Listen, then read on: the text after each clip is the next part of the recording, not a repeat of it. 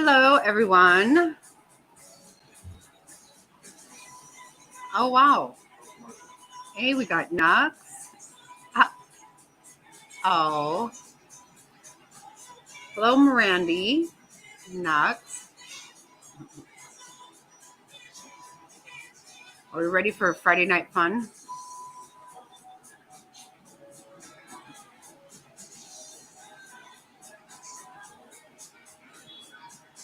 Oh my God, you guys. Frazzled sent me that picture. Yikes. What a douche. Yikes.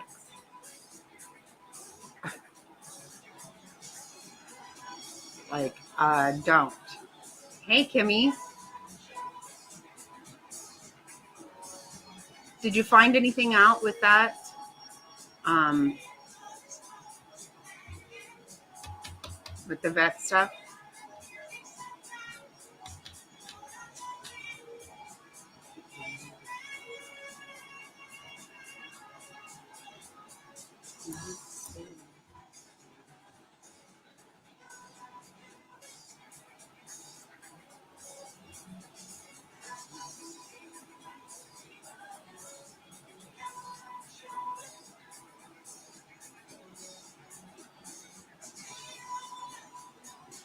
Oh, I need to send myself another one of these.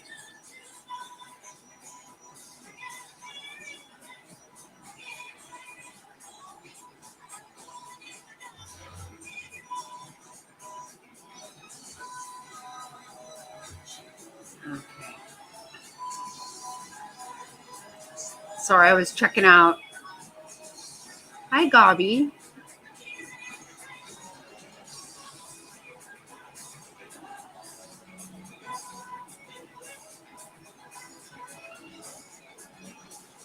What do you mean you lost it after the one?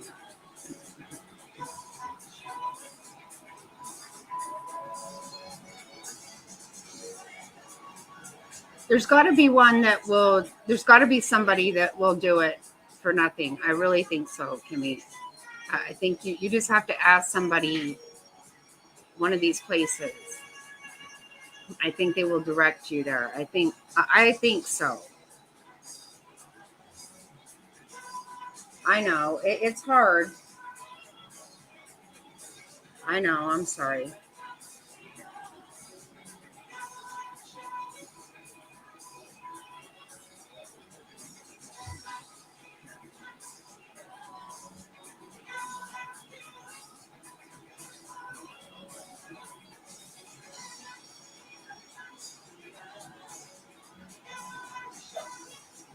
Hey, Legs.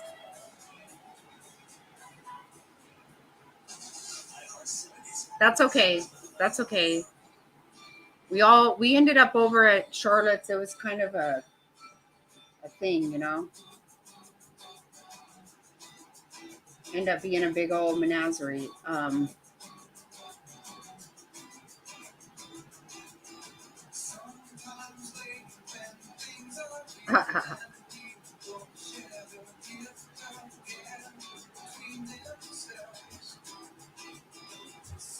Yeah, I ended up over. We went to Charlotte's, and then I went over to.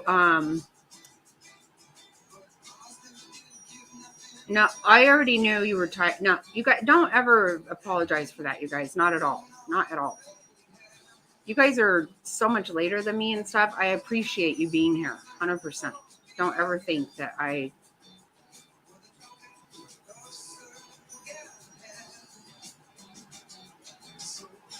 Right. No, please don't ever apologize for that. I appreciate you guys so much. You have no idea. No, don't feel bad. Please don't. I always feel bad because I can't get on earlier. And I know you guys are way later. I feel bad about that. I just can't with the baby and whatnot. But so I ended up over at Idiots Ski Mask, and I totally called Amber out, and she just ignored me. Yeah. Then she got off. Hey, Top Hats.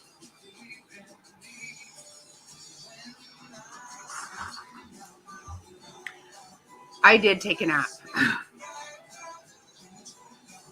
Yeah, when Jack went to sleep, I took a nap too because I was like, oh my God, I am not going to make it. I ended up over in Charlotte's and all over the place, and I was up late. Oh my God.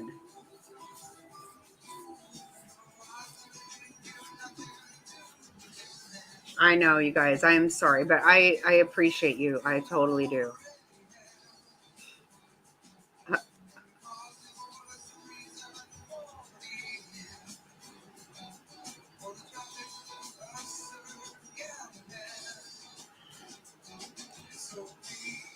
Let me see. Yikes.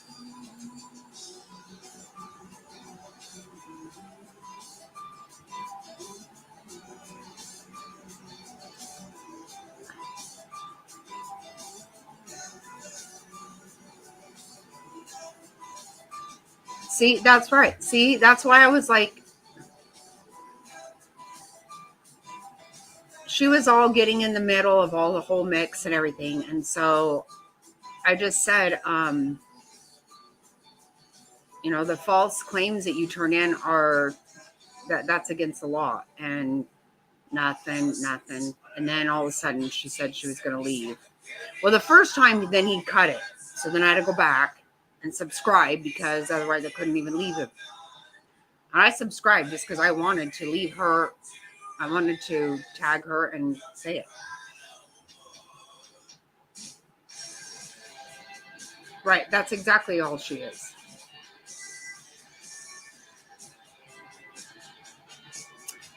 Yeah. Oh, you know what? That's something I wanted to do tonight too. Yes. I want to check those out for sure. I'm glad you said that, Gabi. Because we haven't.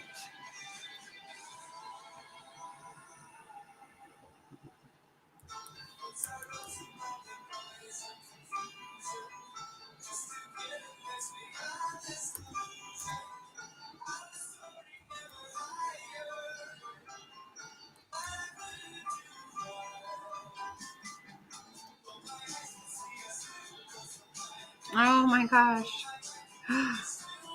Oh my God.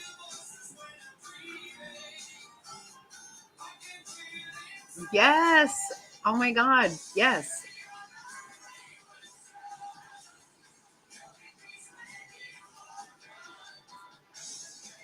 Look, you guys.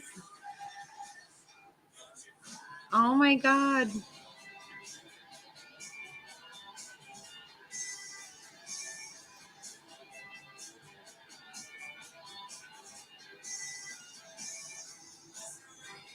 I didn't even turn on monetization.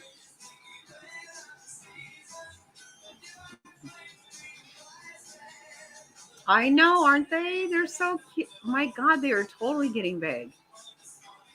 Oh my God, I can't believe it. Look, look at that. Oh my gosh.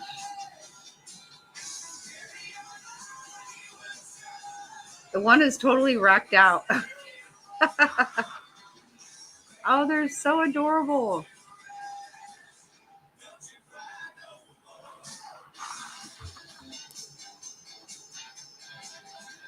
Oh my gosh.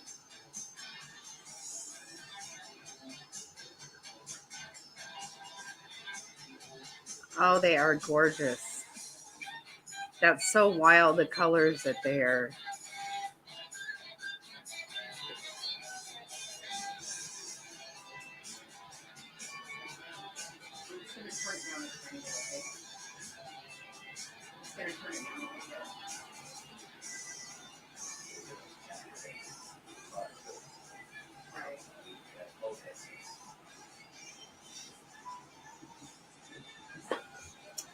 They are so cute. I love it.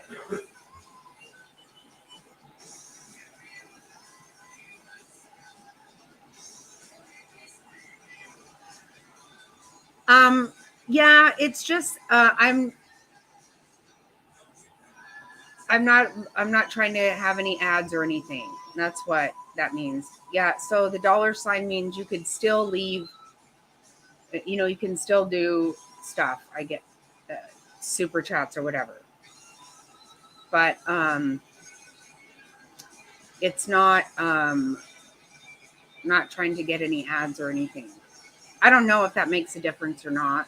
I don't really know. I just turned it off because I don't ever get enough views that I get any. I don't actually make any money off of my videos. Never have. So I figured why even put it on. Rather I took it off. Oh, is Frazzled here? Ooh. Hey, Frazzled. Yeah, I was just looking to see how.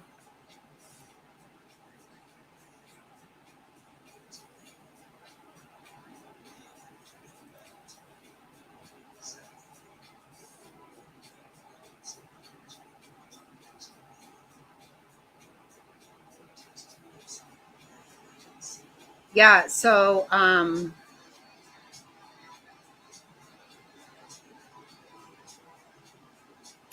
oh yeah, I should back it up some, right? Yeah, because we could kind of see it a minute ago.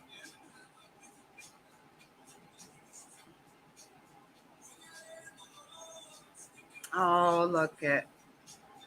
Oh, that's so cute.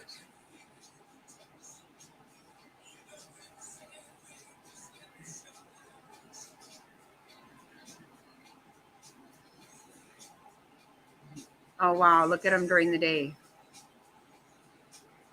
Wow, they look so dark.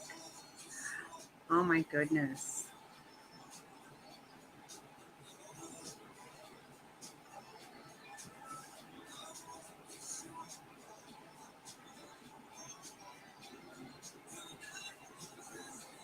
That one is like laying on its back. It's so weird. Wow, it looks like somebody was standing guard all day.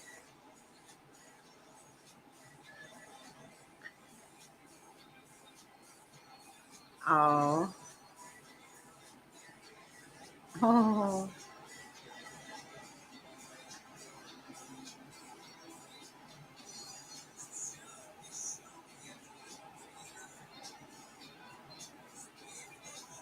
Oh my God.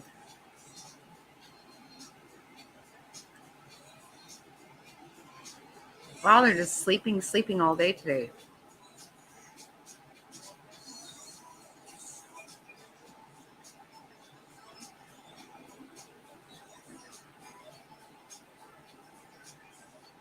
We saw a wingspan a little bit initially.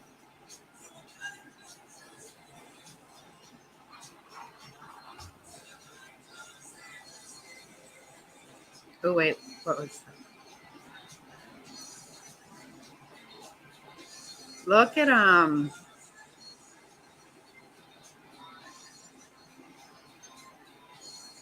Oh, wow.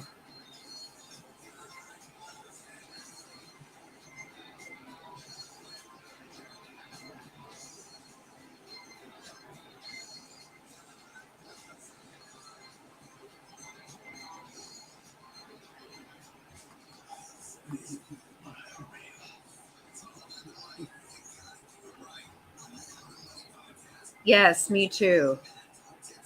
Sorry, I couldn't see chat.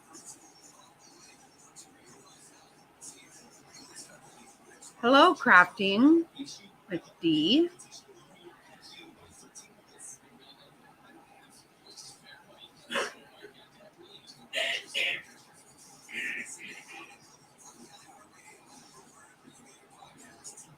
Yeah, so we've been watching these guys crafting, just to let you know.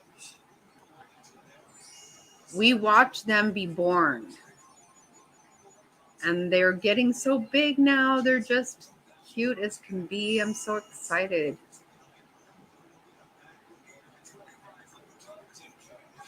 They were just itty bitty things. I know, isn't it so cool? They're actually getting so big, and the colors and stuff. Wow, look, they were just fuzzy little things when they were babies. I know, legs. It's so exciting. Um, just so you know, crafting during hey Mirandy. Hey, look at the babies. Look at the babies. Isn't it so neat? During the Murdoch case, we streamed it all day, every day, and we watched it. And it just got so hard that we would just go to this. And I was actually another nest at the time, but we started doing this for like so relaxing and so beautiful to just watch. And their first feedings, oh my God, so cute. I can't believe how big they are. My goodness. Look at that wings. Oh my goodness. Wow. Hey, Beck, look at the babies. Look at that. Oh my goodness.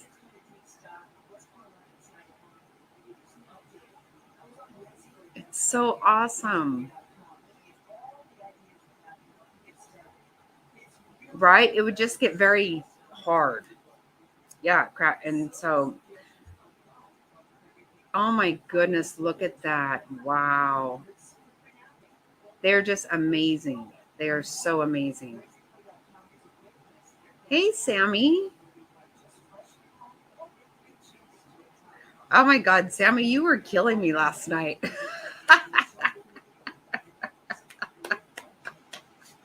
Oh, that was awesome. That was so awesome. Chicken.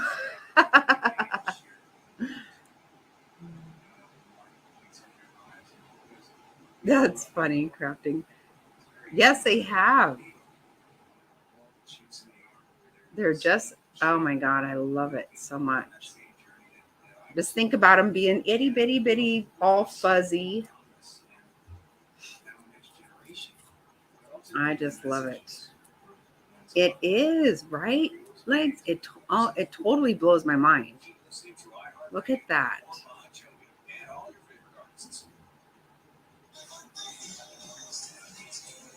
And look at like they were being left alone for a while there. It looks almost like mom and dad are like they cannot be left alone. Everything we're seeing right now, because they can't just take off, I assume right now. Right? But they're wanting to. Look at that. Holy cow, that is beautiful. Yes, right, Top Hats, exactly. I know, Beck, me too. Me too. Look at just so amazing how nature is just so amazing.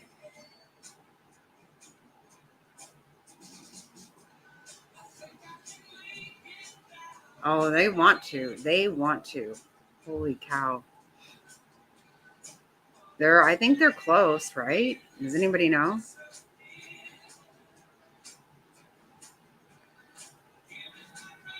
They are huge. It's crazy.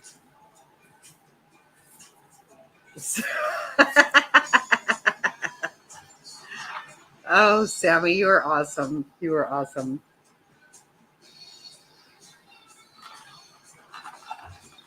That was so fun. You were cracking me up.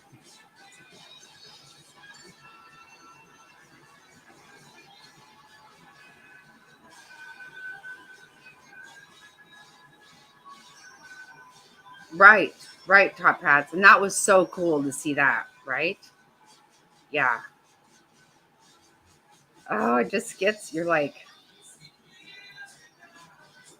you worry about them.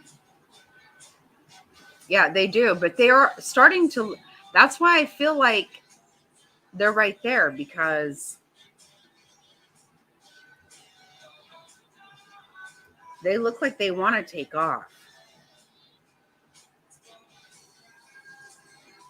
You know, like they have been in that same spot all this time. They probably really do want to bolt, you know?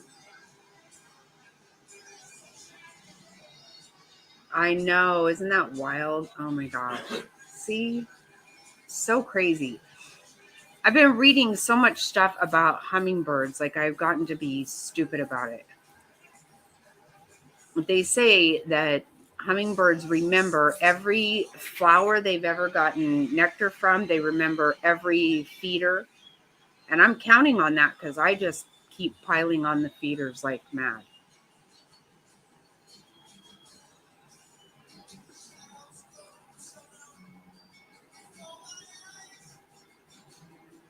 Yeah, I don't know, Legs. I don't know.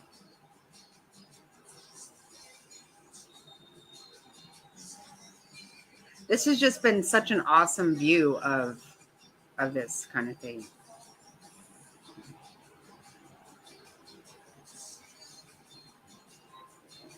No, they both do, Gobby. Yeah. Well, we didn't watch these ones as long as we did uh Jackie and oh my god. How am I not remembering?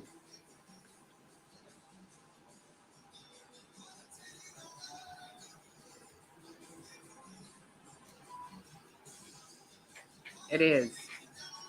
Oh my god, how come I can't think of Top Hats? You gotta help me here. Anyway, they were at Big Bear and we watched those eggs for the longest time. And then they weren't viable. And they went through hard weather. It was terrible. Oh my goodness. It was scary. And we saw all kinds of craziness go on there with ravens and squirrels and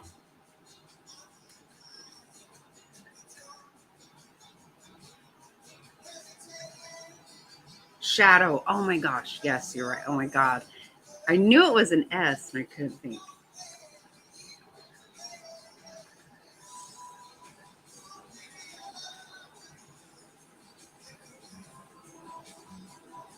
Oh yeah, they do.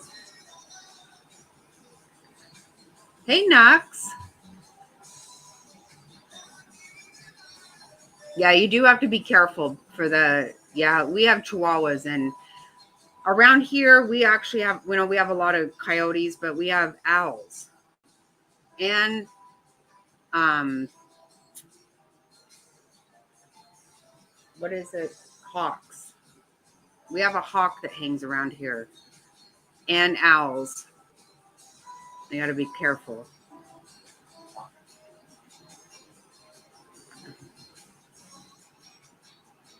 Even up at our property too, we have a couple of hawks that really hang around pretty big time. But there's coyotes just in the middle of the day and very well fed. They used to look really uh, gross and stuff, like all malnourished, but they're pretty well fed around here, which is not good for small dogs and stuff.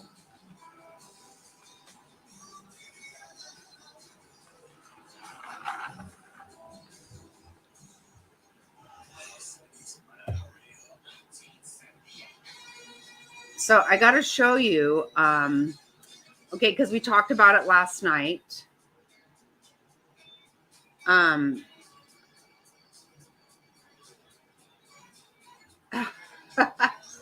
Yeah, we got that too. We have 3 chihuahuas and one of them weighs 10 pounds. She's a chunker. Oh my God.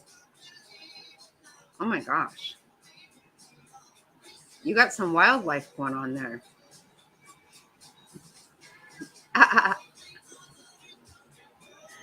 So, okay. So some of you remember that Frazzled had some guy send her a picture, which she did not ask for. And which I totally love that Frazzled's son let him know that it wasn't cool.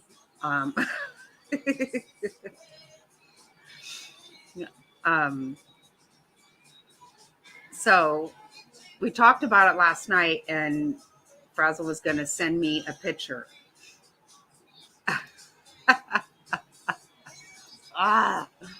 Okay. So, I better ask.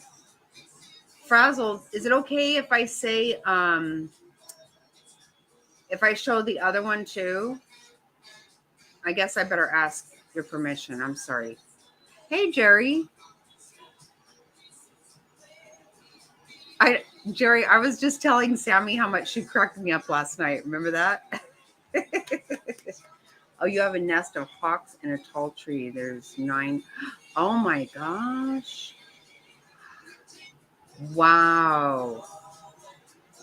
That is crazy. You know what, Nux? Good thing you have big dogs, right? Oh my goodness. It's okay. All right. I just want to make sure I have your permission. Okay. So first I'm going to show you oh.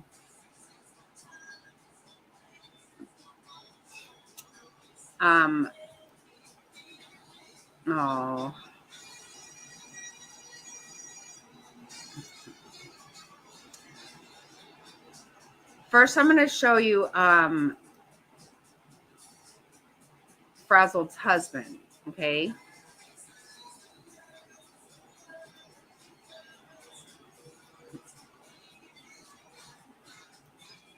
Oh. So sweet, huh?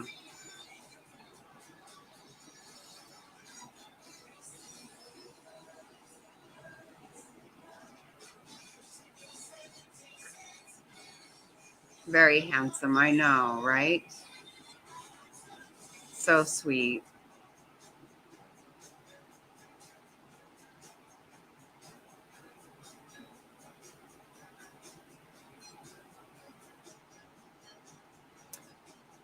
Then, wow.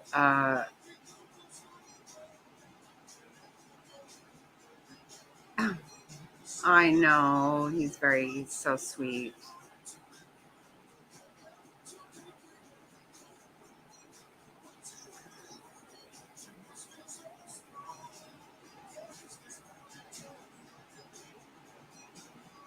Yes, absolutely, Frazzled, absolutely. Yes, he did. That's so sweet. You can just see the sweetness on his face. Okay, I just have to tell you, this really, this one just totally grosses me right out. So, yeah, right? Wait, what did Nuck say? I don't know what happened. Oh, I was going to say, what did we do?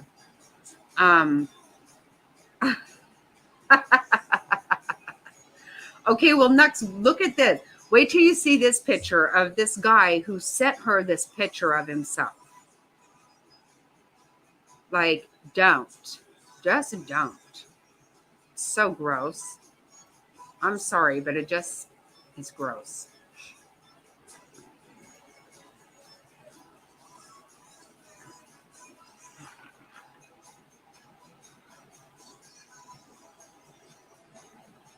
Like, just don't do that.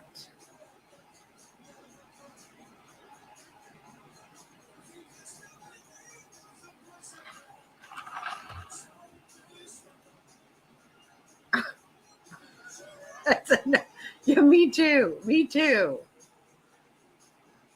Seriously.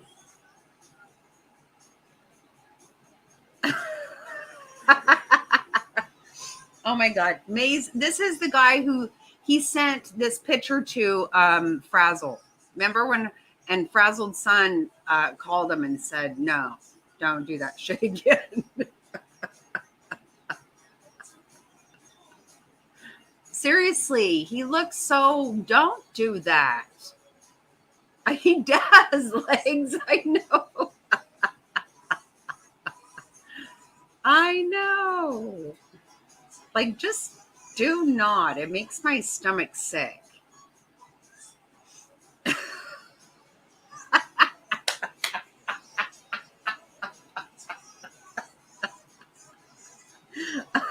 He's got a fat back. Oh, shit. Well, don't lay down. Put a shirt on. Yes, Ginger.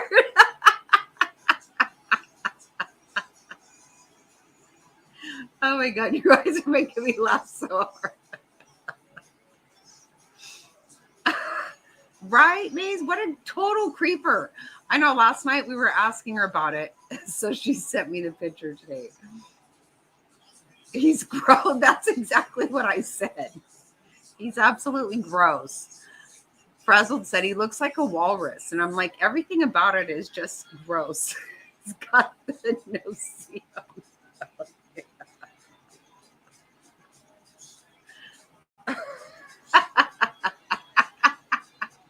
Right, you need a bra.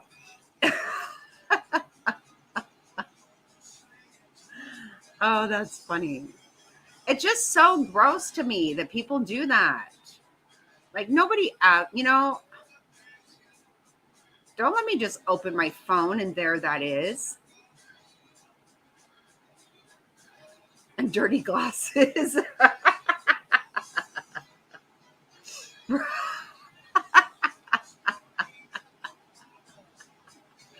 Oh, I don't think he's a little person. I think he's a big person. Looks big to me. Exactly. Don't show me your skin. You make me sick to my stomach.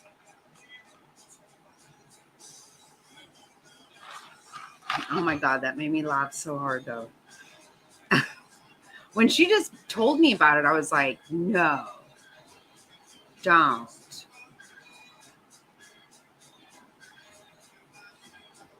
Well, that's just it, Kimmy. Seriously. I hear about these dick pics, and I'm telling you, I would freaking lose my shit on somebody if I got a dick pic. I can't date. I cannot date today. There's no way in hell. Someone sends me even that right there. It's like, ugh. Mm-mm.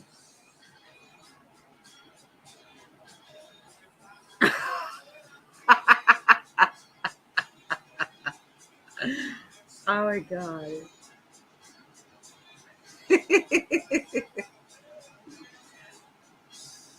Wonder how he likes it. You know what? Don't send your shit out there because now here it is on the internet, you stupid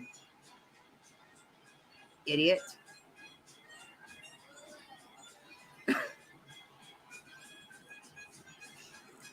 Wait.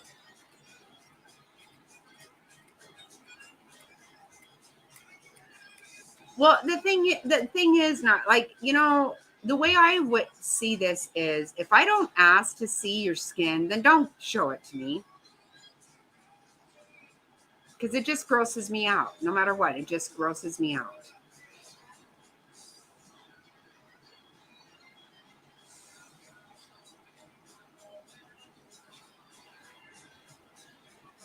Right. Yeah. Mr. Snotty is an undershirt kind of guy. 100%. Yep. Still, even no matter what, you can't just send me a picture that I don't ask for.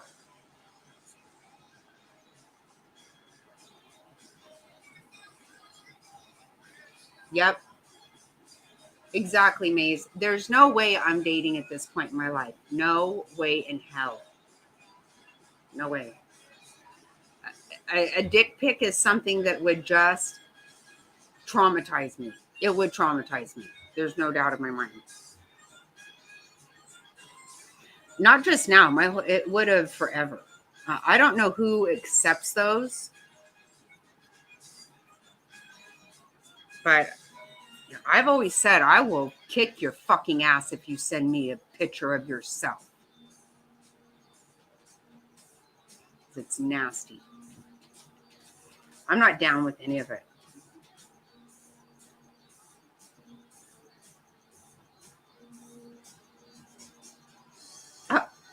Right? See, like, yeah, that's, I prefer that. Give me love. Oh my God. Kimmy, I missed that. Sorry. Let's go back to birds.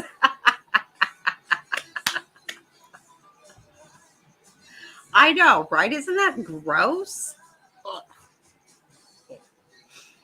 Yeah, we've been talking about it for a few days, so we had to share.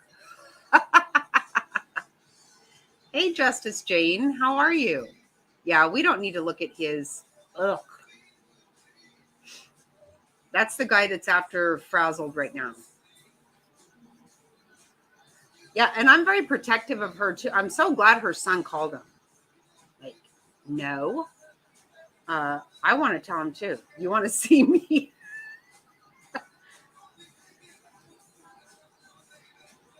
Oh my God, you're so funny. Wait. Yeah, you look glamorous, Sammy.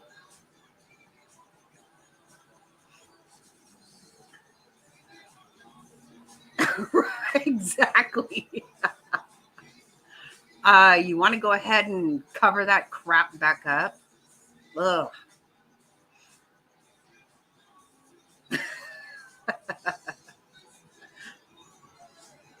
Yeah, me too. Me too. Me too, Legs. I'm so glad.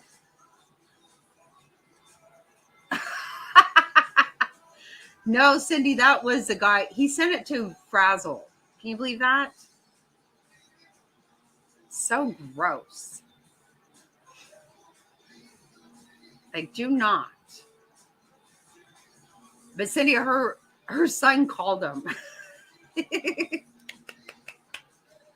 I love that so much. Mm.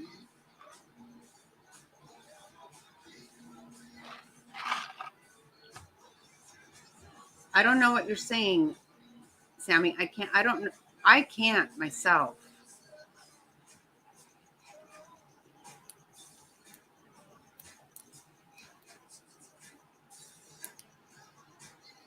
I got you,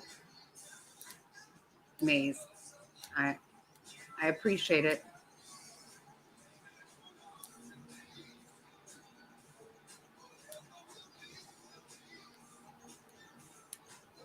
Right. That's just it. Like, see, this is what I don't know if people get it or not, but seriously, if that right there would make me just feel very nervous and scared. It really would. I mean, I don't know what people think. Men think that people want that, I guess, but I would feel so creeped out if I got that. If I got a dick pic, I would swear to God, call the police. I would call the freaking police. Like,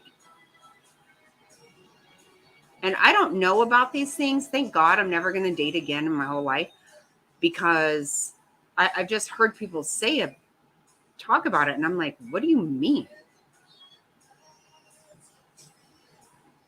That would be, I would call the police. I'm not kidding.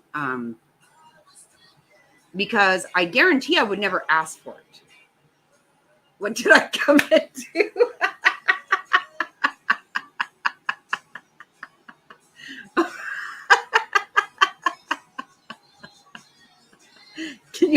No, like, that is pornography. If I didn't, I have always said, if I don't ask to see it, by God, I better not. And I can pretty much guarantee I don't ask to see it. So do not let it happen. Do not let it happen. I will kick you. Well, I'll kick your ass, first of all. But I will call the police. I'm not kidding, because that's fucking gross as shit.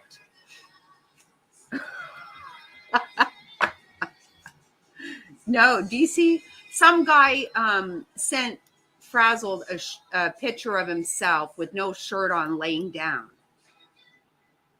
We just looked at it. And of course, she was disturbed. She sent it to me today, so we just looked at it. And it's so uncomfortable. But guess what, DC? Her son called and told him, don't fucking do that shit again. So happy. I know. That's what I mean. Don't. It's so gross.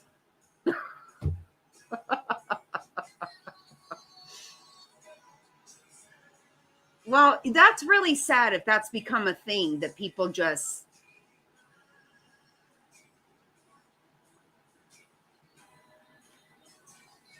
I'm pretty sure there was a time that was against the law.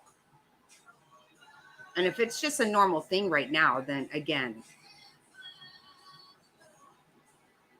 Yeah. Mm-mm. No, he found out that her husband passed away, and all of a sudden he wants to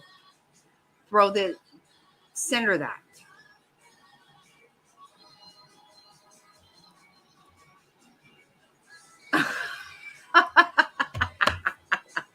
They're not leaving you alone, huh, Frazzle?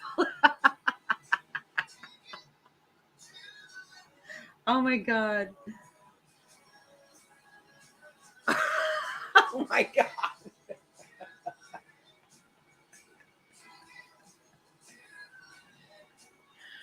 Did she really? Okay, I did not hear about that. I did not hear about the dildo in Hawkins County. I didn't. Oh my God, what did Sammy do? I missed it. How did I miss it?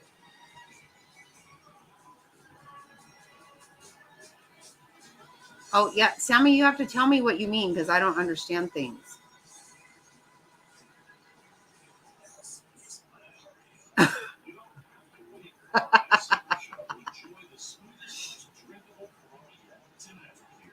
Oh my God, are you serious? So it's moved around the whole family? That'll teach his stupid ass. Send another one of them laying down, no clothes on. Got flowers from his nephew. Yeah, that's how much I appreciated that motherfucker. Not at all. Send your skin somewhere else, you sick, twisted, dirty old man. Gross. That's so funny.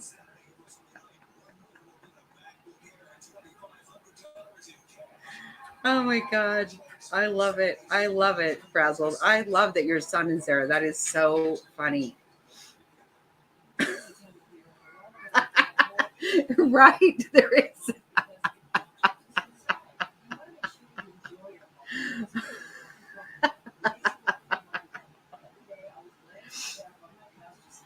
Oh, I don't. You know what, Nux? I got to be honest with you. I hear people talk about that, and I don't really know what it means. I don't know.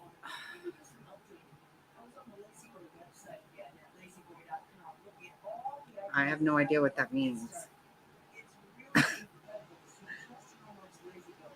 We're down. Oh my God, Frazzle, that is so funny.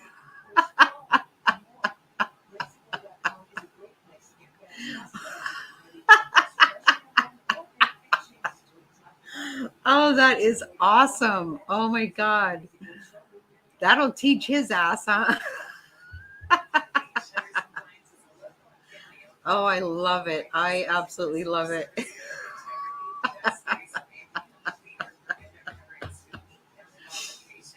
I do not.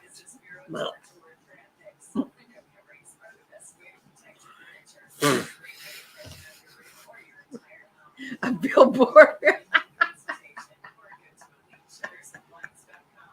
Oh my God, that is so funny.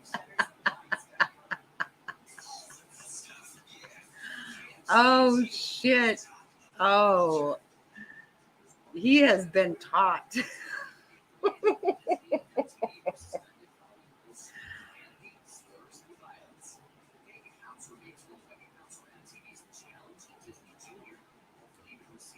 Oh my gosh. Okay.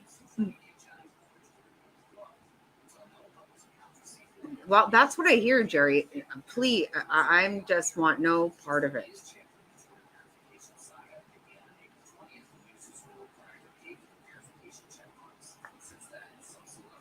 Okay.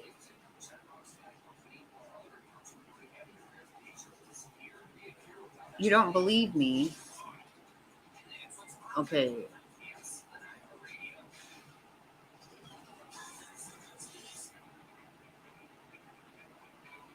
You might be surprised that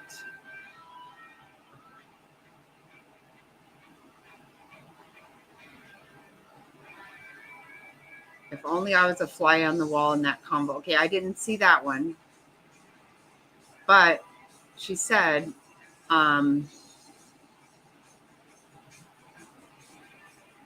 data me. Do you think I really do know what that means? I actually don't, but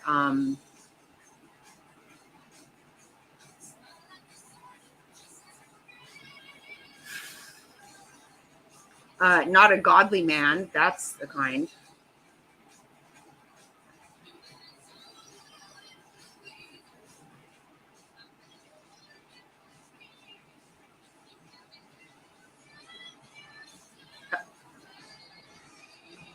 Right, Gabi? I don't. If you click the bottom, that's 3 lines. It will say top chat or all messages. Oh, oh, I didn't know that. Now I hear people say push something spanky spanky. Oh my god. Right? Yeah, give them to Michelle.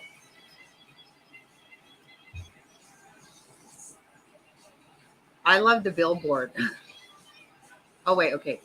You don't know what a little spinky spank is? No, I actually don't. I mean, it doesn't sound probably. I don't know. I don't though. No.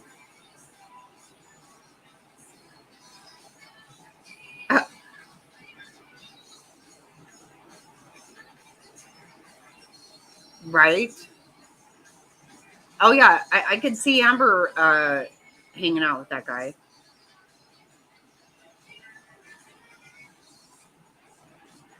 Oh wait, what?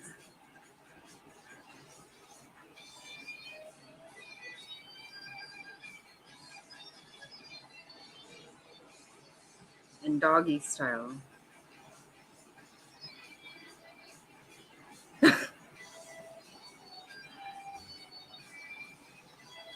So what am I supposed to do? I don't know.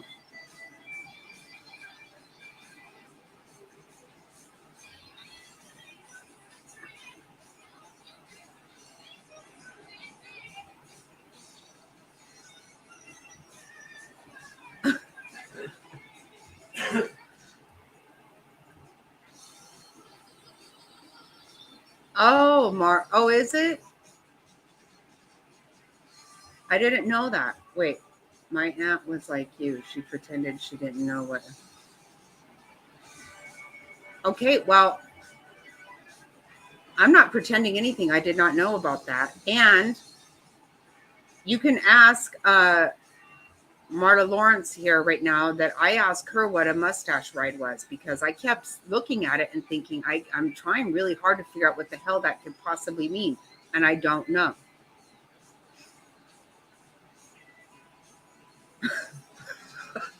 Remember that show Mask and Sam Elliott had a shirt on that said mustache ride. And I was like, what the hell is that? Could that possibly mean?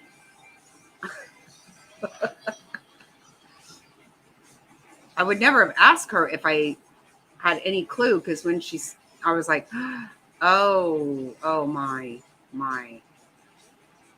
Yikes. She's my aunt. I was never trying to talk to her about a mustache ride, ever. Or anybody for that matter.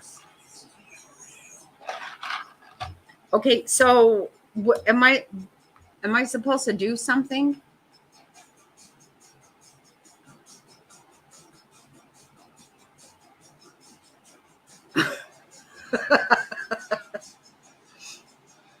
It's a truth.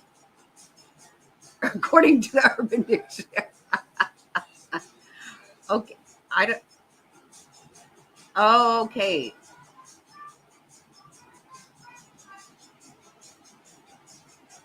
Oh, huh.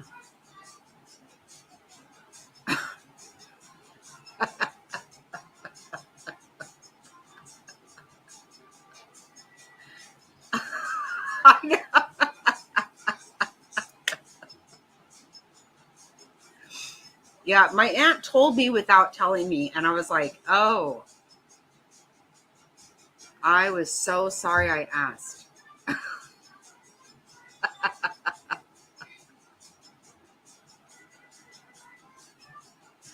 I know. It's a truth because I saw that like for a long time, and I really thought hard about it, and I was like, I'm just gonna have to ask someone because that just doesn't make a damn bit of sense to me.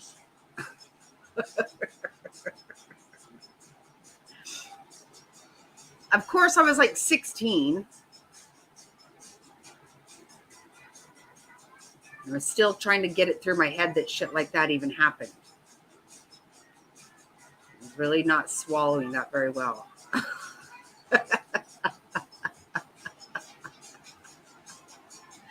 Oh my god.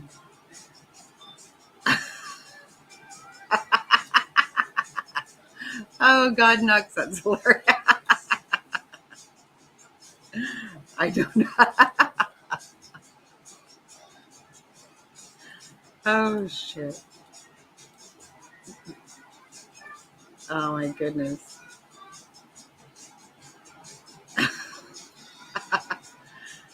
I don't know.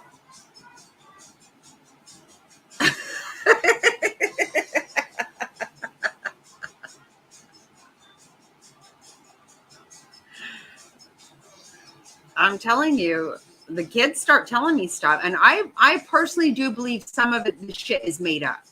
I don't believe some of it. I don't. I think that people just make shit up because there's no way some of this gross, nasty shit is actually happening. I refuse to believe it. That biscuit thing and that bumpkin stuff, I'm calling bullshit on it. Calling bullshit.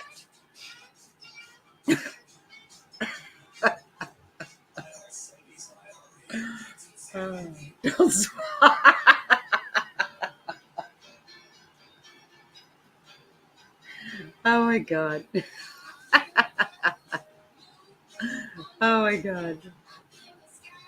Oh my god, that's so funny.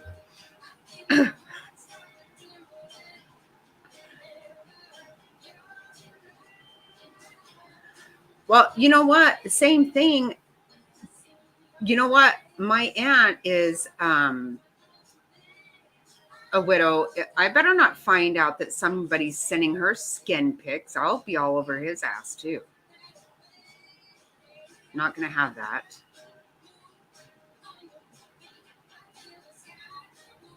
I mean, unless she wants it, but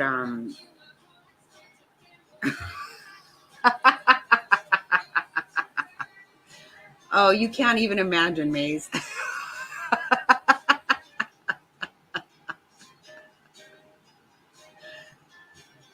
I still don't actually know, Maze. If you want to know the truth, I actually don't know. Yes, it's time for Kimmy to tell us a story.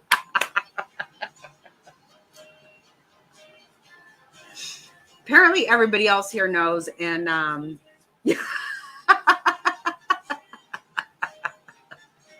that is the truth.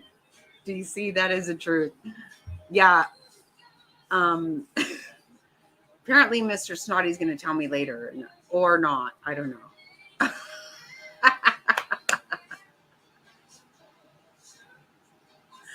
Oh my God.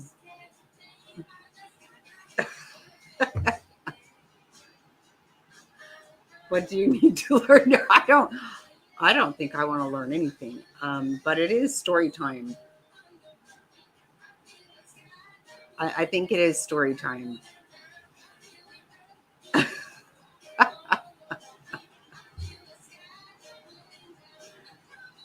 We don't need to show just how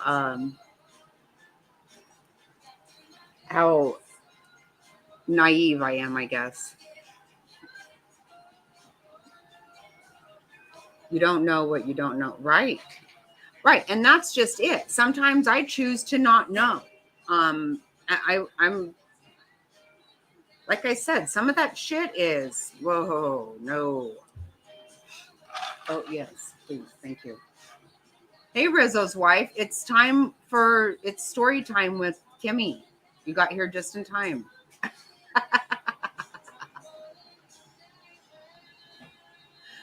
You're good. That's what I'm saying, right, Frazzled? I still don't know what we're talking about at all. Yeah, you know what? I have to stay that way. I have to.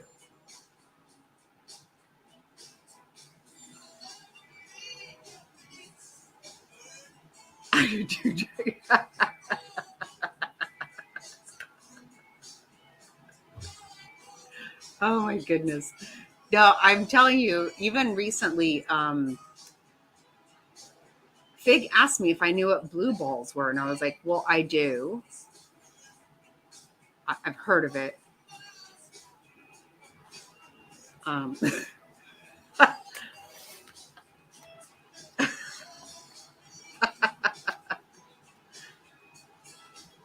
yeah, I still don't even know what I'm supposed to ask about, actually. I'm not going to lie, I don't.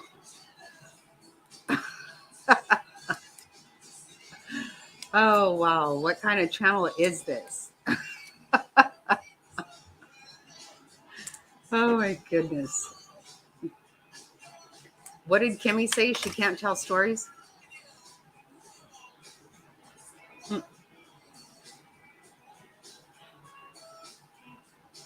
Yeah, no, I get it. I understand. I know nothing, right?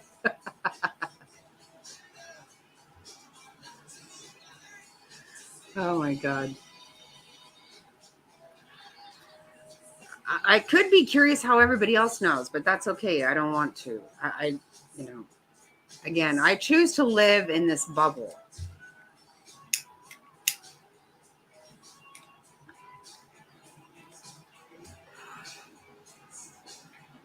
Yeah, no, I know.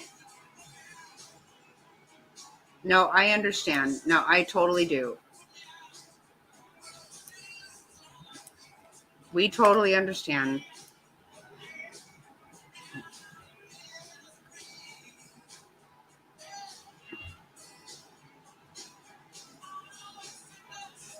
No, not yet, but quote, it's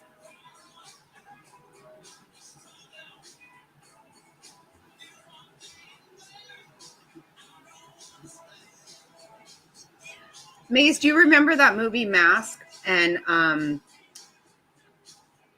the guy wore Sam Elliott wore a t-shirt that said mustache ride.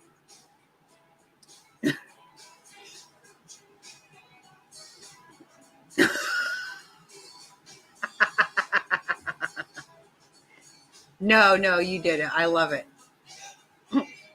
I love it, Sammy. It's hilarious. Well, I didn't know what that meant. I truly didn't. And there's stuff being said in here tonight that I don't know what it means.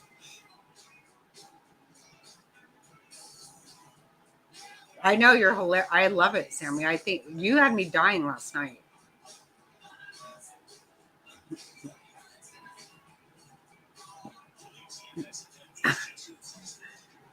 Yeah, my aunt's in here right now, and I asked her what I tried really hard to figure it out, and I just was like, that doesn't make any fucking sense.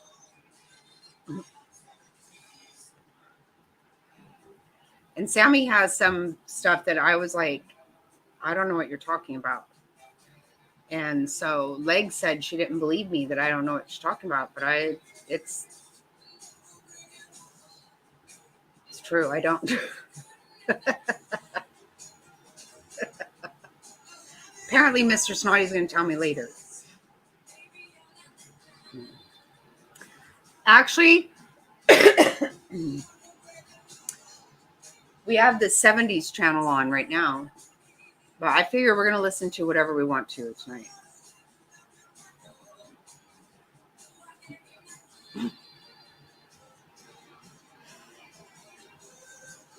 This is beyond birds and bees, guys. People have got straight where they're lying. People are lying. They are. You thought I was just trying to be nice? I'm pretty straight up.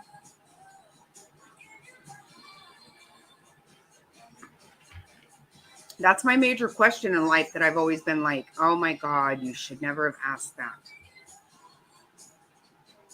Oh yeah, I love Beast of Burden. I do. Oh, was it? Okay. Then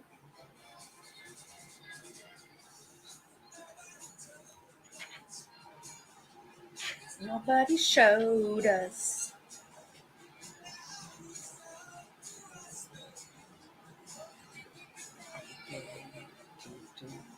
Oh yeah, this one is Kiki D. It is. Right?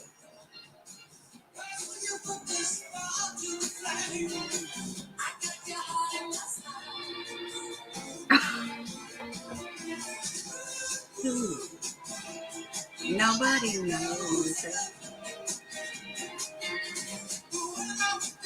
Jerry's fault. Nobody knows it. Nobody knows.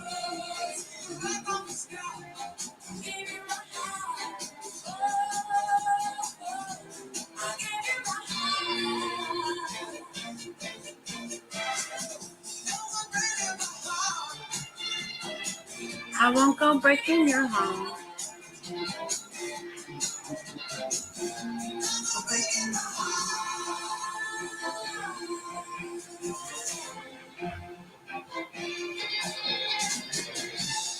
Oh, a duet? Yes, yes.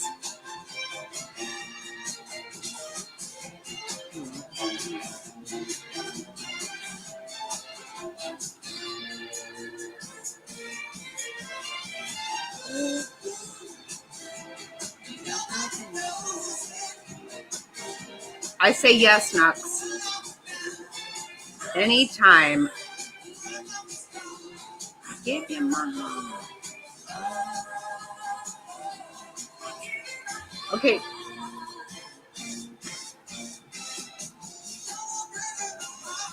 We need to show, okay, DC, just really quick, you got to see this picture, and then I won't do it again, okay, guys?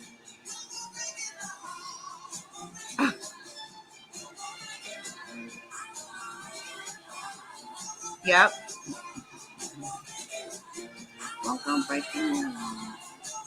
You got to see this, DC.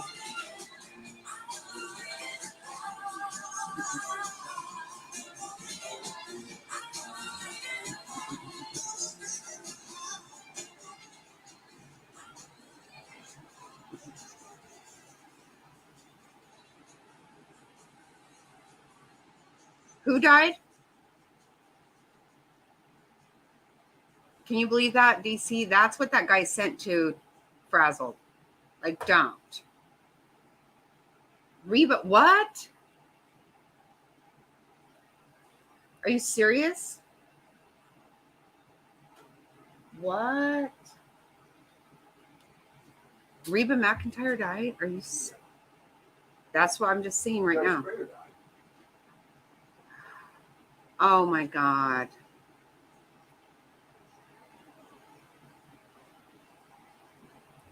Isn't that gross, DC? That's gross. I got to see what is going on. Holy hell.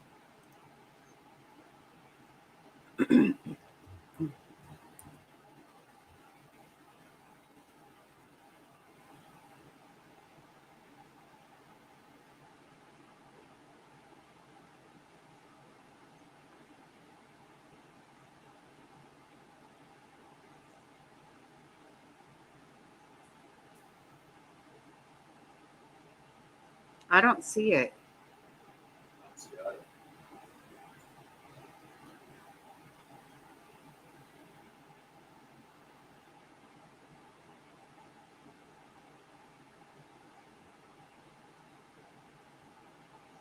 Where are you seeing that at, Legs?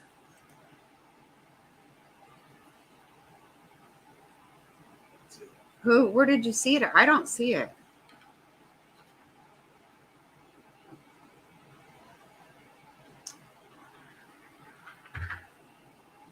It's a hoax. Oh my gosh.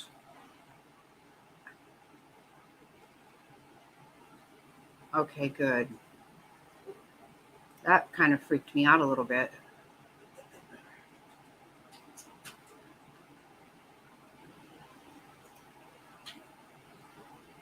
No, Jerry Springer died yesterday. Yeah, Jerry Springer died.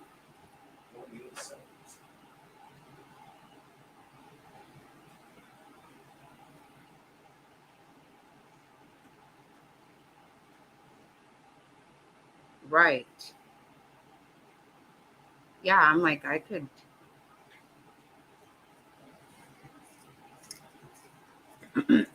Yeah, thanks. That's. Remember, we were on here when Lisa Marie died, and I was like, oh, we have to stop this. Right? Me too, Knox. I was like, oh, my stomach hurts. It honestly does. It still hurts right now.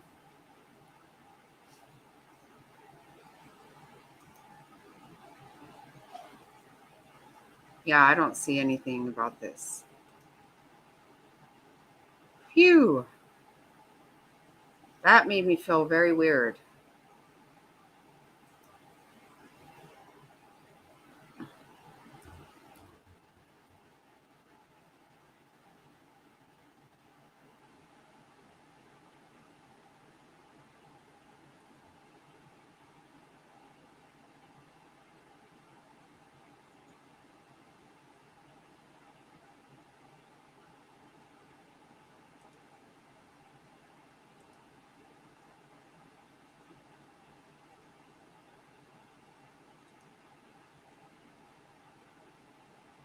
I know. Seriously, my stomach feels sick still a little bit right now.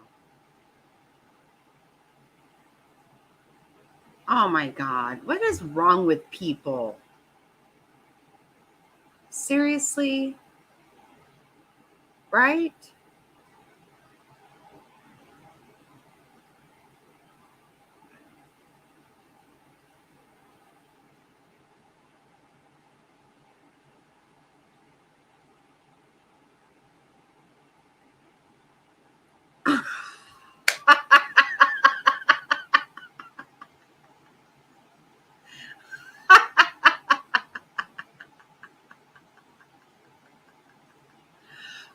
I know. Rizzo, I know. Guess what? We had your birthday party last Friday and you didn't show up for it. But yes, happy birthday. I had you on the thumbnail, everything. Do you see? That's so funny. Oh my God. I'm sorry. I had to laugh at what DC wrote there. Yeah, you didn't come to the birthday party last Friday, Rizzo's wife.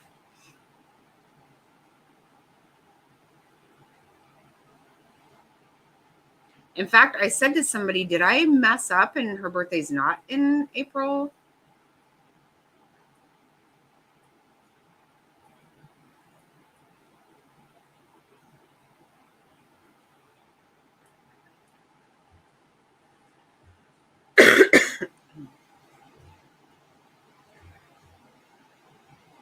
Well, here's your song then, okay?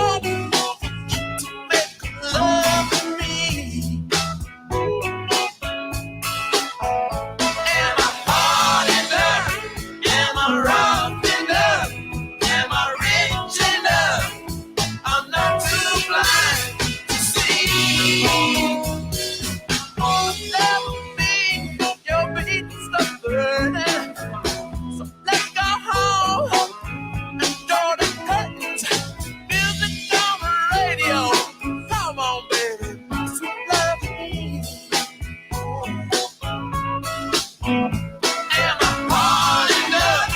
Am I rough enough? Am I rich enough? I'm not too blind to see.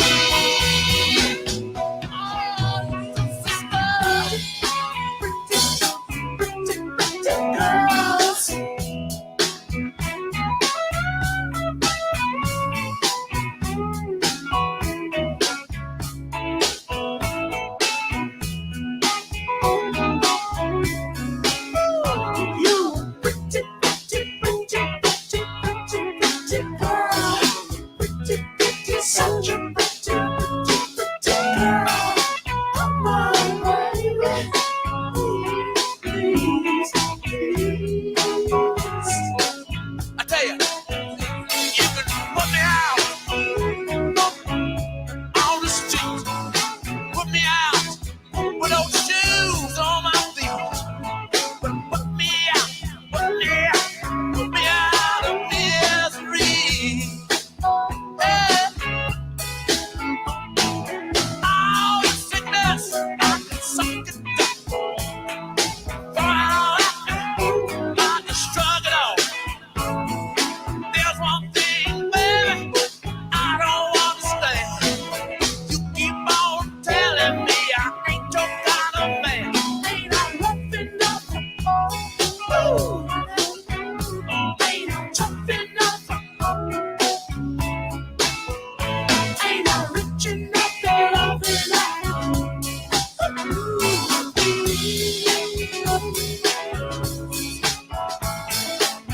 I'll never be your beast of burden. I'll never be your beast of burden. Never, never, never, never, never, never, never be.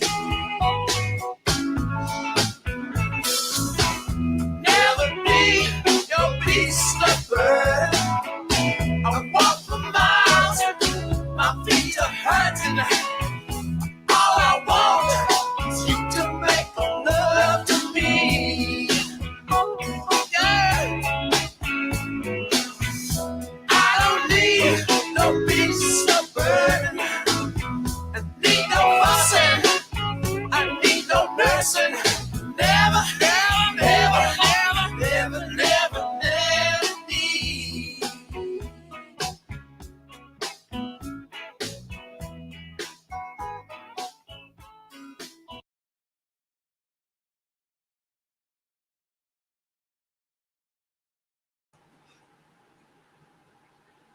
Okay, I'm trying.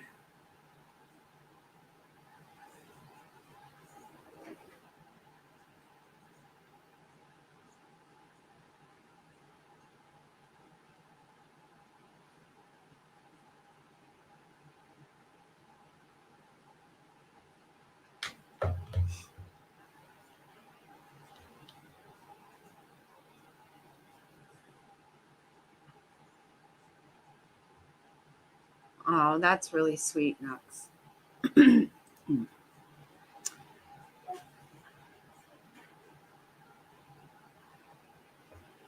No, you didn't do anything wrong. You know what? That's what you saw. You know, it's not your fault. But I did get some Tums because my stomach literally hurts. Cannot lie.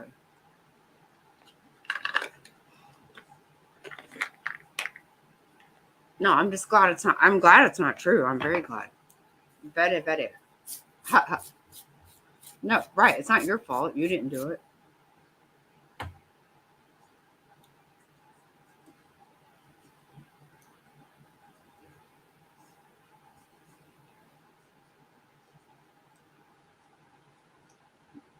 Right. No, I'm not blaming you.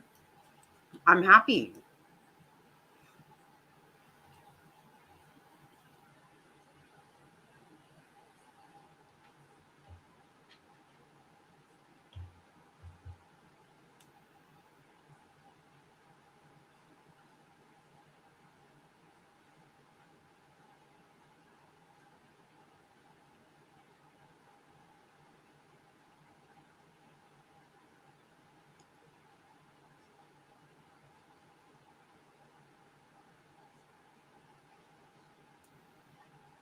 Oh, Knox, that's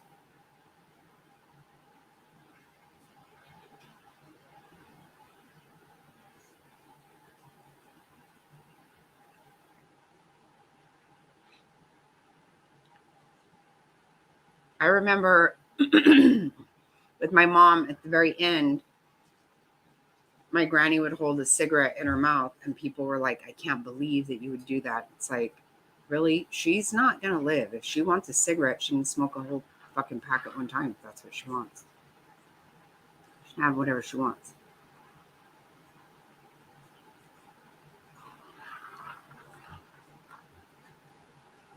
Yeah.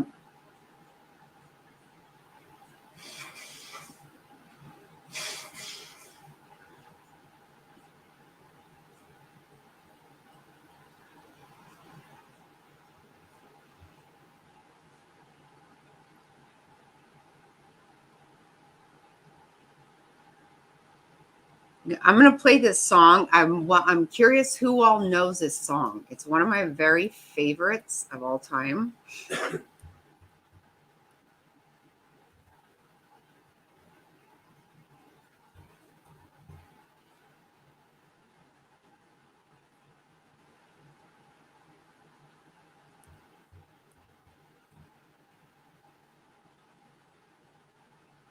Oh,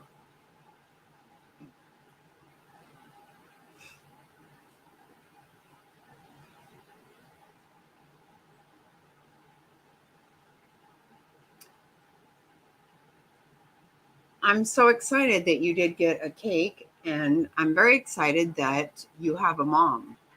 I'm just saying, I'm being very honest about that. I'm very happy about that, Rizzo's wife.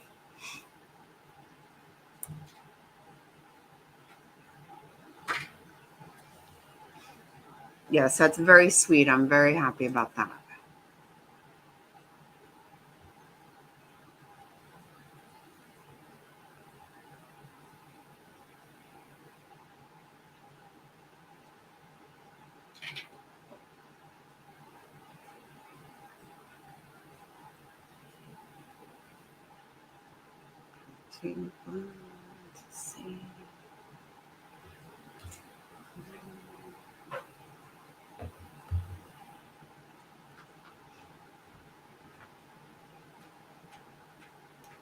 That is very awesome, Rizzo's wife. That is way awesome. I'm absolutely jealous, not gonna lie.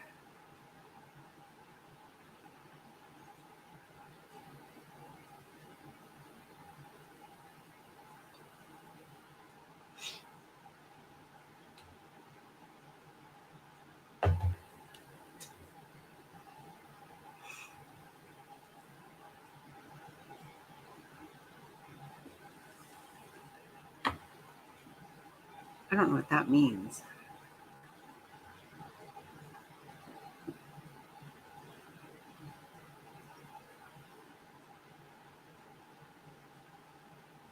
Right, Nux? That's exactly right. Yep, that is awesome.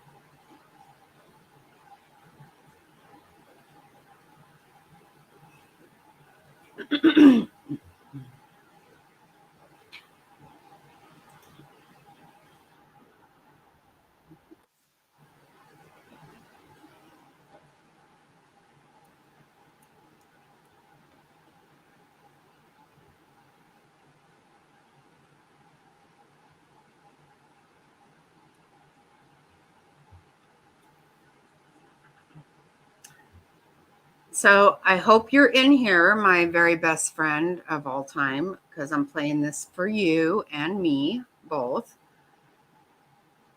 I love this song very much. Her and I both do.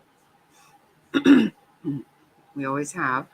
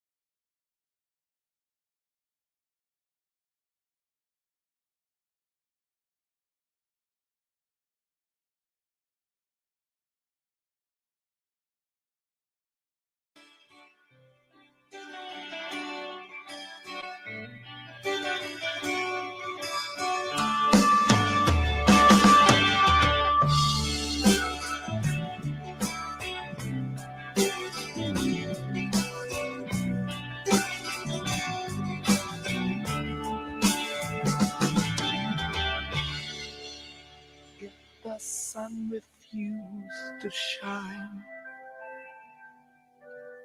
I would still be loving you. When mountains crumble to the sea, there will still be you and me.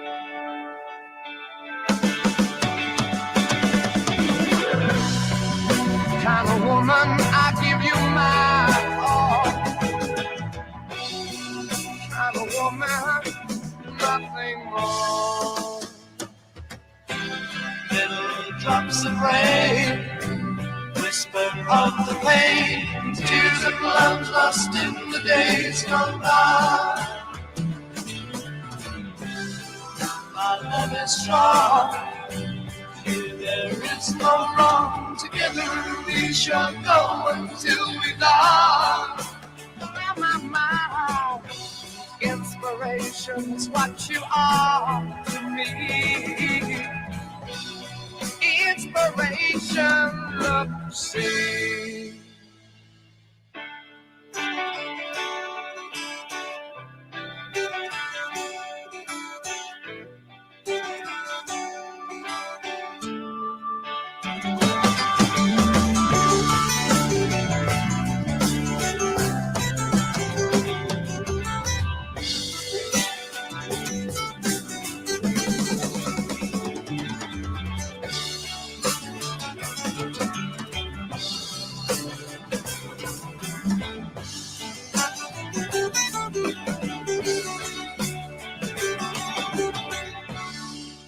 And so today my world, it smiles. Your hand in mine, we walk the miles. Thanks to you, it will be done. For you to me are the only one. All right, yeah. Happiness, no more to sad. Happiness, all right.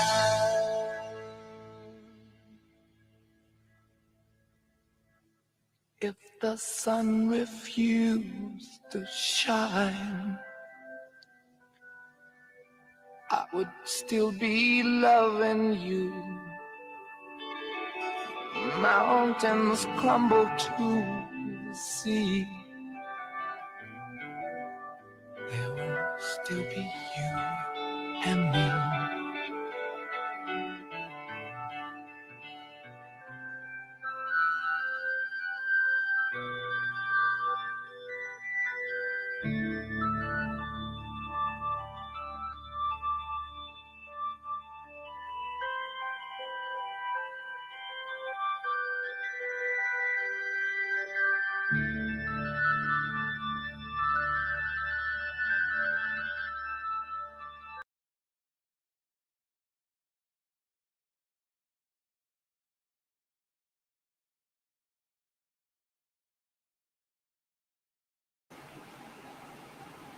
Did you love that, Gabi? That is thank you. Right?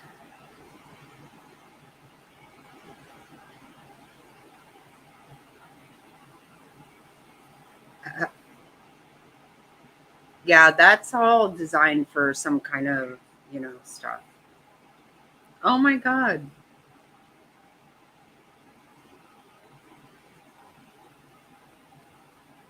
Oh, thank you, Nux. You don't have to do that. I'll play it for you anyway. You know that.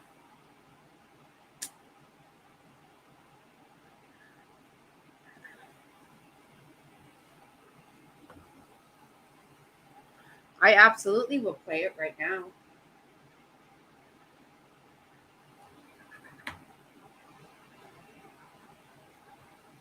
I love that song.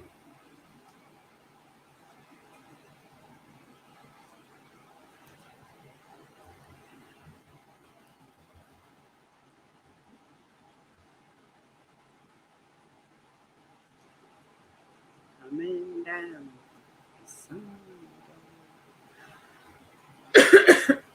I think when they shut me off is whenever I play the ones that are like official. So I'm trying not, that's why that one had weird, I'm trying not to play the official just so it doesn't shut us right down. That's what I'm doing. So just in case you know, or just so you know.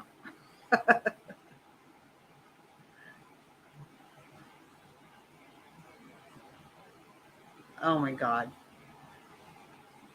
Oh, I know about mustache rides now. But you're not gonna explain it to me.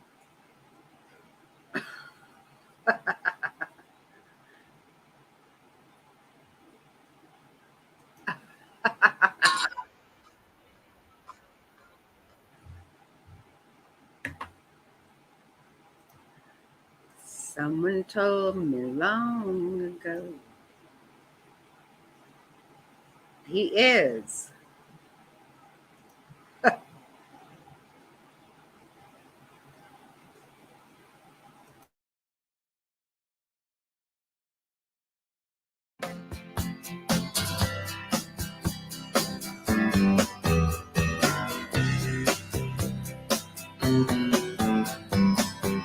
Someone told me long ago there's a calm before the storm.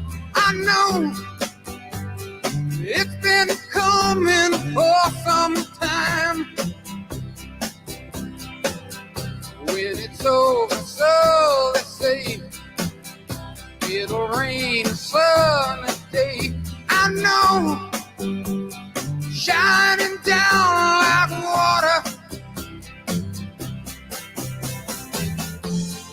I won't know, have you ever seen the rain? I won't know, have you ever seen the rain? Coming down sunny day. Yesterday and days before, sun is cold and rain is hot. I know, been that way for all my time. Till forever on it goes, through the circle fast and slow. I know, it can't stop. I wonder, I wanna know, have you ever seen the rain? I wanna know, have you ever seen the rain? Coming down sunny day. Yeah, I wanna know, have you ever seen the rain? I wanna know, have you ever seen the rain? Coming down sunny day.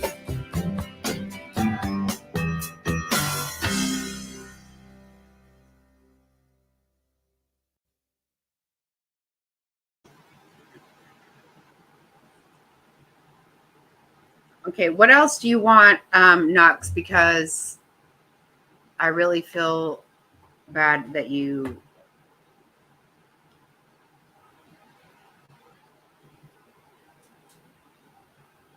Huh. Oh, I'm glad.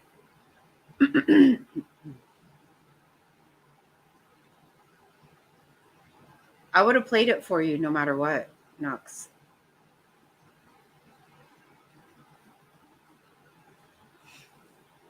But Stewart City's that. Right? Not where I want to hear it. No. I don't think so.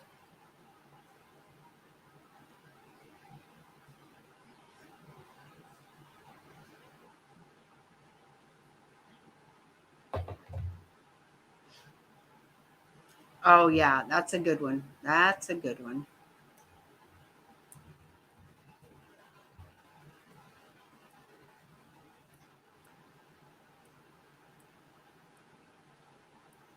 Oh, that says official, so I'm not going to do anything official.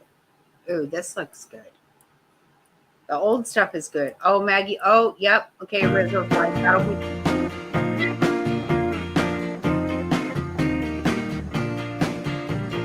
Just about a year ago, I set out on the road, seeking my fame and fortune, looking for a pot of gold. Things got bad and things got worse. I guess you know the tune. Oh Lord, stuck in a low die again. Rode in on a Greyhound. I'll be walking out if I go. I was just passing through. Must be 7 months or more. Ran out of time and money. Looks like they took my friend. Oh Lord, I'm stuck in a low die again.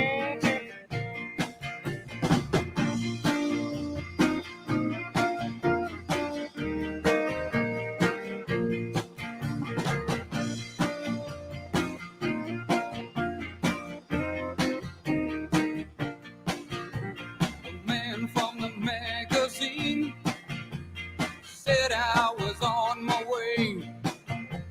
Somewhere I lost connection, ran out of songs to play. Came into town a one-night stand. Looks like my plans fell through. Oh Lord, stuck in a low die again.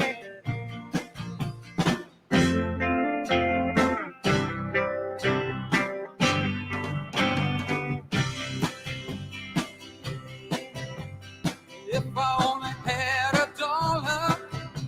for every song I sung, every time I had to play while people sat there drunk, you know I'd catch the next train back to where I live. Oh Lord, stuck in a low die again. Oh Lord, I'm stuck in a low die again.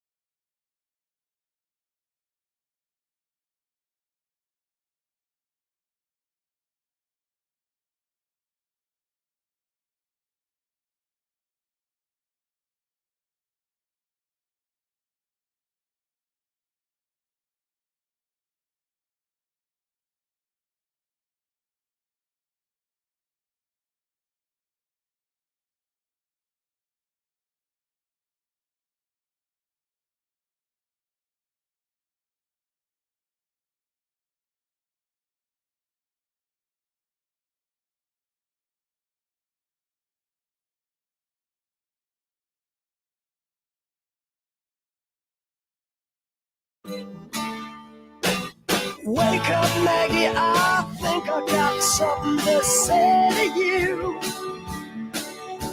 It's late September and I really should be back at school. I know I keep you amused, but I feel I'm being used.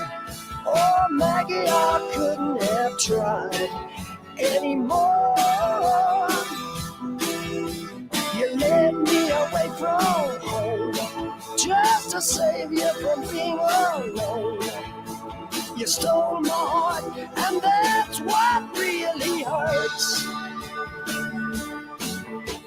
The morning sun, when it's in your face, really shows your age. But that don't worry me none. In my eyes, you're everything. I laughed at all of your jokes. My love, you didn't need to coax. Oh, Maggie, I couldn't have tried anymore. You led me away from home, 'cause you didn't want to be alone. You stole my heart, I couldn't leave you if I tried. All I needed was a friend to lend a guiding hand. But you turned into a lover, and mother, what a lover, you wore me out. All you did was wreck my bed, and in the morning kick me in the head. Oh, Maggie, I couldn't have tried anymore. You led me away from home, 'cause you didn't want to be alone. You stole my heart, I couldn't leave you if I tried.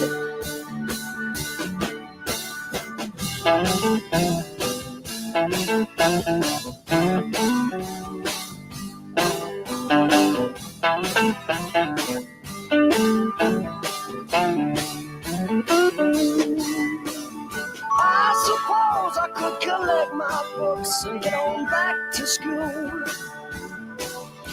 or steal my daddy's cue and make a living out of playing pool,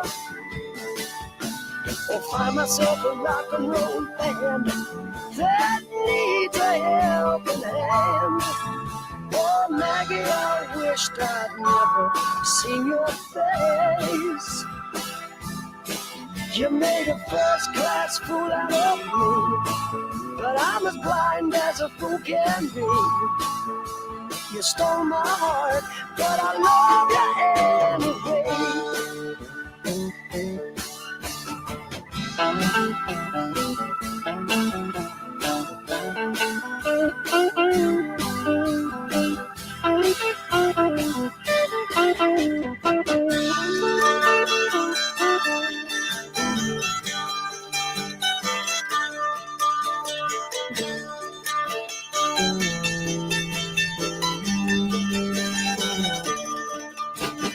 Maggie, I wish I'd never seen your face.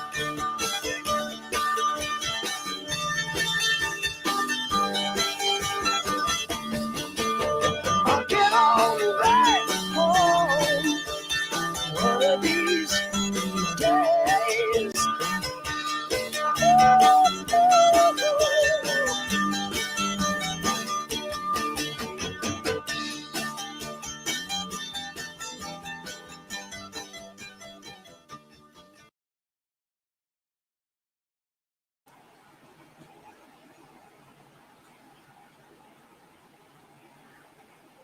Yeah, I will tell you, I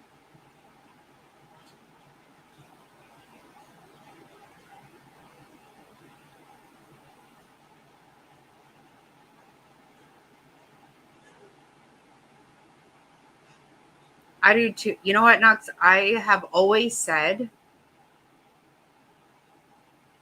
there were so many times that I would hear you on Devious Panel and you would say something and I would think, fuck yes.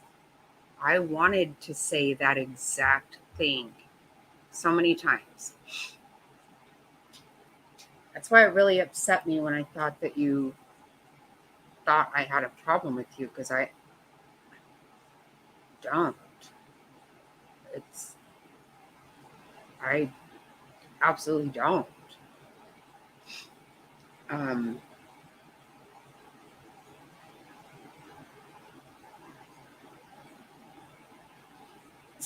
But I have to tell you,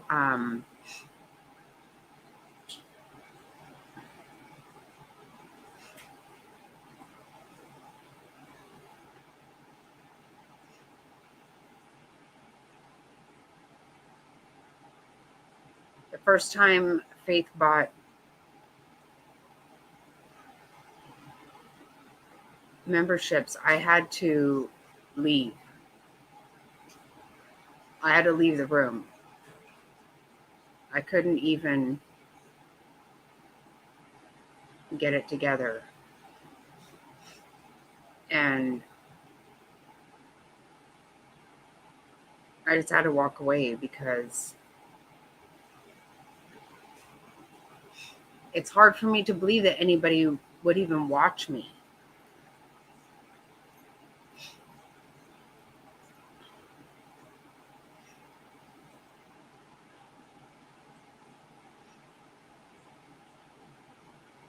And what really got me was that when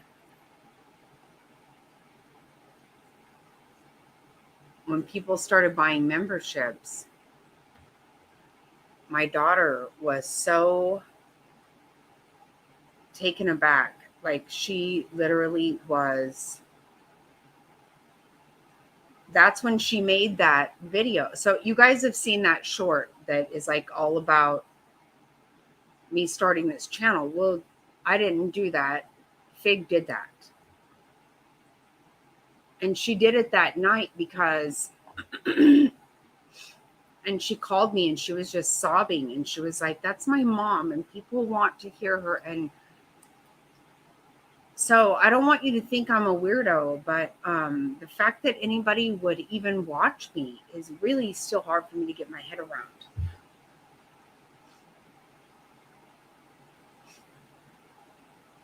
Fig was so, and she's not, let me tell you, she's hard. She's not a crier at all. And all of that, this will sound so crazy to you guys. You probably will think I'm making it up, but you know, I don't even know how to make shit up. I'm not a writer. I couldn't do it if I wanted to. But she actually gave testimony at church about her mother. Not about YouTube, but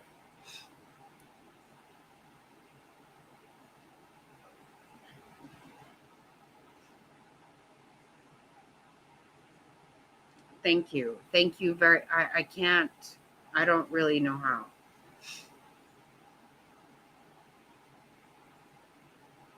I just really have to tell you guys because it's still very hard for me to get my head around. I can't. You guys truly mean so much to me, and I don't. I'm not making it up at all.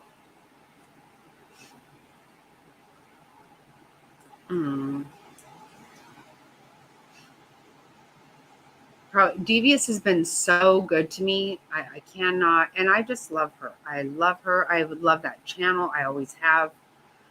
You know, I found that channel through Molly at the same time. I never subscribed to Amber because I just didn't even care for a voice.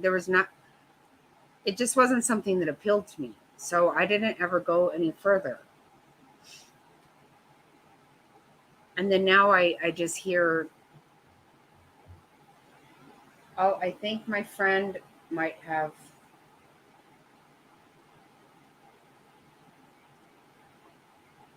Oh, okay. Yeah, tell me everything you want, but my friend is going to listen.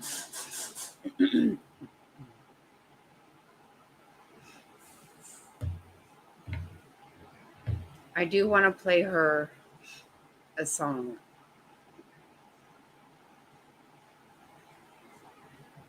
Actually, I already played. Me and her, our song was Thank You Forever and Ever when we were young. But there's another one.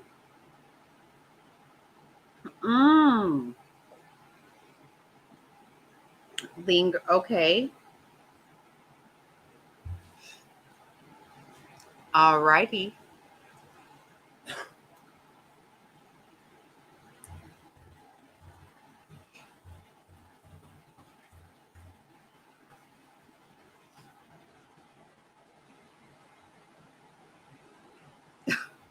Oh, legs.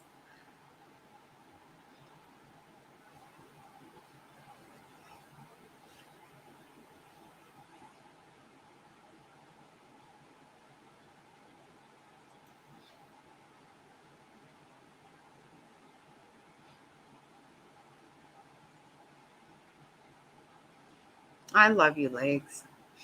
And I love Landon and Hannah and Ronnie. All of them. I love, and Mary. I love everyone.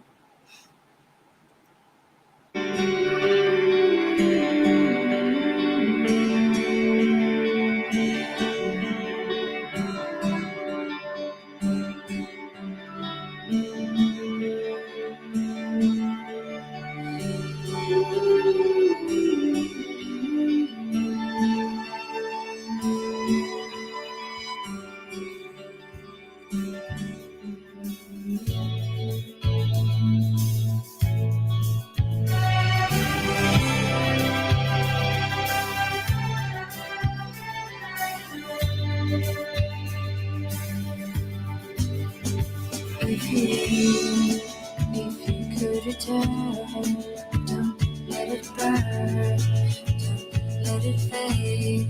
I'm sure I'm not blue, but it's just your attitude. It's tearing me apart, it's ruining every day. I swore I would be true, and honey, so did you. So why are you holding her hand? Is that the way we stand? We're lying all the time. Was it just a game to you? But I mean so sick. You know I'm such a fool for you.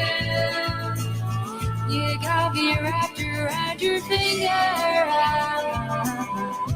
Do you have to let it linger? Do you have to? Do you have to? Do you have to let it linger? Hey, Toby. Oh, I thought the world of you. I thought I needed go wrong, but I was wrong. I was wrong. If you could get by, trying not to lie, things wouldn't be so confused, and I wouldn't feel so used. But you always really knew I just wanna be with you, and I mean so deep. You know I'm such a fool for you. You got me wrapped around your finger. Do you have to let it linger? Do you have to? Do you have to? Do you have to let it linger?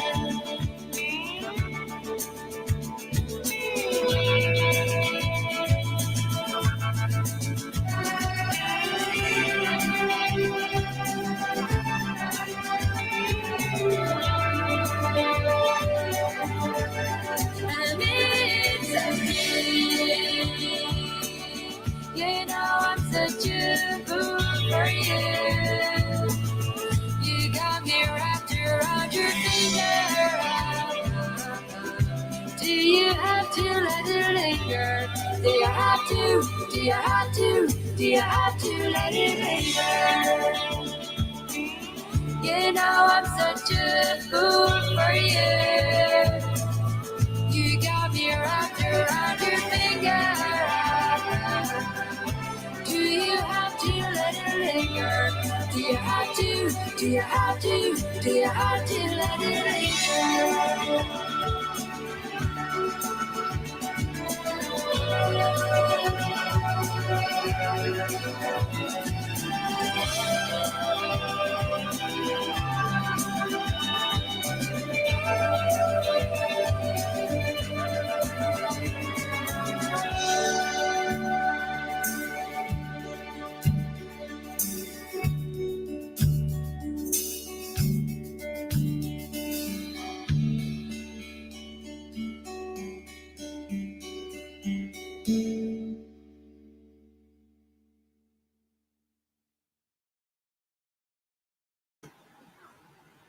Okay, I cannot tell a lie.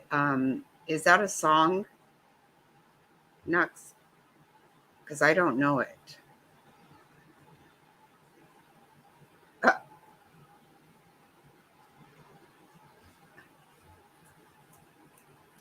Because otherwise, I think maybe you're telling me something that I don't How know do you not know about. that? That's strawberries.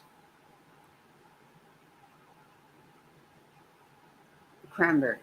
Cranberries. No, but the other song she sang. I think Oh. she's R.I.P. Dolores, right? I think that that's a song. I don't know.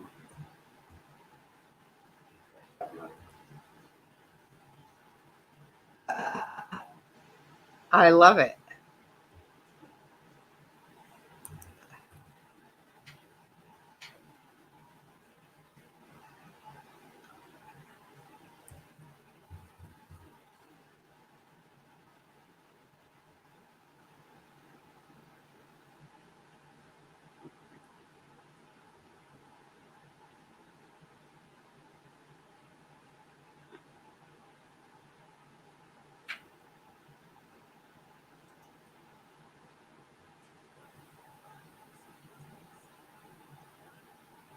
Am I right here?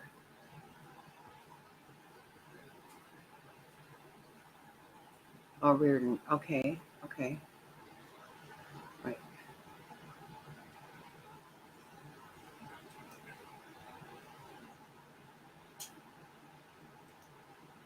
Traditional Irish and classical controversy led to the band falling apart almost a decade. Okay. Oh, sorry. I didn't mean to do that.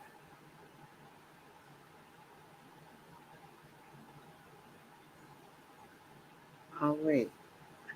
No, Dolores. Oh, okay. She was. Okay.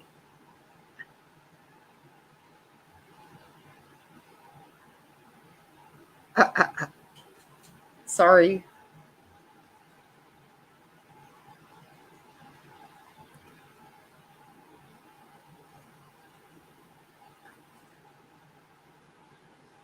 Okay, my friend, are you here?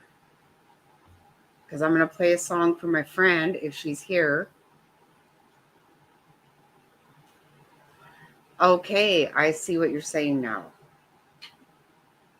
I thought it was a song. See, you guys, I'm not lying about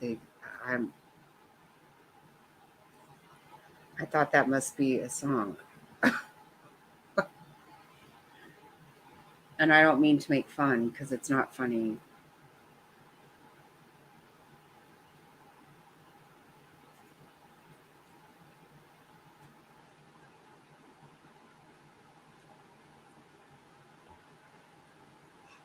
But I knew you wanted another song, so I thought maybe that was it.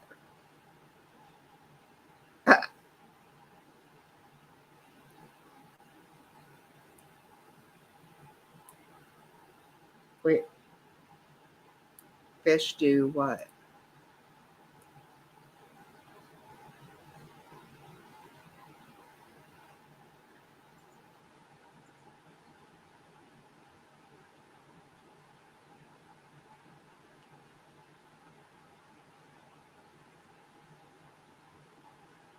Okay, I'm lost. I'm completely lost. I don't know what's going on.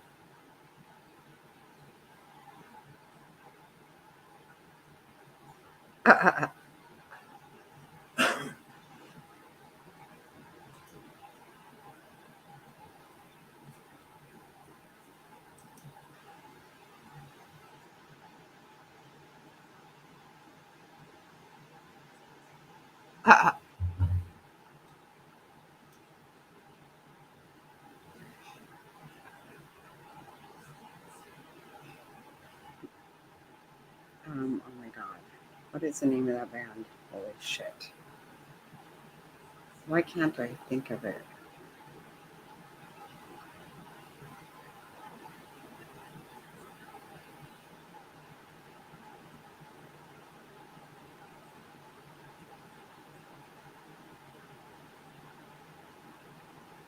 I'm right there with you, Jovi. Okay. Yep, that's a good one.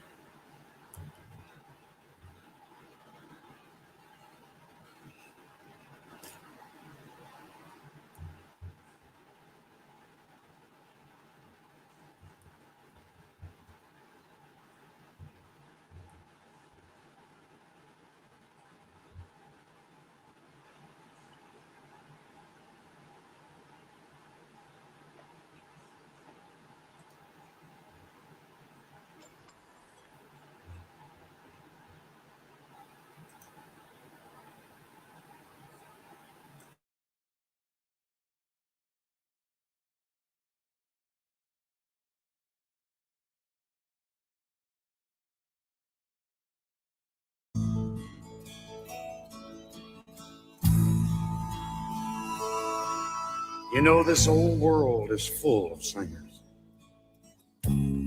but just a few are chosen to tear your heart out when they sing.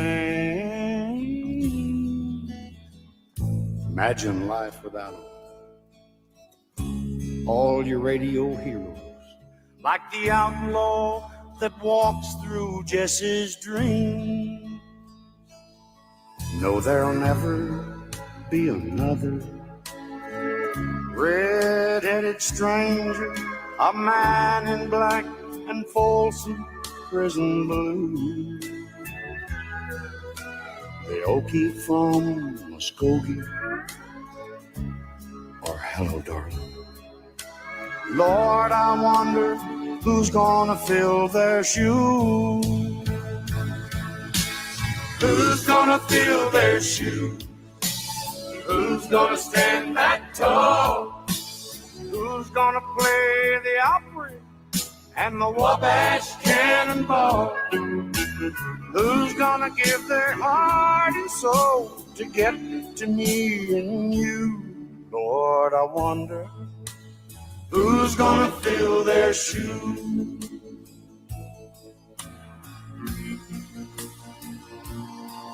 God bless the boys from Memphis, blue suede shoes and Elvis. Much too soon he left this world in tears. They tore up the 50s, old Jerry Lee and Charlie, and Go Cat Go still echoes through the years. You know, the heart of country music still beats in Luke the Drifter.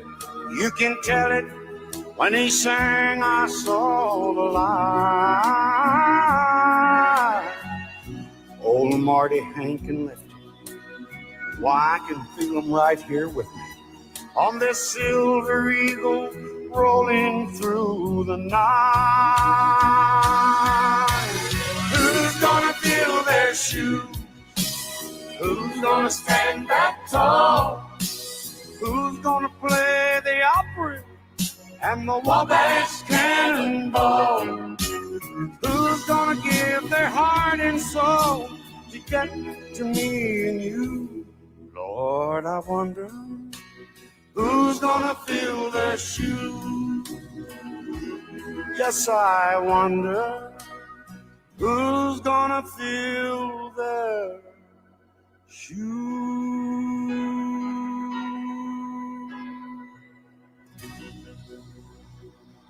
Hey, George, what happened back there? I don't.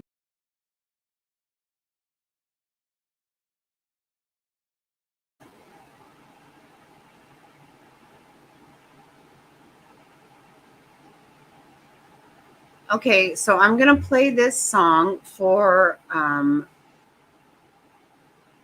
my friend from 3rd grade. She said she was going to come on and listen.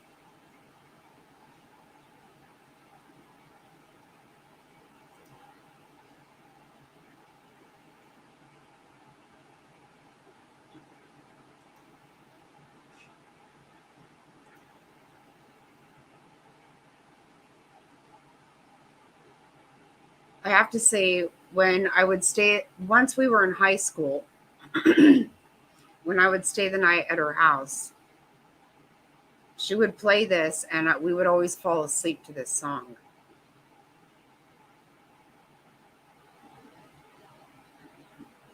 So if you're here, Jude, I love you.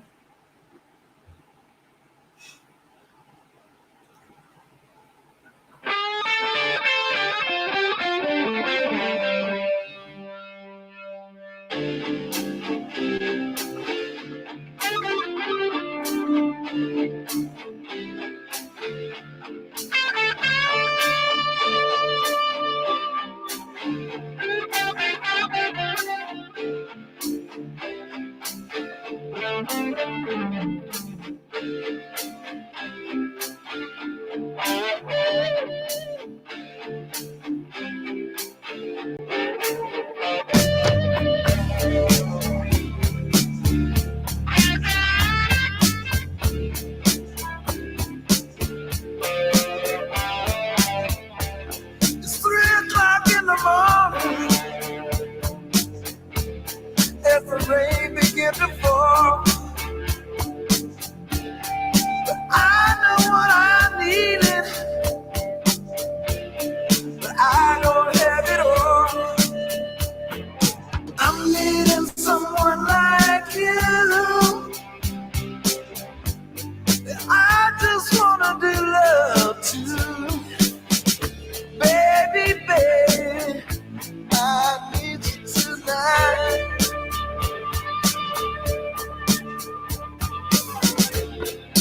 Outside my window, it's lonely and cold. Inside my heart there's a fire burning out of control. Burning for someone like you. I just wanna do love too. Baby, baby, I need you tonight.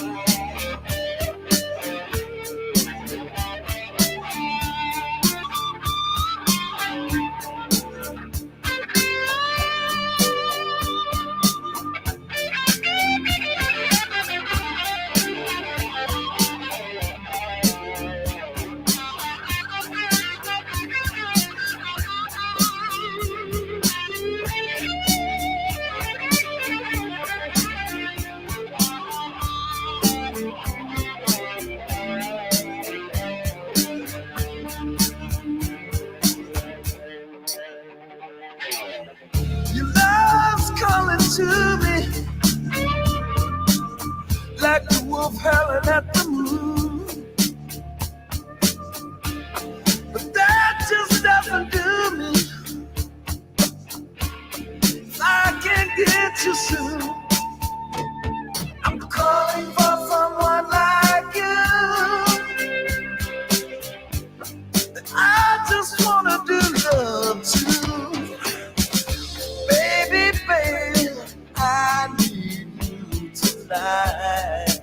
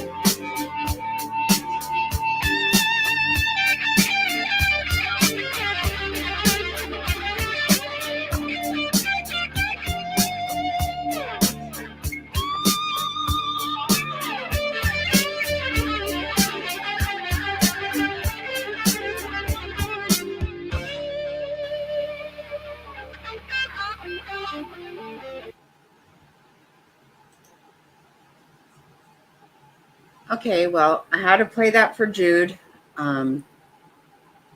That's not her name. She doesn't do any social media. She will not do any. She's never going to chat. She's not going to be part of that. But she's my sister from another mister.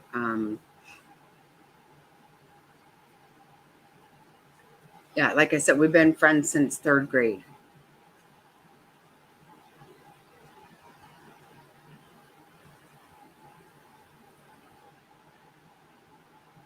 But Jovi, what do you want to hear? I'm so happy you are here. Hey, Jude, right? Yeah, we just call her that. Me and my sister call her Jude a lot. 38 Special put a great show on Monday. Oh, yeah.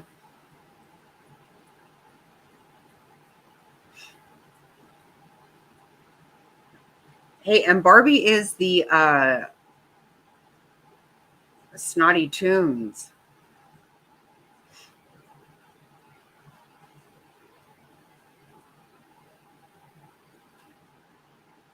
I know. You know what's so crazy? She actually was at my mom's funeral. We were 12 when my mom died, and she was at my mom's funeral.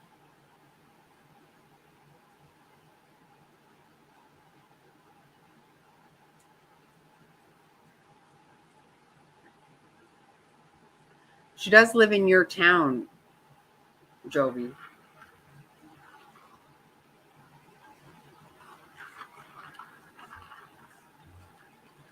Don't let it go. If you cling to time.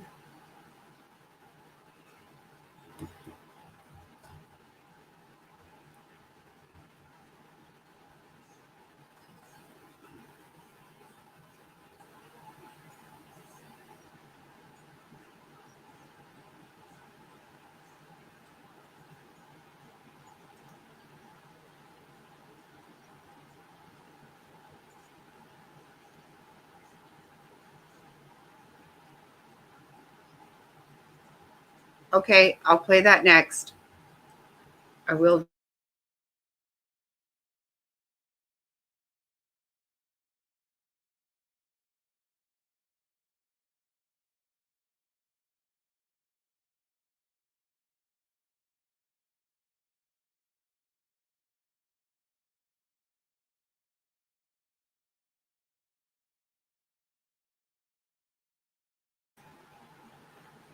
Fig is in June. Fig's birthday is the same as Donald Trump, and it's also Flag Day. She's June 14th. We will have a big party for June birthdays for sure.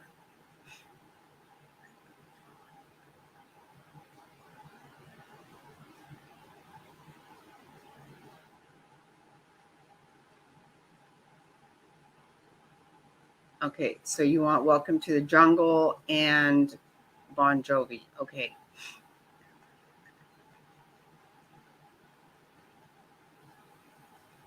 Okay, we'll play this and then I'll get on yours, Jovi.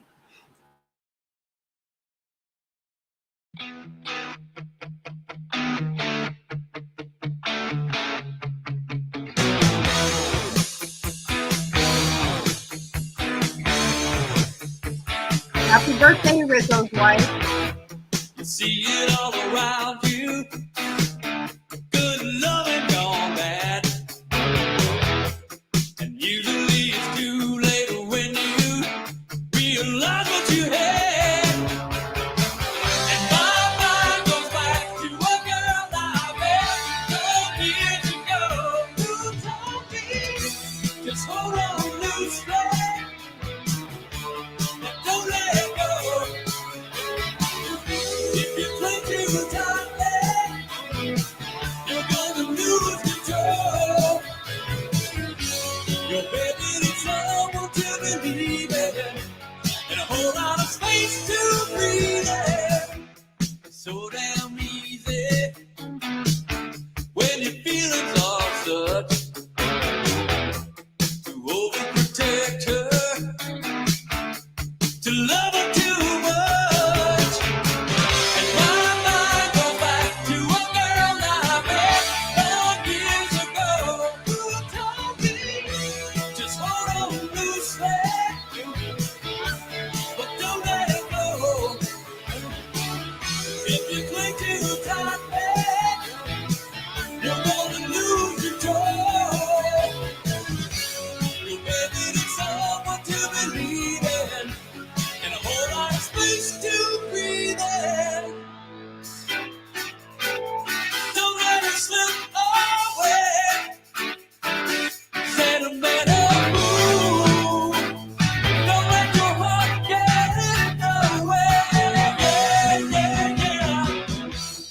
See it all around you. Good loving gone bad. And usually it's too late when you realize what you had. So hold on loosely, but don't let it go. If you cling too tightly, you're gonna lose control. Your baby needs someone to believe in, and a whole lot of space to breathe in. So hold on loosely, but don't let it go. If you cling too tightly, you're gonna lose it. You're gonna lose control.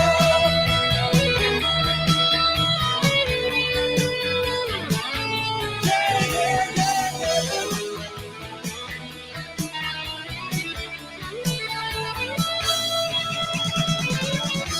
So hold on loosely, but don't let it go. If you cling too tightly, you're gonna lose control. Hold on loosely, but don't let it go. If you cling too tightly, too hard, you're gonna lose control. Yeah, yeah, yeah.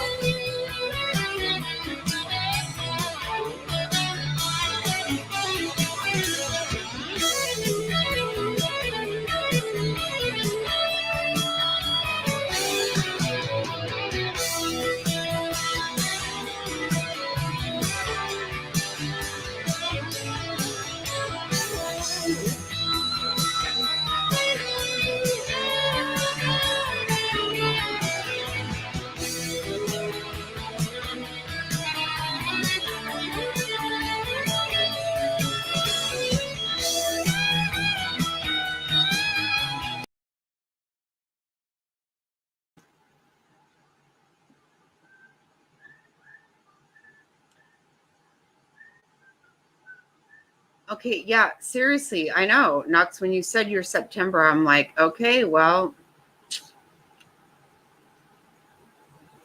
your brother from another mister. Yep. Yep.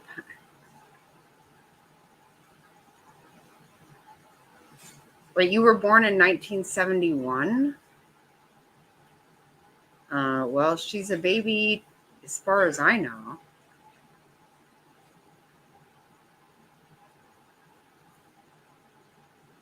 I'm 1968.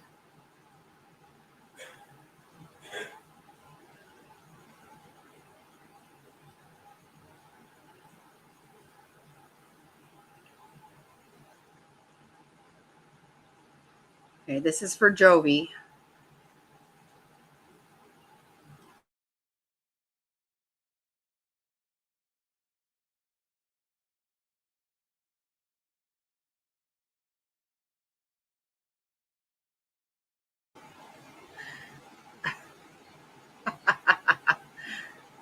Got memories older than you. I've got clothes probably older than you.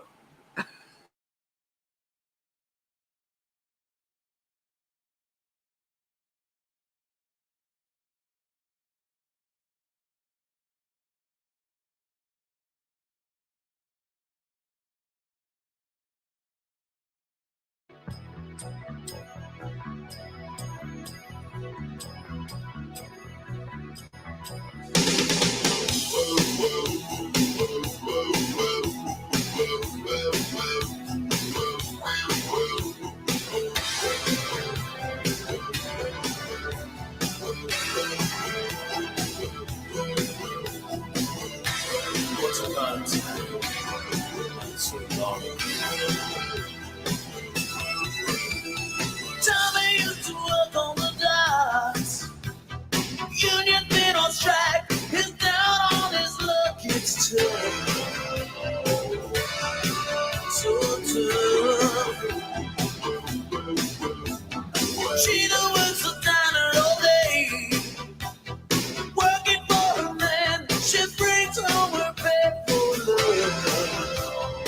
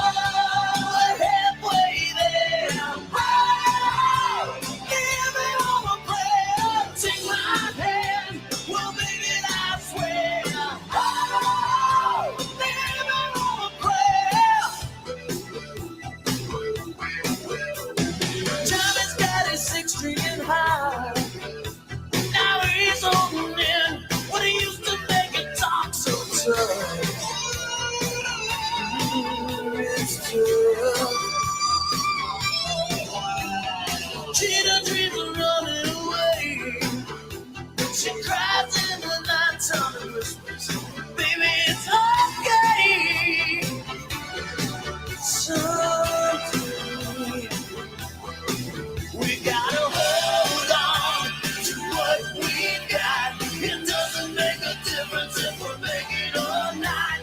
We got each other, and that's a lot for love. We're giving it a shot.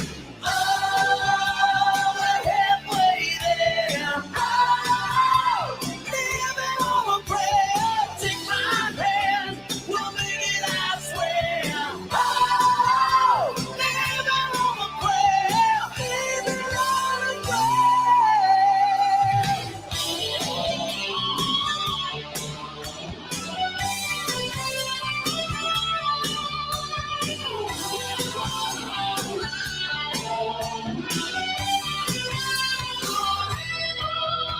Ooh, we gotta hold on, ready or not. You live for the fight when that's all that you got. Oh, we're halfway there. Oh, living on a prayer. Take my hand and we'll make it, I swear. Oh, living on a prayer.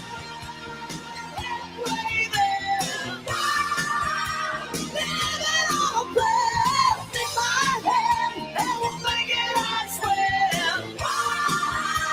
Living on a prayer.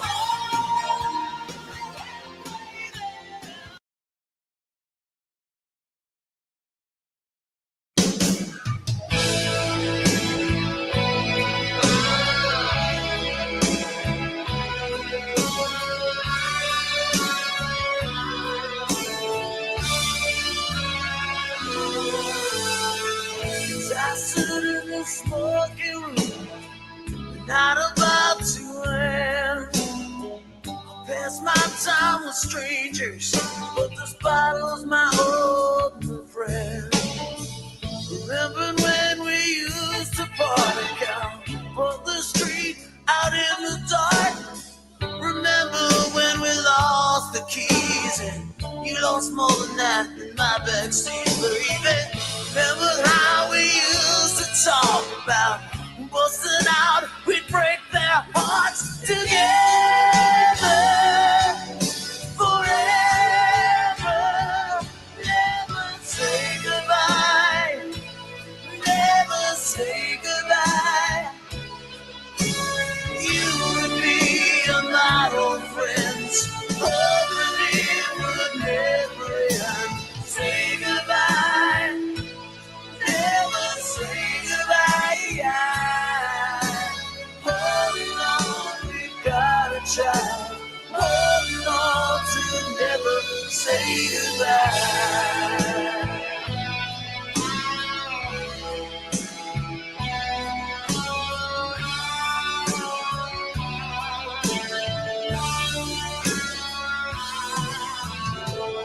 Remember days of skipping school, racing cars and being cool, with a six-pack and the radio.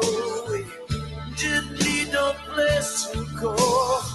Remember at the prom that night, you and me, we had a fight, but the band that played our favorite song, yeah, held you in my arms so strong. We danced so close, we danced so slow, and I swore I'd never let you go.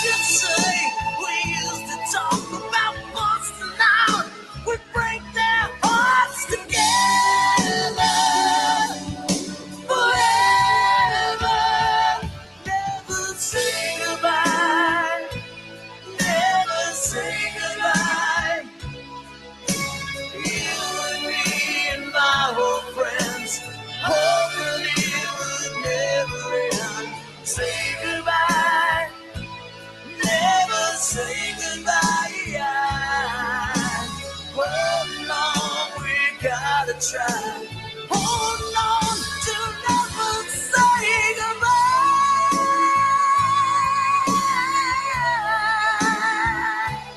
Yeah, yeah.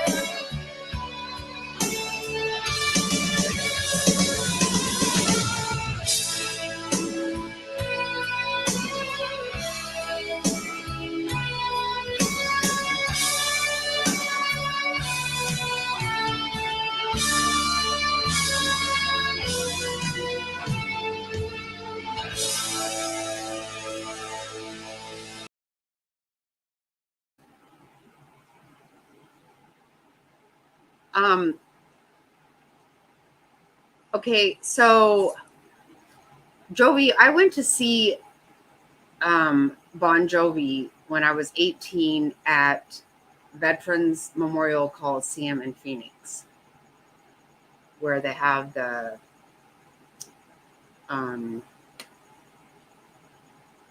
fair all the time. And yeah, I brought my kids up too to love music, and so we went to see Alice Cooper together.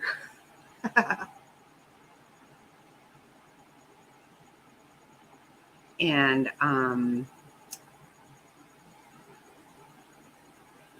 me and Fig went to see Elton John. Yeah, I was so young. Let me tell you, Jovi, you won't believe this. I was so pissed off.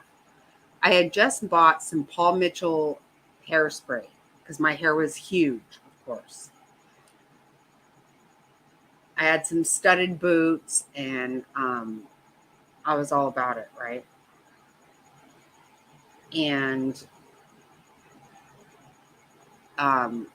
they threw my Paul Mitchell hairspray away.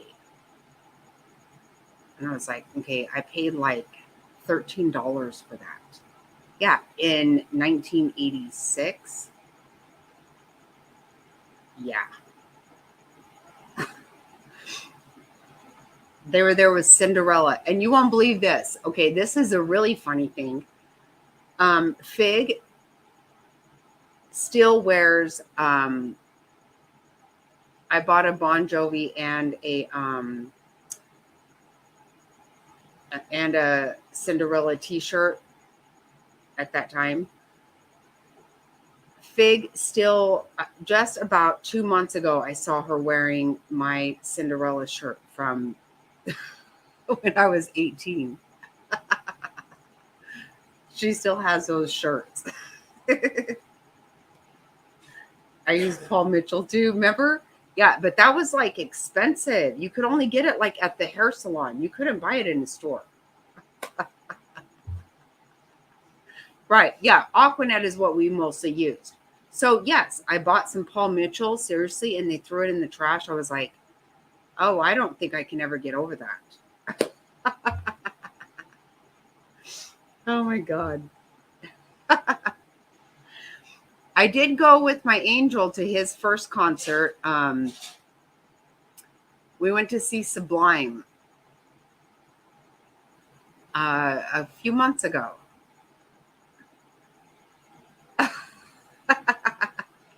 Yep, the purple and white Aquanet. That was like mega glue, major glue.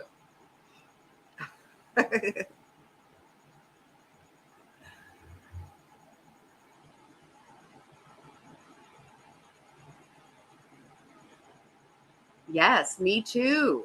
But you couldn't afford it. Well, I couldn't, you know.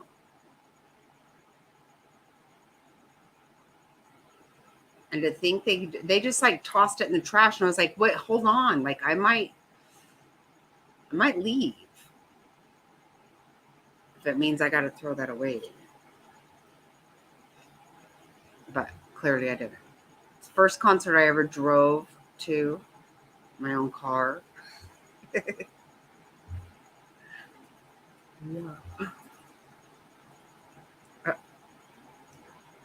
Right. That exactly. It's a special occasion. Oh my God. See, Jerry, right? And you feel it, right? You can feel it. Like, okay, I'm not trying to dog a child here or anything, but seriously, that's a lot. That's a lot.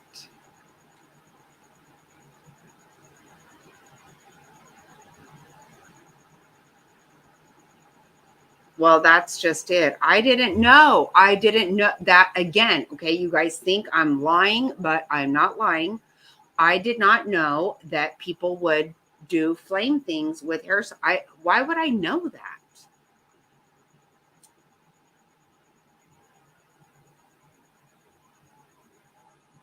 Telling you, one time in high school, I called and said, "Can I go to the movies?" And my dad said, "Absolutely not. You get your ass on that bus. Like, you have lost your mind. You are going nowhere." Like I told you guys, my dad was a homicide detective. I was not allowed to cross the road in high school. I could not cross the street by myself. I was not allowed to. No. Yeah, I had no idea people made fires from shit like that.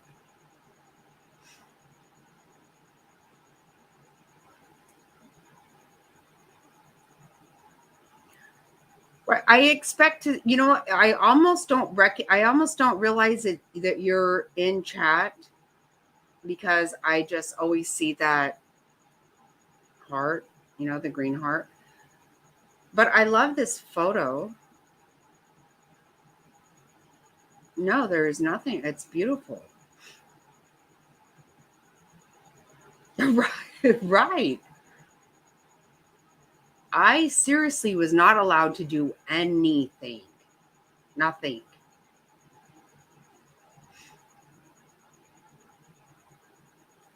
Right. That's just what we expect, but it doesn't mean that we do love this picture. And we showed your picture before, and you are beautiful. Yes, she is very beautiful. Inside and out. That's the whole thing. It's not just on the outside. That's what I love very much about Jerry. It's not just on the outside. It's what I love about all of you guys.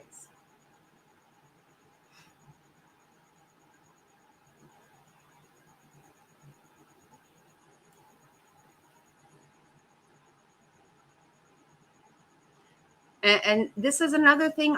The one thing that I'm seeing so many, I don't need to get off on this big thing, but I'm just going to say, because I might get off on it more in a minute, but all the hatefulness that I see on YouTube, that really is overwhelming to me. Like, I really can barely get my head around it. I have to say that the one thing I love is we don't know who each other are. Okay. We don't know. We don't know our sexual orientation. We don't know what color. We don't know. And guess what? We love each other. And this is real. That's what's, to me, that's the part of it that is very real.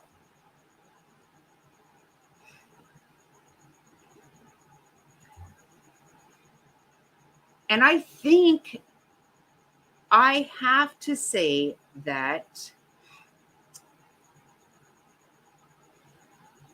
I believe 100%. I have to say that I truly, truly believe that is how most people are. I believe that.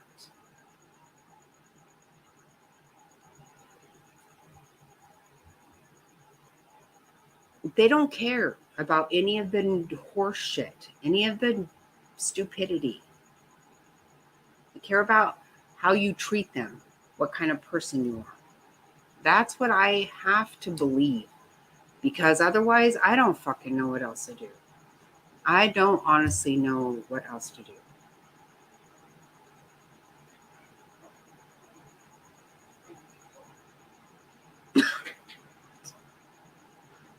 Oh my God.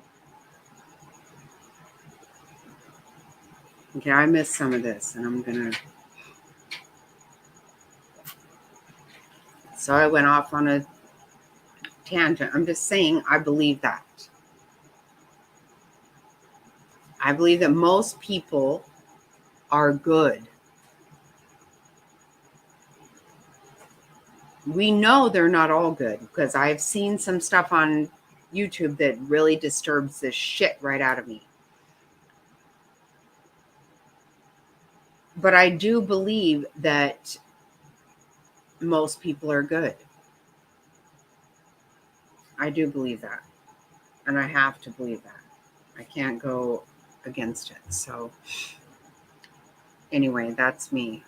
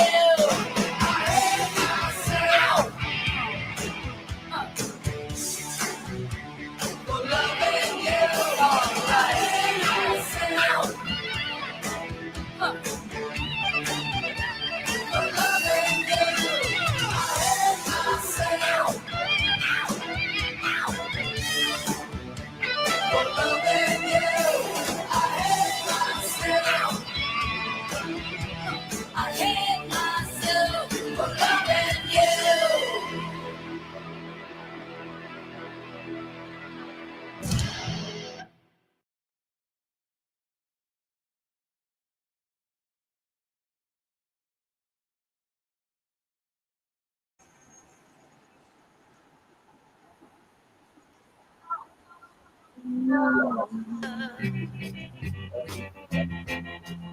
I think I could love her.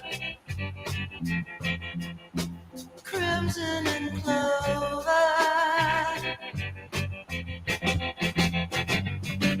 Ah, will she come walking over? This is for Mr. Snotty. Show her crimson and clover. Over and over.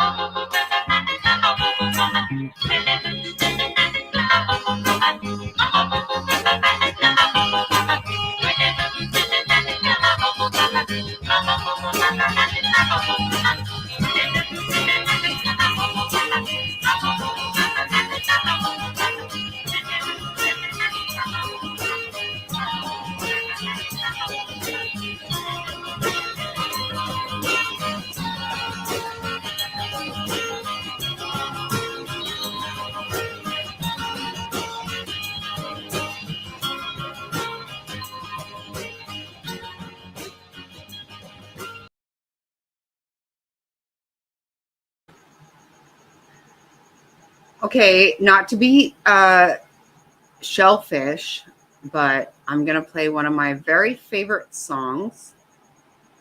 Okay. I just have to because I love it.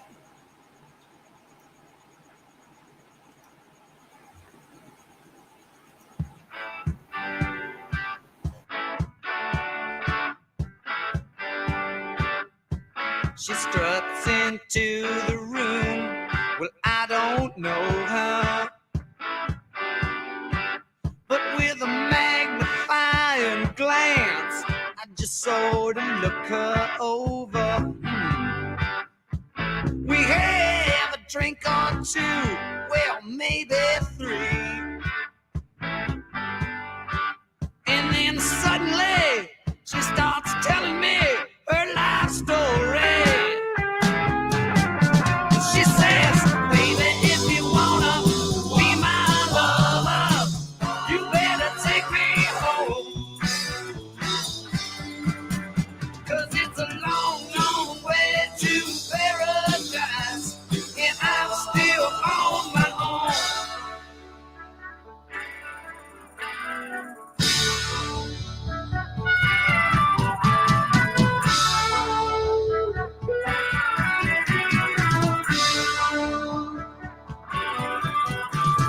So that I came from Detroit City,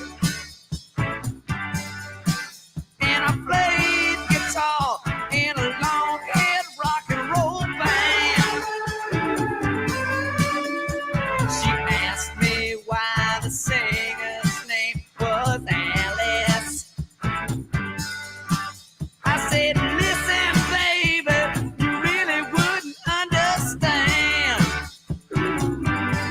Then I said, baby, if you wanna be my lover, you better take me home.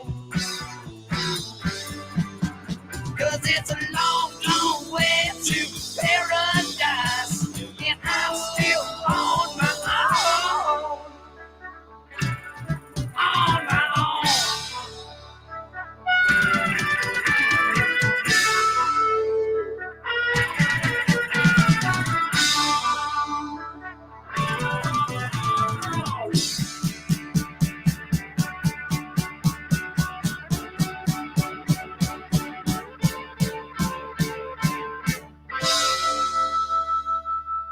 Oh, baby, if you wanna be my lover, you better take me home.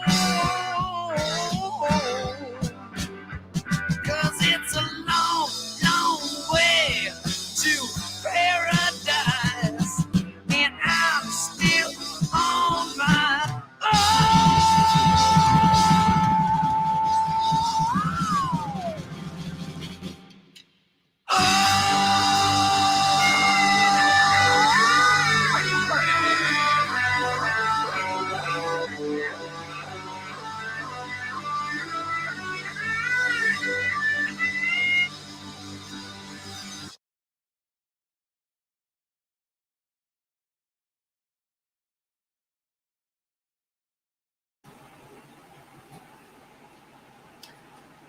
Okay, so we don't have any Alice Cooper fans in here.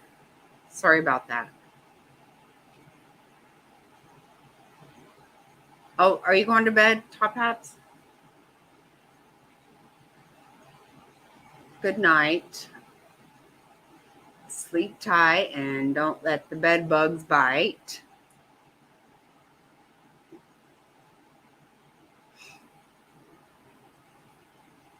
I can't believe nobody else loves that song.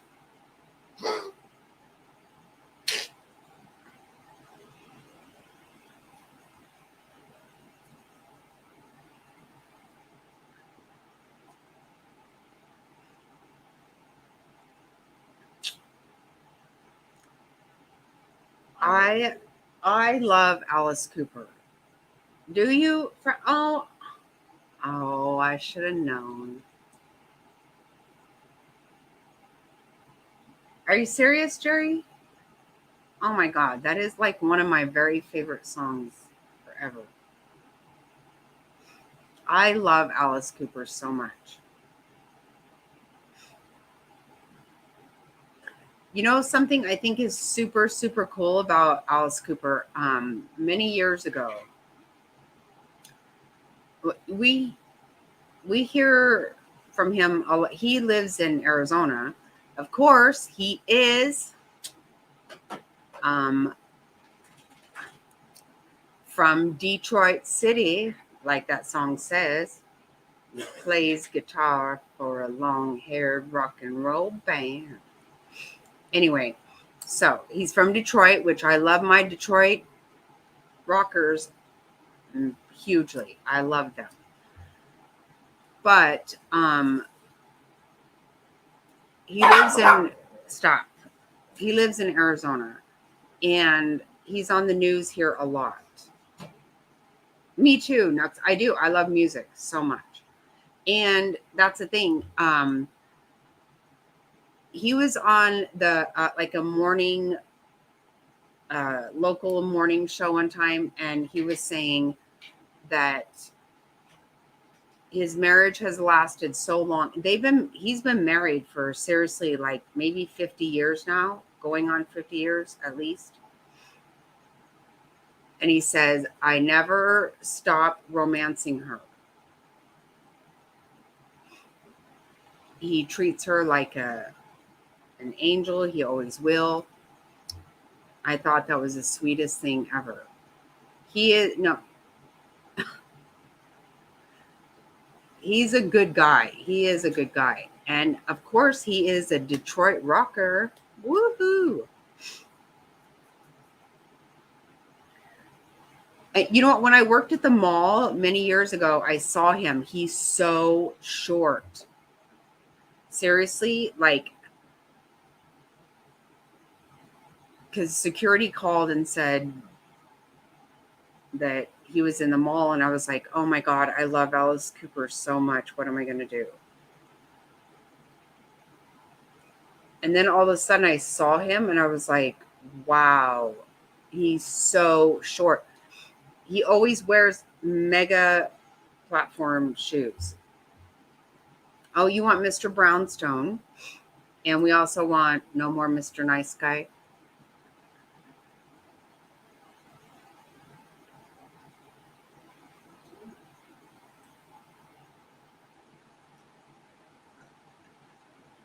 See, that's my least favorite song of his. Oh, you won't believe this, Jovi. It was Arizona Mills.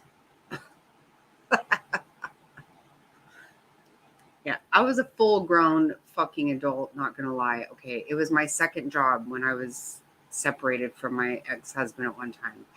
So it was my second job. I had 2 full-time jobs for quite a while. Yeah, and that's a real skanky ass mall. It wasn't quite as skanky back then. Right. No, that's okay. No, that's good. I absolutely love this guy. I cannot lie. Cannot tell a lie. I actually love all of his songs, but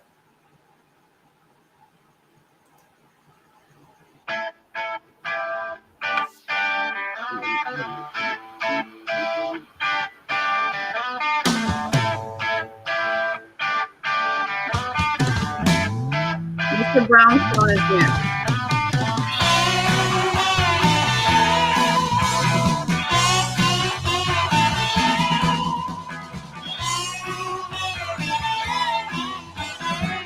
I used to be such a sweet, sweet thing till they got a hold of me. I opened doors for little old ladies. I helped the blind to see. I got no friends 'cause they read the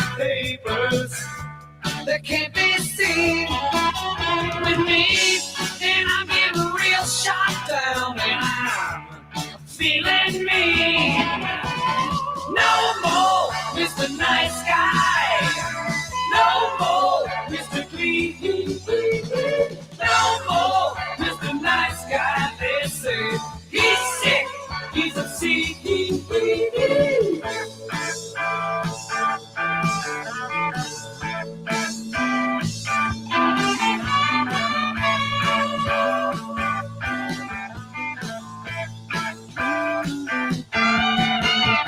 I got no friends 'cause they read the papers. They can't be seen with me, and I'm feeling real shot down, and I'm getting mean. No more Mr. Nice Guy. No more Mr. Clean. No more Mr. Nice Guy. They say he's sick. He's a sea. My dog beat me on the leg today. My cat clawing my eyes. Mom's been thrown out of the social circle, and Dad has to hide. I went to church incognito when everybody rose.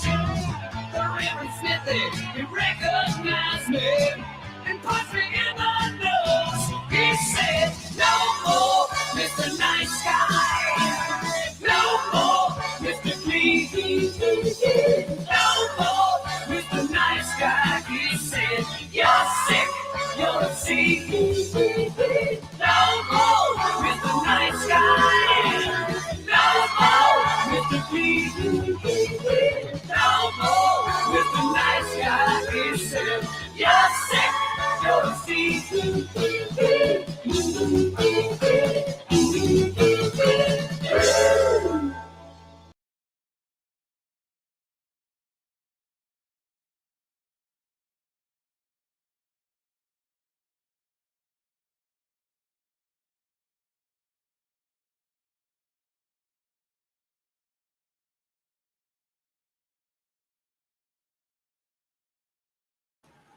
Happy birthday, Rizzo's wife.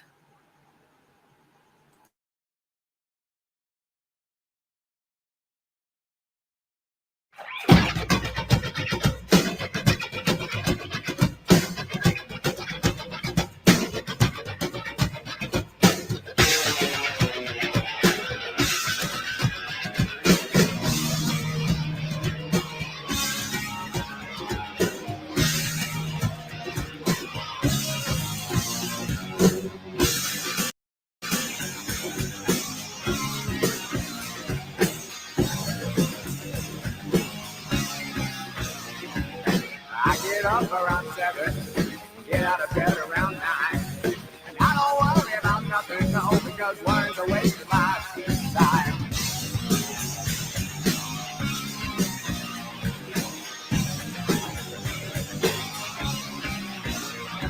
So usually starts around 7, we go on stage around 9.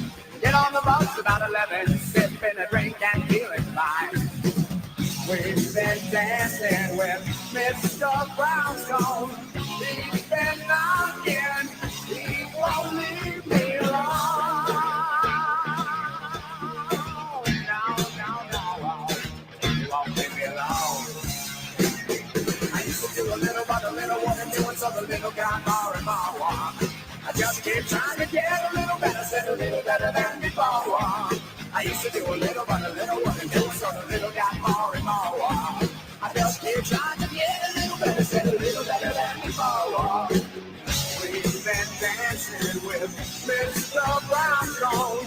He's been knocking, he won't leave me alone.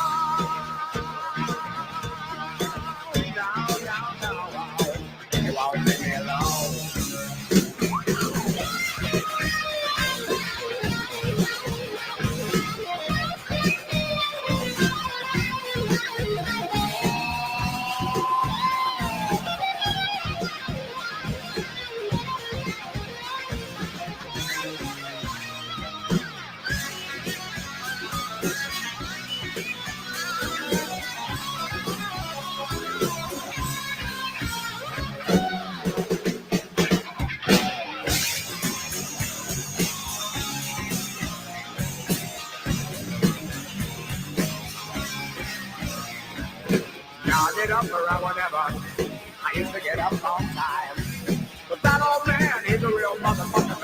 came on down the line.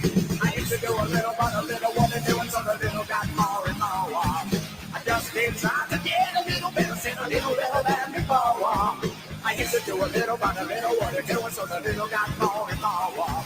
I just keep trying to get a little better, sin a little better than before. We've been dancing with Mr. Brownstone. He's been out here, he won't leave me alone. No, he won't leave me alone. Whoa, leave me alone. Stuck it in the middle and I shouted in the middle and it drove me out of my mind. I should have known better, but I wish I never met her, said I leave it all behind.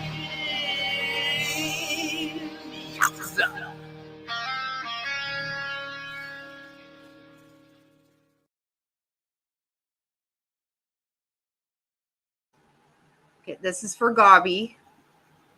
You are welcome, Rizzo's wife.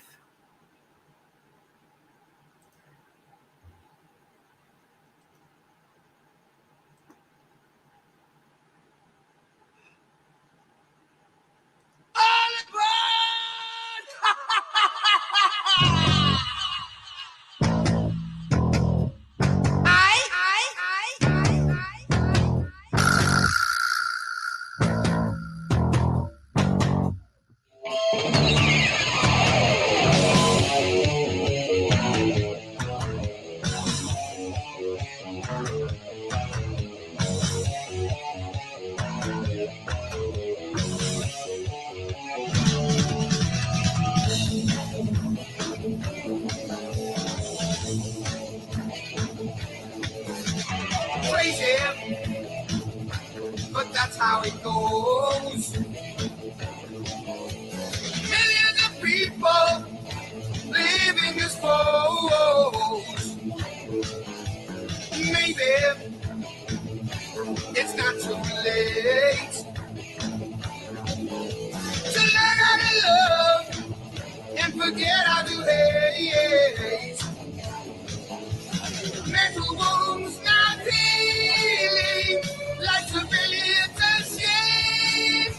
I'm going off the rails on a crazy train. I'm going off the rails on a crazy train.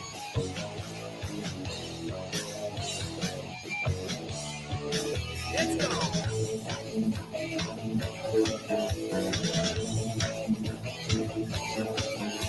I've listened to preachers, I've listened to fools,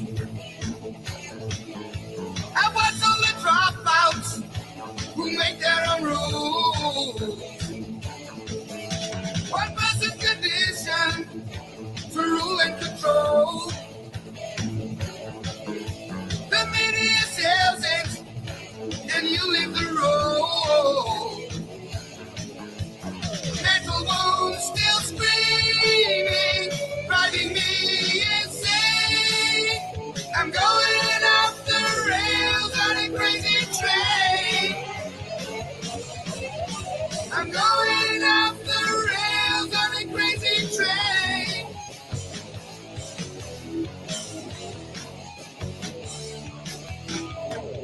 I know that things are going wrong for me. You gotta listen to my words.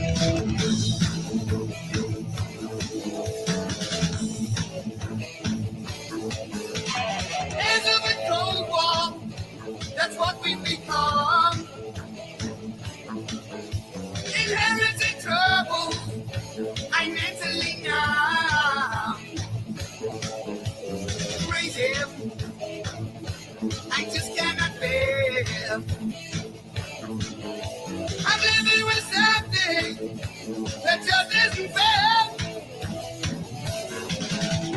Mental wounds not healing, who and what's to blame? I'm going off the rails on a crazy train. I'm going off the rails on a crazy train.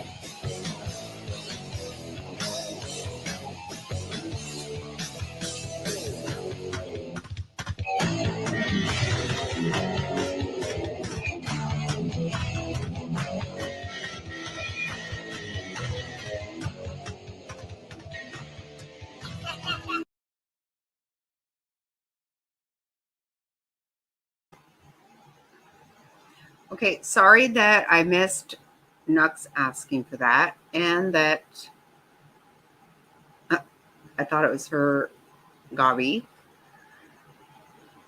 Gabi, do you have a request? Or Barbie, do you have a request? We were not. We weren't buffering at all, Barbie. I don't know. I'm sorry that you were.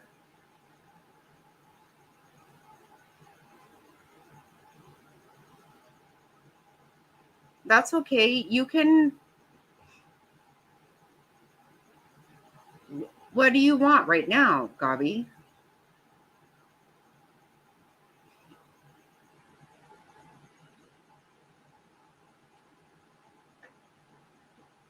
We can go through what you're going through. We can do that. That's what we do here.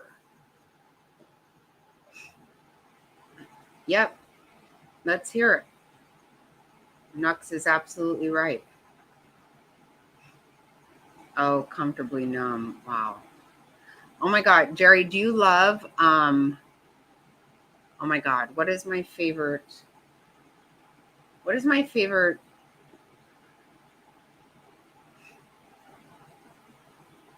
Pink Floyd song?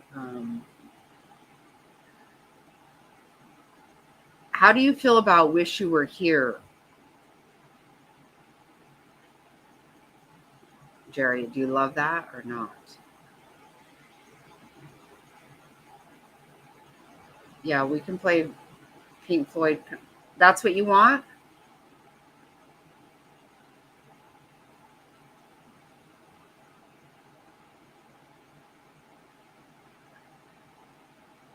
Oh, okay, then we are all over it. Yes, we are.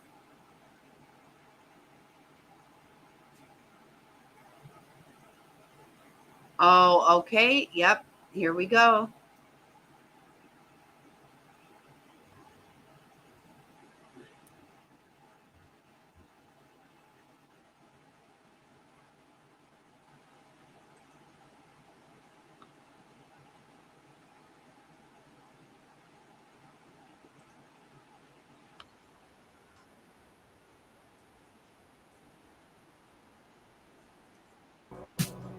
Hello, is there anybody in there? Just not if you can hear me. Is there anyone home? Come on down. I hear you're feeling down. Well, I can ease your pain, get you on your feet again. Relax, I need some information first. Just the basic facts. Can you show me where it hurts? There is no pain you are receding. The distant shit smoke on the horizon. You are only coming through in waves. Your lips move, but I can't hear what you're saying. When I was a child, I had a fever. My head years felt just like two balloons. Now I've got that feeling once again. I can't explain, you will not understand. This is not how I am. I have become comfortably numb.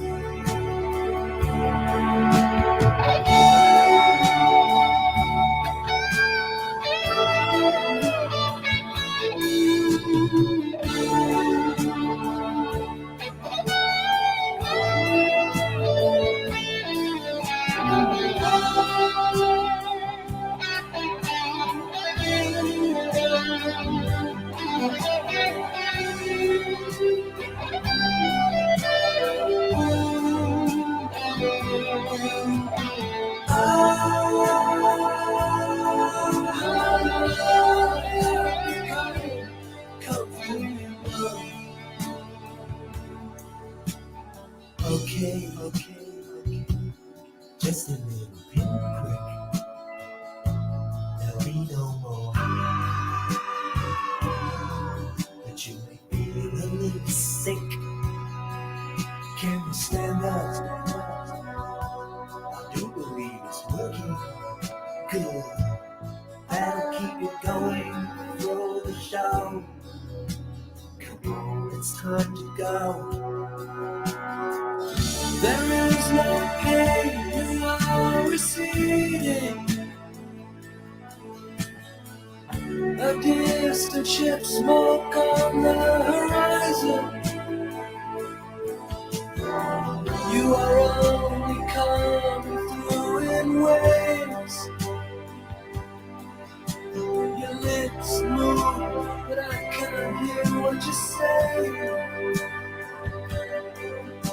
When I was a child, I caught a fleeting glimpse out of the corner of my eye. I turned to look, but it was gone. I cannot put my finger on it now. The child is grown, the dream is gone. I have become comfortably numb.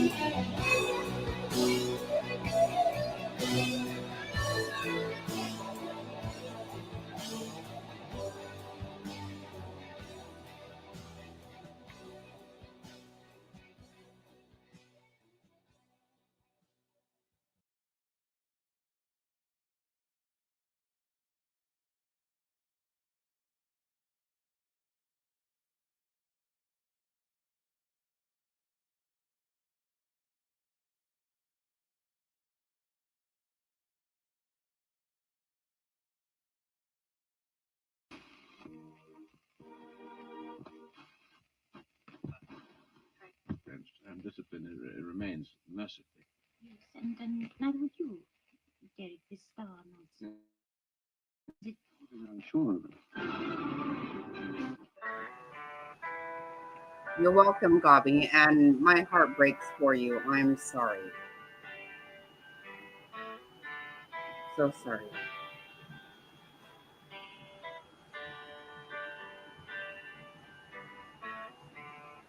You're a good person, taking care of your dad. We love you.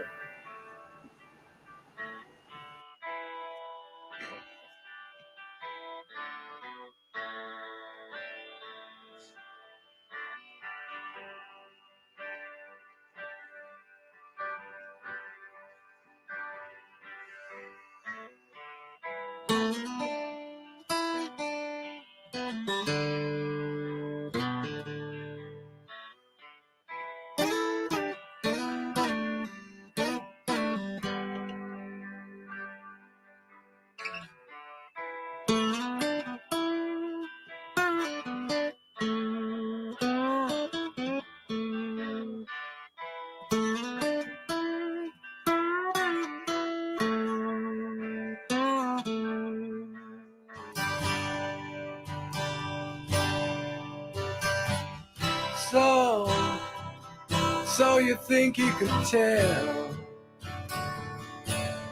heaven from hell, blue skies from pain? Can you tell a green field from a cold steel rail, a smile from a veil? Do you think you can tell? Did they get you to trade your heroes for ghosts, hot ashes for trees, hot air for a cool breeze, cold comfort for change? Did you exchange the walk-on part in the wall for a lead role in a cage?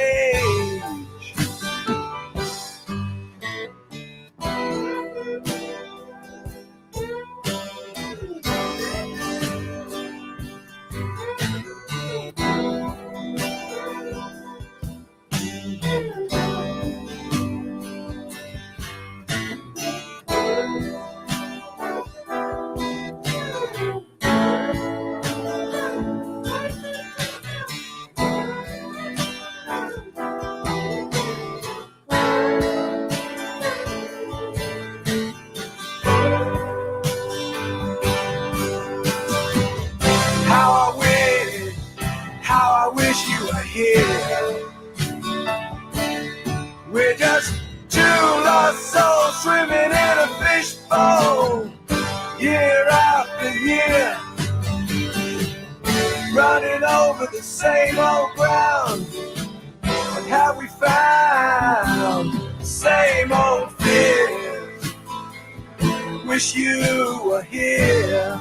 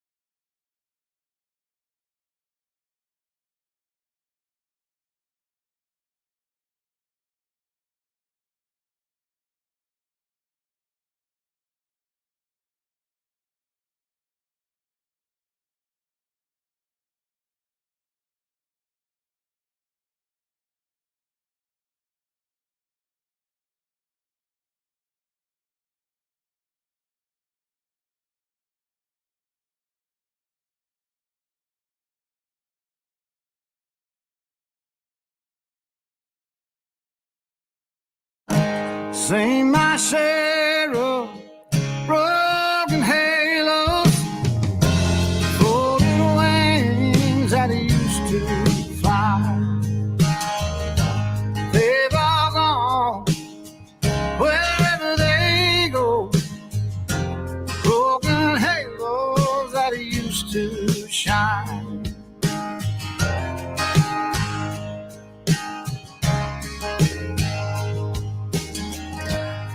Angels come down from the heavens just to help us on our way. Come to teach us, then they leave us, and they find some other soul to save. Seen my share of broken halos, folded wings that used to fly. They've all gone wherever they go. Broken halos that used to shine. Broken halos that used to shine.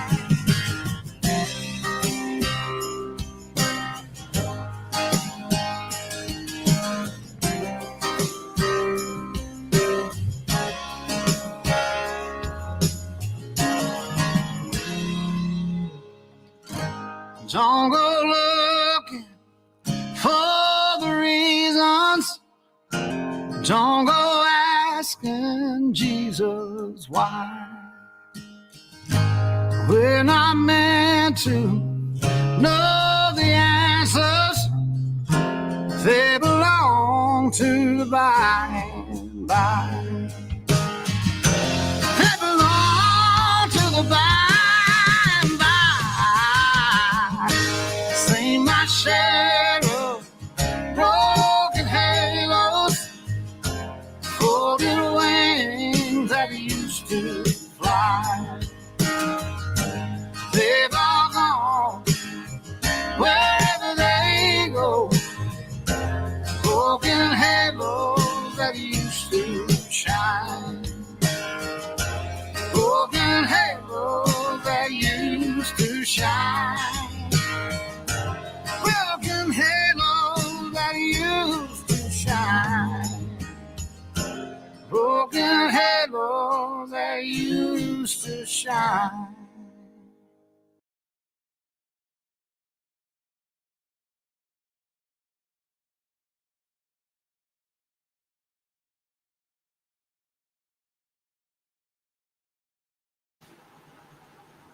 Okay, I'm going to be a shellfish person again, real quick.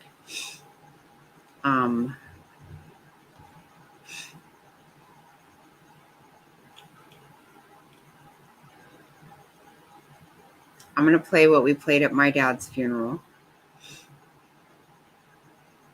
Probably shouldn't, but I'm going to.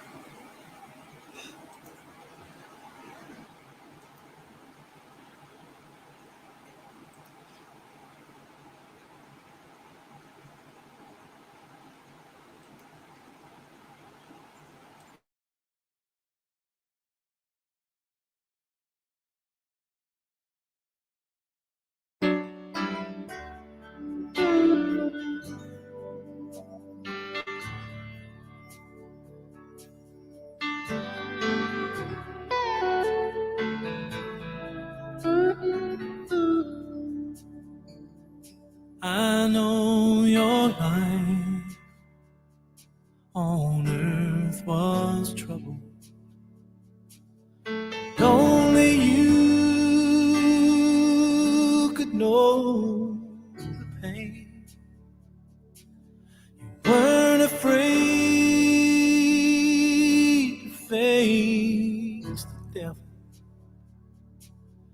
You were no stranger to the rain. So go rest high on that mountain. Son, your work on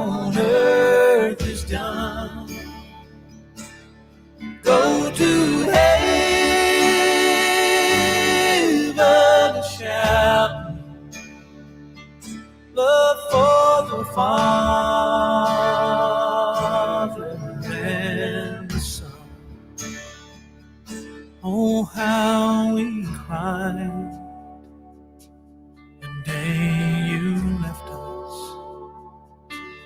You gathered round your grave to grieve. Wish I could see the angels' faces when they hear your sweet voice sing. So go rest high on that mountain, son. Your work on earth is done. Go to heaven a shout, love for the Father and the Son.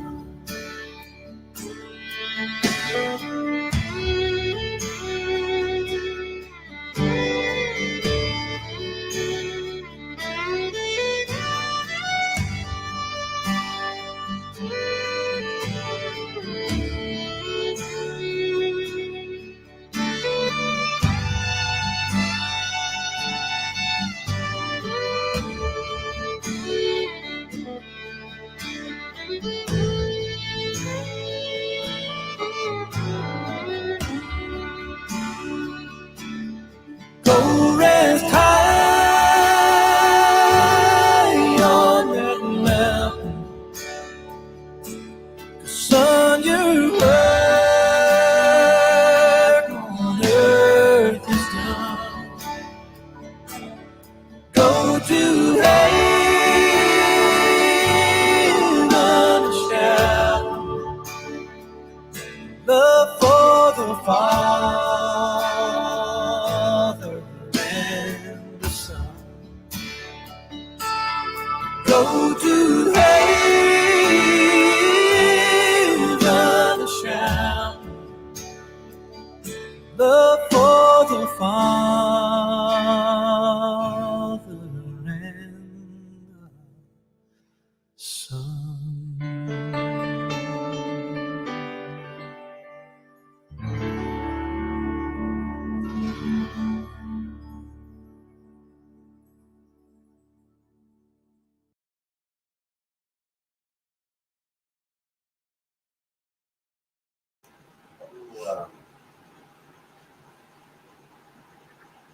KC and the Sunshine Band. There you go. Step it up a little bit. Okay. Yep.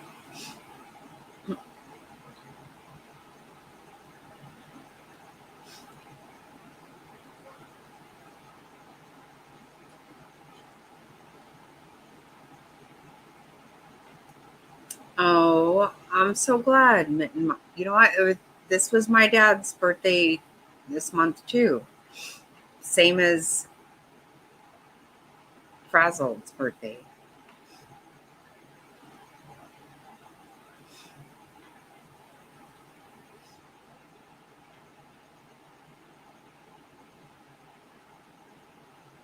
Yeah, my dad did too. Big time. Knox, big time.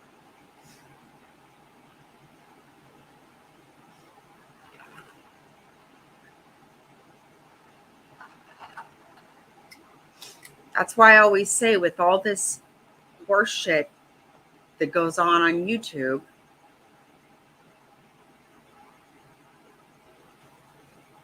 my dad always said, you know what, when you give in good faith, and what they do with it is on them. You can't be in charge of that.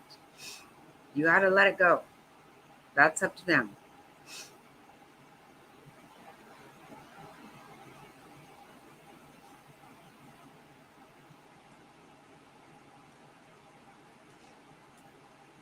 My dad taught me a lot. He was very, very giving.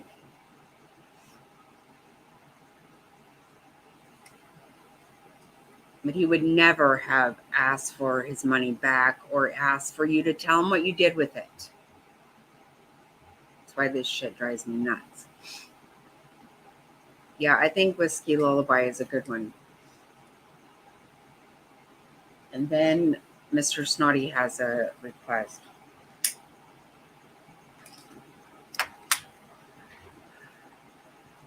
I just had to, every once in a while, I have to hear that song.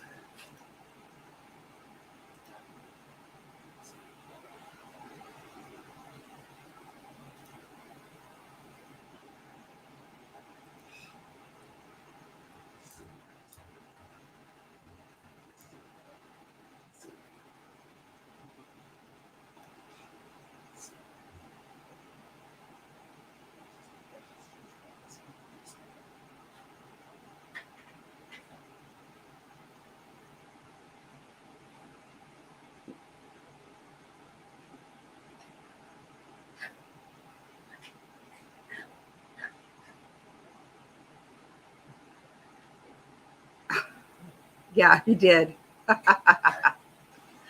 He did. Joe.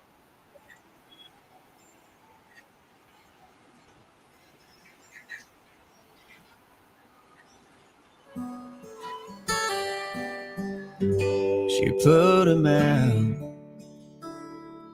like the burning end of a midnight cigarette. She broke his heart. He spent his whole life trying to forget.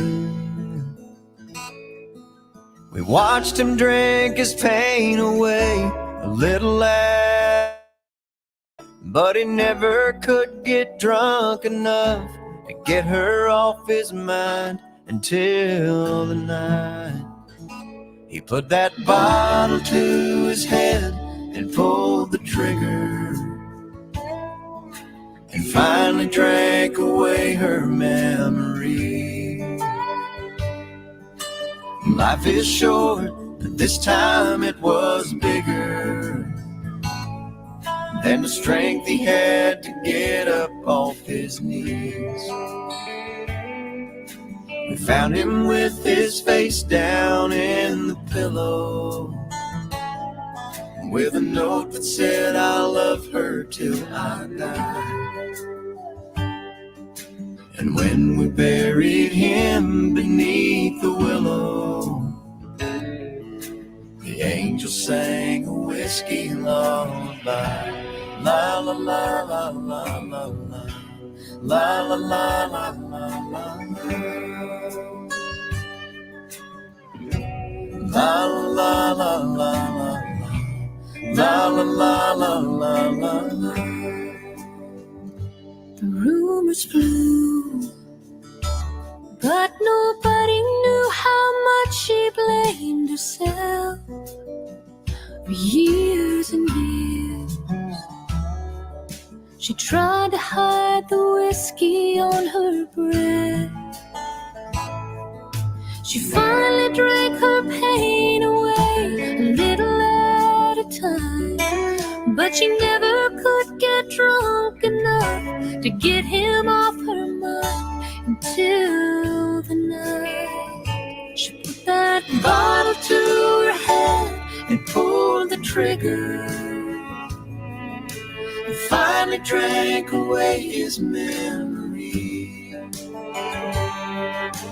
Life is short, but this time it was bigger than the strength she had to get up off her knees. We found her with her face down in the pillow, clinging to his picture for dear life. We laid her next to him beneath the willow,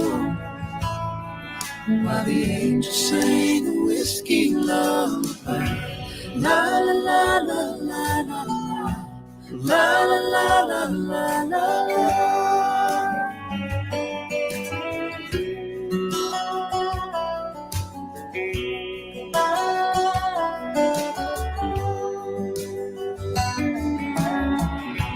La la la la la la.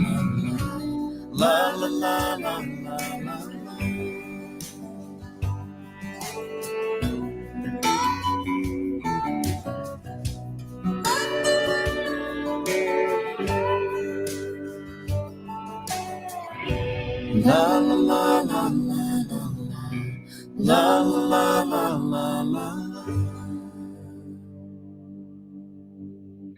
La la la la la la la. La la la la la la la.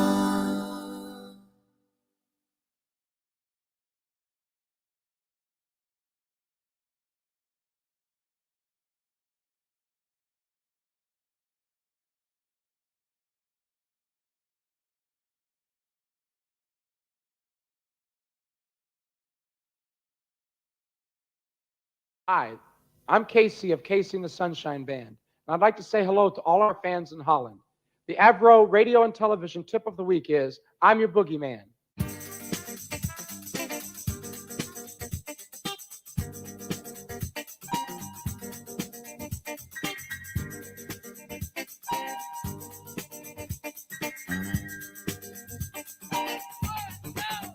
I'm your boogeyman, that's what I am. I'm here to do whatever I can. Be it early morning, late afternoon, or at midnight. It's never too soon to wanna please you, to wanna keep you, to wanna do it all for you.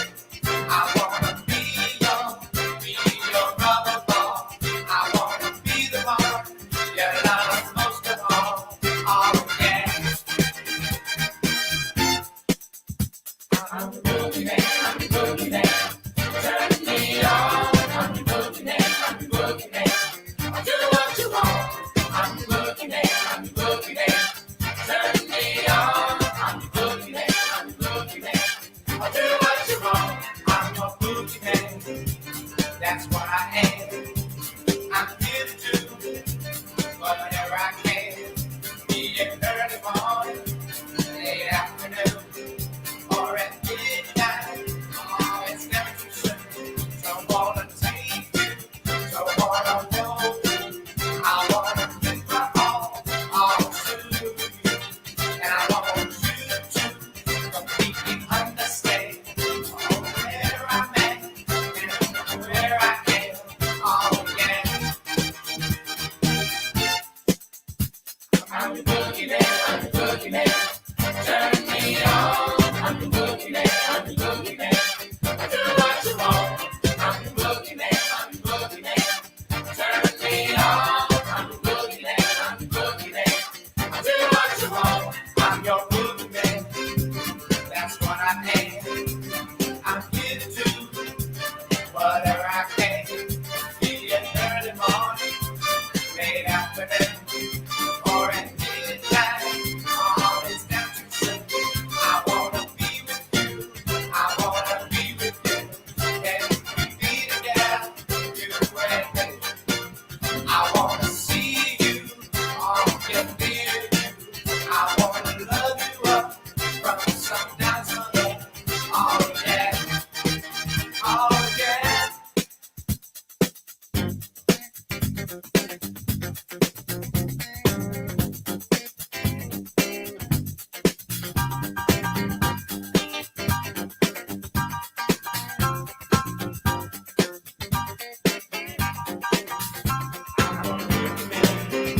That's what I am. I'm here to do whatever I can. Be it early morning, late afternoon, or at midnight. It's never too soon. Don't wanna please you, don't wanna hold you, don't wanna do it all for you. I wanna be your rubber ball. I wanna be the one you love most of all. I'm your boogeyman. I'm your boogeyman. I'm your boogeyman. I'm your boogeyman.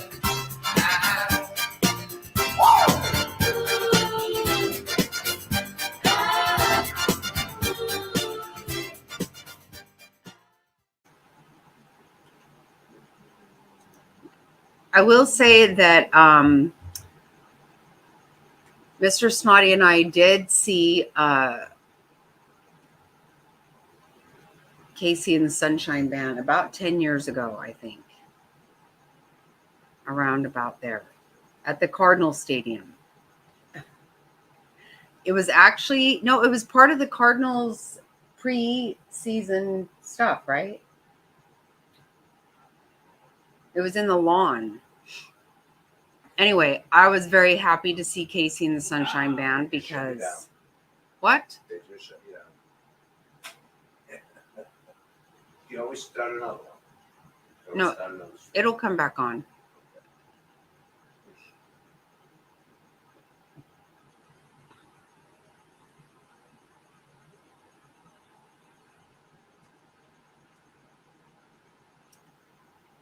Yeah, just let him know. I'll come back. It'll come back on.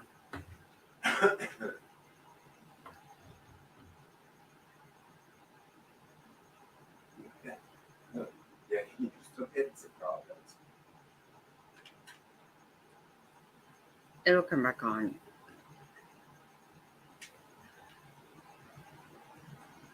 Must have been that song.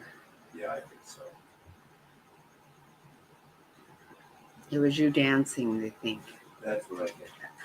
That's a Beatle thing. What does it say? So let's see. Next few days there is still the No, what does it say on the screen? Oh, it says stream unavailable. Stream suspended for policy violations. And then people commenting by my dancing and say it was my fault. Yeah. Well, it'll come back on though.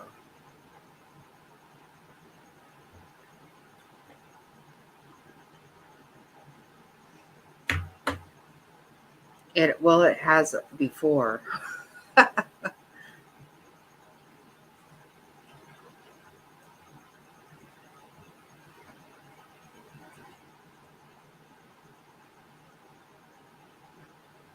was not the chat, so don't struggle. Are you telling him it'll be back on? I said, hold on, I may be dancing again. There you are, you're back. See, that's what I figured. Bring out my dance music again. Yep.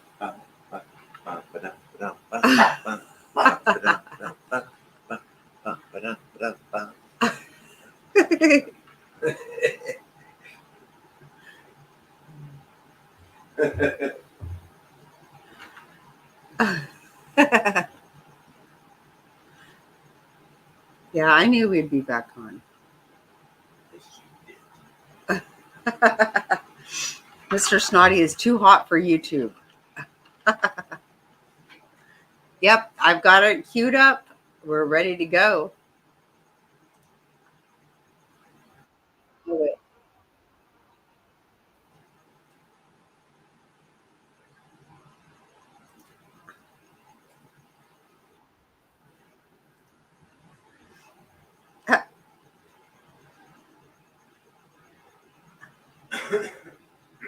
Yeah. Apparently, Casey is not down with that.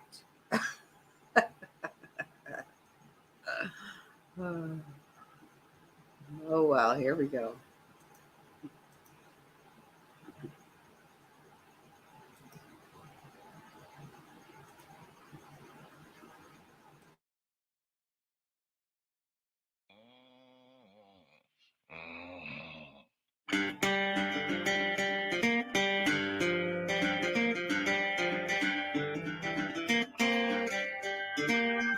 County Road 233.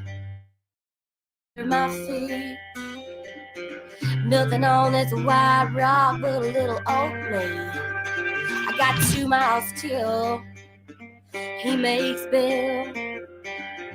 And if I'm right, we're headed straight for him. I'm going home, gonna load my shotgun, wait by the door and light a cigarette. He wants to buy, well now he's got one. He ain't seen me crazy yet. Slapped my face and shook me like a rag doll. Know that sound like a real man. I'm gonna show him what little girls are made of. Gunpowder and lead. Well, it's 10:30. Another 6-pack in. I can feel the rumble like a cold black wind. pulls in the drive, gravel flies. He don't know what's waiting here this time. Hey, I'm going home, gonna load my shotgun, wait by the door and light a cigarette. He wants a fire, well now he's got one, and he ain't seen me crazy yet. Slap my face and it shook me like a rag doll. Oh, that sound like a real man. I'm gonna show him what a little girl's made of, gunpowder and lead. His fist is big and my gun's bigger. He'll find out when I pull the trigger. I'm going home, gonna load my shotgun, wait by the door and light a cigarette. He wants a fire, well now he's got one, and he ain't seen me crazy yet. Slap my face and it shook me like a rag doll. Don't that sound like a real man? I'm gonna show him what a little girl's made of, gunpowder and lead. Gunpowder and lead.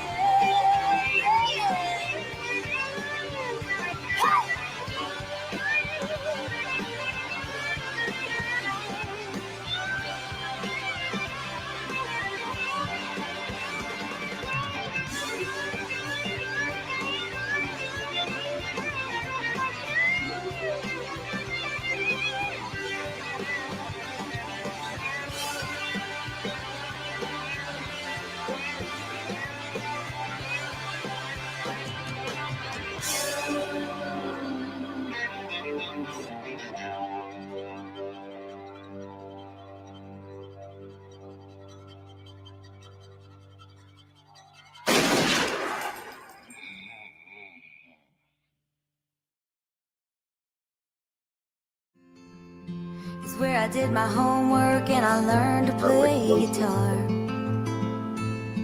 Now I bet you didn't know, under that live oak. Well, first of all, just stop sharing. That's the idea. Stop sharing. Stop sharing. Anyway, You turn that on. oh, thank you, baby. You turned that off. I've turned something on. I turned something off. Anyway, here we are. And I love that last song. That was a really good one. And I still love me some Casey and the Sunshine Band. I wouldn't mind hearing some more of that, Jackie Snotty. But that's just me. Here we are on a Saturday night, just digging the music. Everybody's loving it. I think we're having a good time. Right? Legs? Me too. So, Jovi, it's kind of weird when you say it like that. How do we like Blake and Gwen? I must say, I don't really know that much about the country music scene to be able to narrow it down to like people like that. That's not my thing. You know, I'll be okay for me. Oh, you never have met him?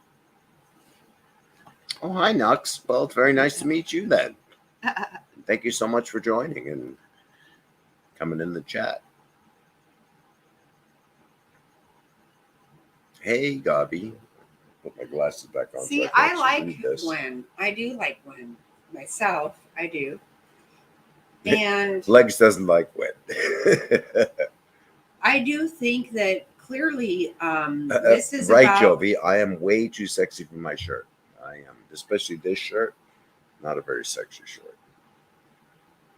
Not that I have any sexy shirts, but this one I'm way too sexy for. you know, many years ago, I was way too sexy for myself. Yes, you were. Yes, you absolutely were. Anyway, it's your chair. Get back in it. I'm going to give you back to this now, Rocket. Oh my God.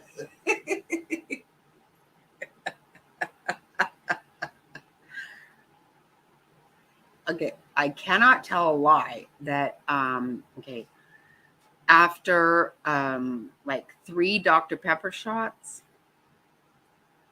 I was way too sexy for myself.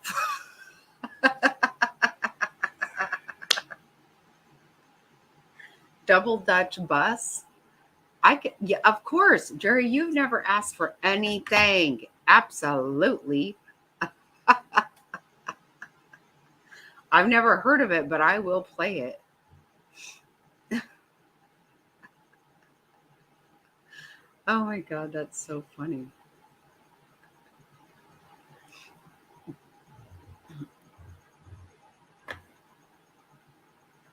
Okay, let's take this down.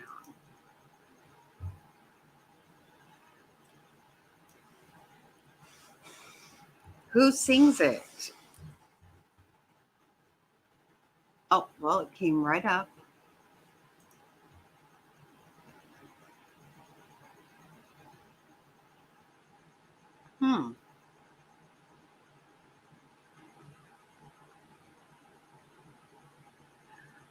Oh, my opinion is that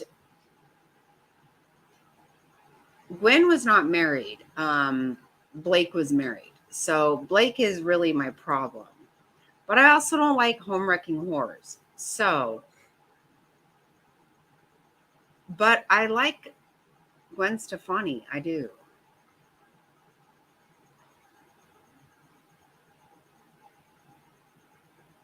I can't help it. I cannot help it. You know, it's not,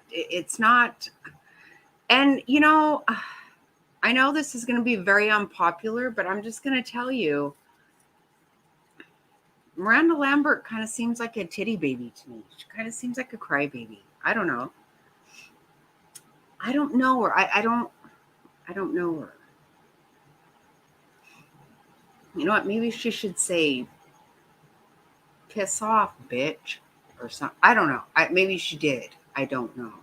I really don't know.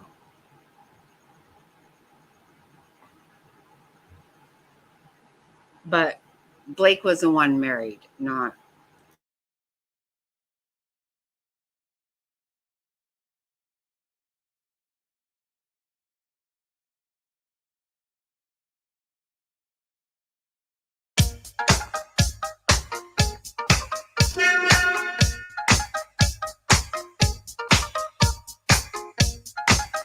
Give me a hoe if you got your funky bus fare. There's a double Dutch bus coming down the street, moving dirty fast, so kinda shuffle your feet. Get on the bus, pay your fare, then tell the driver that you're going to a double Dutch affair. B-I-O-O, well I'll be darned. Here it comes, the double Dutch bus is on the street. You better get off the curb, move your bus fare, transpass. That's the way my money lasts. Ain't got no car to get around when I go to work. I gotta go Same, back. Now I miss my train. That's a same here. when I'm running late, no streets to blame. If you got a wife, you know I'm right. You got a special man, well I can understand. Uptown, downtown, everybody's getting down. Say uptown, say downtown.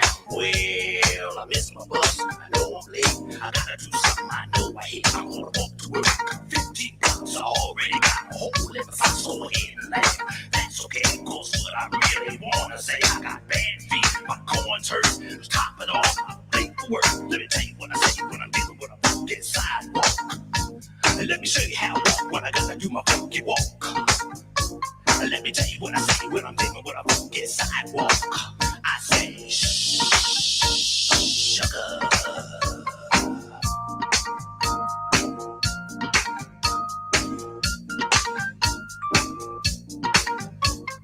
Is that jizzles?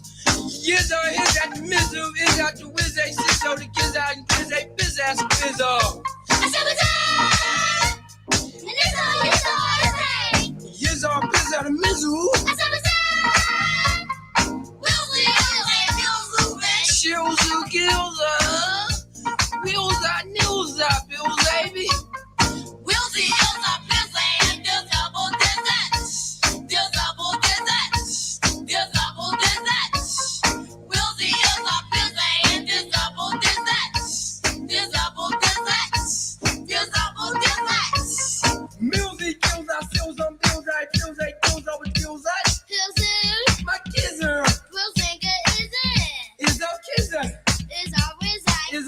It's always like this out. We'll see. We'll still see.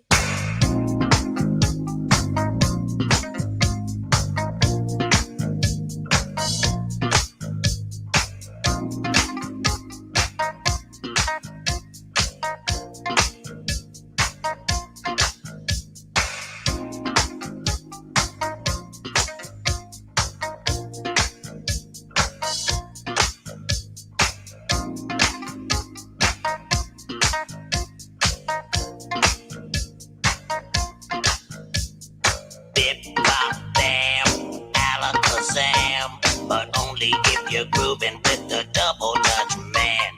Put on your skates, don't forget your rope. Cause I know I'm gonna see you at my double dutch show. Rebecca, Lolita, Fashawn, and Dawn. Every time you do the double dutch, you really turn it on.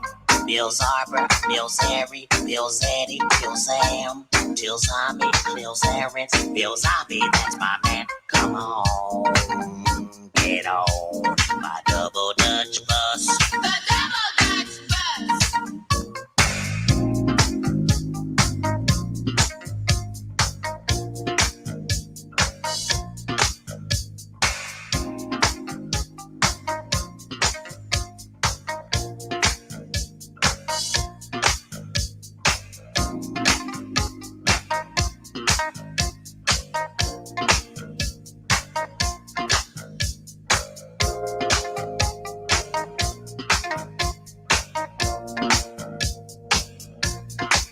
Let me hear you say do that. Let me hear you say do that again. Let me hear you say do. Let me hear you say do.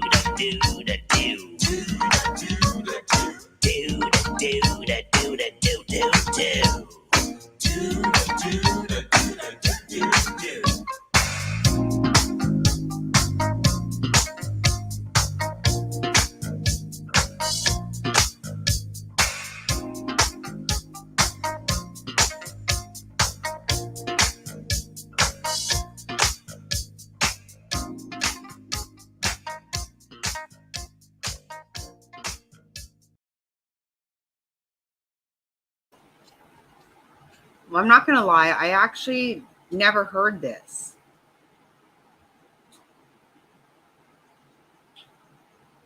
But what do you think about this one? Hello, brothers and sisters. I love this one right here. Just going to say this is my song.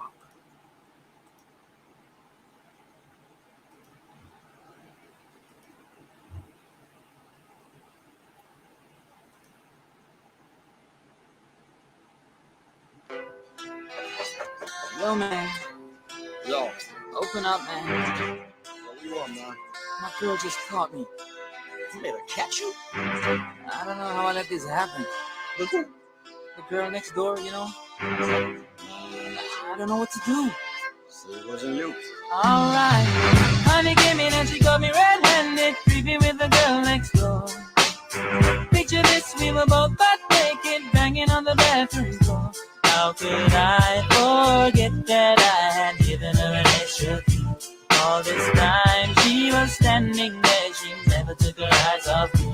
Oh, you bring your woman access to your villa. Trespass on a weakness, all of your clean on your pillar. You better watch your back before she turn into a killer. Let's review the situation that you call the winner. To be a true player, you have to know how to play. If she say a night, convince her say a day. Never admit to a word where she say. And if she claim her, you tell her, baby, no way. But she caught me on the counter. Wasn't me. Saw me banging on the sofa. Wasn't me. I even had her in the shower. Wasn't me. She even caught me on camera. Wasn't me. She saw the marks on my shoulder. Wasn't me. Heard the words that I told her.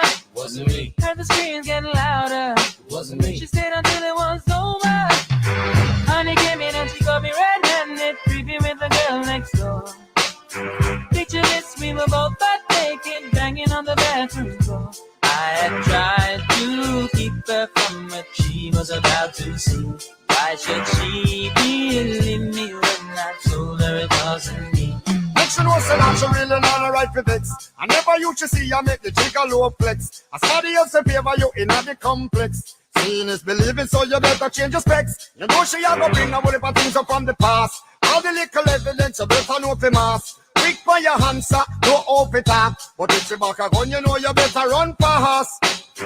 But she caught me on the counter. Wasn't me. Saw me banging on the sofa. It wasn't me. I even had her in the shower. It wasn't me. She even caught me on camera. It wasn't me. She saw the marks on my shoulder. It wasn't me. Heard the words that I told her. It wasn't me. Heard the screams getting louder. It wasn't me. She stayed until it was over.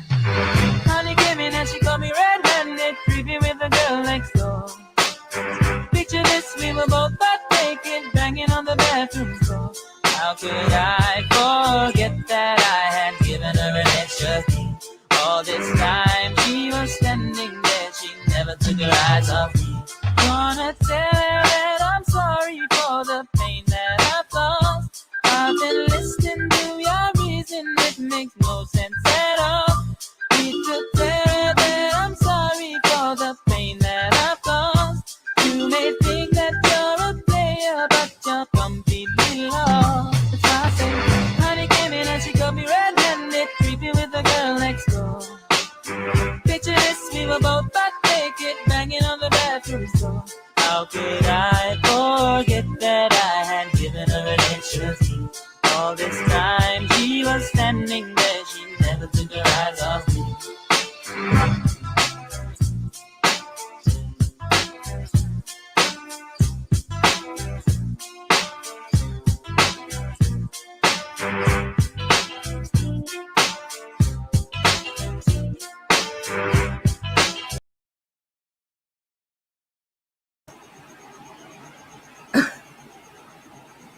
It most definitely was not me.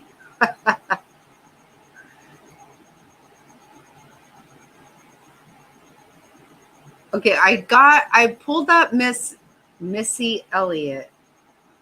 Yeah. But what song? I've got Lose Control. Work It. Get Your Freak On. What You Gonna Do? Take Away.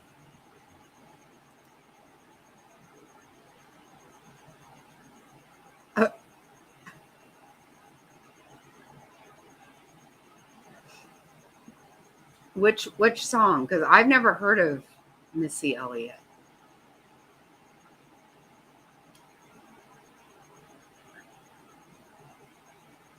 I do know it was not me that was freaky on the bathroom floor.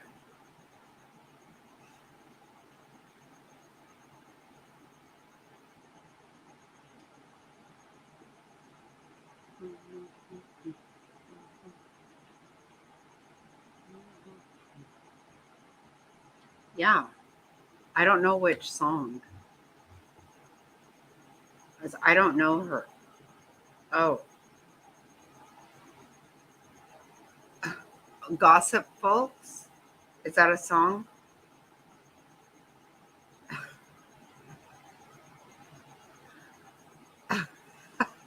I'm positive it was not me.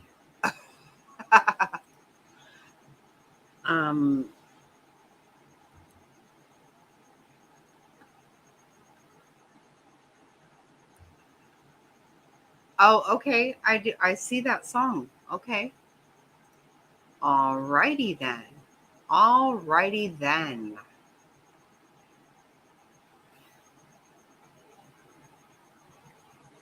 Featuring Ludacris or no?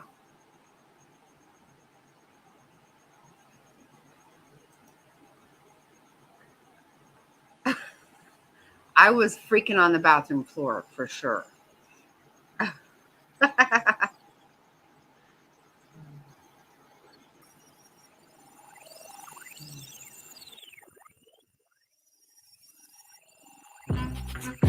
Yo, move out the way. We got Missy Elliott coming through. That is Missy Elliott. She lost a lot of weight. I heard she eat one cracker a day. Oh, girl, I heard the bitch was married to Tim and started fucking with Trina. Well, I heard the bitch got hit by 3 zebras and a monkey. I can't stand a bitch nowhere. When I walk up in the piece, I ain't gotta even speak. I'm a bad man, Jimmy, goddamn it, motherfucker, you ain't gotta like me. I ain't stunning these hoes. Need to talk what you know. Stop talking about who I'm sticking and licking, just mad it ain't yours. I know y'all pull, y'all pull. Y'all job just hanging up close. Step to me, get burnt like toast. Motherfuckers, adios amigos. I post, post. I don't brag, I mostly post. From the VA to the LA coast. Is it go?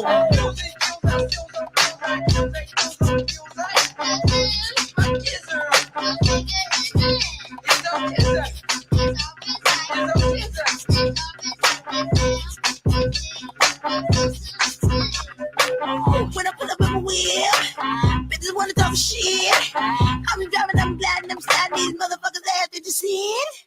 I'm gripping these curves. Skirt, did you heard? Hot leathers, my feathers, my fur. I fly like a bird. Chicken heads on the ground. Who you trying to put now? Now you ain't getting loud. Better calm down, force my ass down. I need my drum, bass, high, hat, I need my snare, string, horn. Yes, I need my Tim, sound, right, left. Is it, look here.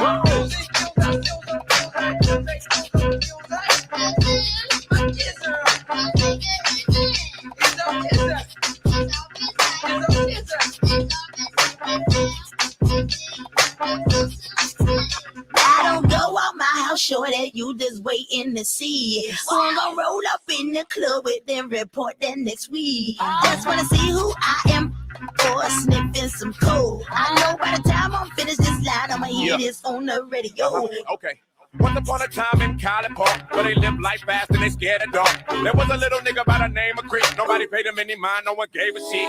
No one he could rap, no one lit the hand. So he went about his business and devised a plan. Made a CD, then he hit the block. 50,000 sold, $7 a pop. Hold the phone, 3 years later, stepped out the swamp with 10.5 haters. Now all around the world on the microphone, he leave the booth smelling like Burberry cologne. Still riding chrome, got bitches in the kitchen, never home alone. And he's on the grind. Please let me know if he's on your mind. And respect you'll give it. Ludacris, I live loud like never. Had to clear these rumors. I got a headache and it's not a tumor. Get up on my lap, keep my head tucked tight. Spray so I never let the bed bug bite. I'm hard to the core to the right. You jump down, turn around, pick a pelican.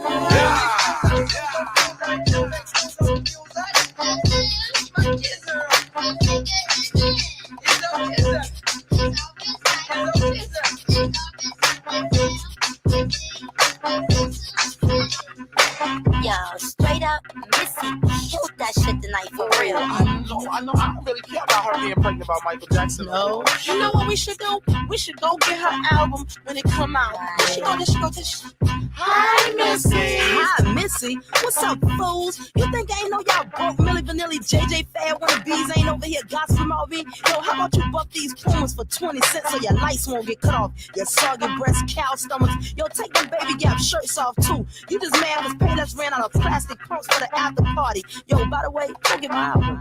Damn.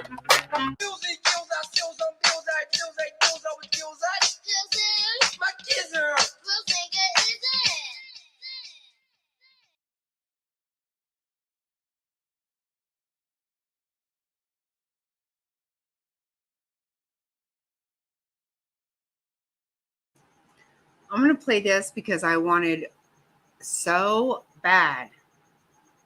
When I saw this man, I wanted him to sing this song, and he did not. I still love him. I still love him very, very much. I always will.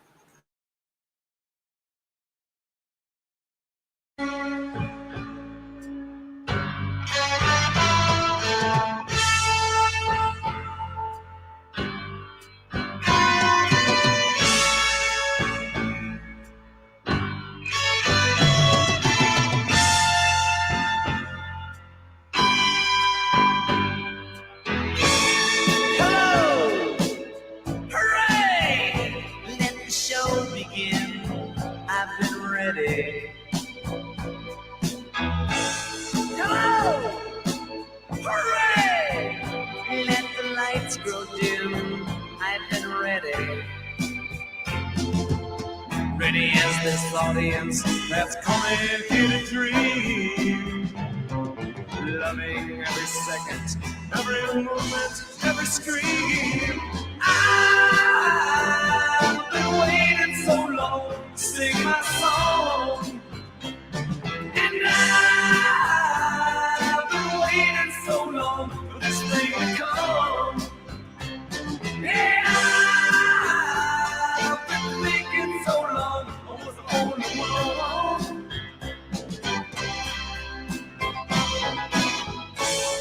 Roll out with your American dream and its recruits. I've been ready. Roll out with your circus freaks and hula hoops. I've been ready. Ready as this audience that's coming here to dream. Loving every second, every moment, every scream. I've been waiting so long to sing this song. And I've been waiting so long for this thing to come. Oh, I've been thinking so long I was the only one. I can stand here strong and thin. I can laugh when this thing begins.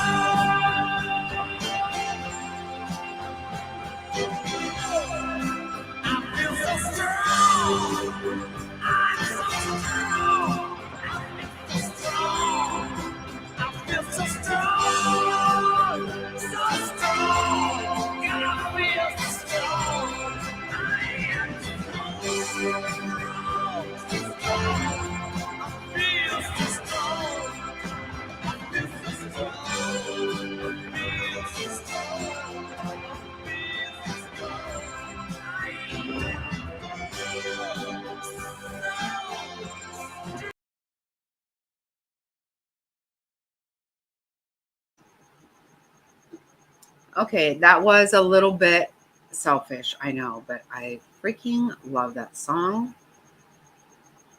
And when I saw him for the first time, I was so excited. My kids were there.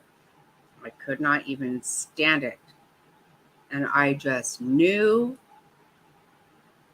for months, I knew that is what he would open up the concert with. And he didn't. And I was so, how can you not? I'm so strong.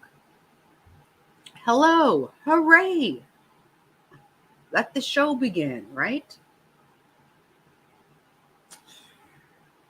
Yeah. Quite honestly, he was there to help Deep Purple because they're broke. You know, that's the reality of it.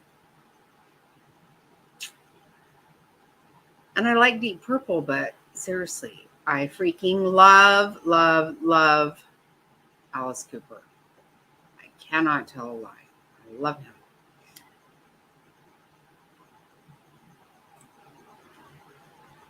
Okay, so what do we really seriously want to hear right now?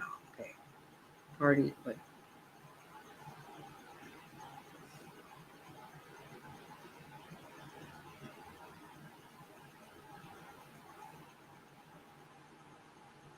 Say party. I don't know what, I don't have any idea what is going on there.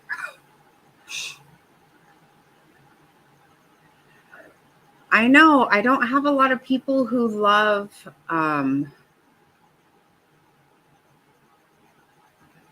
yeah, and I have run it. Oh, yeah, we do love Prince. Yeah, we do.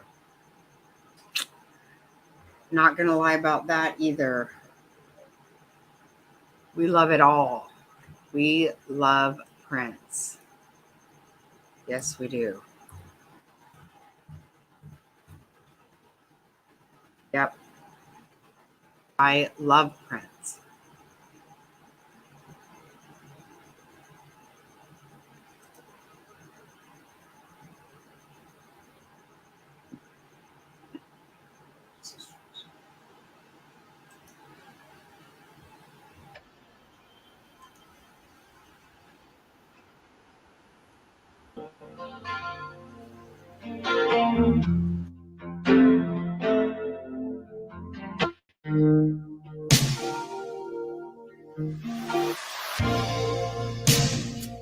I never meant to cause you any sorrow.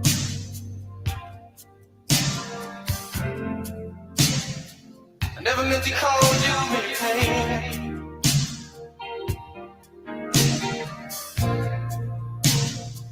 I'm the one who wants to see you laughing. I only want to see you laughing in the purple rain. Purple rain, purple rain.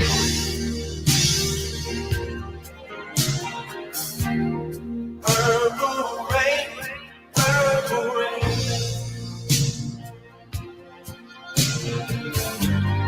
Purple rain, purple rain.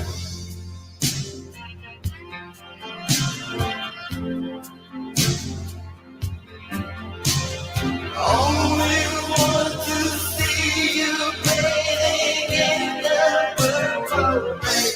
I never wanted to be your weekend lover.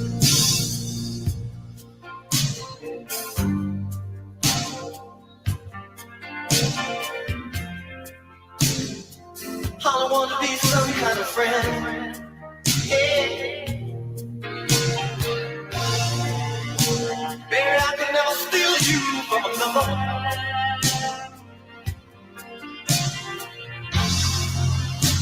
It's such a shame our friendship had to end.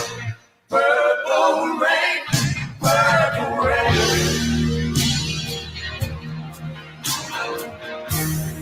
Purple rain, purple rain.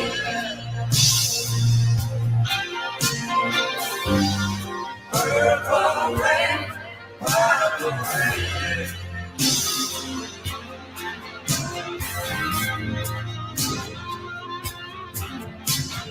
Only want to see you on the purple. Honey, I know, times are changing.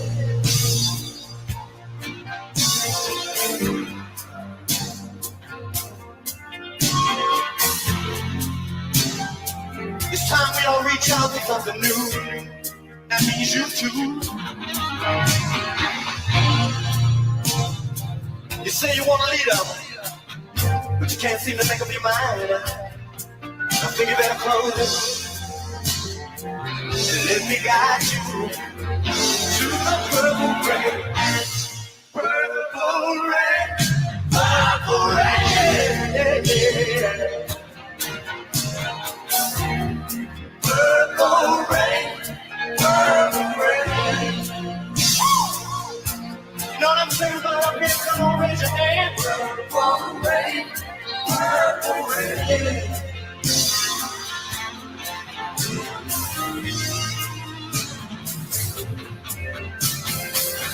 I want to see you. I want to see you. Purple rain.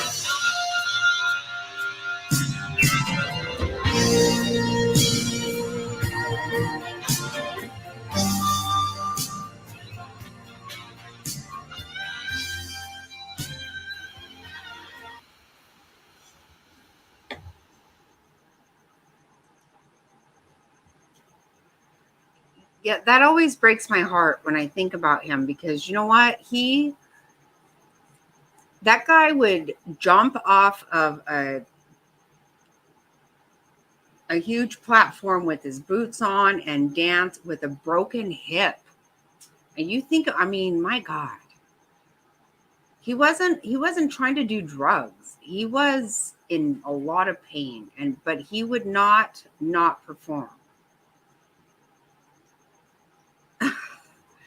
Yes, I'm so happy you're here, Faith. Hey, you.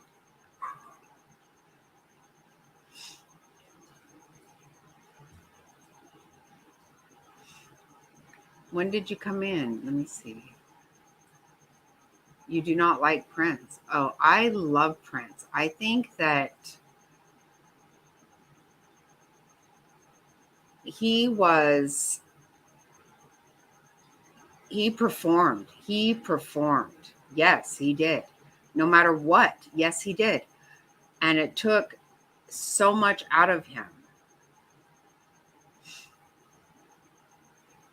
It did. And he literally was just on pain medicine. But can you imagine? You think about how he would jump and do a split and come down with big boots on, because that's what his audience expected from him. He did it with a broken hip. Can you even imagine? Like, that freaking has to hurt. People don't walk like that. He performed. He would not perform.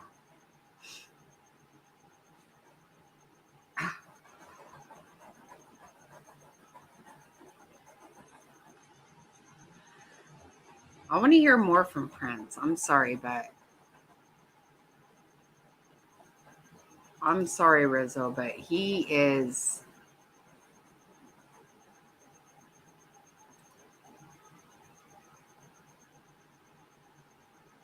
Oh my God. You know who I love?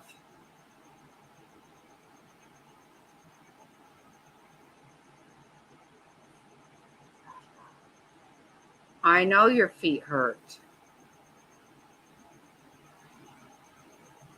He was he was. And you know what? He wouldn't let his audience down.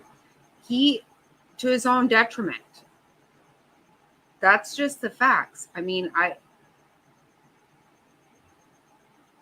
was not down with the whole changing his name to some kind of symbol. I thought that was stupid. Of course it is, Just like I love Garth Brooks until he decided to be Chris Gaines. I was done at that point. That was stupid as shit. And actually, I saw Garth Brooks with Trisha Yearwood, when she was just performing with, she was his warm-up show.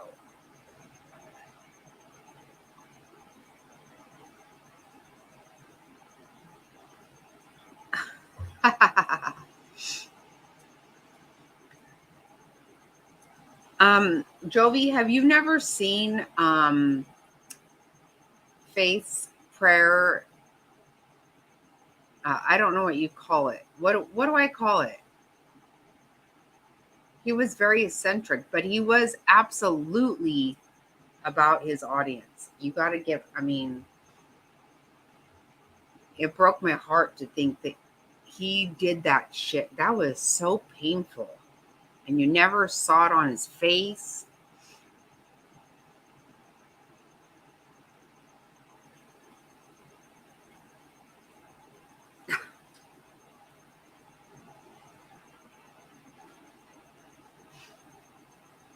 I just looked at my phone and Jude said I can say her name.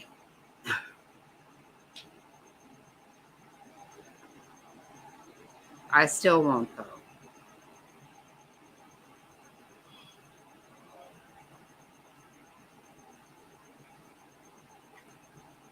Okay, what was I looking for now? I can't remember. Oh. Good night. I love you.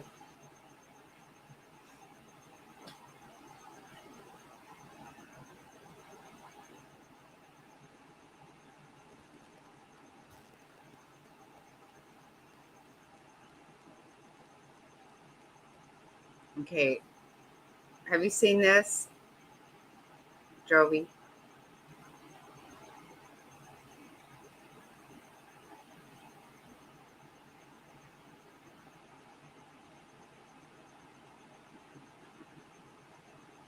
This is what Faith does when she lights a candle for people who need prayers, right? It's beautiful. It's absolutely beautiful.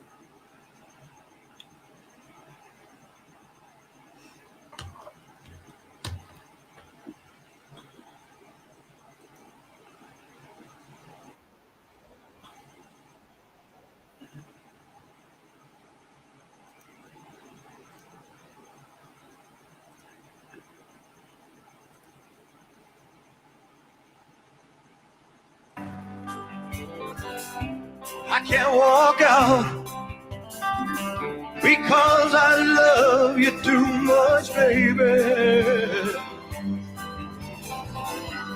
Why can't you see, whoa, what you're doing to me? When you don't believe a word I'm saying. We can't go on together with suspicious minds, and we can't build our dreams with suspicious minds. So if an old friend I know stops by to say hello, would I still see suspicion in your eyes? Here we go again, oh, asking where I've been. You can't see the tears are real, I'm crying. We can't go on together with suspicious minds, and we can't build our dreams on suspicious minds. Won't let our love survive, oh no. Oh, dry the sweat from your eyes. Let's don't let a good thing die, oh no. 'Cause honey, you know I've never lied to you. Oh, yeah. We're caught in a trap. I can't walk out because I love you too much, baby. Why can't you see, oh, what you're doing to me? When you don't believe a word I'm saying, go to work. Don't you know, caught in a trap. I can't walk out because I love you too much. Caught in a trap. I can't walk out because I love you too much. Caught in a trap. I can't walk out because I love you too much. Caught in a trap. I can't walk out because I love you too much. Well, don't you know I'm caught in a trap? I can't walk out because I love you too much. Well, don't you know? When you're watching the show, you're drawn in to this collage.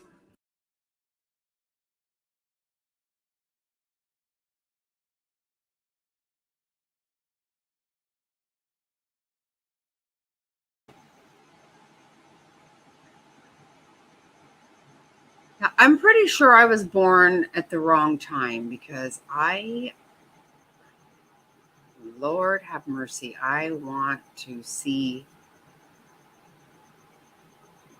Uh-oh.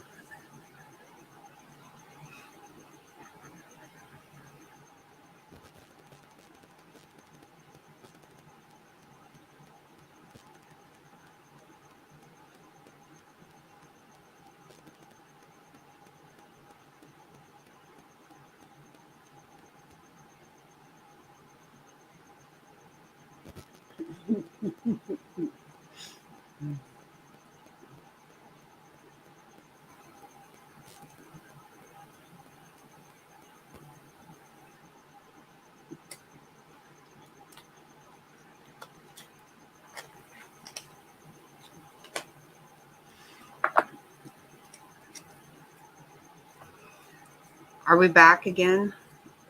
Yeah, I don't care. I think I might be back again.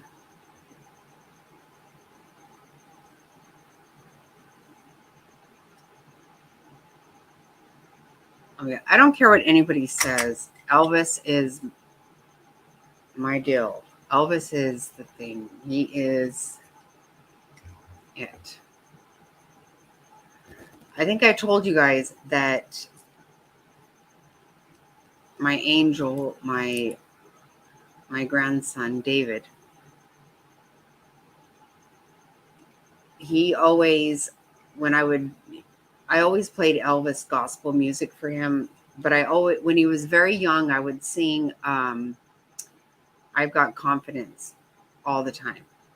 So then when I would play Elvis gospel music, he loved that song, I've Got Confidence, because I had always sang that to him his whole life.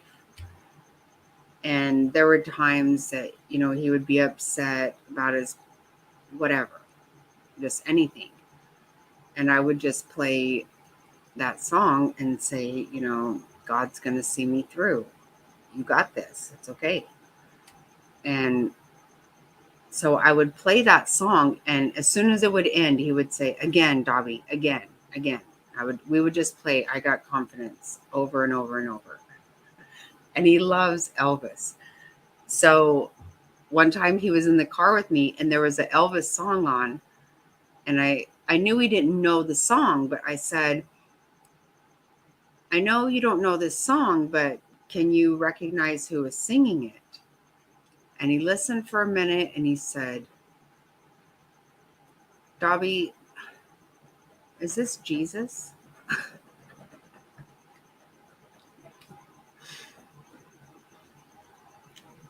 I said, no, but very close. Very close. Okay. We love us some Elvis. I know. Is this Jesus? He was really little. It was so precious. I know. And last weekend, he was here for the birthday party, and he said, you haven't played any Elvis, Dobby.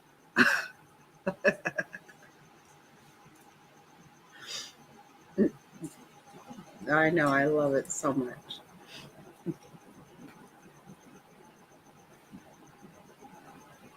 I know. It's so sweet. So, yeah, I got to throw me in some Elvis every once in a while. Oh, come on.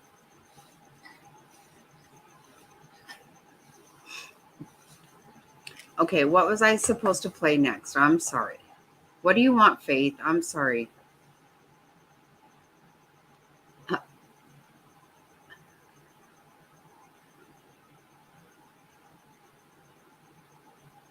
I know. I want to go to Graceland. I really do.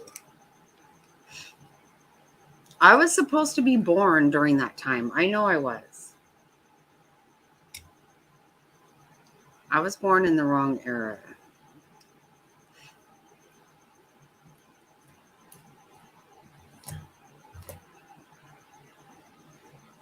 But I already have Jack listening to Elvis.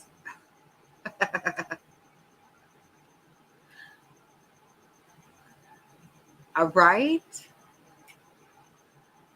But I love Elvis so much. Oh my God. I love Elvis. I do. I really do a lot. I can remember precisely where I was, and I can remember everything about when he died. I was crying. I was 8 years old. I was so sad. I know exactly where I was. The radio, I heard it from radio.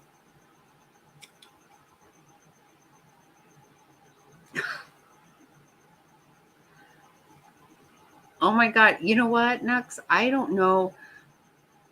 I wanted so bad to be called Granny because my granny, the town I grew up in, everybody called my granny Granny. The first time I saw her name, I actually said to my mom, she wrote Oris.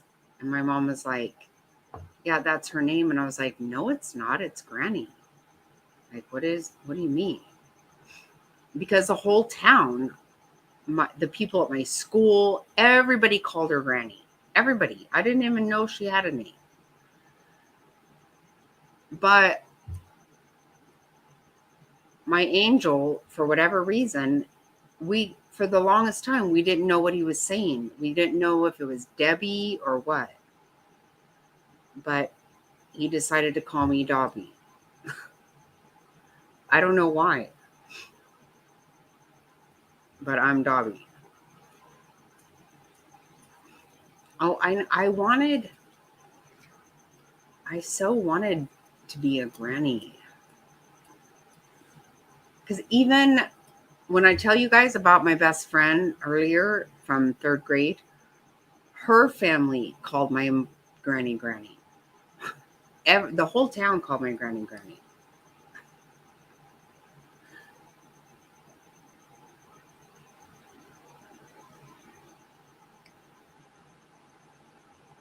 Oh my gosh. No way. See? Same here. I remember exactly where I was. Yep. And I just started crying immediately.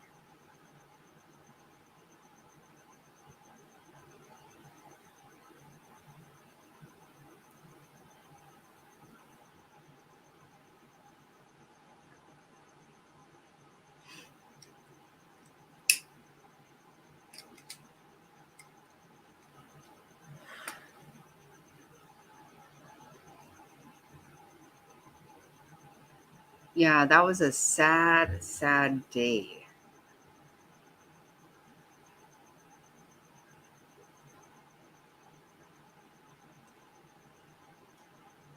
Okay, so we're going to go with this.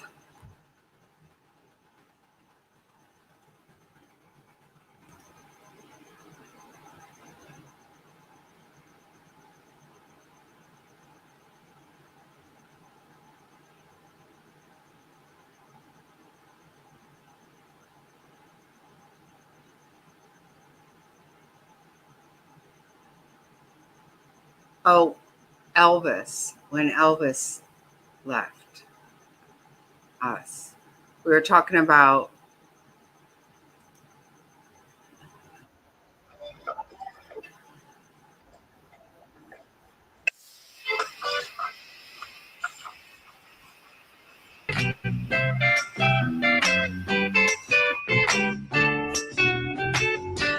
Hey, where did we go? Days when the rains came down in the hollow, playing a new game, laughing and running, hey, hey, skipping and a jumping in the misty morning fog with our hearts a thumping and you brown-eyed girl. You, my brown-eyed girl. And whatever happened to Tuesday and so slow? Gone down the old man with a transistor radio. Standing in the sunlight laughing, hiding behind a rainbow's wall. Slipping and sliding all along the waterfall with you, a brown-eyed girl. You, my brown-eyed girl. Do you remember when we used to sing sha-la-la-la-la-la-la-la-la-la-la-la-la-la-la-la, just like that? Sha-la-la-la-la-la-la-la-la-la-la-la-la.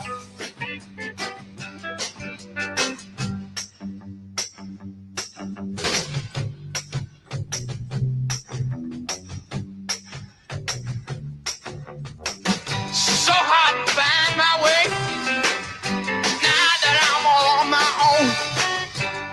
I saw you just the other day. My, you have grown. Cast my memory back there, Lord.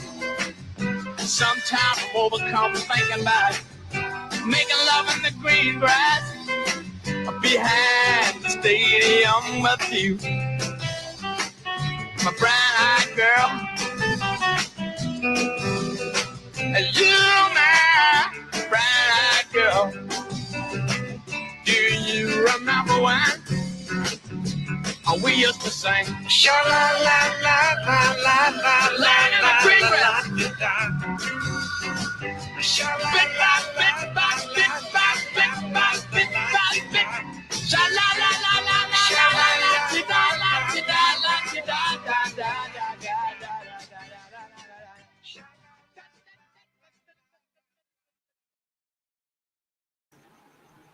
Okay.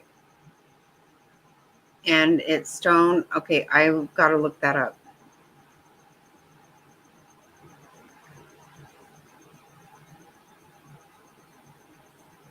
What?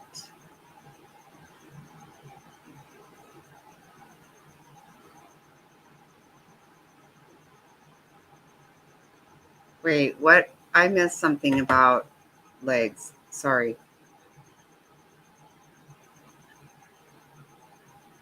Hi, Mr. Nice Guy.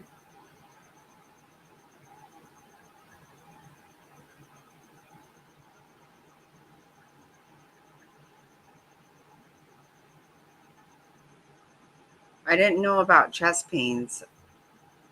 Legs.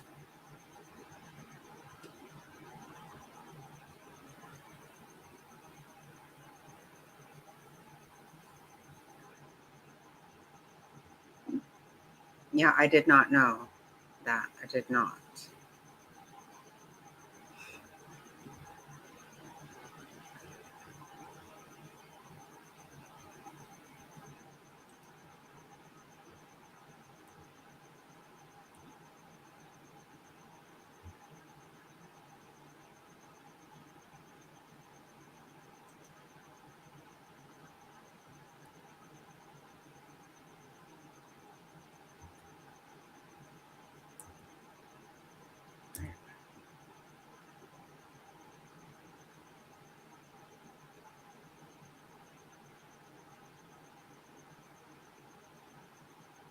I love that song.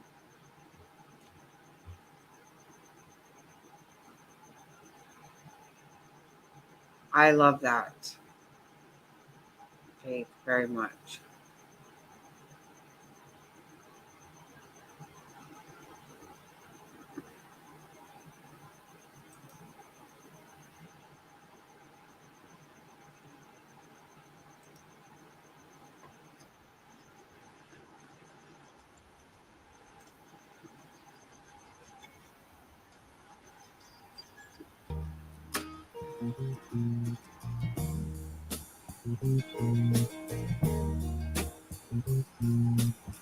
We were born before the wind,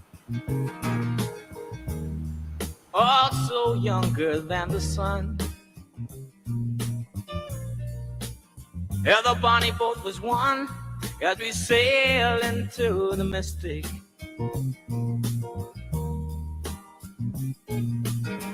I can now hear the sailors cry, smell the sea and feel the sky. Let your soul and spirit fly into the mystic.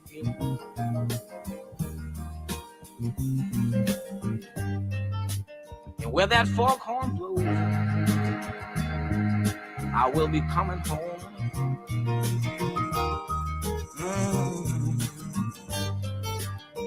Yeah, when the foghorn blows, I wanna hear it.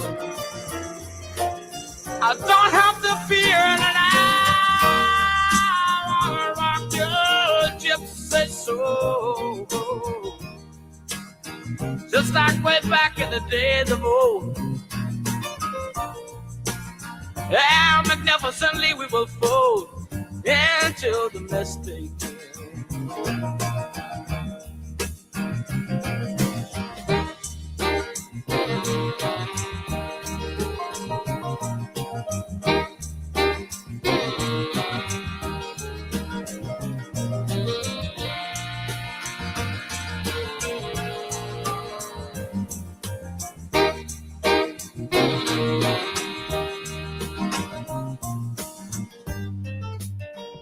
When that foghorn blows,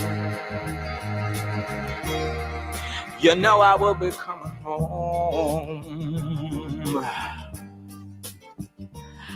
Yeah, when that foghorn whistle blows, I gotta hear it. I don't have to fear it, and I wanna rock your gypsy soul, just like way back in the days of old. And together we will float into the mystic. Come on, girl.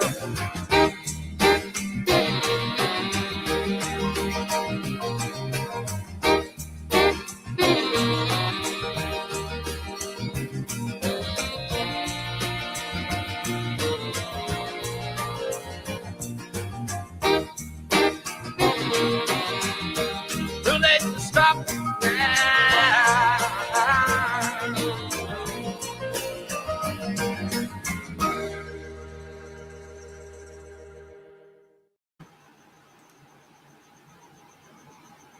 I love that, Faith. I'm so glad that you said it.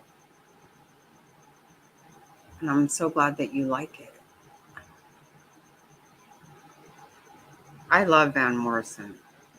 I do. Of course I do.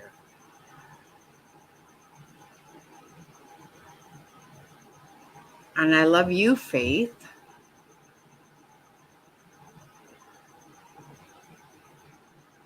Yeah, I'll play this. I'm telling you, Fig really can sing this big time. Now, I have to just say, because my girl is so awesome, the reason she sings Strawberry Wine, the reason she sings Fancy, the reason she sings Me and Bobby McGee is because she sings everything I love. Because she is an amazing daughter, for sure. She does.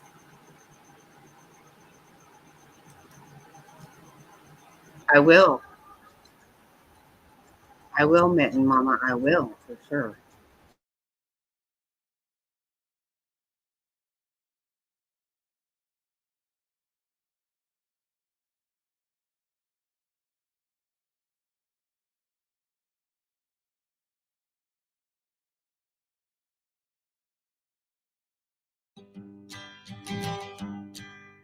Busted flat in Baton Rouge, waiting for a train and I was feeling near as faded as my jeans.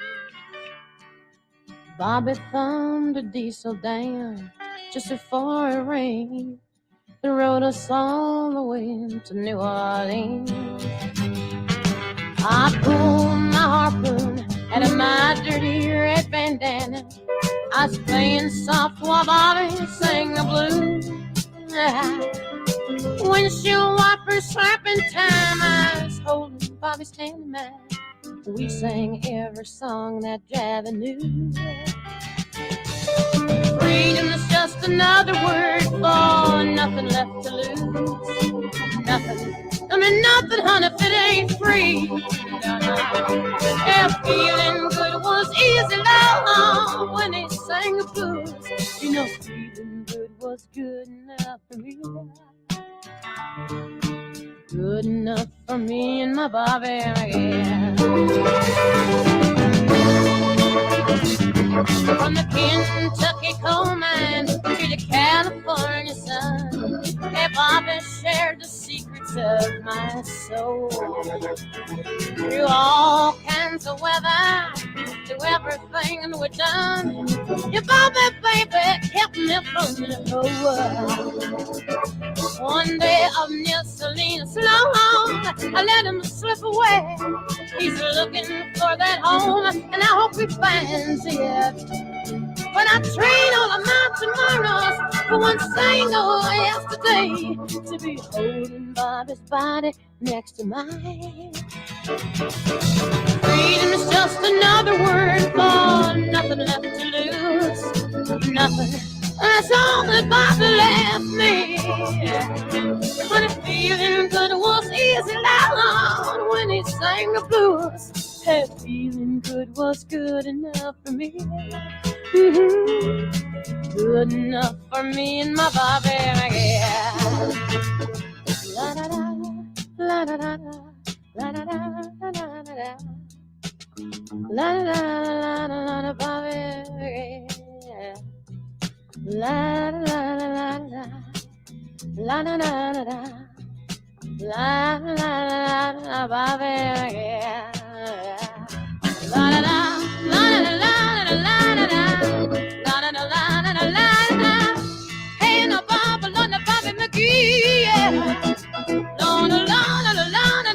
no, no, no, no, no. Hey, no Bobby, no Bobby McGee, yeah. Now when I call him my lover, call him my man, I said I call him my lover, did the best I can, come on. And the Bobby, no, and the Bobby McGee, yeah. No, no, no, no, no, no, no, no. Bobby McGee.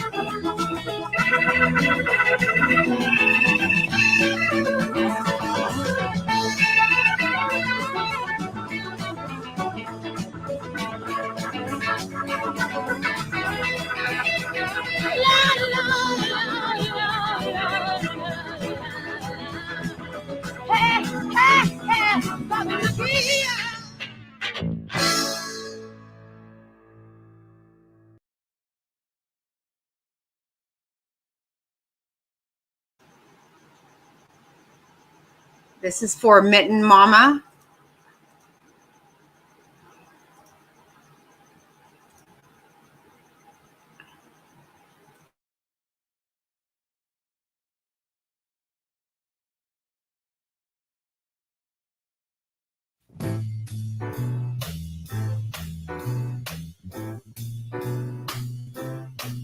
Well, it's a marvelous night for a moon dance with the stars up above in your eyes. A fantabulous night to make romance neath the cover of October skies. You know the leaves on the trees are falling to the sound of the breezes that blow. Yeah, I'm trying to please to the calling of your heartstrings that play soft and low. You know the night's magic seem to whisper and hush. You know the soft moonlight seems to shine in your blush. Can I just have one more morning dance with you, my love? Can I just make some more romance with you, my love? Well, I wanna make love to you tonight. I can't wait till the morning has come. And I know now the time is just right, and straight into my arms you will run. And when you come, my heart will be waiting to make sure that you're never alone.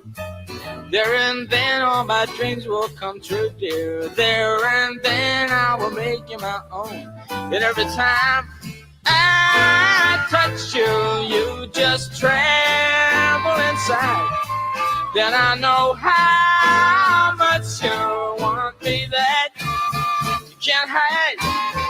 Can I just have one more dance with you, my love? Can I just make some more romance with you, my love?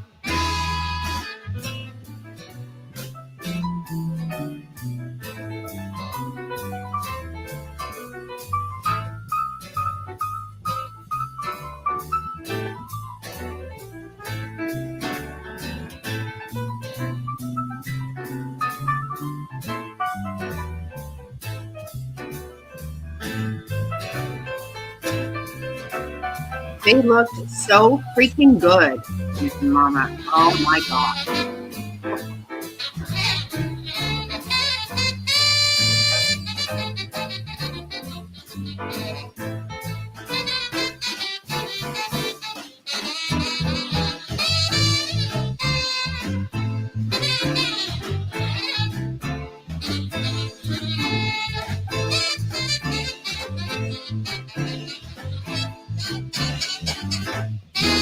It's a marvelous night for a moon dance. With stars up over your eyes. A fantabulous night to make romance. Be the cover of October skies. All the leaves on the trees are falling to the sound of the breezes that blow. And I'm trying to place to the calling of your heartstrings that play soft and low.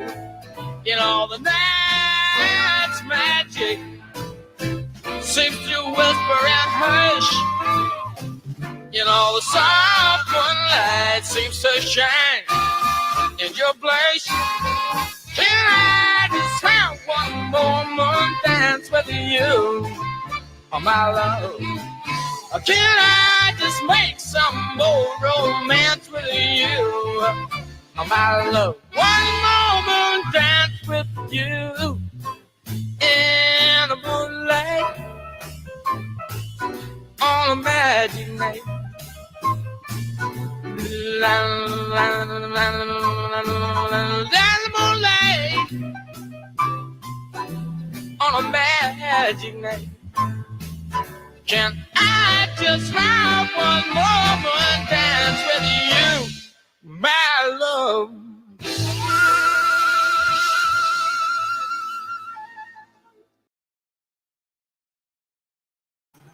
I'm all over it. Let me tell you. I am all over that.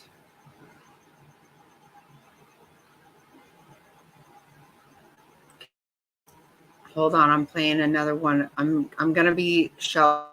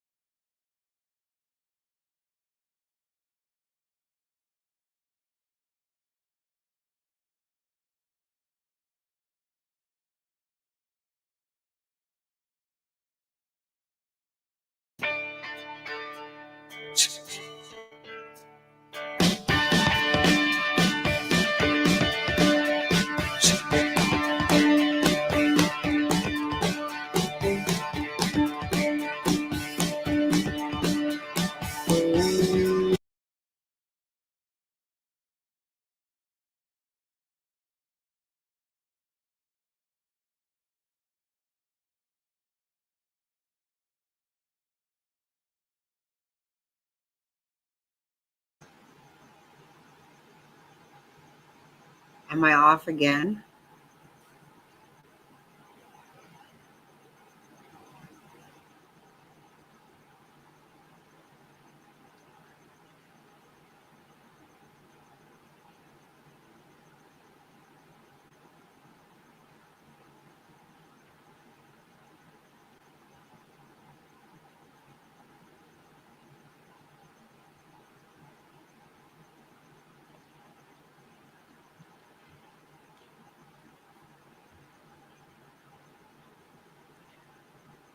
Okay, I think we're back on.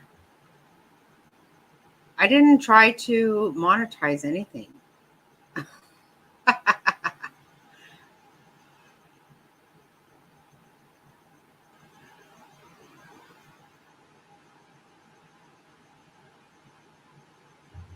Okay, we're going to listen to this because I love this.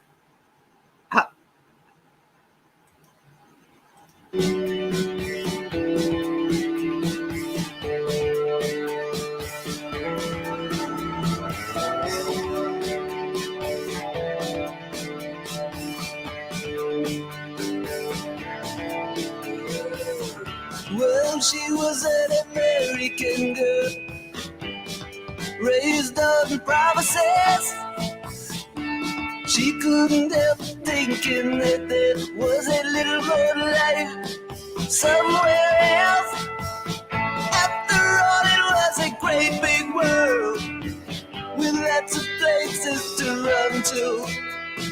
Yeah, then she had to die trying to. That one little promise she was gonna keep. Oh yeah, alright. Take it easy, baby. Make it last all night. She was an American girl.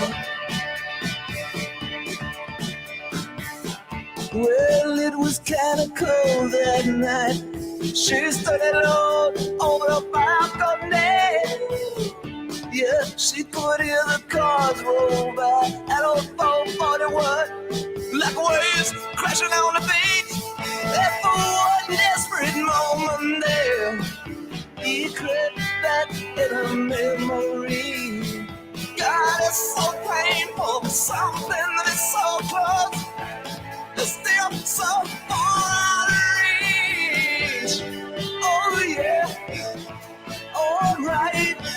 Take it easy, baby. Make it last all night. She was an American girl.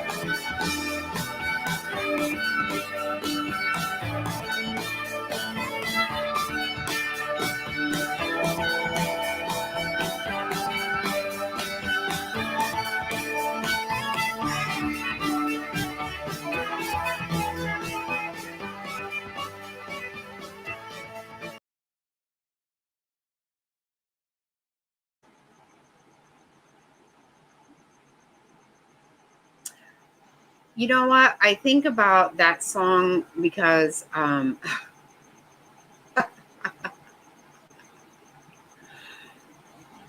you know, it's so funny. Do you remember oh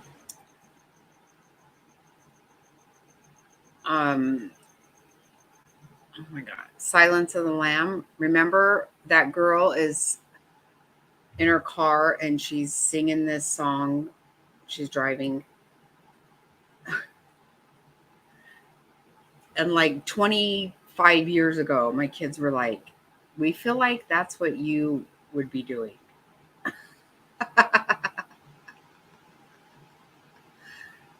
They're like, that seems like you, Mom.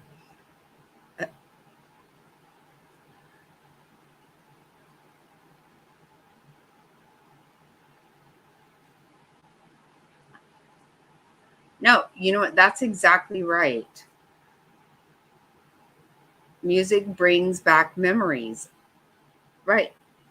Don't you love that song too from Clint Black? It does. It makes you think of so many things.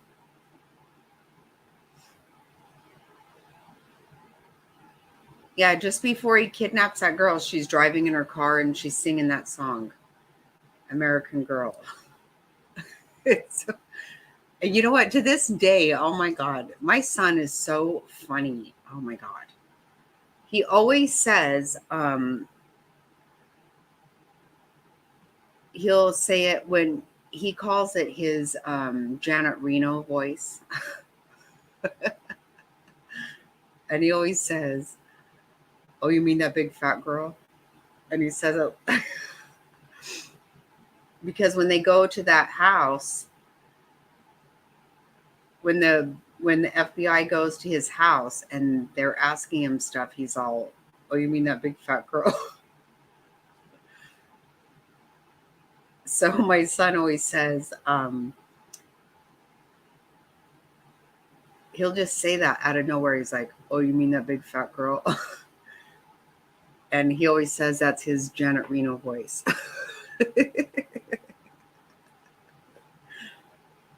He's a hoot, my son. I'm telling you, he's so funny. But yes, music does so much for me. It always has. Like I am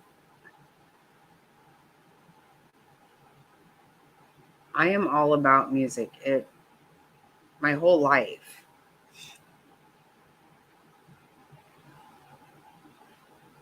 I always feel like music got me through times that were like really hard in my life, you know?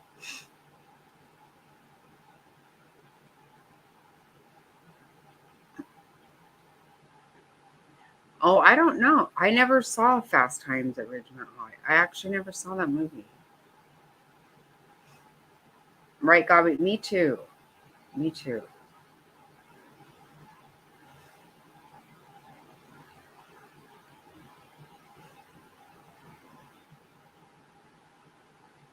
It is. It's very good.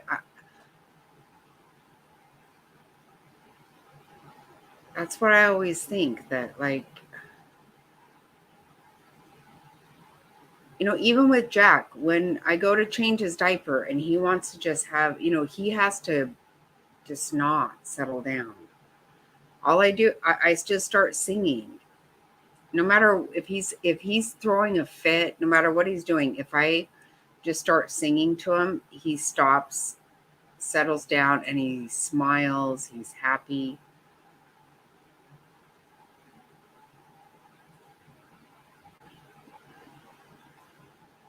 Right.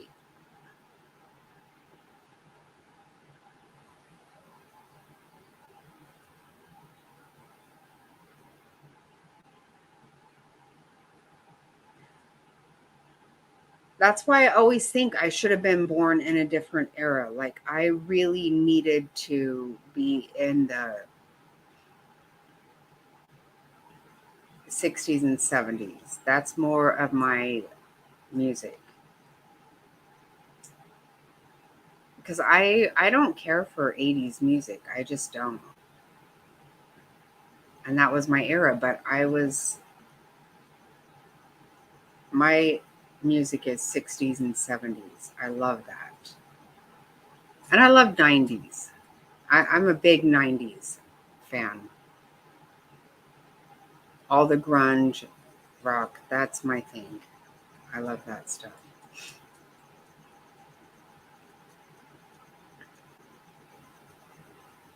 Really, Nux?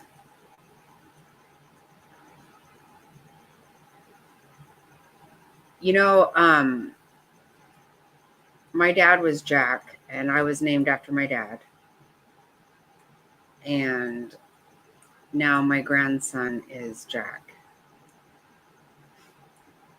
And I wanted that so bad. I cannot tell you how bad I want it. And I got it. I'm so thrilled.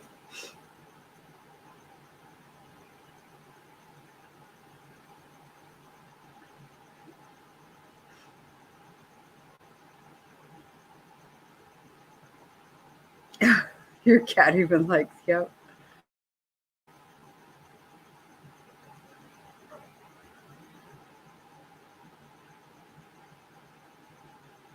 Right? See, that's it too. Like, that's exactly right.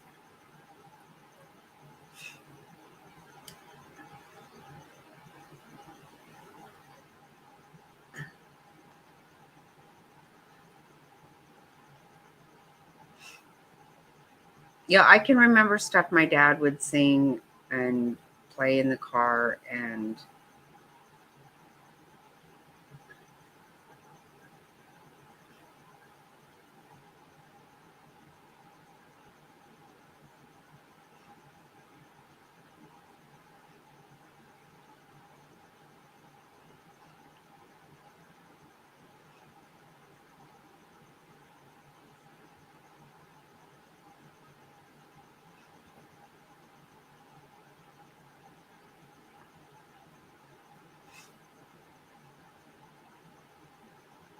I can't believe I have a Jack. I needed it. I really did.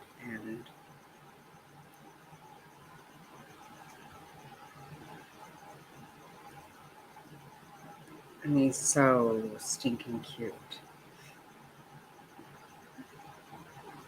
Right. But I just love music. I do.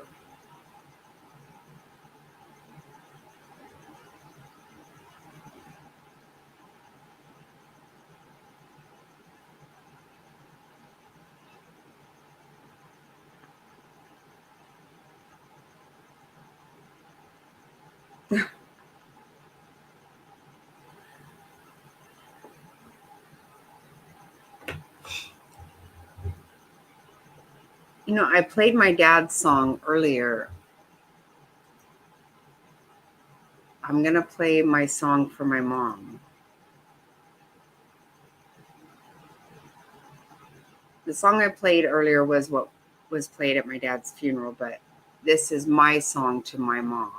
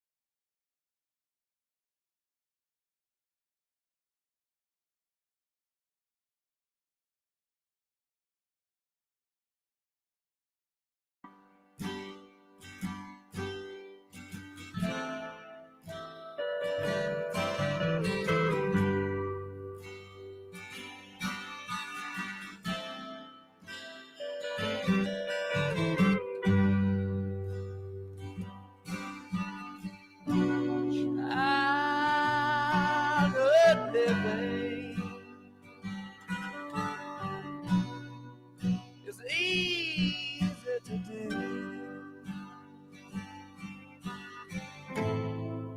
The things you want to do, I bought them for you. Graceless lady, you know who I am. You know I can't let you slide through my hands. Why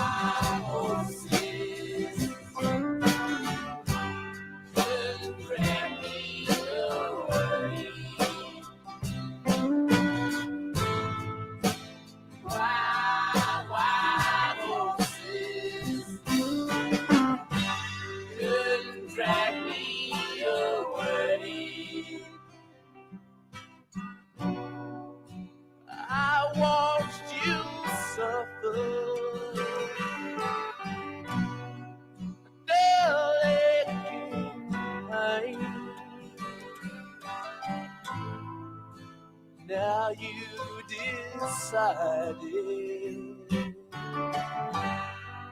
show me the same. No sweet thing exists. Oh, off the stage lines could make me feel bitter.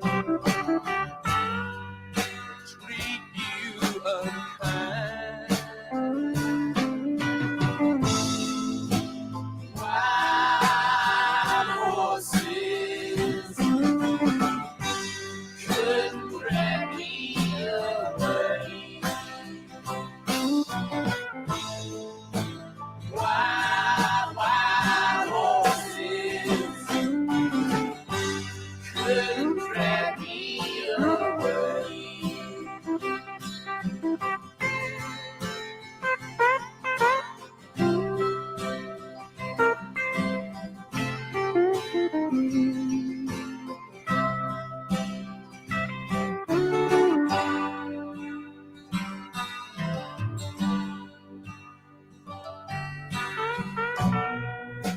I know I've dreamed you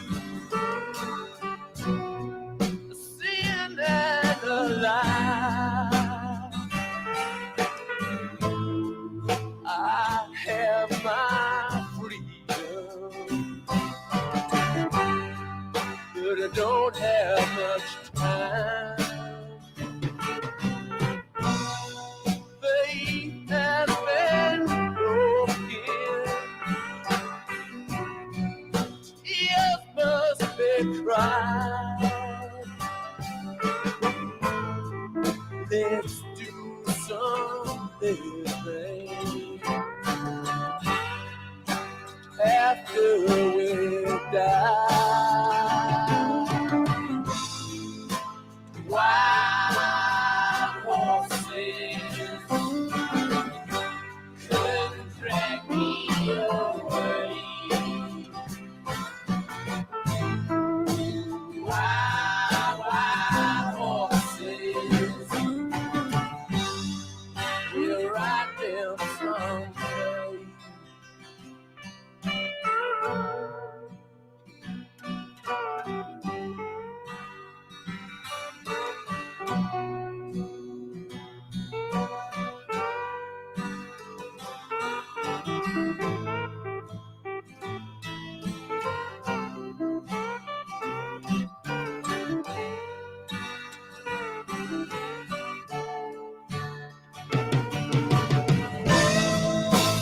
Wild horses couldn't drag me away. Wild horses will ride them someday.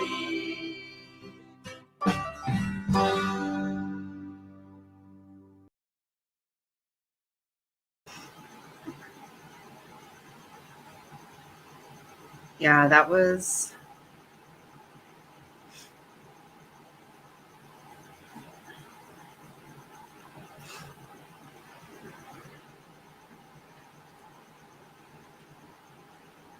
I totally lost my faith when my mom died, so that was my song for sure.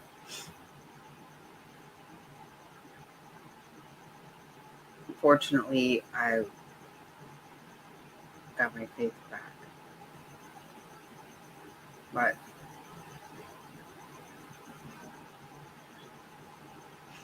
it took Fig to do that for me. Fig fixed it for me because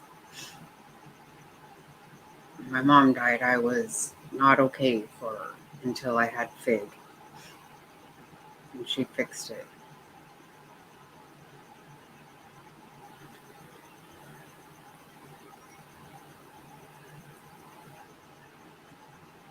The car, right? I'm so thankful that I didn't that I got my faith back before something happened to me. Because I literally was very, very angry at God.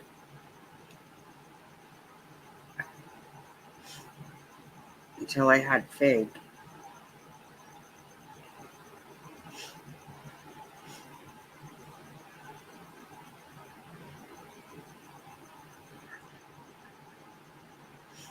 It does, Knox. I think so too. It does me, for sure. And I'm so glad that you could do that, because there's so much ugly stuff that goes on, and it really hurts my heart. It does. It surprises me how much ugliness I see on here. But yet I realize how awesome it is that we can do this, right?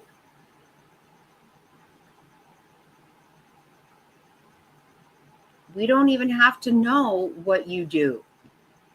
We don't have to know what color you are, what sex. We don't have to know anything. And we love people. I love the people here. I do. And you don't have to know anything about them. You just do. And I think it's so awesome, because I think people are good. I cannot not believe that. And it's so hard when you see some of the ugliness that you see. But I still think it's the minority. It's the majority of people are good and love each other and want good things for each other.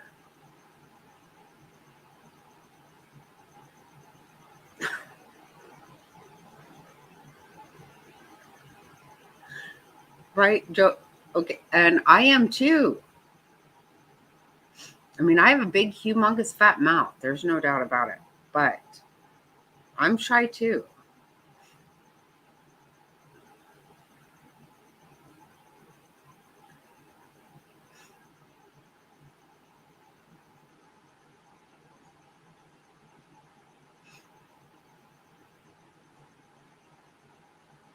But you know, most people care. People love each other and they care about each other. I believe that.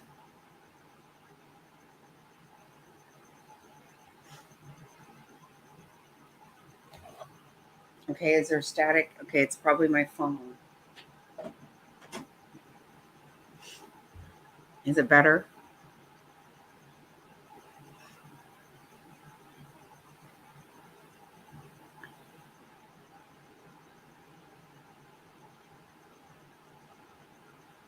It's not better.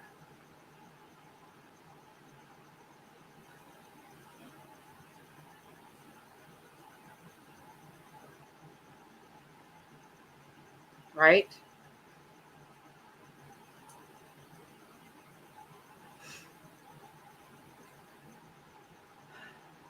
And I honestly believe that not just, but I don't care what color anybody is. I don't care what gender. I don't care what your sexual. No, I don't care.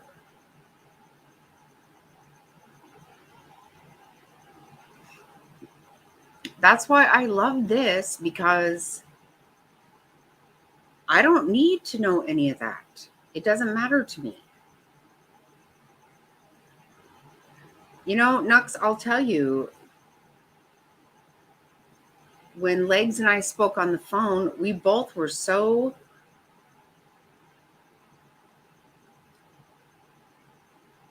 like, okay, we feel like we're very connected to you, because we think the same way, the same things a lot of times. that you say things and we think it. I don't know, other than your bang. I actually really do love your bangs, not gonna lie. I want those because I tried to get them and they did not pan out well for me at all.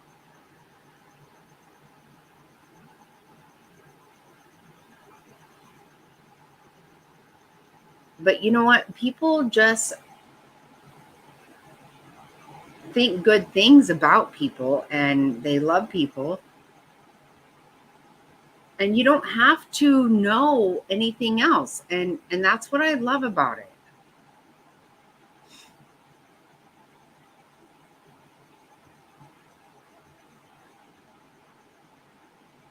Exactly. I don't care.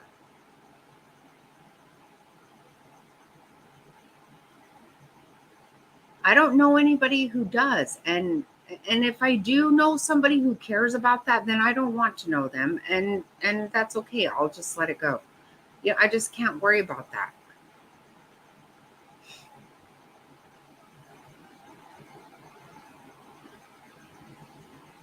I know that my heart hurts for anybody who's hurting. I feel good about people who, for good things.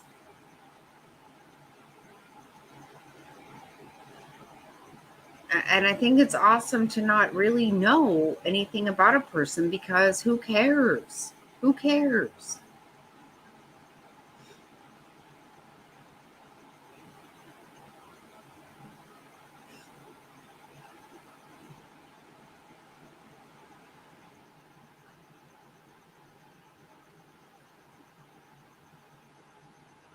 Everybody here has had pain in their life, and everybody here, we've all made mistakes. Who hasn't? Okay, because if you haven't, then you're not real. You've all made mistakes. Most of us didn't want to. We just did. But, like I always tell my sister, you have control over tomorrow. You don't have control over yesterday. It already happened. It's already done. You got to move on. You don't have a choice. You just don't have a fucking choice. We all wish we could change it, but we can't. But do we really want to change it? Because we wouldn't be who we are without having gone through that. It's just what it is. All the mistakes I've made, I have never, ever wanted to hurt anyone. Ever. Never. I know I probably have, but I know I didn't ever intentionally hurt anyone. So, but again, I have to, tomorrow is what I have control over. I don't have control over yesterday. I just don't.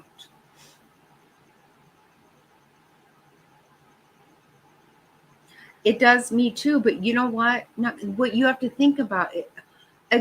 Of course, it does.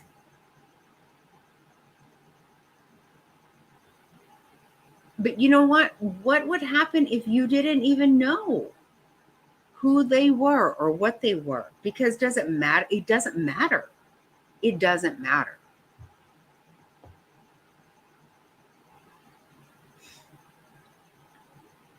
I've seen your son on Tucker on Devious Panel. I know that he's gay. Does that matter?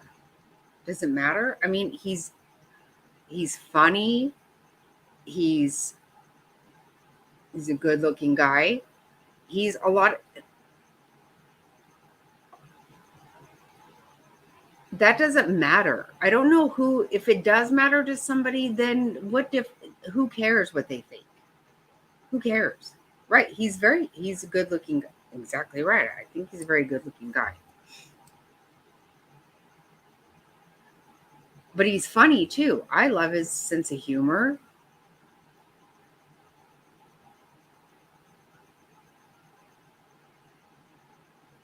I don't think anybody cares what he does with his personal life. That's his business. Who cares? I don't know. I don't know people who do. I personally don't know people who care about that stuff.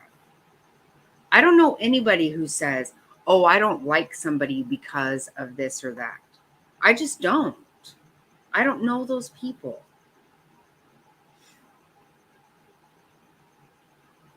Right, exactly right. Right. Now, that's what I'm saying. And I think that's a really, really a small amount of people. I do. I don't think that people think that way. And if they do, you know what? People don't like them.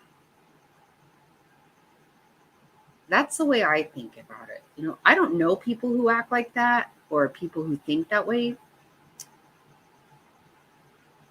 But whoever they are, they're a small group of people that nobody is worried about. That is what my hope is, I guess. Maybe that's just my hope. I guess that's what I hope, because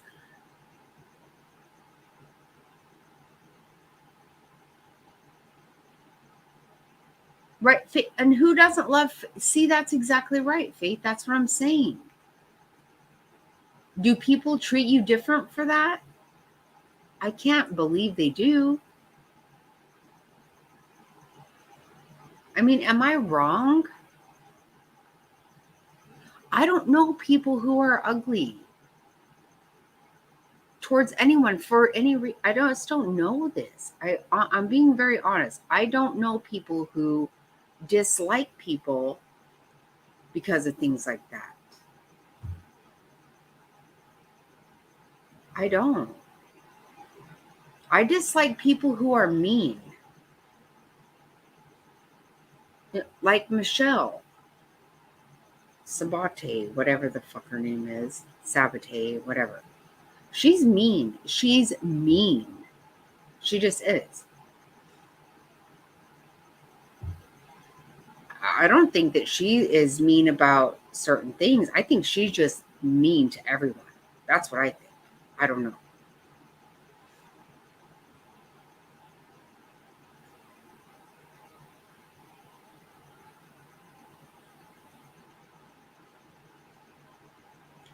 Right. Of course you would. And you know what? I would too. He's an awesome guy. He's a great kid. Are you kidding me? There's no reason not to like him. So if you like him, if you dislike him because of whatever, if you happen to not like someone's personality or you don't drive, well, okay, that's one thing. If anybody dislikes him because he's gay, well, then that's just stupid. Okay, then that, again, that says more about them. But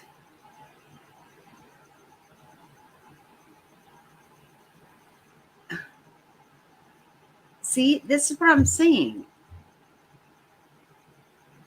I don't think that people dislike. I don't think that happens that much. And maybe I'm living in a different world. You guys have to correct. Maybe I can't imagine that people dislike him for that.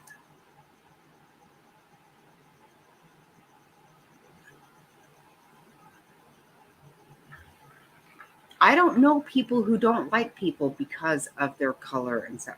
I'm being completely honest. I don't know people like that.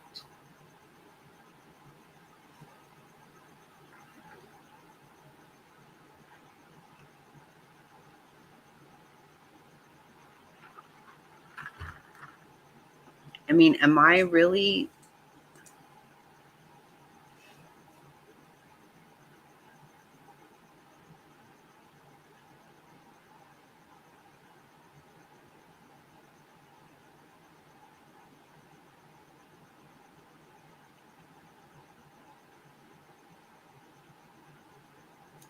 Right, Gabi. See, that's what I'm saying. Does that matter?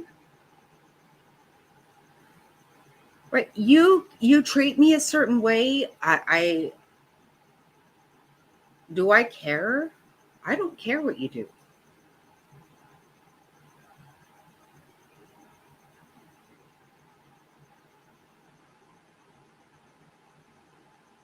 Right. That's what I'm saying.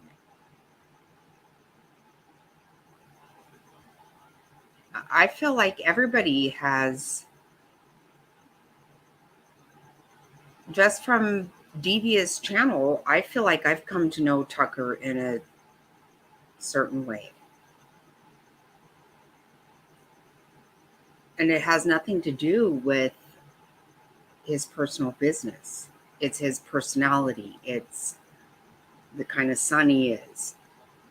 Your relationship with him. You know, those are the kinds of things that mean a lot to people.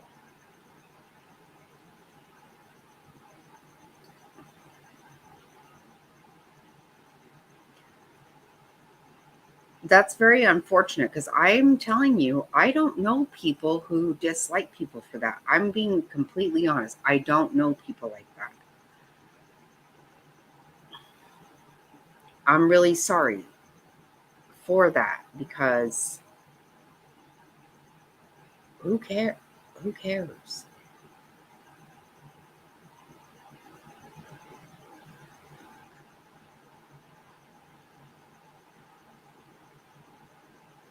But look at Michelle. She's by herself. There's nobody in her life because of her behavior. There's nobody in her life. She has legs. Think about this. I know you and I feel the same way.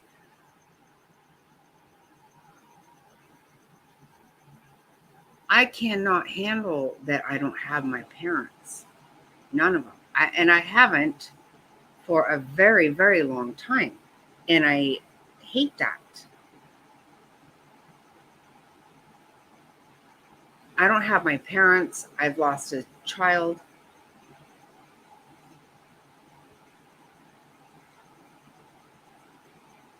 But this woman her parents are alive. She has children. But there's no one in her life. That's her behavior. That's nothing else. That is not about a skin color. That is not about any. That is about her being an ugly person. She's ugly. She's an ugly person.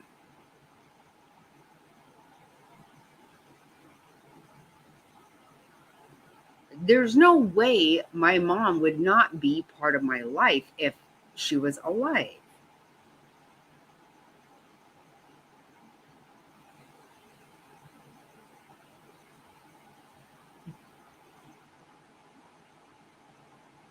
She is.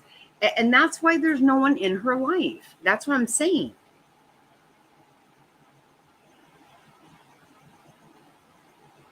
So to me, there are those people, but why even fool with them? Why even fool with them?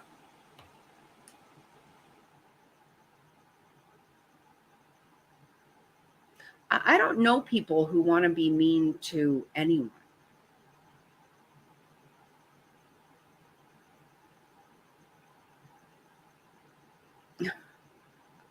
Right. My mom too. Yep.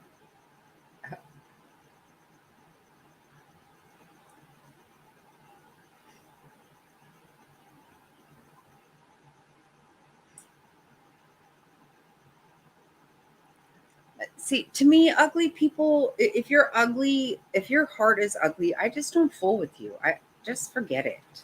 Why bother? They just don't make any sense.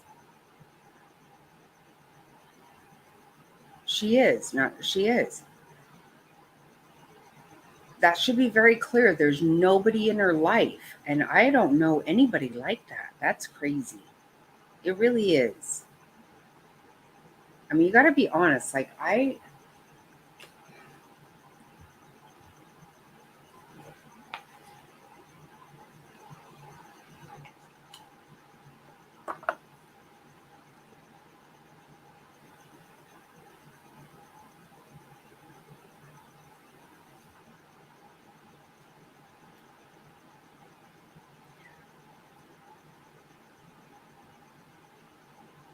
Right? Like, that's what I'm saying, though. You know those people. We know.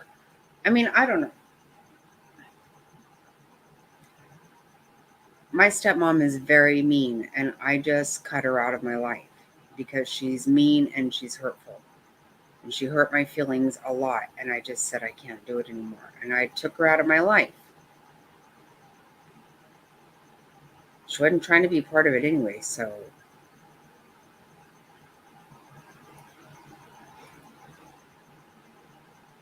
Right, there are those people. Yeah, there are mean people.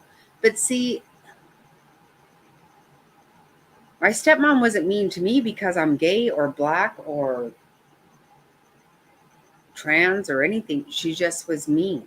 She's just a mean person. That's what I'm saying. I really, there's people who are just not nice and people who are nice. And I don't think it really matters. They're just ugly or they're not.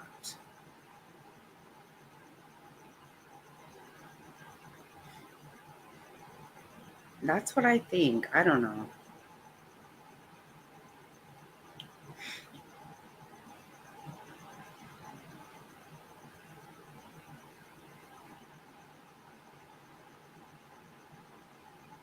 I know we.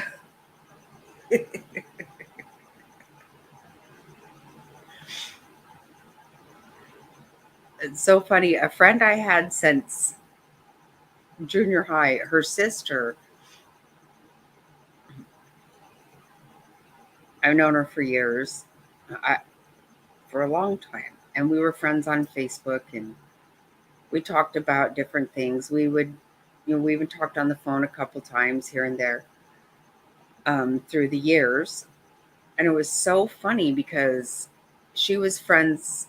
Well, she's friends with a lot of people I know, but she was friends with my cousin. And one day she goes, I didn't know Shad was your cousin. And I just said, oh my God, I totally freaked her out. I go, why? Because he's black? I go, we call him our token black guy. Fact is, he calls himself that as a joke. It's a joke for us. And she was so, like, she thought I was serious. She was totally. Really, everybody fucking loves Shad. Everyone. You just happen to be my cousin. You could just tell she was like, I can't believe you said that. I'm like, I'm kidding. It's a joke between all of us.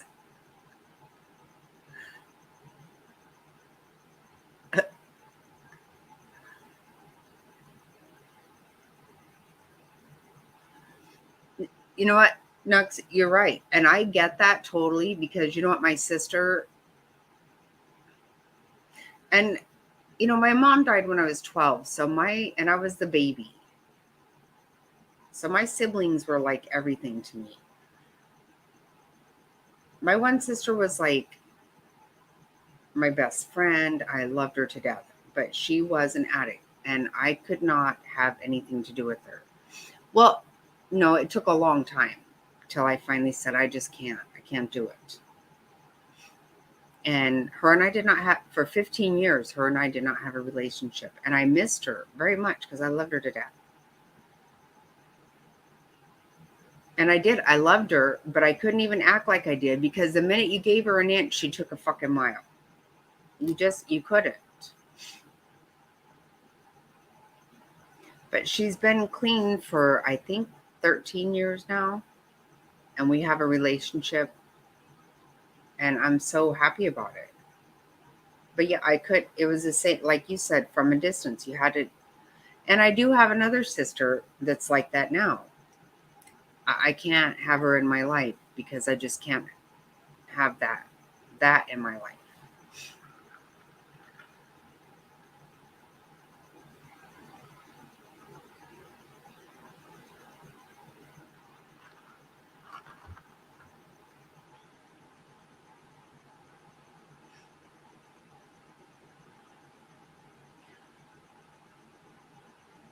But I still don't know people who dislike people because of their color or their sex. I still don't know that.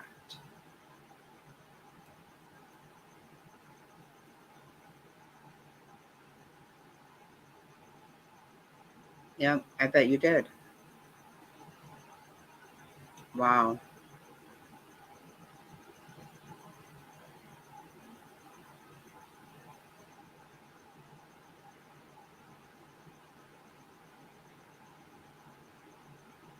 I bet.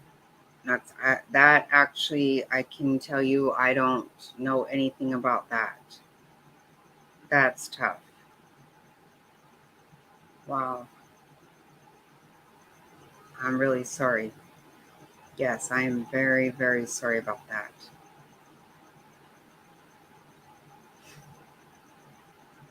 That I could not get my head around, probably.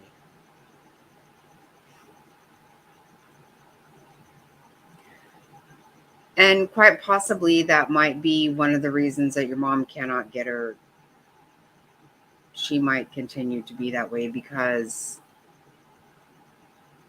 if she got out of the fog of addiction, she would have to face that. I don't know. I'm just pulling that out of my ass. I have no idea. But that's rough. I'm really sorry. Yikes.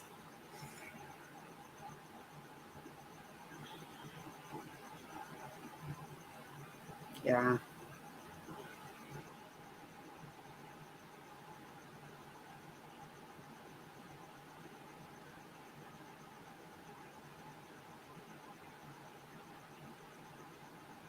Right. What do you do with that?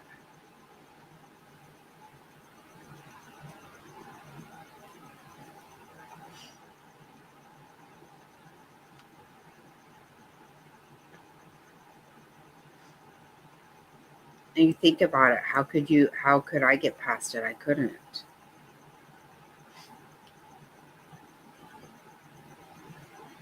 As a parent, you know you make mistakes and you wish you didn't, but the one thing is that you can't.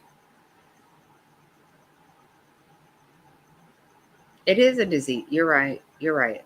And I'll be honest with you, Knox, I've struggled with that term. I'm not going to lie. I have struggled with that term. For many years, my sister used that to play me. It's a disease, Jackie. I can't help it. It's a disease. And I finally said, guess what? It's a fucking disease. It's not cancer because you know what? Cancer is not a choice at all. And I finally told my sister, you're either going to die or you're going to go to prison, and I'm not going to be part of either of it. I can't.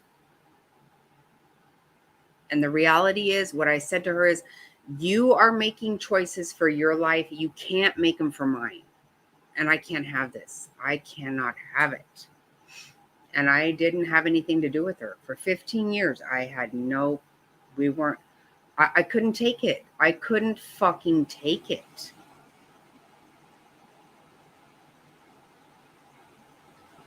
Yeah, and I get that it's a disease, but it's also something you can't ask me to have that in my life because I couldn't do it.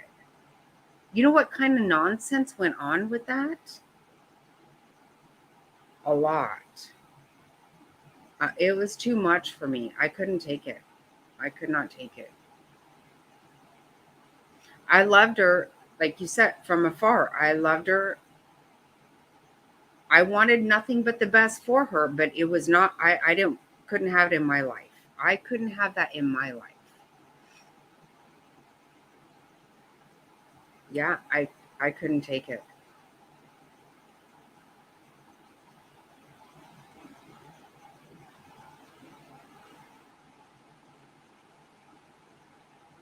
And every time I saw her, oh my God.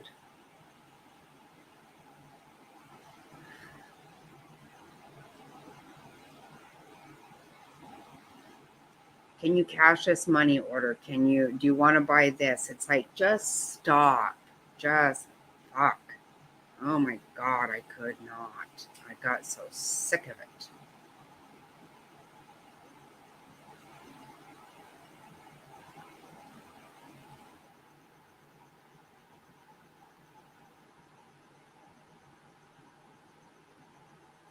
Wow.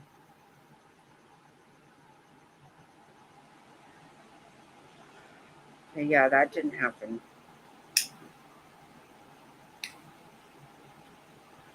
But right, that's just it.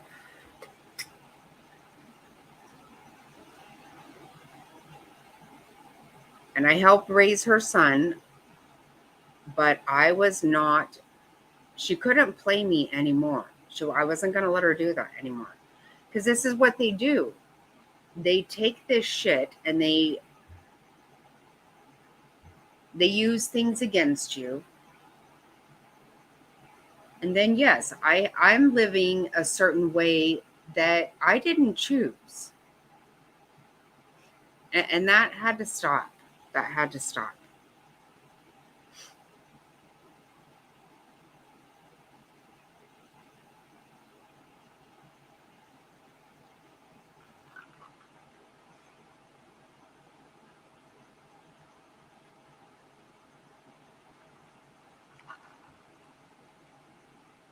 And it's also hard when everybody I've loved my whole life has died of cancer. Well, okay, that's a disease that they didn't choose. This is a disease that you chose to some degree. I don't know. I don't know. I was not, I don't know. I got really freaking sick of it.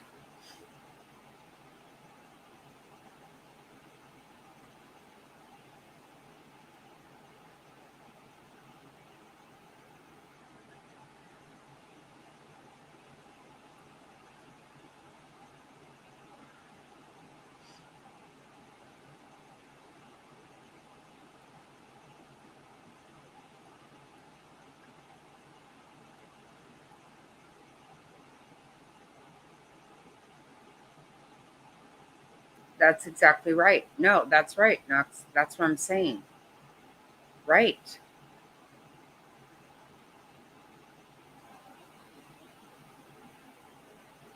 You do everything for them. I'm telling you, I wanted more for my sister than I wanted for myself. I would have done anything. But she didn't want it. What I finally had to accept is that she didn't want to change. I wanted things to be better for her, but she didn't.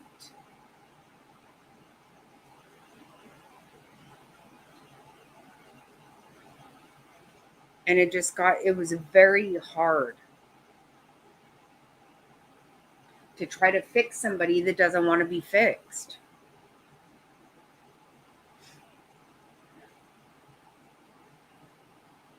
And when she finally was done, she was done. But I couldn't take anymore.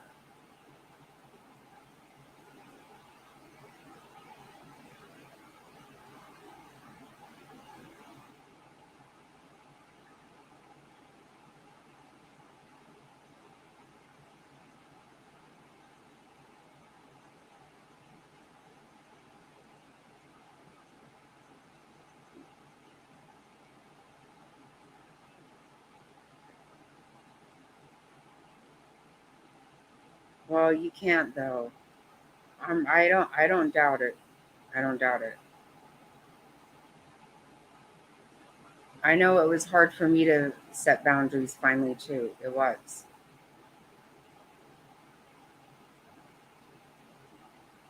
I am really sorry it turned out that way. It's not your fault. It's not. I am really sorry about that. Because I did it too. I set boundaries finally, and I don't know what I would have done if that happened. But I fully expected that. Because to me, there was no other way around it. There was no other way for it to go.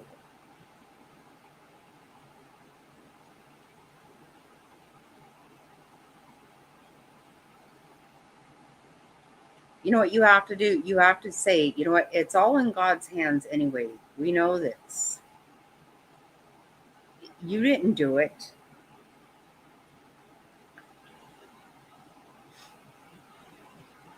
If it wasn't to be, then it wouldn't have been. I'm sorry. I mean, I just don't know what else to say. But it's not your fault. You know it's not.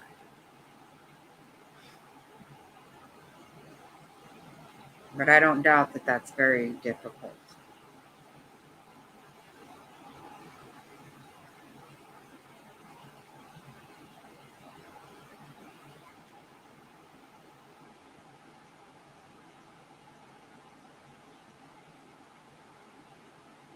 I'm really sorry because I think you obviously have guilt that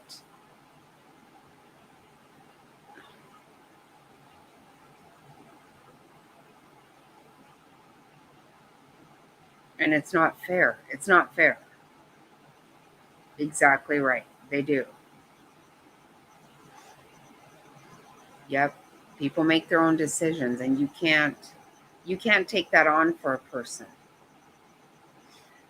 Clearly, when you decided to have boundaries, like I did at one time, and it broke my heart to say, I can't do this anymore. I can't.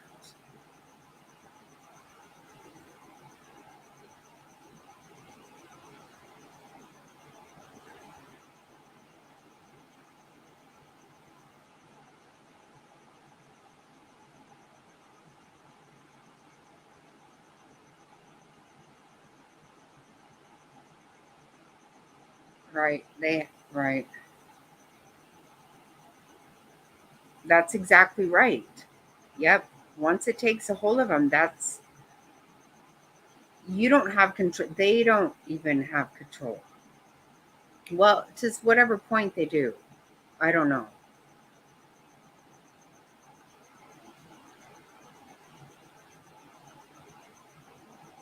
Right.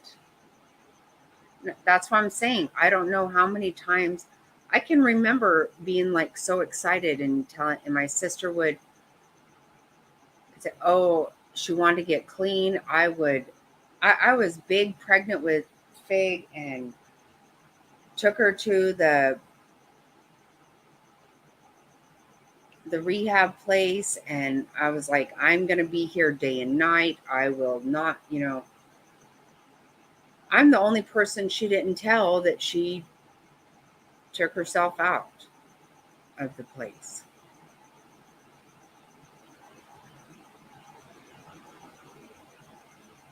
And that was only the first time I was trying to help her. That was not the 20th.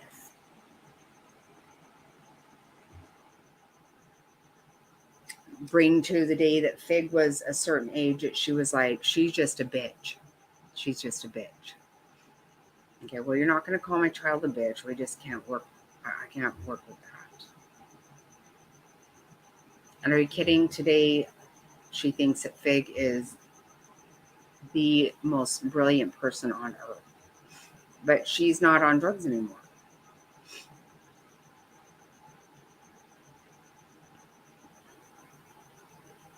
Right.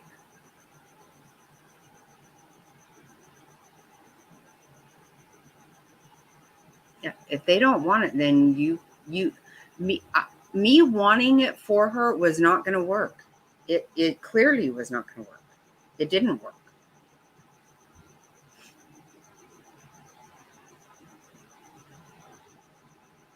They have to want it for themselves. That's all there is to it. Nothing else you can do.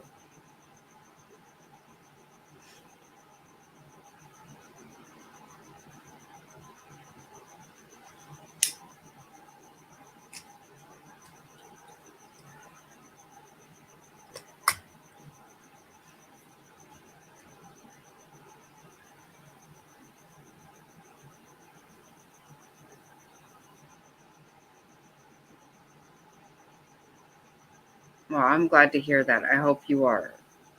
I hope you are.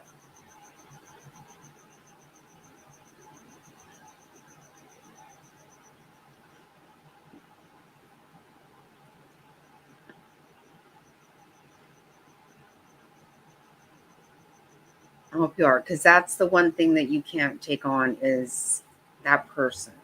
You can't.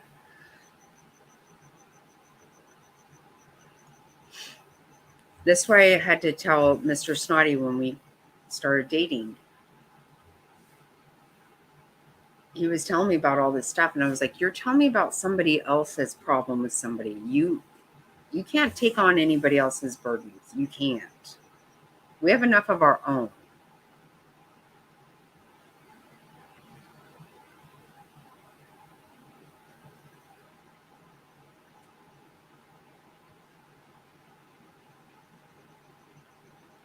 Oh, no, you're not going to be a bad grandma. I'm sorry. No, you go to bed. We'll all go to bed. I'm going to.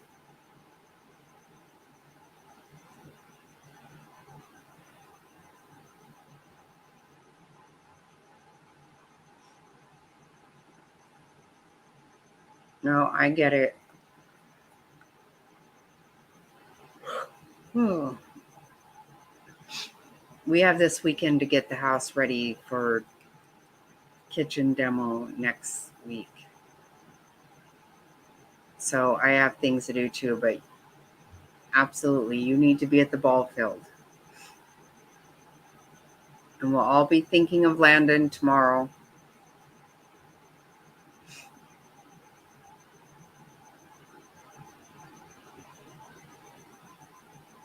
Yeah, we love you, Legs.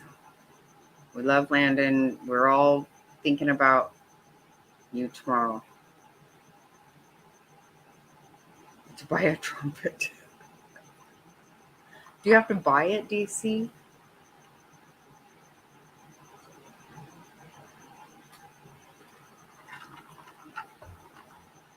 You can't rent it?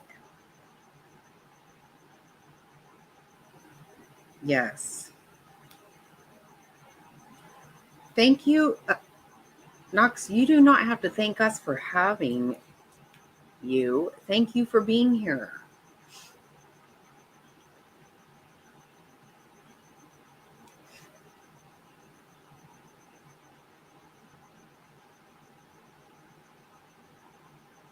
A trumpet. Oh, God, this is making my head hurt.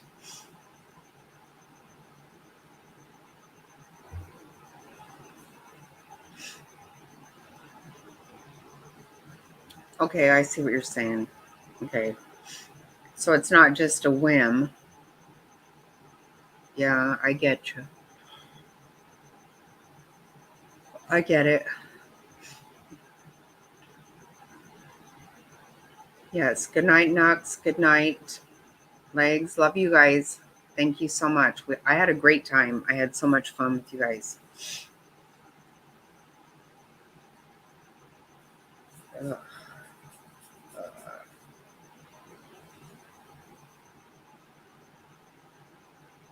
Oh, did he? Oh. Tucker makes me smile. Just hearing it, just saying his name makes me smile. I love his personality. Of course, Gabi. You know what?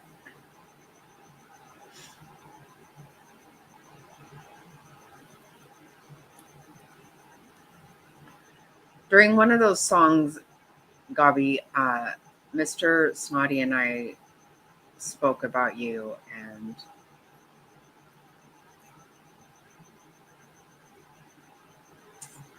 we love you. We do.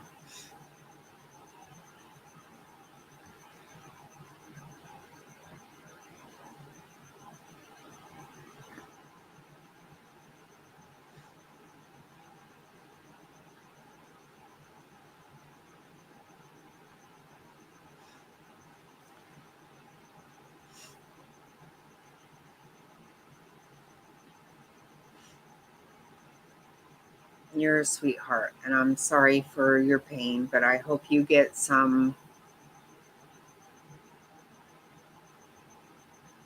I hope it did make you feel better. And I know you have a lot going on. Now we think about you.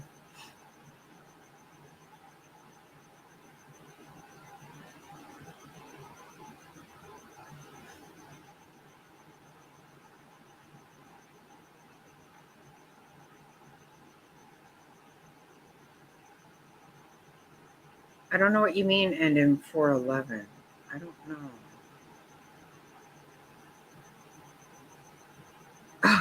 Oh, okay. I didn't read the other one.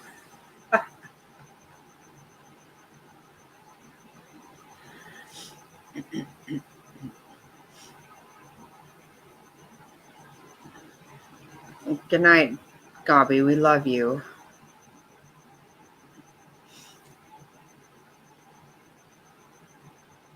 So you played saxophone and it was about as big as you are. Is that what you're telling me?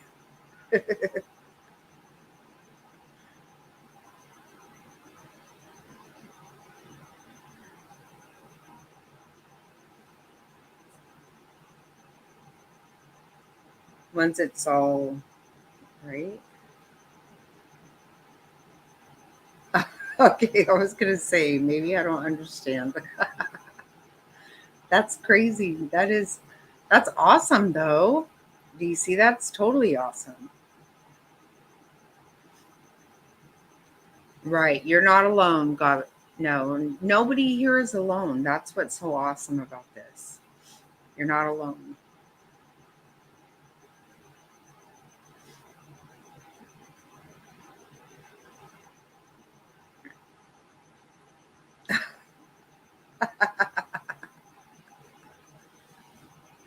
Oh my God, that's so funny.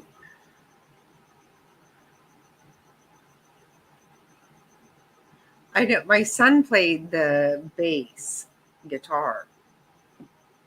Well, you know that great big thing. I'm like, really? Yeah, I'll put that in the car. That's so funny.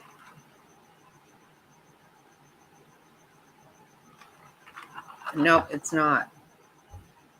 It's not. But you know what? It's nice whenever you know that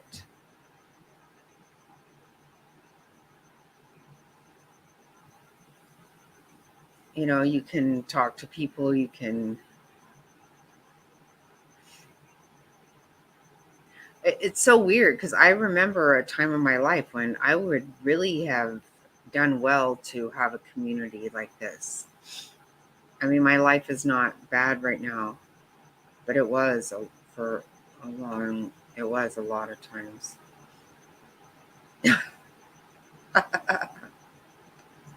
So you didn't even have to put you.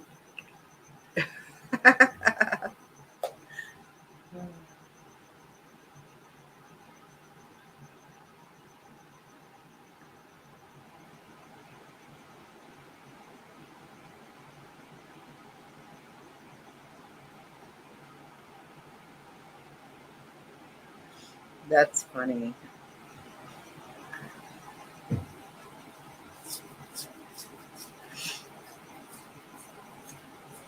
No, you're right. And this is what I hope.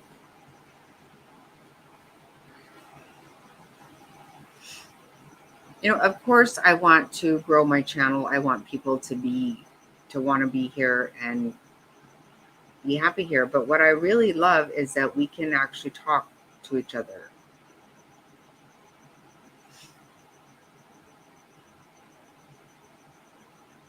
It does, and to actually hear somebody and for people to hear you. And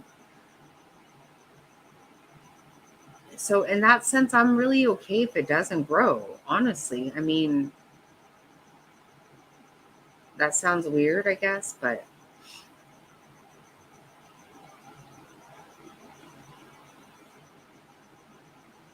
I know there was a time in my life I could have benefited very well from something like this, but I can't.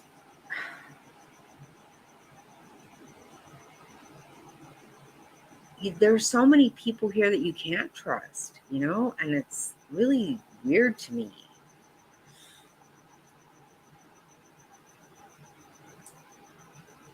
I hope so, DC. I don't ever want this to be a bad place. I don't ever want anyone to feel right.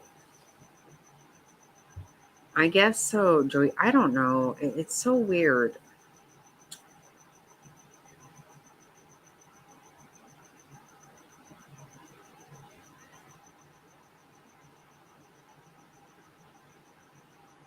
that's what I'm saying. I'm okay if it doesn't. I don't ever want to not know what's happening with all of you guys, to not know.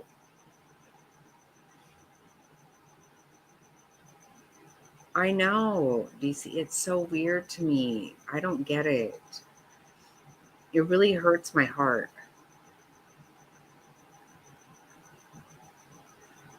Right, that's what I'm saying. I'm totally okay. I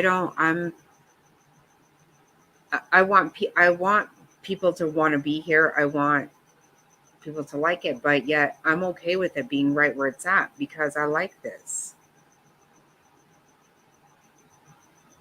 No, and they don't talk to each other the way we talk to each other, right? Like,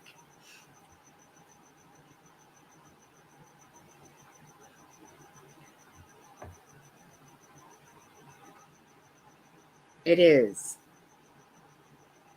Yeah.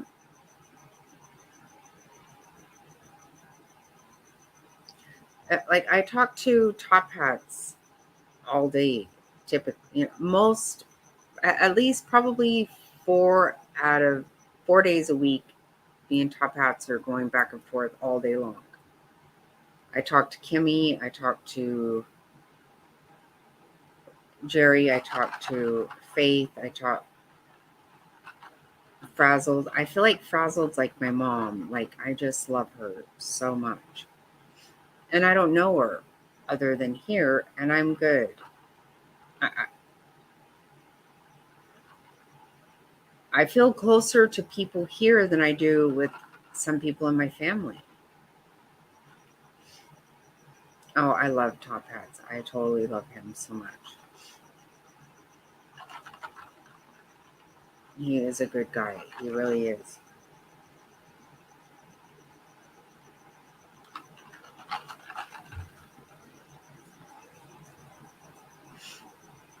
Even my kids feel like they know Top Hats and Frazzled.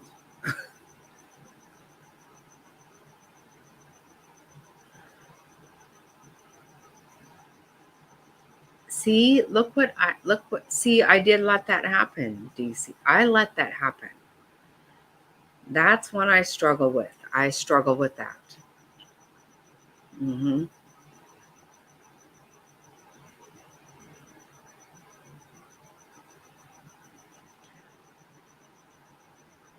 I feel like other people went along with it because I did. I was there. I truly did not doubt it at all. I didn't. Thinking back, yes, it was silly that, I did a little bit say, wow, I can't believe that somebody could have, open heart surgery and then go home the next day. I mean, I did think that was kind of weird, but I still didn't think they were lying. I didn't.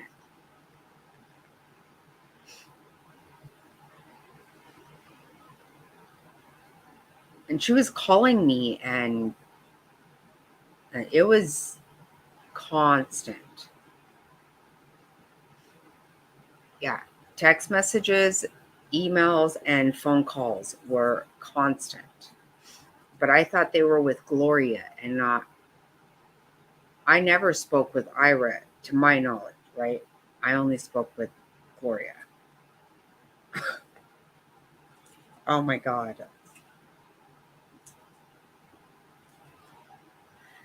It was my daughter-in-law that finally said, okay, enough's enough. And I even said to her, no.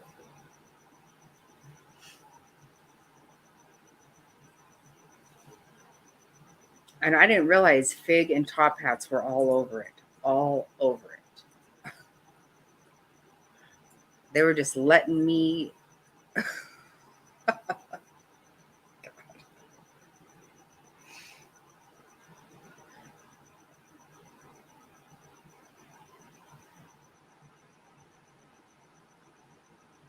Right. You know why? Because this is the thing.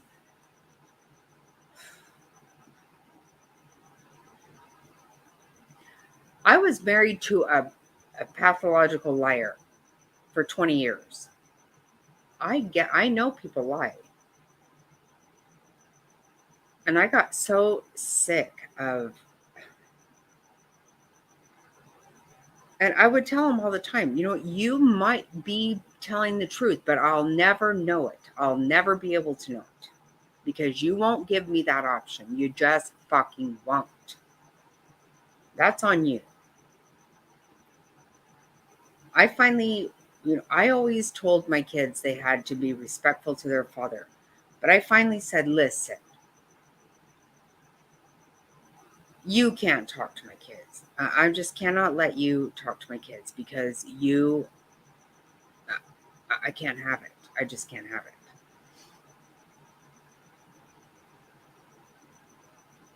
And he even admitted to our children.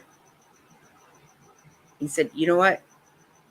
When your mom says something, it's absolutely true. It just is. Well, you should feel like such an a-hole that because that's what you should expect from everybody. They already knew he was a liar. But anyway, regardless of all that, I told my kids, you know what? The worst thing that could ever happen, not that I might live in a trailer, not that I might live in a fucking cart behind Walmart. I don't care. I don't care if I have anything of any monetary value. What I have is my word.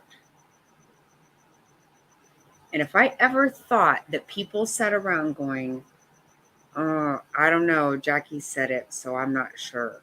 Okay, that's what I can't live with. I can't fucking live with that. I need people to know that if I said it, they can trust that it's the truth.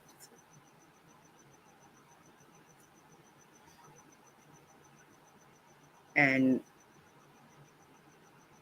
I just can't get my head around lying and oh.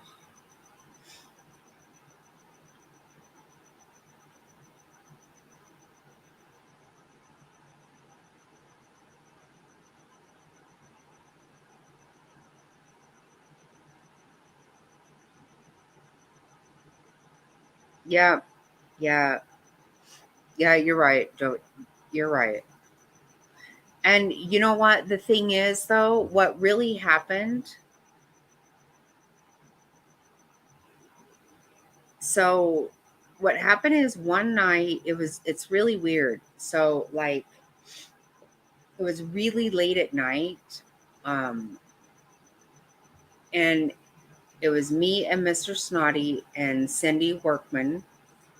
You guys have seen Cindy Workman in the chat. That's a good friend of mine from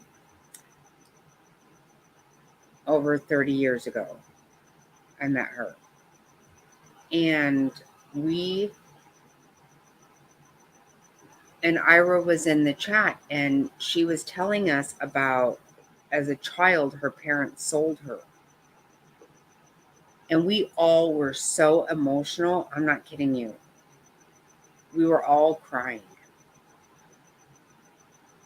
And it was weird. Like, I somehow had blocked Mr. Snotty, which I don't even know how to block somebody, but I had done that. And he was trying to chat to her, and he couldn't. It wasn't showing up. And so he was crying. And it was a very emotional thing. And then after that night, we didn't see her for a couple months. And the three of us spoke about it. Like, oh my God, she really touched us that night, big time. And we didn't see her again. So when she showed up during the trial, I was like, oh my God, there you are. I was so happy to see her.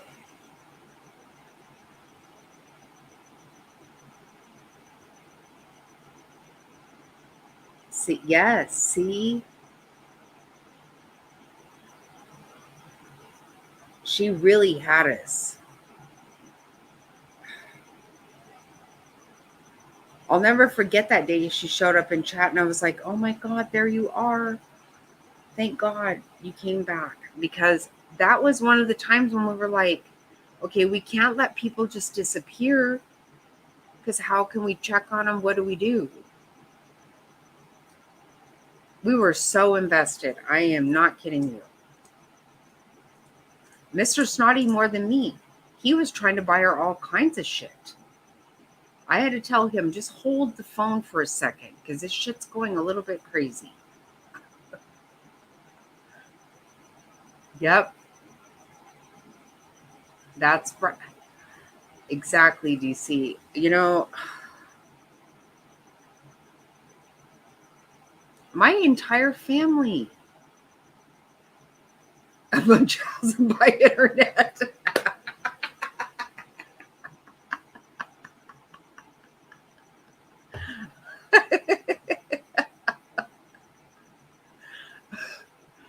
Right? Oh my God. Hook, line, and sinker with that one. Holy shit. Bunch of houses by internet.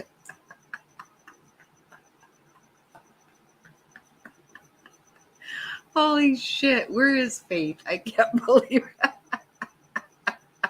It is a thing? Are you kidding? You didn't make it up?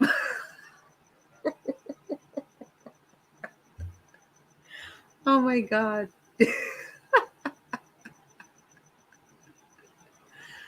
Oh, I guess it could be, right? Oh my God. Oh my God. Oh shit. That's crazy. I can see it though. I can actually see it. Holy crap. And I can see me being the biggest fucking idiot for this shit. Oh my God.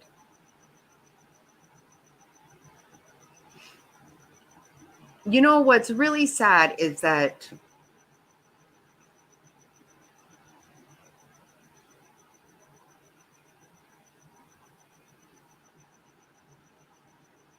wow.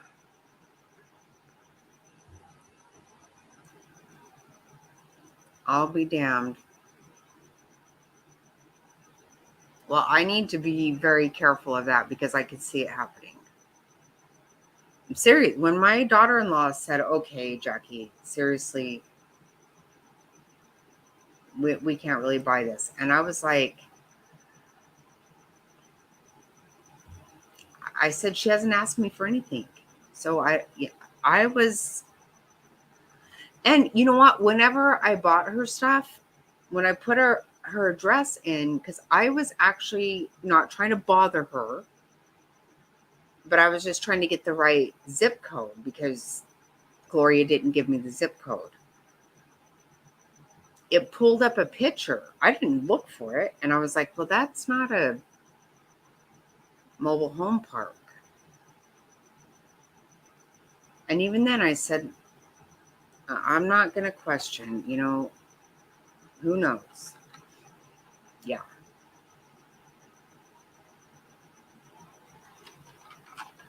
I was just so worried she wouldn't get the damn monitor. That was my concern. Not that anybody was lying.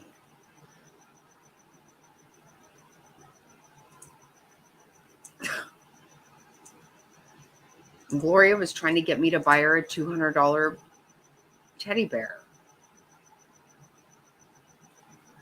See, that's the thing, because I kept saying I was not asking for anything, but yet Gloria was. See?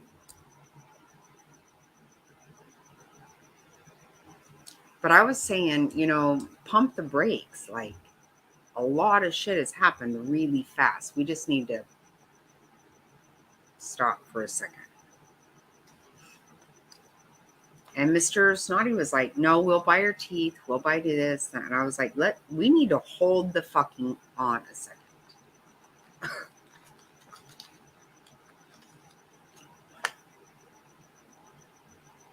She did. She wanted me to buy her a life-size teddy bear. And I was like, well, I just don't feel like that's even necessary. Like, she lives in a mobile home, motorhome, not a mobile, a motorhome, like RV. I think she was like, no, that's what, her husband bought her and she wants her to have that. And I was like, well, I just can't. It's silly. It's a fucking teddy bear. So I bought her like a $40 one. It was big.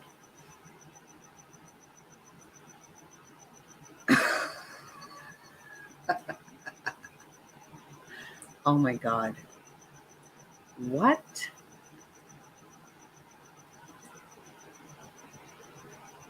Oh my God. Shut up, Jody.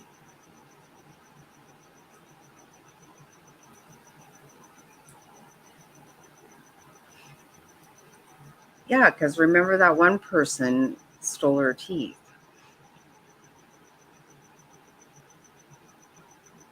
She injected herself with feces. What? That's what she wanted. That's what she said she wanted. For it to sit in the seat like a person. I'm like, well, that's really...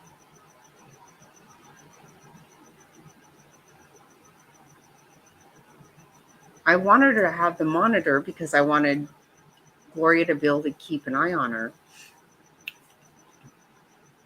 So I got that and a hog slapper and a $40 teddy bear. I'm like, I just can't go for the life size. That's silly. And who asked someone to do this anyway?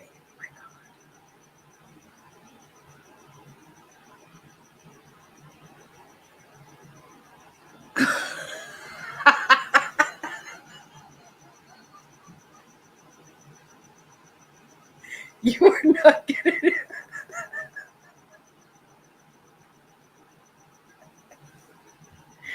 Oh my God, you're going to do that again.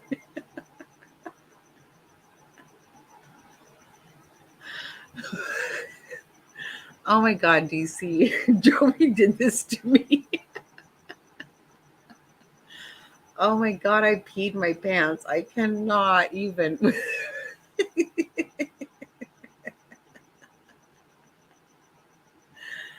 Have you heard of this, DC? I never heard of this. We're waiting for Haley's comment. I never heard of it. I thought she was bullshitting me. I found it though. It's real. And she said they all have bowl cuts. Yeah, bunk beds.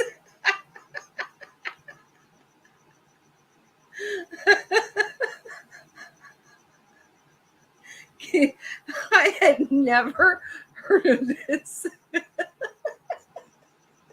Who the fuck has? They all wear Nike tennis shoes. It seems so stupid.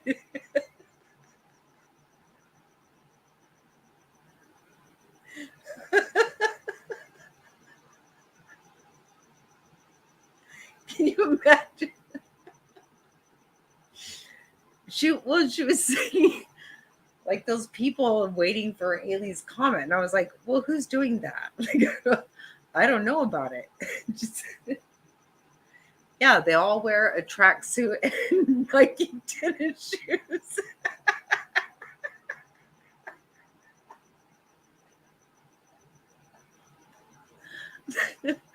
I thought she was fucking with me.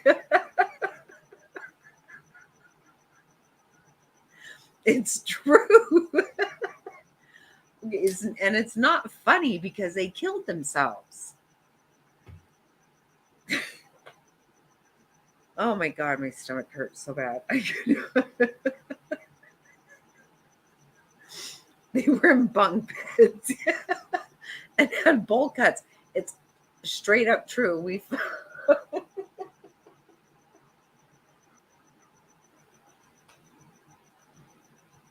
It's not funny. They died. Like, seriously, we have a cult and everybody has to wear Nike tennis shoes.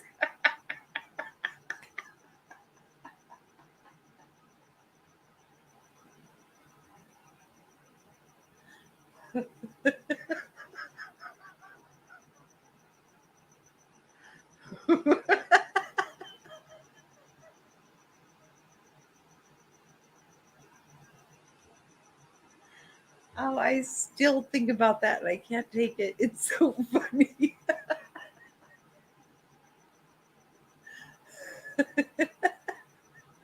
His name is Marshall or something like that, I think. I had never heard of it, and I can't believe it because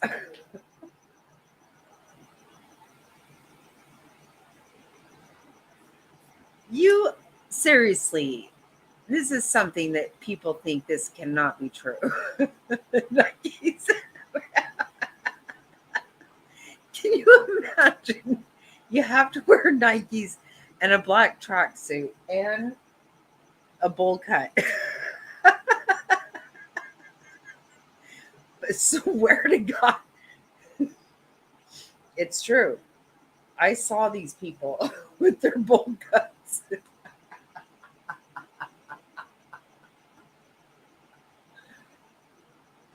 It's so bizarre. It is just so totally bizarre. And they killed themselves. That is not funny at all. Of course it's not. Right. That's exactly it. I thought somebody was... I thought you were making it up, Joey, just to be funny. Because I could not believe it was real.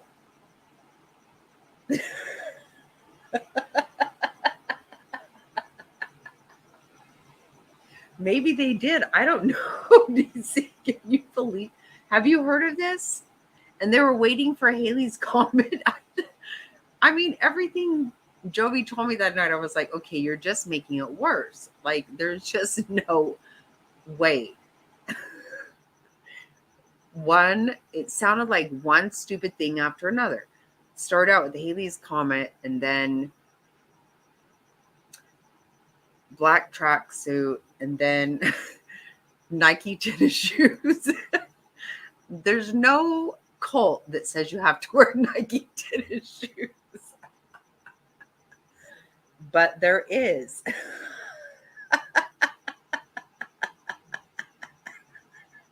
Yes, I get it. I'm telling you.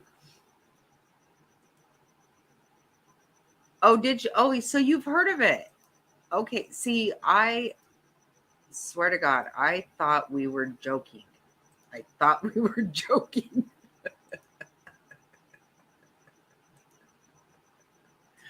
I never heard of it.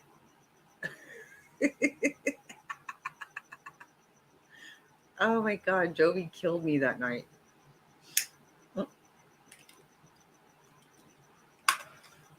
The funniest shit ever. And even though I know people died, and I am not happy about that at all, it was freaking hilarious.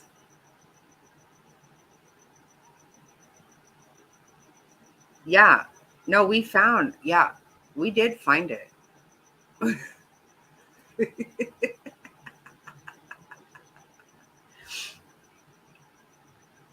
Marshall, right?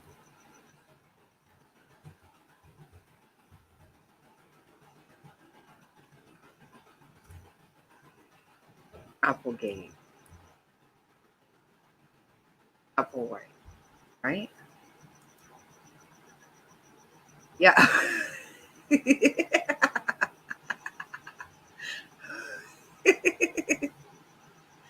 Yep. Mm-hmm.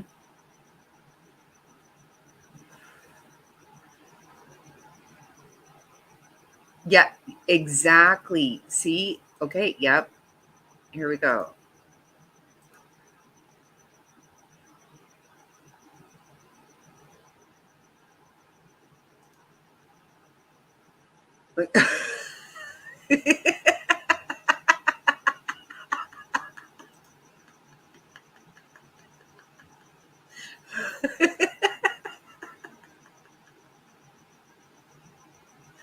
So, Siri, who's listening to this guy?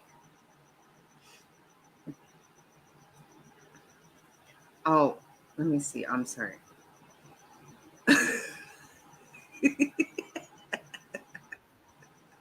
Oh, device not connected.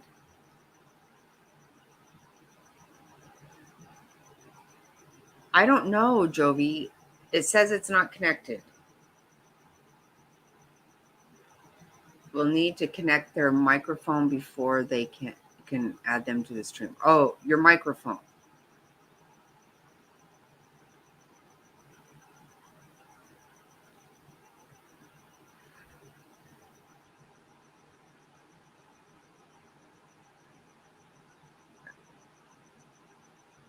It says you have to connect your microphone. Oh, now she's gone.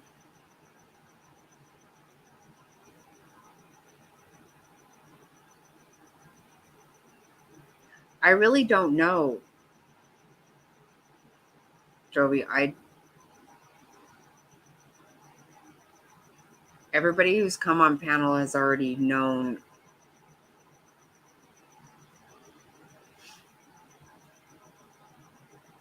Because I didn't know. I don't know how to help. But it said your microphone. There we go. Oh, there we go. Can you There hear you me? are. Yes. Oh, okay.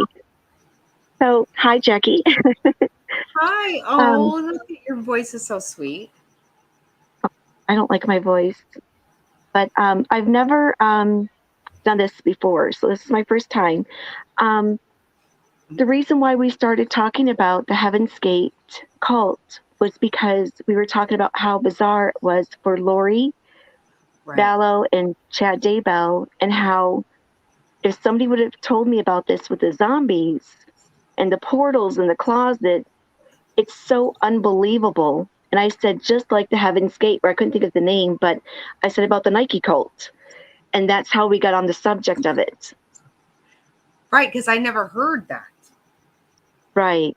Right, because I was like, well, nobody's in a Nike, Haley's Comet. And they were. They were. Yeah, I looked it up and I was like, holy shit, there was this weird guy. And I do remember seeing this face somewhere, but I didn't know him. I mean, I didn't know even the name. Because his eyes are so crazy, you can't forget those. Right. Yeah, that face is crazy. So who follows that, right? Like, isn't that crazy to you that somebody would, you know? And I'm a one-trick pony, so I can't do two things at once. But I forgot to mention to you that one of the guys that was a follower of Marshall Applewhite's, his sister, and this is so far-fetched, you're not going to believe this. His sister was on Star Trek. Oh my God. Look it up. I am not making this up. He's a black man. His sister was on Star Trek. Can you believe that? No, actually, I can't. I mean, well, look it up. I guess after, because everything you said, I started looking it up, and sure enough, it was bunk beds. It was everything you said. Well, I made a mistake because this is like 25 years later, but I forgot the Nikes. I told you the Nikes were white. Turns out they weren't white. They were black, but they had the white Nike logo on them. Oh, it's still But weird. they were white bunk beds. Okay. Louise Winnett, sister of Marshall. Okay. Well, no, one of the followers. She was a Star Trek I'm sorry. actress. Okay, I'm sorry. Yeah, not Marshall's sister. And it's really sad because, very, very sad because, like you said, they all passed away. It was like, a mass suicide. And he was one of them.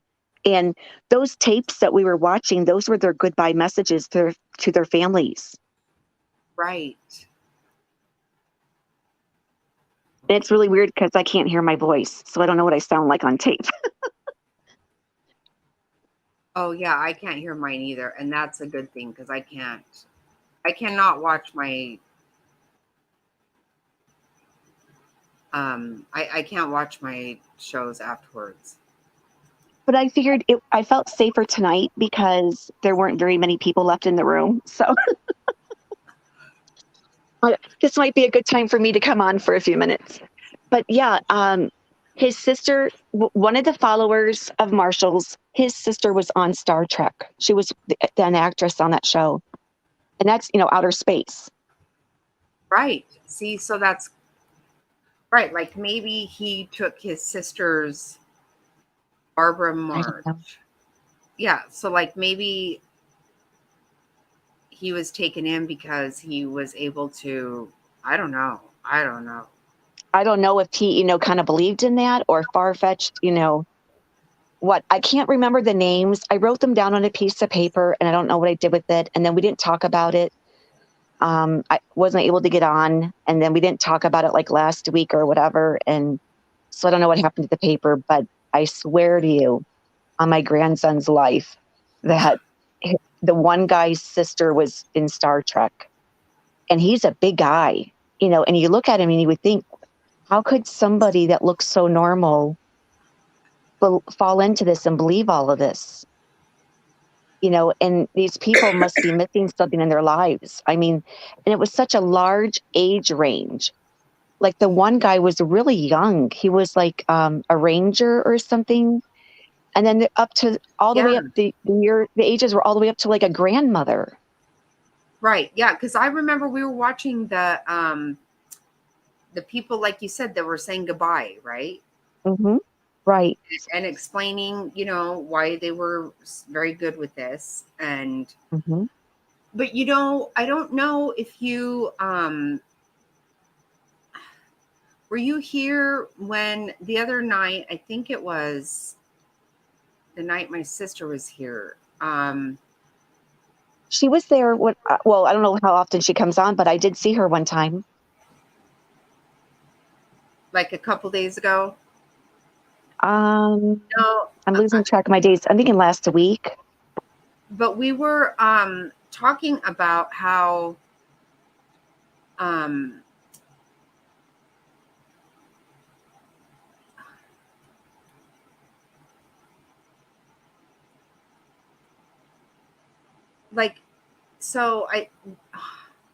when that girl recorded Melanie Gibb. Right, I did see that. Yes. Right? Yes. So she was raised in a cult. Well, I think that she knew what was happening. So that girl, so she had taped Chad and Lori herself on the phone, right? Or Melanie Gibb. Gibb did, yes. Correct. But there was Correct. a woman who also had a conversation with Melanie Gibb, and she taped it. Taped Melanie, right. It can't be used because she lives in Massachusetts, and that is a two-party state. Unfortunately. Right. Because Melanie said straight up, yeah, they planned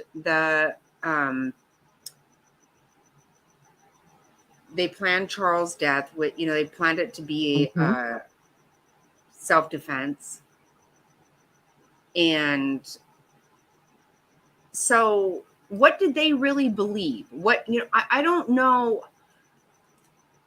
I don't think any of them really truly believed it. I know that Chad didn't, but because he lied about his near-death experiences, he went back and changed the story. He did. He absolutely, that's exactly right. But I also think, because if you remember, Zulema said that Alex said, what's going on? Like, I think Alex is the only one who actually literally, truly did believe it. Because he was mentally not right. Jackie, did you hear? Now, I haven't been able to follow the trial the whole time, but I hear bits and pieces. Did you hear Lori Vallow's sister, Summer, her testimony? Yes. And was she the one that had said that Alex had been in a car accident when he was younger, a teenager, and he had head trauma or head injury? Well, that I think actually came from. Well, she did kind of say that in the testimony. Yeah, I think she did. But the cousin talks more about it. Oh, was it the cousin? Okay. I know I heard somebody say that he's always been kind of, I think you are right, that he's always been in that same mindset of like a 17-year-old making 17-year-old decisions. And so, of course, I don't know any of these people, but if I were to guess or to use common sense, I would think that Lori used that to her advantage and knew her brother was that way and manipulated him. And No, you I know, think they absolutely did. Yeah. I believe that. And did you hear that cousin talk about Stacy's death? I don't know. It's been a while. My days are all mixed up right now, but let's see. That was really scary. No, maybe I didn't. No, because I think I would have remembered something that much or that good. When Stacy died, the oldest sister, right? Mm-hmm. Who is Melanie Pulowski's mother. Mm-hmm. When she died, the whole family was everybody except for Alex. Once again, Alex was the only one with her when she died. Oh, really? Yes. They were all in Hawaii and they didn't come home. So Barry and Janice, all the kids, they were all in Hawaii and they did not come home when she died. That's odd. And That's really weird. Your child dies and nobody comes home? Yeah, from vacation. Who even goes on vacation when they're done? You know what I'm saying? Like, that's weird. That's just weird. You would drop everything and run back home, fly back home. Mm-mm. And it was very weird.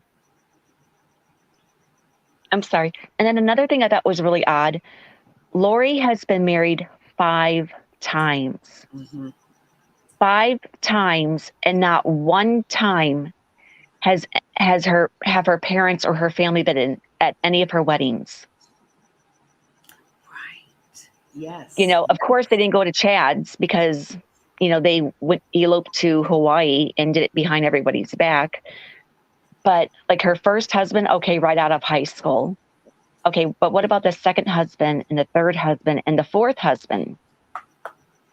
I remember Janice, her mother, saying in an interview that we were never invited to any of her weddings. Why is that? That's weird. You had 5 opportunities to have your family there to support you, and you're supposed to be this big, large, loving family. They're very, very odd. And I wanted to say, I don't know how you feel about Summer, but when I first saw the interview of Janice and Summer, and obviously they were defending Lori, because who could think that your daughter or your sister could do such horrendous things to your grandchildren or niece and nephew? And then when I lost my train of thought. But then when it came out, I was like, where are the grandparents? Where are the family members speaking out on this? As a grandmother, I'd be like, Kay, I'd want to know where my grandson was. Where's my daughter? What are you doing? I'd be pleading to the news stations for my daughter, please contact me, bring my grandson home, whatever. But I never heard anything else from Janice and Summer. Well, then when I heard Summer's testimony and her phone call, I totally believed Summer. I mean, that's how I would have reacted. I believe that they wanted to believe Lori until they couldn't, until all the evidence mounted up and they saw what was really going on. But you know, the one thing though that bothers me with that still, now because I do believe that what she said about those children is, I believe that was very heartfelt. It was real. I do believe that. But there is some talk about, first of all, they all knew whatever happened with Charles was bullshit. They did know Right. that. Because why do you say it was a heart attack? Why do you have a pool party that day? You know, none of that makes sense. I have a quick question. In everyone's testimony so far, well, I haven't watched everyone's testimony, but the little bit I have seen, no one has mentioned the pool party on the same day. No, and it did happen. I only heard about that in the news. Why aren't people saying that in the courtroom?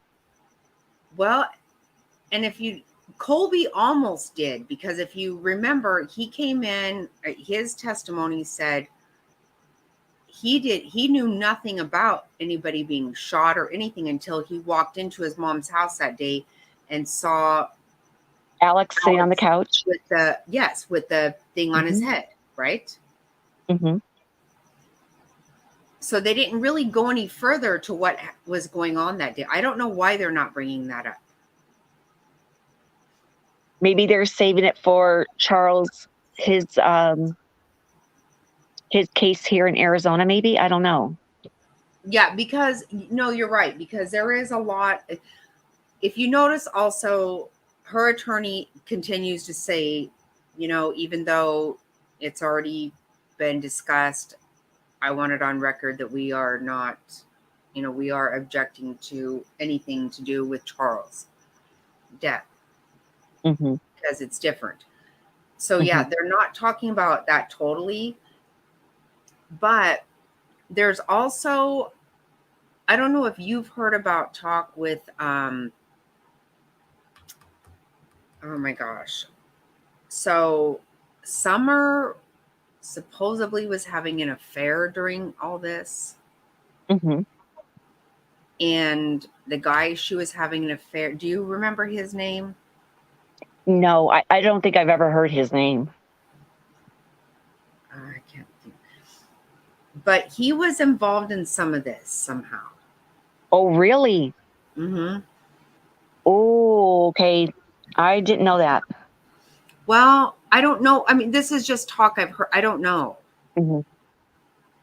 Yeah, because I've heard in your room people mentioning that before, and I thought, well, what does it matter if Summer had an affair? That's, you know, her own personal business. But what does it have to do with the case? But I didn't realize the guy may have had something to do with this case. That's what I've heard, but I don't know that there's any truth to that. I don't. Right. Okay. Just rumors at this point. But I think that was really more about Charles. Mm-hmm. I believe her heartfelt thing about the children was real. Like, to me, it was almost like, to me, because it was so hard, like, I didn't realize you would go that far, kind of thing. Mm-hmm. You know what I mean? Like, right. Because like, I think they all knew it was bullshit with Charles. They had to know. They had to know. You know what I think is also odd? I just kind of caught a little bit of it, and I thought, well, that's kind of weird. I never would have thought that. The fact that Colby had said that, or I forget how it was said, but basically what he was saying was his mother got to see her grandchild, Colby's child, like once or twice. It wasn't like she was a part of her grandchild's life. And I look at you with your grandson, Jack, and I know how much time I've spent with my grandson, Monkey. And I practically raised him until COVID hit, you know, and then when he went back to school, it was kind of like, okay, things are changing now. But I thought maybe Lori is being such a great mother and devoted mother and a loving and caring mother that she would have been the same as a grandmother. And it just kind of seemed like she wasn't really a grandmother very much to Colby's child. No, because when you hear her talk about her grandkids, she's actually talking about Melanie Pulowski's kids. Oh, and I've never even heard her talk about her grandchildren, so I don't know anything about that. Well, I never heard her talk about it, but I heard somebody like Melanie Gibb, I think, say something. But she's a liar. She lied. She lied on the stand. And she, if you hear that phone conversation that woman taped, you should hear how callous she is about. She knew the kids were dead. You know, she knew it. Yeah, I heard a little bit of it, what you replayed, and I got to remind myself not to look up at the TV and see you still talking. That's throwing me off. So, but the way that Melanie Gibb talks, and we're in total agreement with that, it's so nonchalant. It's so, not a big deal. And this scripture talk, first of all, this is not scripture from the Bible by any means. This is, and that's fine, whatever. But she knew she was recording this. So she was trying to talk scripture and make herself look good. And if you recall, Lori's even saying, of all people, I can't believe you're saying this, because she did know it. That's what I think. And then when she got on the stand, I don't really recall what happened in these castings. Yes, you do. How could you not? How could you not? Jackie, what about all of the people were dying? Fuck. Right. What about all of the other women that were involved in these castings? The women that live here in Arizona. Right. Where are they? And I wonder how many of them had children. Do you know how many children that Melanie has? Melanie Gibb? I know she has one for sure, but I don't know how many anymore. And that one child might be autistic? Yes, right. That's all we know. So my anger comes from, they've already lost 2 children's lives. How many more children would have lost their lives if Kay did not go to the press and go to the police and say something's wrong? Was Melanie going to be willing to have a demon cast out of her child? Was Lori going to be able to convince all these other women that their children were dark? I mean, how far would this have gone? I thank God for Kay and Thank Larry, goodness. because that is where the alarm bell was. And they, they rung it hard. They were not going to give up. Thank God. Yep. Because and that's exactly right. See, this is another thing. People don't even realize that David Warwick was married. See, and I didn't know that until you told me that. So they were all up to bullshit because, even today, she still lives in Gilbert and he lives in Utah. They're married weird now. to me. They don't even live in the same state. So they were all doing things that you want to actually literally have a video. You want to record something of everybody talking scripture when every one of you are having extramarital affairs. People are dying. Okay. I don't care what scripture you're talking. That cannot make sense. You cannot make that jive. You can't. There's never a time that's okay, that children are dark and zombie or whatever. You just have to say la la la. I can't hear you because you're insane. I'm not listening to this. I don't know about you, Jackie, but if I'm arguing with someone, even I used to go to church. I don't go to church any longer, but we never sat there and went back and forth and argued with scriptures. Right. No, who does it? See, they're so weird. And particularly, even if I was going to, I am not, even when I was 20 years in a bad marriage, I still was faithful. you know, and he never was. I mean, he even jokes to this day when and I'm like, you know, one time I just said, you know, how many times did you cheat? I'm pretty sure that I know for sure of like 3. And he's like, I don't know, way too many for me to count, way too many. Oh my goodness. Well, I knew it was bad, but I always said to myself, because there was a time when he actually said, why don't you just cheat? So then I don't have to feel so bad. And I said, no, you don't get off that easy. No. Because if I cheat, I won't cheat on me. I won't cheat on my kids or on me because I'm not doing that. So there you go. See, okay, that's so funny you say that, Justice Jane, because you know what? Even honest to God, I am not even joking you. We mentioned that last week. Right, maybe. Who knows? Because how Charles bought their wedding outfits, their wedding rings, probably the fucking ukulele, which I would love to bash. How stupid. They've just killed people and he's all, what the fuck? I can't even take it. I seriously cannot even stand it. Like, it is just more than I can take. Like, who does this shit? I wonder about their marriages. Are they like real traditional marriages? Or are they just legally wed to have the names because they were all matched up? But if they're not living together, I mean, I don't know. Does Melanie have any children with her new husband, Ian? Do they have any children together? I don't know. I don't even know if she has her kids yet. Did you ever see that video, part 2 of that video I told you where she actually was arrested and they took her down to the police station? I didn't. I did not. No, I forgot about that.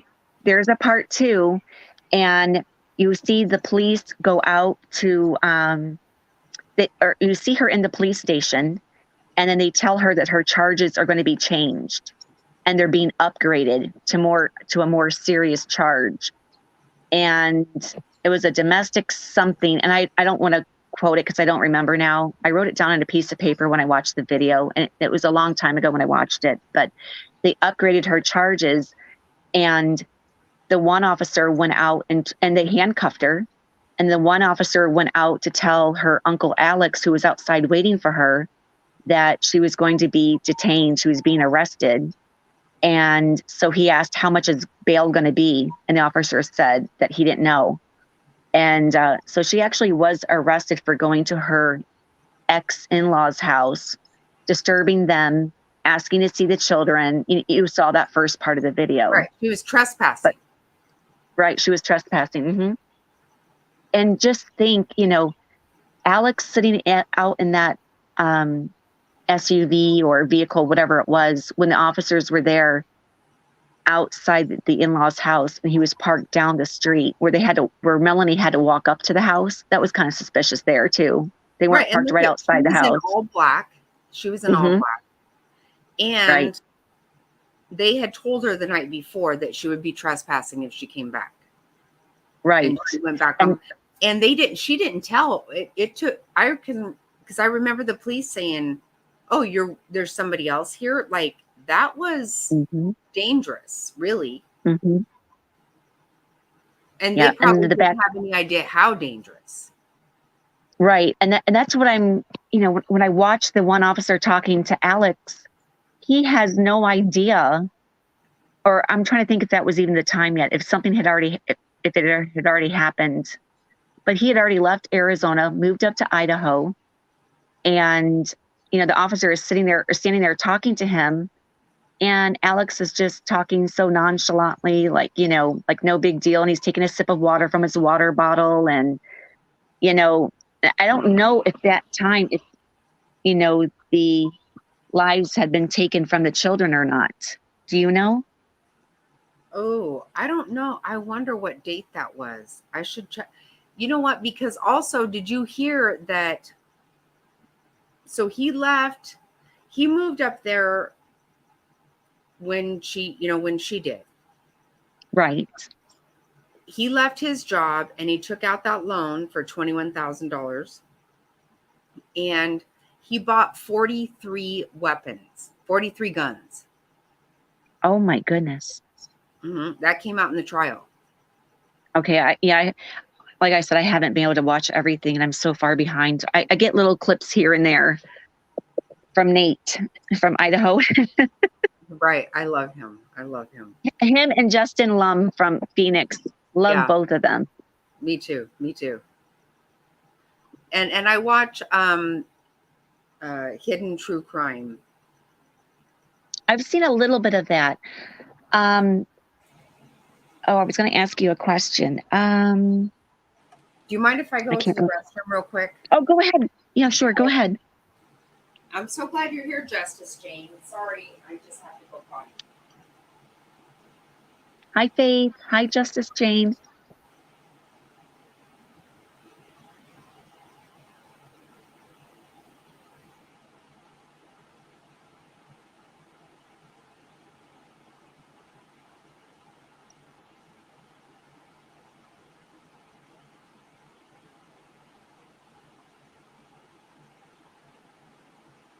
Faith, I watched that show that you told me about, Munchausen by internet, and I was trying to tell Jackie about it. Maybe you need to send her the link to it.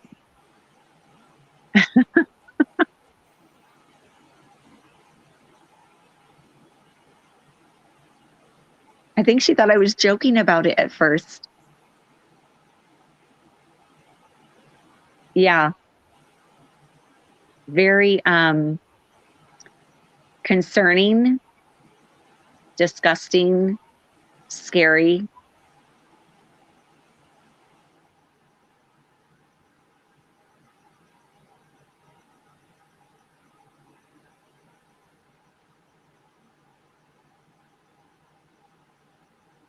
Unbelievable.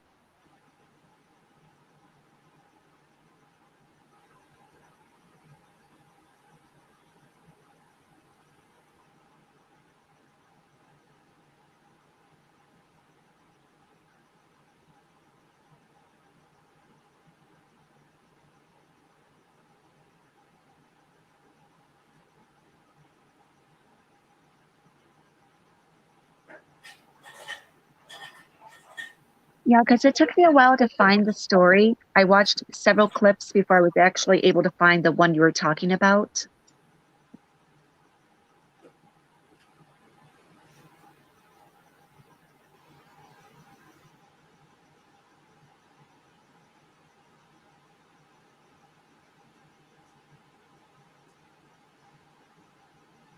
Right, right.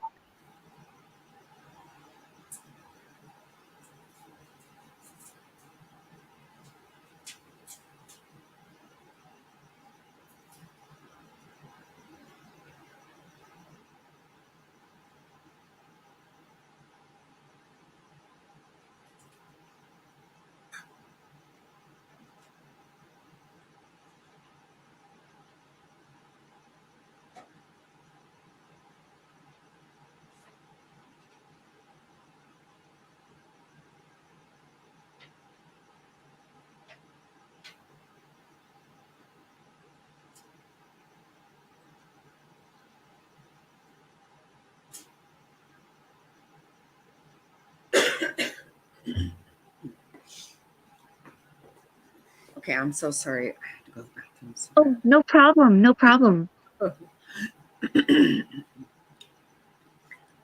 So I couldn't even think straight. So what were... Do you remember, or did you ever hear about Zulema's,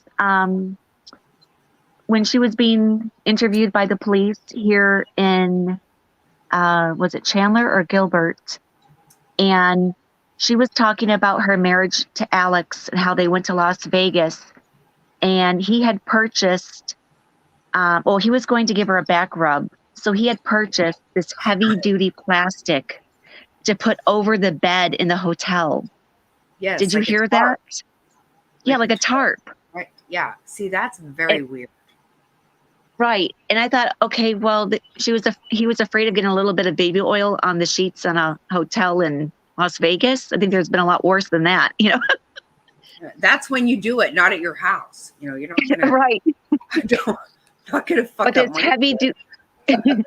this heavy duty tarp, and then it was kind of like it, you know, excuse the pun, but basically, or no pun intended, but she basically dodged a bullet. It seemed like. Right. Like I think she it's must like what would be the purpose of him getting married to her then? You know, and then doing that on their honeymoon. Well, it's I don't really get it. weird because she believed them too. But she was not going to move there.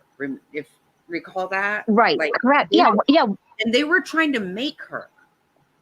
That's why I'm wondering if they're having traditional marriages where they're a real couple doing what married couples do. You know what I mean? If you're living in different states, or if there's just some other reason why they were married, like they were just bonded, you know, or whatever through their religion, Well, or like, sealed, or they got married because Chad told them to. right. I don't Can you think they imagine got getting married? because they fuck no.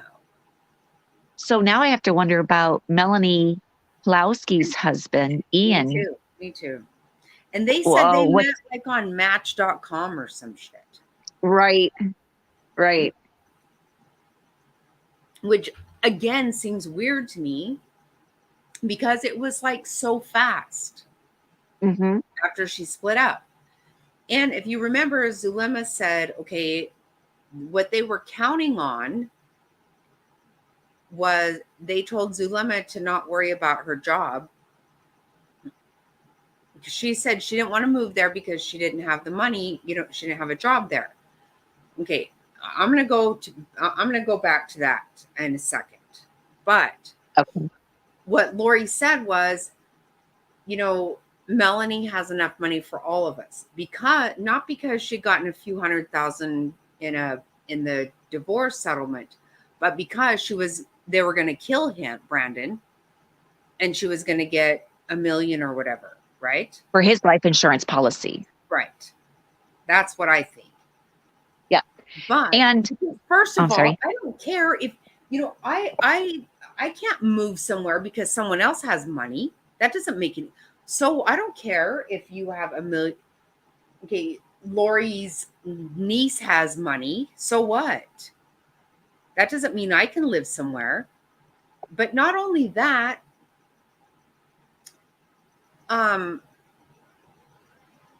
she's a life coach. Melanie? Zulema. Melanie. Oh my goodness. That's her job. I think she needs to coach her own life first and figure her own life out first. I just found that out. Okay. I just found that out during the trial. That's what she wasn't going to leave. Justice Jane just said that David's kid is also special needs. I didn't know that. And Zulema's kid also, her son. I didn't know that either. Oh, I didn't. Well, he did sound kind of weird.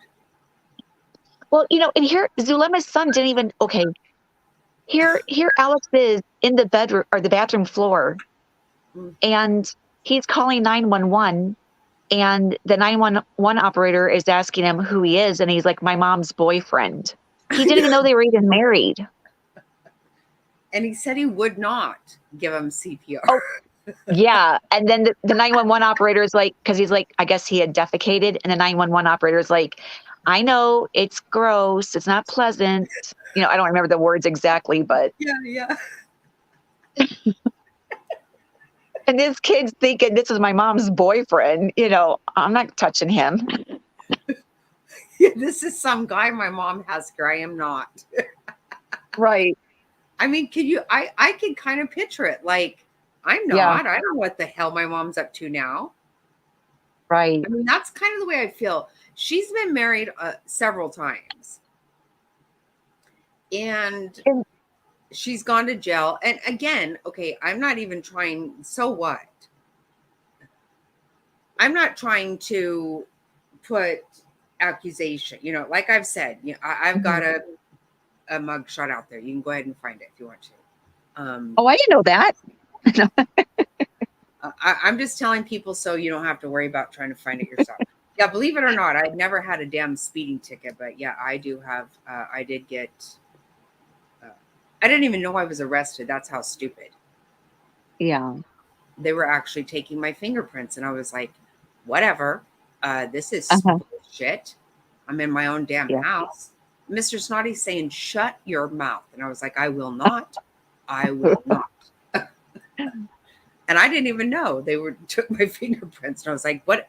Fine, get the fuck out of here. It's my house." Yeah, and I actually was, you know, charged, and I didn't even know it. I thought I would actually have to go in the police car and stuff to be charged, but no. Then they had to write me a letter and say, "Come get your mugshot," and I was like, "What? What? Oh my goodness. Are we for reals right now?" Yeah, I mean, I didn't go to jail. Never, ever was I in handcuffs. Never was I in jail. But I do have a mugshot. But you know what? Shit happens, okay? Because I never had, like I said, even had a damn speeding ticket. And all of a sudden, here I was. But,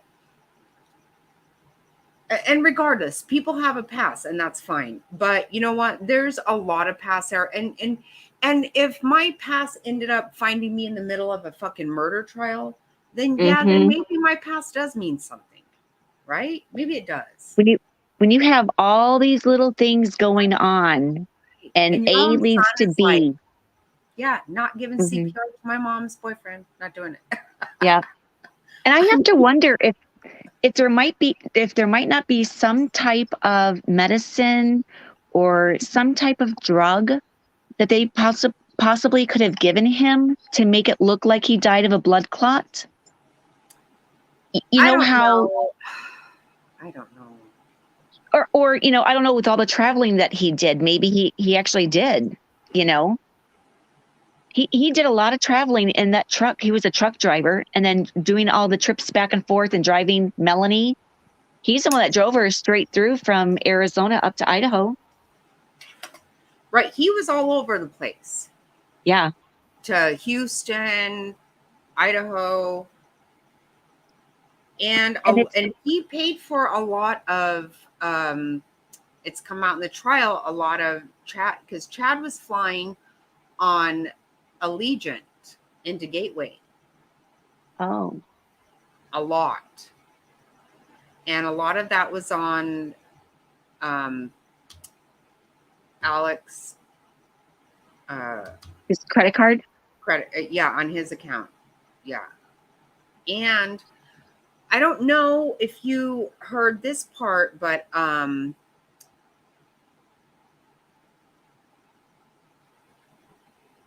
so with Alex, it was a very weird situation with him, obviously, because most of the time your sister is not, you know, you're not that close like that. Even if you are, like I said, no matter what, when people start dying, that's when you got to stop and watch. But did you hear where Chad gave him his blessing? Did you hear that? Yes. And he I was in your room. Oh, were you? Okay, when we listened to that? That was creepy. It was hard to understand. Okay, I actually, like a day or two later, I listened to it over and over, really slow and really loud. And he told him, you're going to come out of he basically told him he was going to die. Right. He kind of did. Like, you are not going to be in your body. He was going to be in charge of something, and yes, of goddesses. Right. And Zulema's, wasn't her special, was she the one who had a special power to create tidal waves and earthquakes and everything? I mean, like, it seemed like each woman had a different special power. Yeah. Melanie's was to gather people. Or, you know, I don't know. Yeah, they did. They all had a special power. And for sure, his was to protect his sister. That was his big. Oh, of course. Yeah. But How then- convenient. Right. Yeah. Yeah. And then it's also come out, you know, where on the day that Brandon didn't die from being shot at, and Right. and Tammy didn't die from being shot at, that Lori texts somebody saying, you know, that idiot fucked shit up again or something. Yeah. Right? She knows what she's doing. Yep. It's Yeah. amazing how you can pull the crazy card when it's convenient, but all the money that she was still collecting and had the money transferred to her account from Tylee and from JJ, the Social Security, the disability, you know, and it seemed like they swapped money around a lot. Like, wasn't it Colby said that he was getting money from Tylee and the mother was, Lori was transferring the money, but like whenever, it seemed like whenever he needed money or was in a bind, oh, we'll give you some of Tylee's money. Well, you know, what they had said at one point was that Lori didn't know how to have Venmo or whatever, which they proved that could not be true. So then they said that Tylee would do it, and then Lori just would give her the money. But the fact is, even then, now, see, I don't know. I feel like a complete liar when I say this, because I say I don't have any Cash App things. Mm-hmm.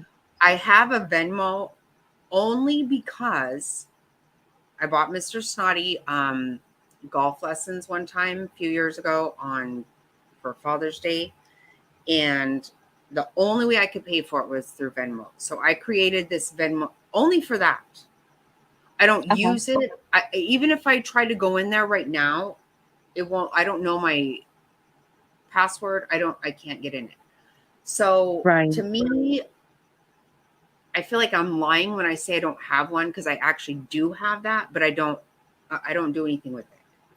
You had it set up, you used it once, and that was it. And so you don't use it, so you don't consider really having it. I get it. But it doesn't make it seem like I'm a liar, because right. But I don't do anything with it. But apparently, from what I'm understanding on this, because I didn't, send this guy, I sent him the money, period. I didn't, chat with him. But apparently you can put like notes or not note, just a memo, write something. You write something to somebody. Yeah, when you send them money.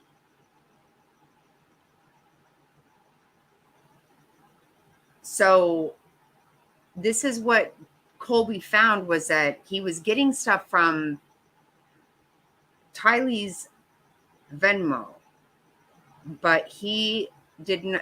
The message I get, there's a message with it or something, and that was not her, the way she would message. Right. That didn't seem to ring true. Right. Do you know what I'm saying? Am I saying right? This right? Yeah. It didn't sound like her. Right. Through text. Right. Like my daughter says, I would know if somebody else was texting me from your phone because I know how you text or whatever. Right. And that's what he said. It didn't sound like Tylee. Oh, I totally get that, because my grandson has a cell phone. He's 12 years old. My daughter has a cell phone. And sometimes when I'm texting my grandson, I'm like, that doesn't sound like him. That sounds like my daughter. And sure enough, it turns out my daughter's battery died on her cell phone and she's texting me, or vice versa. He uses her phone and will text with me. And I'm like, wait a minute, that sounds more like my grandson, not how my daughter talks. Right. So I totally understand that. Yeah, but it was messages through the Venmo. Yeah.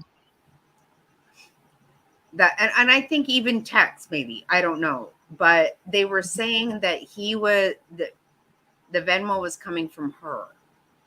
Right. From Tylee's account.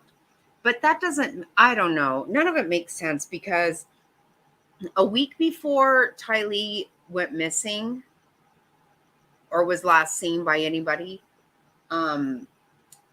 is when Lori had her Social Security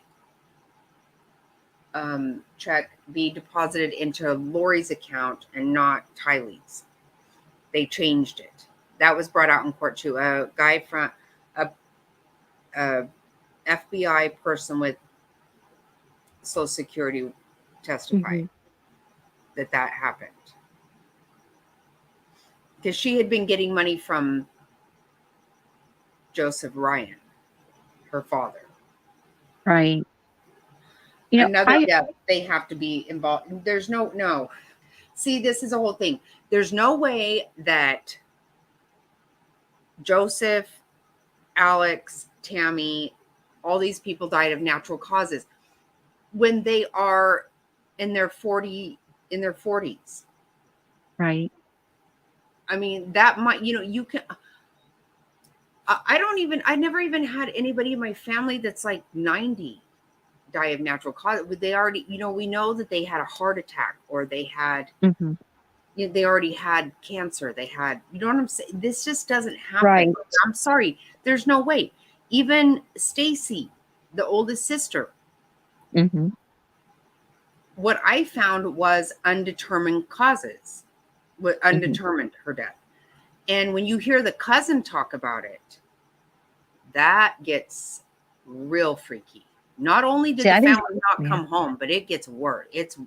I can't say exactly because I can't remember, but it's not right. And Alex was the only one with her. Oh my goodness. It's amazing. It's a miracle how all 5 of these people are connected to Lori in some manner, one way or another, and they've all ended up dead, for lack of a better word. And it's also another miracle now that she's in jail and in prison, and so is Chad, and Alex is deceased, that there's no more deaths. No one else is dying. Right. No one else has died. So, and only people that was very convenient for them to die. And okay, they needed everybody to move to Rexburg for even himself. If you recall, I don't know if you heard from the interview with Chad's sister-in-law, Heather. Nobody wanted him to move there. They didn't. They didn't want him there. I saw her like last year or so in an interview, and I think it was with that one husband and wife team that you were talking about. I don't know the name of it. Is it True Crime? Or yeah. True Crime. Yep. Yeah, I saw that a long time ago. And my problem is I've seen things and read things so long ago. There's so much information out there. I can't keep it all straight. It's like it's ever ending. The branches are the roots of a tree. They're all twisted and, all connected. And yeah, when I did the one thing, just trying to get people, on board to where when this trial started, you can't explain it. Oh my God. My head was hurting. I was like, oh my God, like I can't, I had so much information and I just had to pare it down because it's just too much. It's way too much. And that's what it's I'm overwhelming. saying. Like when we were watching, the Murdaugh, okay, when you have, you have 5 people who are connected to them that died within 6 years or whatever. And then you have this one. I'm sitting here going, there's not a fucking goldfish that's tied to me. Mm-hmm. I mean, this is not normal. Hey, tea by me. Oh, good morning. It's just so And what I can't get my head around is these people knew each other less than a year. Yeah. And when I tell you, you know, like my friend even texted me back tonight, and she did hear her song. And hey, Jude. said, say my name if you want to. I said, no, I won't. She's never had social media ever in her life, and she won't even have internet at her house. Oh. I mean, I bought her a Ring doorbell, and she's like, yeah, I have to have internet. And I'm like, well, yeah. And she's like, yeah, I'm not going to. I'm not going to do it.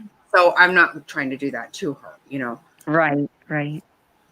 But if she started telling me weird shit about zombies, I've known her basically my whole life.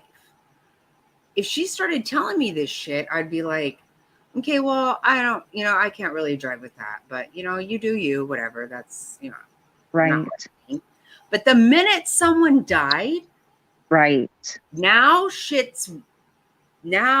we're talking. It's real. Yeah, now it's getting real. And I'm definitely not down with what you're doing. And that's what I'm saying, like with Melanie Gibb. And you knew her for like 4 months when shit started getting real. Because people were dead within a year. Like, 5 people were dead within a year. 1 year. Like that goes, how fast does that go? That's like, you know, I've kind of known my neighbors for 4 years that we've lived here. Mm-hmm. I still feel like I don't really know them. I say hi almost every day. When we have a package and we're out of town, they get it. And we give them a Christmas gift. They come over for dinner. I don't know.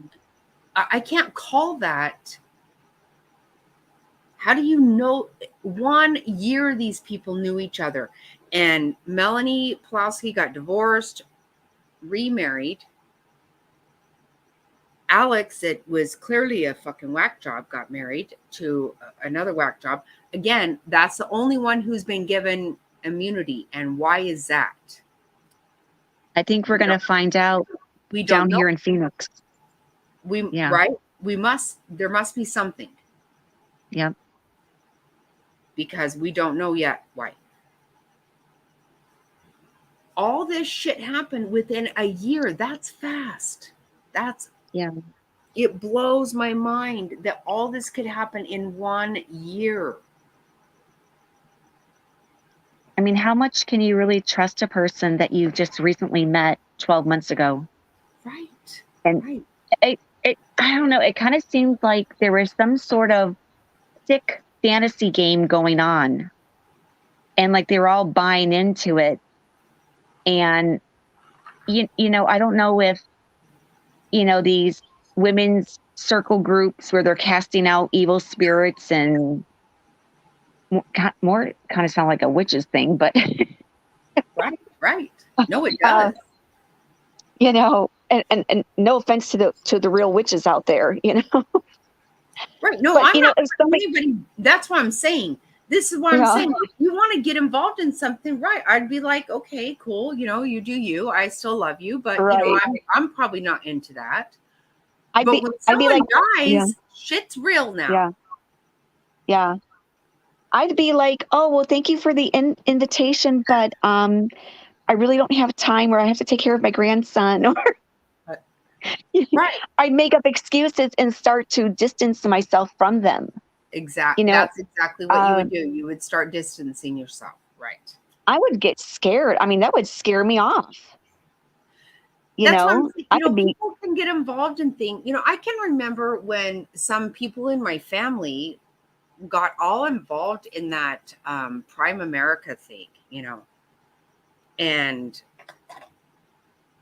you know, I went to one of the group things because they asked me to go, and I loved my family. I thought it was I knew it was a multi, you know, what do you call it? MLM. Tier pyramid. Yeah. I knew it was, and I knew I wanted nothing to do with it, but I was like, sure, you know, I'll go ahead and go just because I love you. But I knew full well I wasn't going to get involved in it. And sure enough, I went there and it's like, okay, they turn off the lights and it's whoo, whoo, someone runs in and I'm like, okay, see, and they're like, look, this guy does this. Of course, you know, and you guys are buying into this and that's awesome. You guys, you feel part of something. I get that. I don't even have time to be part of this shit, even if I wanted to. And that's awesome, you know, but nobody died. Right. They didn't even talk about people needing to be gone. See, that's the thing. Like immediately, Chad was telling her, I don't know what he was telling her. He told her, I guess, the first time they met that they had been married in multiple lives or something. I don't know what he called it.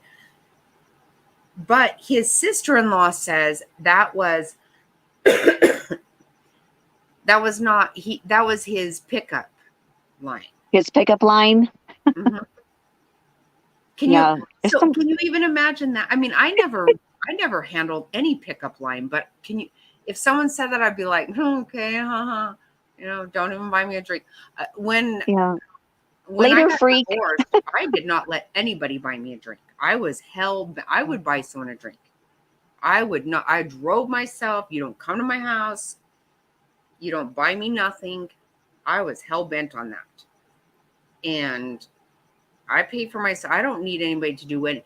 Mr. Snoddy is the first person that I ever let come pick me up. And even then, it was so funny because my nephew knew him. And I knew he wasn't an axe murderer, so he was allowed to come pick me up. But even then, my son's bedroom was in the front of the house. And so before he even got to the door, my son comes out and he was all, I don't give a shit if he has a BMW. We don't care about that shit, Mom. We do not care. And I go, I don't even know. No, oh no. What he said was he has a 5 Series. And I go, I don't even know what that means. And he's like, oh, bullshit. Yes, you do. And I go, okay, son, just settle down. Just relax.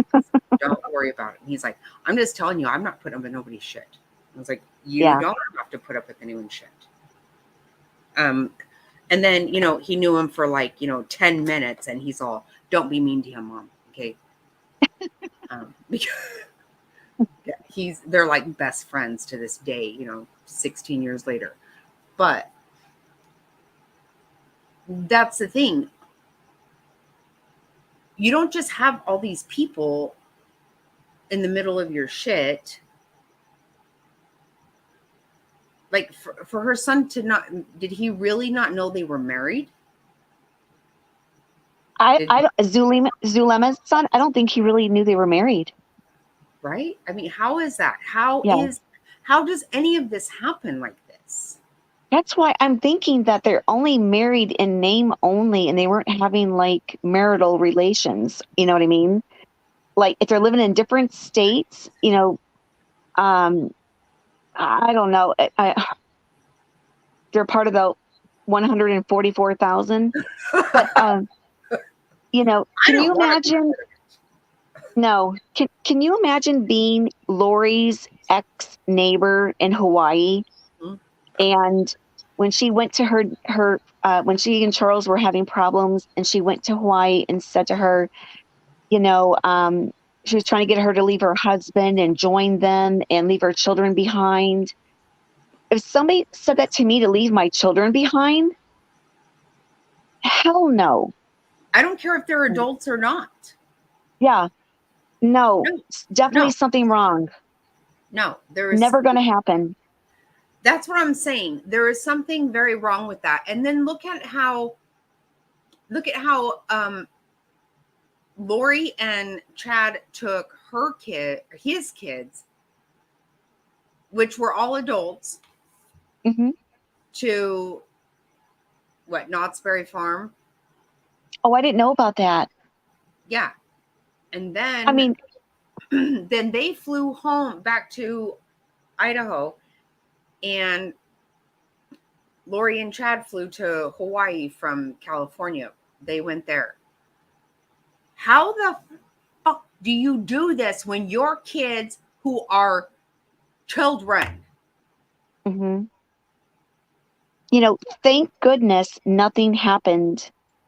Thank goodness nothing happened to Chad's children, even though they're adults and everything. But how come his children got to live? You know what I mean? No, see, it sounds horrible to say that, right? Because of I know. Because thank God they did, right? Thank Thank God. goodness they did. Exactly. But how come they Thank got goodness nobody else was hurt. Yeah. Why? Yep. And then they were building Zion in Rexburg, where everybody had to move to, Mm-hmm. and they were moving to Hawaii. How come? Yeah. And there was a time that Lori and her niece Melanie went to Missouri.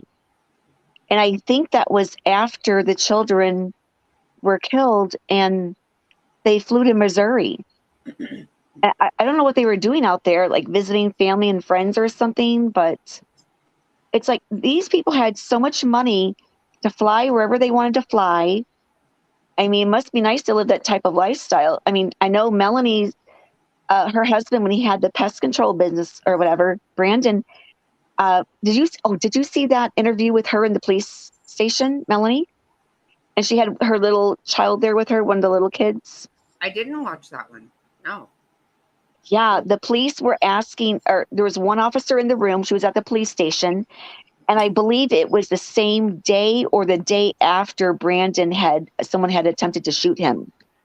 And the officer was questioning her and asking her about her day and everything. And she had like maybe her youngest child there with her, sitting on the floor on a blanket with a toy and everything. Oh, I did see that. And they didn't really get anything out of her because it was just all this horse shit going on. Right.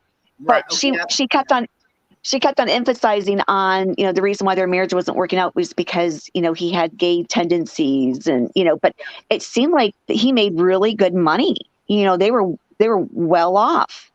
Clearly. You know, especially if you have $20,000 to spend on food storage, you know.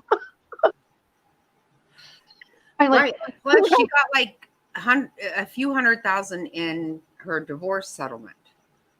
Oh, okay. That's what. Yeah, that was why they were going to live off Melanie and they also were waiting for like $1 million life insurance. Yeah. Because they knew they were going to kill him. Right. Just like her Aunt Lori. Aunt Lori was successful at it, so why can't she? And that's why she kept saying, if you notice, okay, this is what was so stupid. Oh my God, you just, so many times I wish in this situation, or in many, but yet, like, I just wish I could just jump into this scene and say, okay, quit asking for a victim's advocate. You are the people right. You have trespassed are the victims. You're not. You're not the victim. How many times did she say that on that body cam? I'm just thinking somebody slapped her. What do you mean a victim advocate? Your aunt told you to say this because that's what she does. She jumps right in and immediately says, "Can I get a victim's advocate?" Because then you've turned it into something else. Yeah. So then you get to go right home in the middle of a crime scene and have a fucking pool party. Are you insane? Yeah. Aunt Lori trained her well. And you know what? They know exactly what they're doing. I don't believe there's, you know, she's not crazy or anything. Can you imagine when she went to the police station, when Lori went to the police station and was questioned the same day that Tylee was questioned, when Charles was killed? Yeah. When Lori was sitting in the chair, Indian style, you know, cross-legged Indian style, not once did I ever hear her tell the female detective that, you know, Charles was a dark spirit. and, you know, he was going by the name of Ned. You know, she never said anything like that. She kept everything away from, they never mentioned the dark spirits or anything about their religion or their beliefs or anything. You know, she's very selective on what she tells the detectives. It's like as if they're hiding it, you know, because she knows it's so bizarre and unbelievable. Like, I don't know how, it's just so frustrating. Right. And even whenever the police go to her house in Rexburg and they say, well, you know, I guess it was your brother and some other guy. And she was like, oh yeah, my brother's friend, Chad. Yeah, they were married. He's an right. Yep. I hope the jurors can see through all of this and know that it was a big conspiracy and they can get her on that. That you two did not even believe it. You know, can't even say that you truly believed it, and neither can he. He can't. No, you did not believe it. You did not. Right. No, you because knew if you believed it, if you believed it, you wouldn't have had to lie. All the lies about not knowing Charles, you know, that's your brother's friend, you know, oh, we don't have, Alex didn't have his own sister's phone number, his very close sister that he moved up to Idaho to be with. You know what I mean? He doesn't have her phone number. Come on. And they had Come on, Alex. burner phones. 18 burner phones. But you know Hey, what I I have a love question. about this? They thought they were so smart. Okay, the people who have burner phones, I don't know. Well, okay, this is stupid as shit. But, you know, my mother-in-law has a burner phone, I guess, because she bought it at Walmart and she just buys things. And she's just irritating. We've tried to get her to be on a normal phone. And I don't even give a fuck anymore. She's not trying to commit crime. She's just a pain in the ass. Right. But it's the same fucking burner phone that I've known since we got married, you know, over 15 years ago. But people with those know better. These two were so stupid. They used the reason they got fucked up with these burner phones is because the idea with them is to not be connected to it. Right. But they accessed their bank, all of their accounts with their burner phones. That's my goodness. That's what's come out in court. Yeah. See, I don't understand. Okay, before I knew anything about this case, if I were to look at Lori, I would think, what an attractive lady. Mm-hmm. She's very attractive. It looks like she's got a good head on her shoulders. She's a good mom from what everybody has said. You know, she's a devout Mormon. She goes to church. She must be a really good person. She looks like somebody I would have trusted my children with. Mm-hmm. And that is scary because there's plenty of people. I mean, she looks like she has her act together and everything. There's plenty of people I would have never trusted with my children. And they're probably more normal than she'll ever be. You know, right. No, you can't judge a book by its cover. And that's absolutely true. They look, I mean, not talking about Chad, but with Lori, she looks like an intelligent lady. You know, she looks very intelligent. She was very manipulative. I don't know if you ever saw the interview with the officers when I believe Charles was still alive, but she had gone to the police because Charles had gone to JJ's school and they got into a verbal disagreement or argument and Charles took her purse. Yes. So she, Tylee and Melanie, her friend Melanie Gibb, went to the police station and I would have believed her. I would have. I think the officers believed every word she gave them. She doesn't come off as being crazy or, you know, a zombie killer or anything like that. You know, right. She's very believable, very likable, very charming. Mm-hmm. You know, never would have guessed anything. And with that said, the very first video that I've ever seen that brought me to this case, I hadn't seen anything on the news or anything. I was going through YouTube and on a true crime thing or whatever. And I came across a video. It was the night when Charles was locked out of his house. He came back to Arizona from Texas. He was locked out of his house. He called the police and asked them to help him get into his house. And they were questioning him and I feel so bad for thinking this now, knowing what I know. But when Charles started talking about, well, we are of the, we are LDS, we are of the Mormon faith. My wife believes that people are turning into, she believes I'm a zombie. She said she's going to kill me. I thought, what is this guy doing? I didn't believe him. I thought, this guy sounds crazy, and I thought the police must be thinking that also. Who goes around talking about zombies? Right. And I thought he was lying about his wife or whatever. And then when the officers, because Charles couldn't kick the door in, the officer actually had to do it. And he walks through the house, and there aren't any vehicles in the garage, and and that's when we found out that she had taken the kids and ran. When Nate from the Idaho News found her and Chad in Hawaii, and she was acting like no big deal. And he's like, Lori, where are your children? America's praying for your children. We're worried about your children. And she didn't seem concerned at all. I honestly still believed she was innocent because I didn't know anything else. I thought she was protecting her children and probably had them hidden with a family member or like an underground system to protect children because maybe her children were being abused in one way or another. And that's what I was thinking, because no way did I ever look at her and think that she was capable of what she was doing. And to me, that is so scary.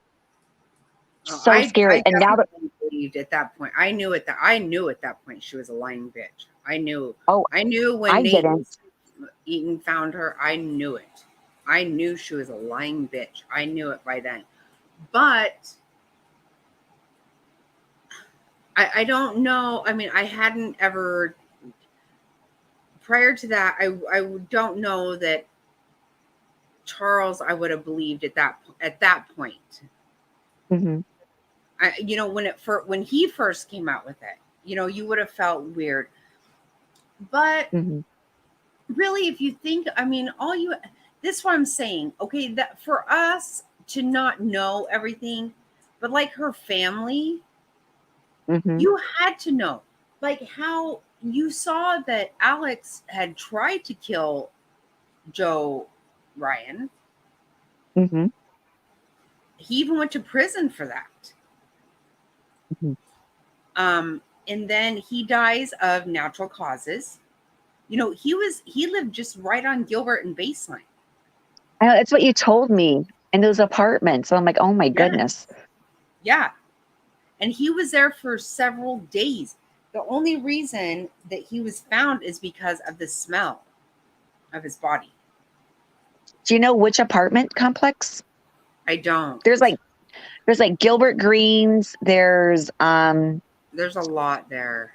Yeah. Gilbert Greens is more on like Guadalupe. Yeah, the Gilbert side. Yeah. The Country Villa ones are near Guadalupe on Gilbert Road. Was it on the Mesa side? Near the freeway, maybe? It must have. I'm kind of feeling like maybe the northwest corner, maybe, because I mean, I can't imagine. Right next to the I-60, the freeway when you get off on Gilbert Road exit. Yeah, probably. I don't know, because I'm trying to think of where it could be, because there's so much stuff there. Yeah, but anyway, it had to have been. It couldn't have been right on that corner, but that's what I saw. Have you watched his sister's channel at all? Whose sisters? No. Annie Lennox is her name. No, I haven't even had time to keep up with the trial. I know. I've been waiting for this. I'm sorry? It in my ear. I keep my earbuds in, and when I go to sleep, I listen to some stuff, and then like even when Jack and I are doing things. And so that I miss a lot of things because I don't catch Right. it, but I just kind of listen to things. Because I don't get him. I never am in a chat necessarily. It's very rare that I will Okay. chat. And half the time, like, I don't even know where my phone is. You know, like right now, I'm not sure where my phone is, but I'm listening, you know, kind of. Right. Right. And so that's how I know a lot of it. But she is really good. And of course, everybody has their bias, and which I get because she is Tylee's aunt. Uh-huh. And so she has a little bit of bias, which she would. And I don't blame her because you know what what I have seen on her show or on her it's called A Murderous Heart. Okay. I think that's it. Which was very odd to me that Tylee was not in Colby's wedding, which seems a little bit weird. Yeah. And she did not even go to the wedding, just to the reception. Really? The family picture from that wedding, Tylee's not in it. Wow. Right? That's weird. Yeah. And also another thing that she tells is that so Lori, you know, was a hairdresser. Right. She was highlighting Tylee's hair when she was a toddler. You told me that. Yes. That is so messed up to me. Like, I do not even know how to Okay. handle it. Now, if Lori is all about aesthetics and wants everyone to look a certain way, what the hell was she doing with Chad? You know, I know he lost a lot of weight in the beginning.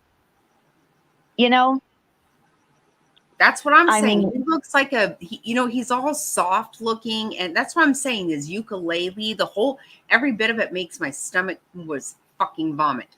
No, he's not attractive. He's not. And It's like- Charles was paying for everybody in the whole family's phone, their car, everything. And he looked like a man. He acted like a man. And you know what else? Oh my God, what I just found out today in court today. Okay, so when you hear that Chad was at one time a grave digger, right? We've heard this.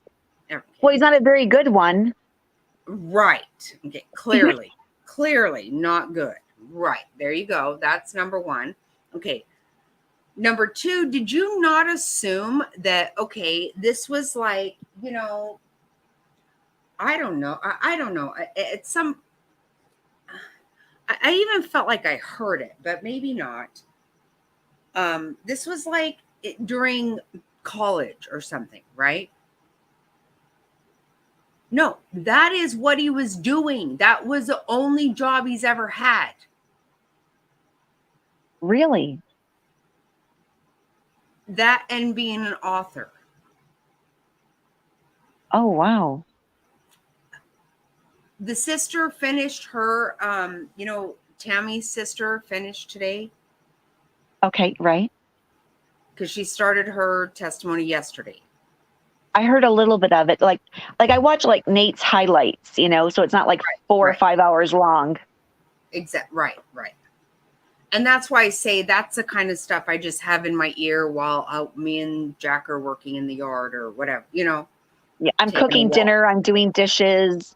Yeah, I don't dare fall asleep to it. I'm afraid of having nightmares. I always fall asleep to it, but I know I don't get all of it, and that's okay with me. You know, it has to. Right. Be. It's a full-time job. No, oh my God. That's why the other night I said I can't. Even Mr. Snotty said you're not going live. I said I can't. the day that they came out with JJ's cause of death, everything about JJ, Oh my goodness. that I don't know. I just, my son left. He came and picked up Jack, and I went outside, and Mr. Snotty came out there, and he's like, "What are you doing?" And I was like, "I can't. I can't say any of this out loud. I can't. Not right now. It's too hard." Because I really wanted, and this is as bad as it sounds, I wanted to think that they had drugged that child to the point that Yep. he didn't know what was happening. And when And they I completely understand. isn't that I terrible? completely I don't understand. want him drugged, but Right. he had No. defensive wounds on under his fingernails. Oh my God. Oh, okay. I didn't hear that part, but I know exactly what you're saying because I didn't want to type it in chat because I didn't want it to be taken the wrong way because when you're texting and typing, you can't hear someone's highs and lows in their voice or know when they're being sarcastic or, right. You know what I mean? When you're talking to someone in person. And I said, what's worse than, a child dying, a child being killed? And what's worse than a child being killed? You would think nothing. What could be worse than that? Nothing. But then you think, well, yeah, you don't want the child to die or to be killed, but to have to suffer during that. And like you said, I thought, well, if the child was going to die, you would hope that he didn't suffer and that she didn't suffer, like they didn't know what was happening. Like maybe And they didn't know people that they trusted were doing that. Exactly. Their own uncle. Of course, mom was off in Hawaii, making sure she had an alibi. So, Uncle Alex could take the rap for it. And, their new or soon to be stepfather, mom's boyfriend. And I thought the worst that could happen is that they knew what was happening or what was going on and they were in the fight for their life. I mean, I don't want them to die. I don't want them to be killed. So I don't want it to be taken out of context. But right. If they were, I would hope that, they would have been, maybe sleeping medication and they would have gone to bed that night and fell asleep and never woke up so they wouldn't have to suffer. And to know that little boy was suffocated and alive and awake when he was, taped up to his hands and his hands and ankles were bound and he was put in a bag. And I'm assuming they put him in the ground and they literally buried him alive. That's what I'm assuming, unless I'm wrong. I haven't heard of all the testimony. Right. And they have not said that didn't happen. They have not. And how can you, they said there are marks on his neck and his fingernails, bruises under his fingernail, like he was trying. Oh my goodness. See, no, it killed. I couldn't say any of it out loud. I told. Yeah. I said, all I can say is I knew I couldn't get online and talk about it. I just couldn't. Yeah. Because I wasn't going to be able to get it out. Because, like you said, nobody might understand that I was hoping so badly that he had been drugged enough that he didn't know. Right. Right. But the defensive wounds, he had bruises on his arms, his ankles. Oh my goodness. I can't imagine. It was it's too much. And Tylee's body came to the medical examiner in several bags. Mm-hmm. Yeah. And she was stabbed in her pelvic bone. Oh, she was? Multiple times. So do you think it was with the pick? Well, they can't say. They don't know. See, that's the thing. They can't even say her cause of death. But I had heard that they had found Tylee's DNA on a shovel and a pick in Chad's shed. And so, and I hate to say this, so I don't want to think this way, but when Chad was sending his wife Tammy a text message and said, "Oh, found a raccoon out on the property today and had to shoot a big old raccoon." I thought to myself, is he referring to Tylee as a big raccoon? Did he actually shoot her? So is that him admitting that he shot her? That's what I feel like she was shot. And I hope she didn't see that happening. I would hate that these children, they lost their lives. And that's horrible and terrible. But I would hate to think that they saw it coming. They knew what was happening. They couldn't be decent about it. I mean, not that there was anything decent about killing anybody, but you know what I mean? Just don't make them suffer. That's what I said. Don't let. I said, do I sound like a horrible person? Because I was praying to God that they had been drugged. I wanted to feel that they had been drugged. And that sounds horrible, but I wanted them to not know that it was happening to them. Right, I just want you to not, this is what I've said with Quentin Simon, with so many. You're like, okay, the last thing you saw was the person you trust on earth, the person you need, the person you need. It's so, when my mom died, this sounds so stupid to a lot of people, I'm sure. But the first thing I thought about was I can never throw up again, because when I get sick, I run to the bathroom and I call for my mom. Oh, okay. And I can't throw up. I had been 12 a month when my mom died. So to me, as weird as it is, that was my thing. I can't throw up ever again. And I don't throw up. I will not. Even when I need to, I will not throw up. That's how I am. Really? We talked about this. I'm like, nope. Yep. Nope. During morning sickness, never. I would feel sick all day and I wouldn't get sick. And I think I can only remember 2 times I actually ever got sick in my life where I vomited. And that was once when I was 13 years old.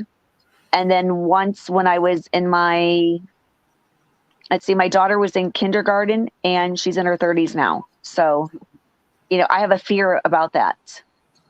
I could never be bulimic. You know what I mean? Oh, hell no. I could want to be all day, but I can't be. No, I could not be. No, I don't throw up. And I remember thinking that because my mom's not here, I can't throw up now. So that won't work for me. Yeah. And because that's the person, that's your person. Right. That you trust the most. The person that's supposed to love you more than anybody else in this entire world, the person that's supposed to keep you safe. Right. The person that's supposed to protect you. And they're the ones that are doing it. Yeah. It's just, like you said, they're already passed. They're already gone. Not that, you don't want them to die. You don't want them to be killed, but they are, and we can't do anything about it. But you hope at least they didn't have to suffer. They didn't know about it. They didn't see it coming. You hope, right. And you hope that you don't think your mom did it. That Right. your mom had anything to do with it, because that feeling, I just kept feeling this whole week. I said, it really caught up with me. I think between Gannon and, which I haven't covered Gannon at all. I haven't watched any of it. But I've been involved in that. I mean, I've been invested in that from day one. So I have to watch it. That's why I've got all of it going on all day. And it just finally hit me. And I was like, I can't even say anything out loud right now because I am going to bust. I literally had to stay outside and be like, I can't talk about this because these are children and their mothers. And, even with Gannon, like his stepmom, and still they play that video and he's crying. I didn't do it. I didn't. And you're just like, oh God, I can't. And then they find where she has, searched, I hate my stepson. Of course, and we already know you killed him. She's even confessed. She just says she was crazy, which she's fucking crazy. But no. Mm-mm. Of course you're fucking crazy if you kill somebody. Of course you're crazy. Normal I think they're people monsters. don't kill people. Yeah, I don't think Lori and Chad Daybell are crazy or psychologically insane or anything like that. I think that they're just monsters. They They're are, because monsters. the only people that had to die were the people that got in their way. Right. How Or convenient is prevented that? them from or prevented Lori from having the life she wanted. Or give them the money they needed. Right. Mhm. And and I don't know about you, but I want to see what these dancing videos were that she was sending to Chad. Can you even imagine? How gross. Who fucking does that? I can't even watch my own videos. I cannot. I don't want to hear my voice. Every time I hear Mr. Snotty will have it on, I'm like, mute that. I'm not. Yeah. I cannot hear myself. I'm like, really? I really did that? That's stupid. No, I cannot. I'm hearing my late at night voice right now. It's like really tired. I've been talking all day, but it's her house in Chandler they said mirrors all over the room. Yes. That's like where she danced. And I'm like, was she that great of a dancer? What kind of dancing is it? Was it ballet, tap? Oh my God. Were you clogging? Because Tammy was. I don't. Hip hop. We found out today Tammy was clogging. Yeah, I heard about that. How her sister said she was in really good health and she was clogging. Yeah. She was in great shape. Right. Yeah. And I'm right. But what kind of dance did you do, Lori? Right. That you filmed yourself with mirrors? You were, oh my God. I can't. What a narcissist. And then it must have been some hell of a dancing if, Chad was willing to be rid of his wife for her. You know what I mean? I'm waiting to see when those. Did it for 2 hours a night. Now, what mother even has time for that? And where was JJ? Who was taking care of JJ while she's doing her dances for Chad? Right. When she was playing his little private dancer, So gross. So fucking gross. Oh my God. I'm thinking Tina Turner, private dancer. I know. You're like, what is, like, it's got to be made up. See, this is a thing. Just like even when you were telling me about that guy, I'm like, nobody did that. That is so insane. Yeah. And no, they were doing it. They were doing it. And yeah. And then she sits there and you watch these videos where she's like, and he was, doing this and, whatever, all of her shit. And it's like, oh my God. No. Why didn't you, like you said, why didn't you tell the police he wasn't himself? He was Ned Snyder. Right. And he wasn't even the same height all of a sudden. That's what I don't think she believes it, really. No, I don't think she really believes it. Say it. Then you would say it. You would. Yep. You would tell the police he's a dark spirit, whatever. He's a zombie. If you truly believed it, you would tell them that. Right. She hasn't brought any of that up to any of the police officers or the detectives or during the interviews or anything. And, there was something else I was going to say and I forgot what it was. I lose my train of thought. I can't remember now, but I mean, there's so many different things I want to say, but I can't believe, see, when I look at her, I see an intelligent woman. I don't see somebody who is slow or dingy she's very quick-witted, on the spot, giving the officers or the detectives the answers, what they need to hear. She's able to convince them, manipulate them, whatever. But for some reason, she wasn't able to act like she was concerned, when she was standing outside of her house talking to the officers when her and Tylee came home and Charles is laying there in the house. Yeah, hi neighbors. Yeah, like she wasn't smart enough to even try to pretend. But I think that she was so full of herself that she thought she had this, and she can fool everybody because she's probably gotten away with a lot of stuff her whole life, just smile and look pretty because that's her job, and Well, that's and what the cousin says. That's what the cousin says. oh really? Oh, Okay.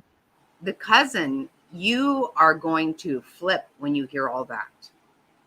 Okay. And I have heard a little bit of this before, but according to the cousin, she doesn't even say it's a fact, but she says, it's kind of been known in the family basically that because it's Bruce and Janice are the parent or Lori's parents.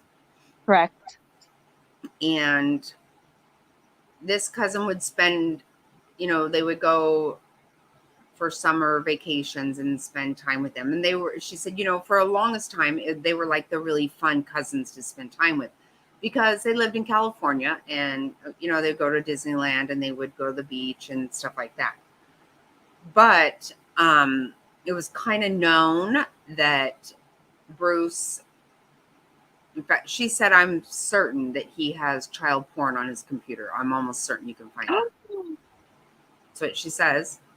Oh. And when they were 13, Lori and Summer told her, you need to shave your bush because nobody's going to want to fuck you with that.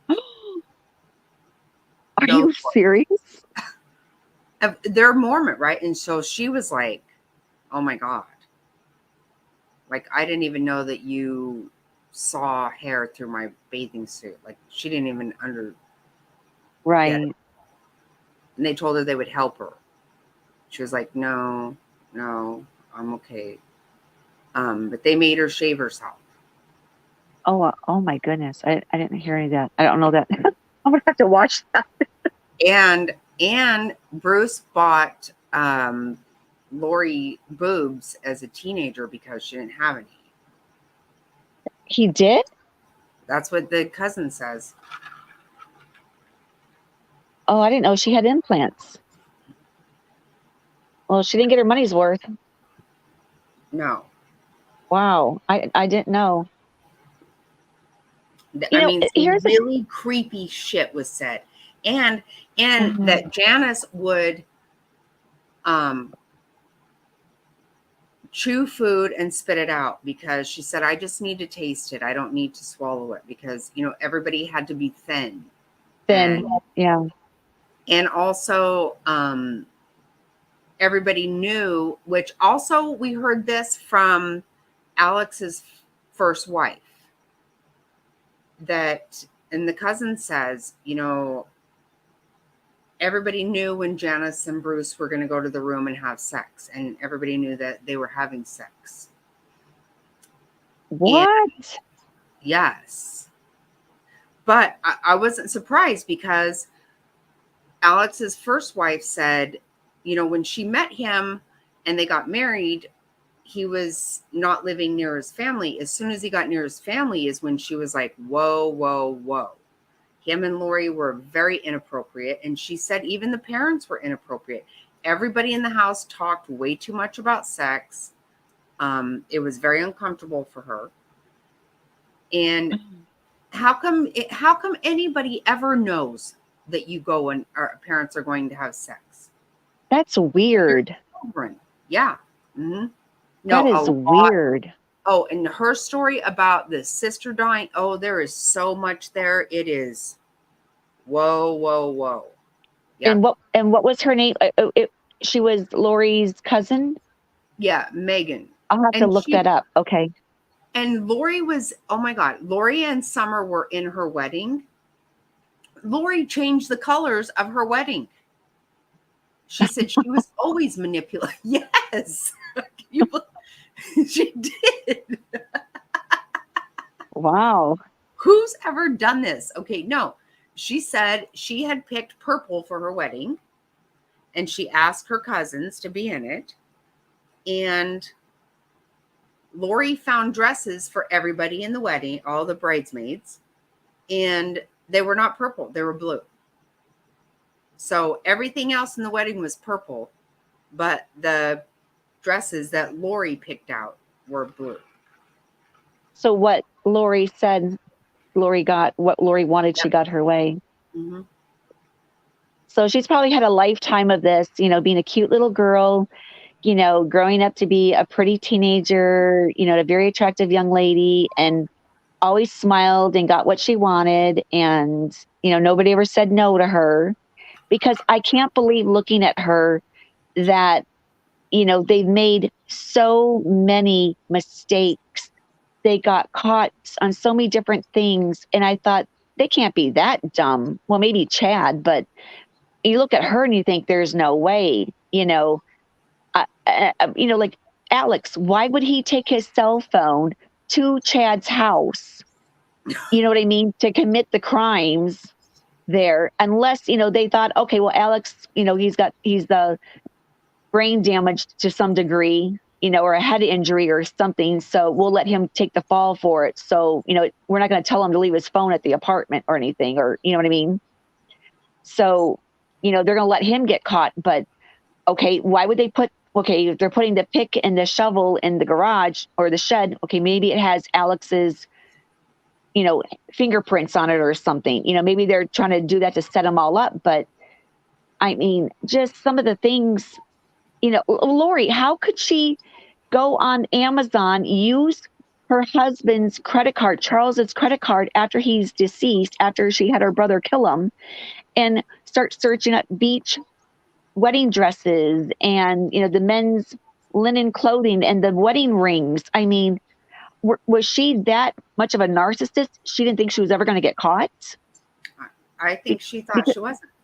I think she was going to victim advocate herself. You know, she thought she could just go and talk her way out of shit. And you're right, Justice Jane. Yeah, it's Megan Connor, right? Am I right about this? That cousin tells some shit. Big time. Like, I think it's huge. When was her testimony, so I can look it up? No, she's not in the no, she did not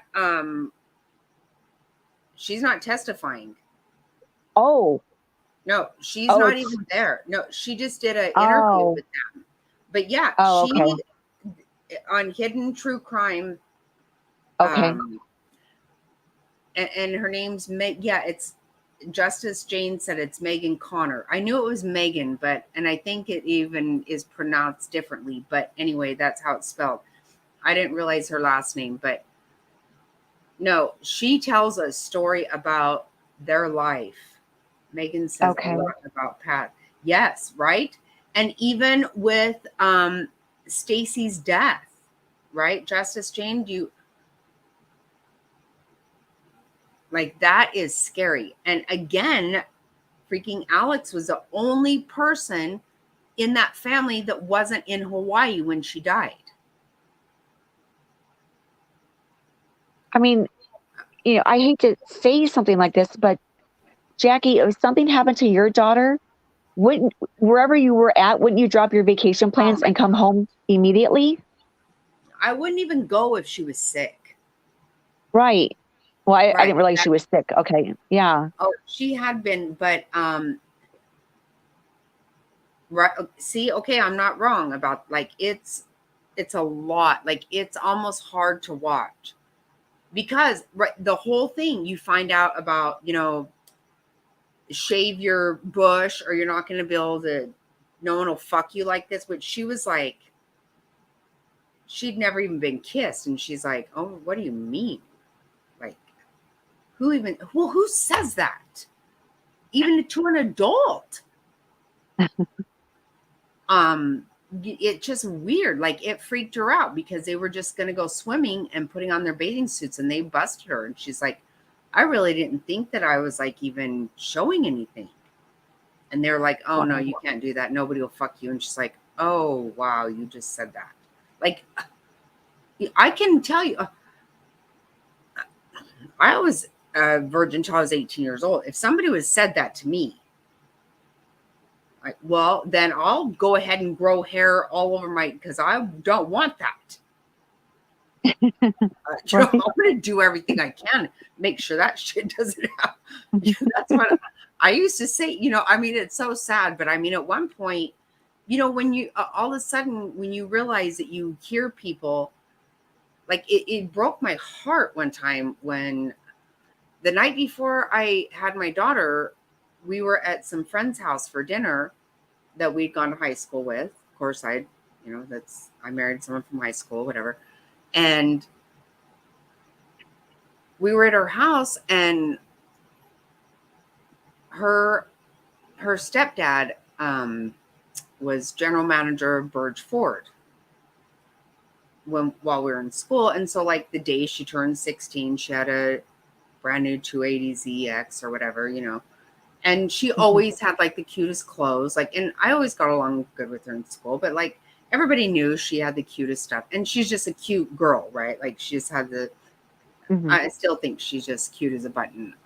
And I was saying something to her, and out of nowhere, she was like, said something about her stepdad. And I was like, I don't know how it came out, but she was like, well, it was okay with my mom as long as, he came to my room every night. That was okay. And I was like, oh my God.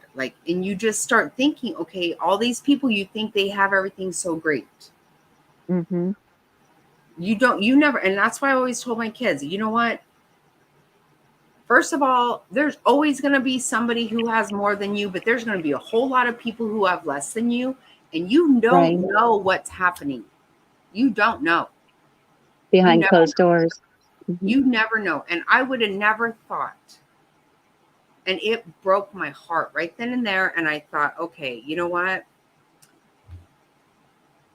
I started learning things that I just didn't know. And all of a sudden I told my family, I was like, I'm so glad that nobody in my family was attracted to me, that nobody found me hot enough. Thank God. Mm-hmm. Mm-hmm. I mean, I just have to say, clearly I was not good looking enough. And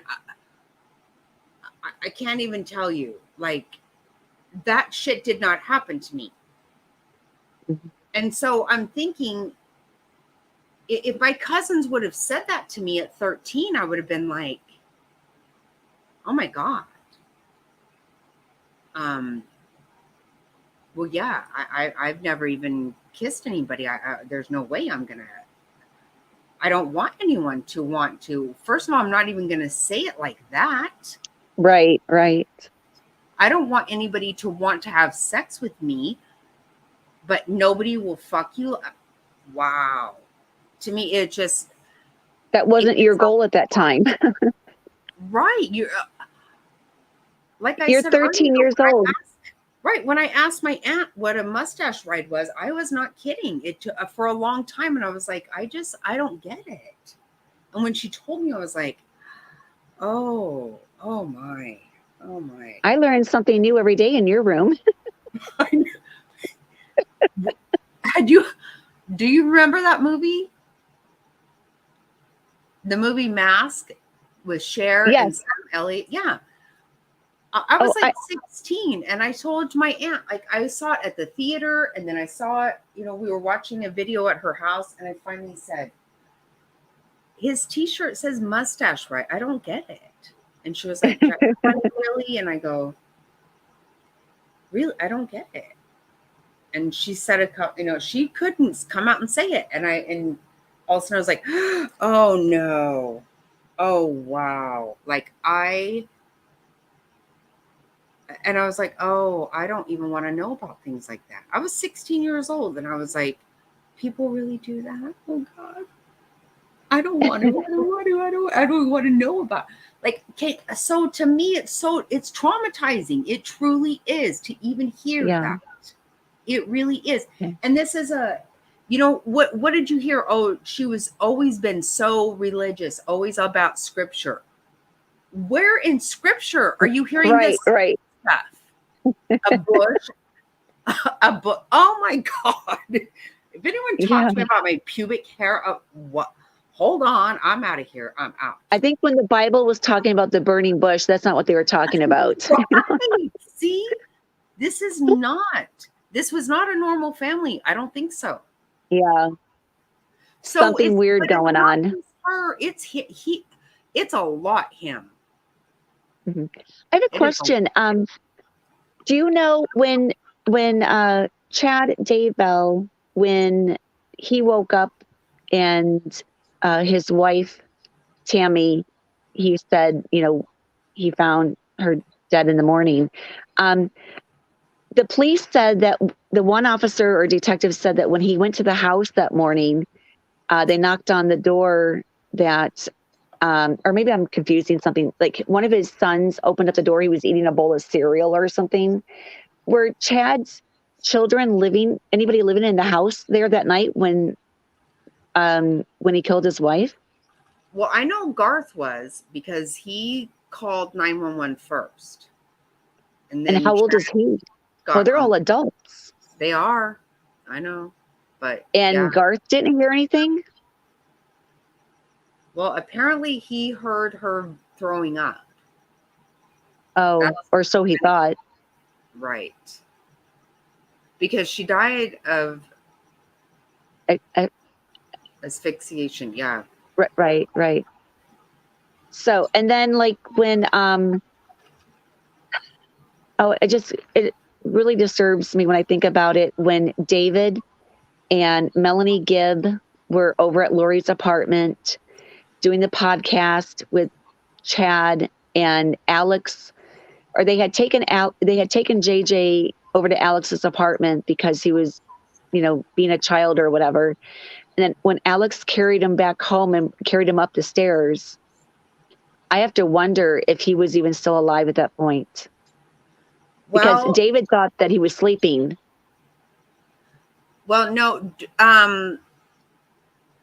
The one thing that came out in Melanie Gibbs' testimony this time, or when she testified in this trial, because she testified in the preliminary hearing for Chad, like a year ago Right. or more, right?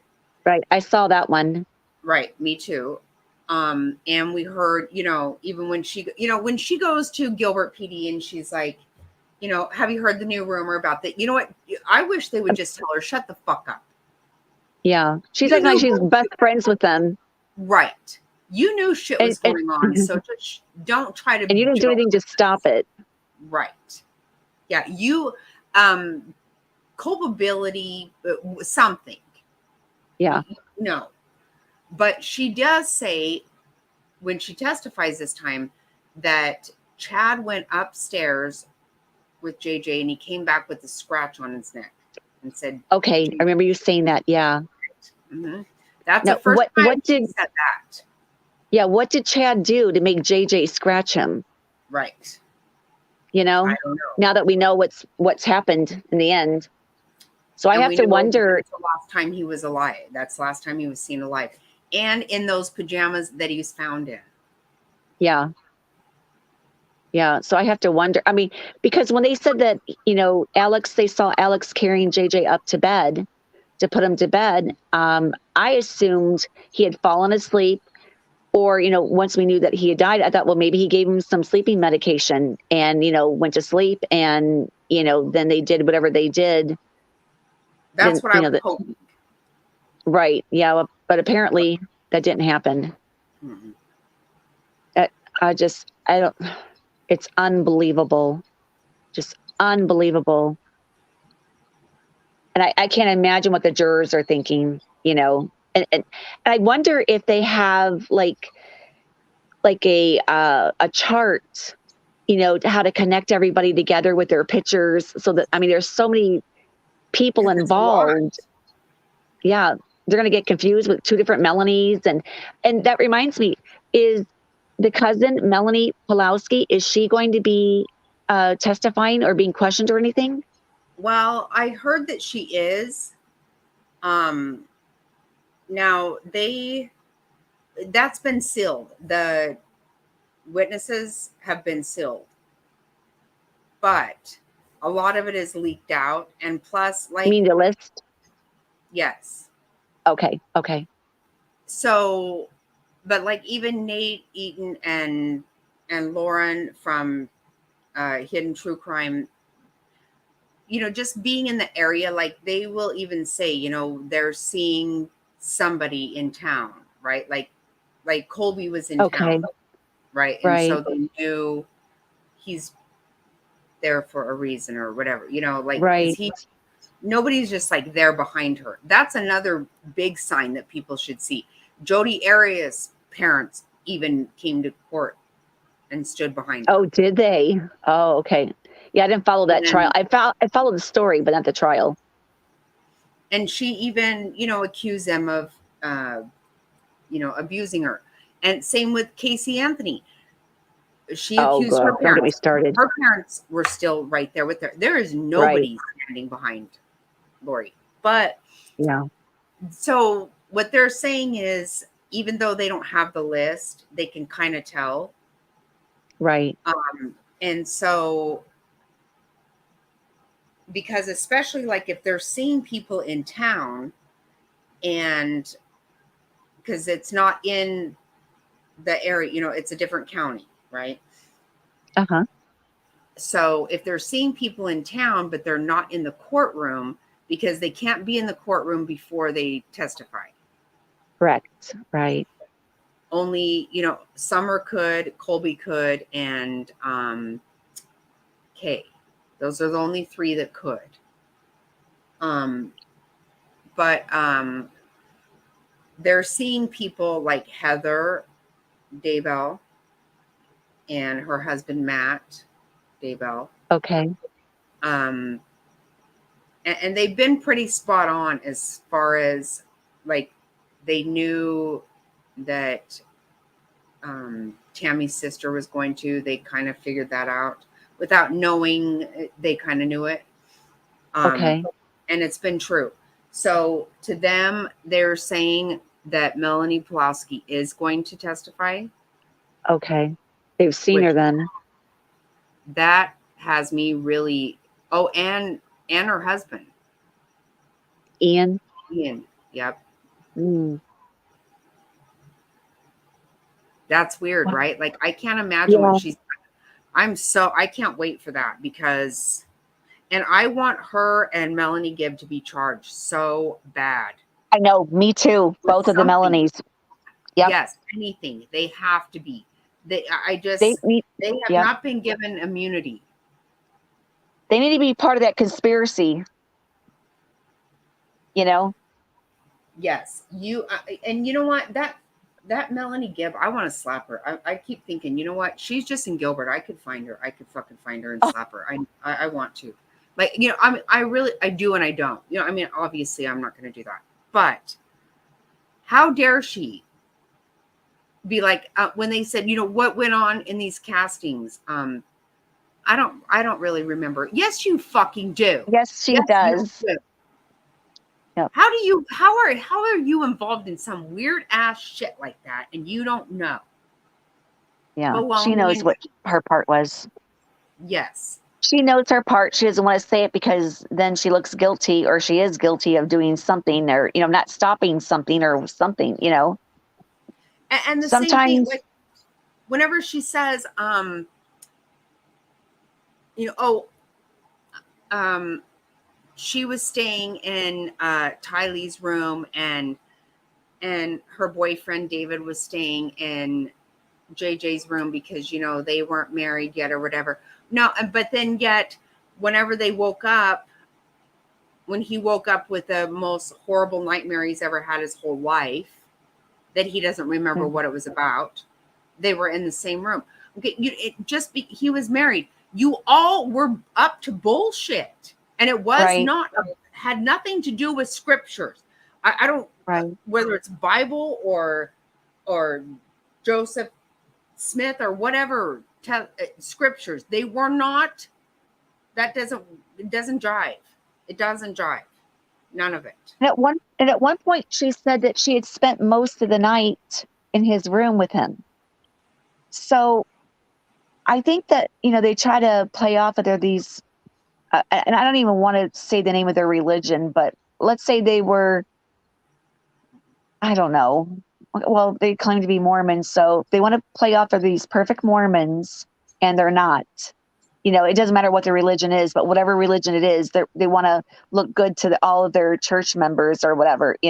Has their church even talking to God? But God's talking to you about all this adultery. Right.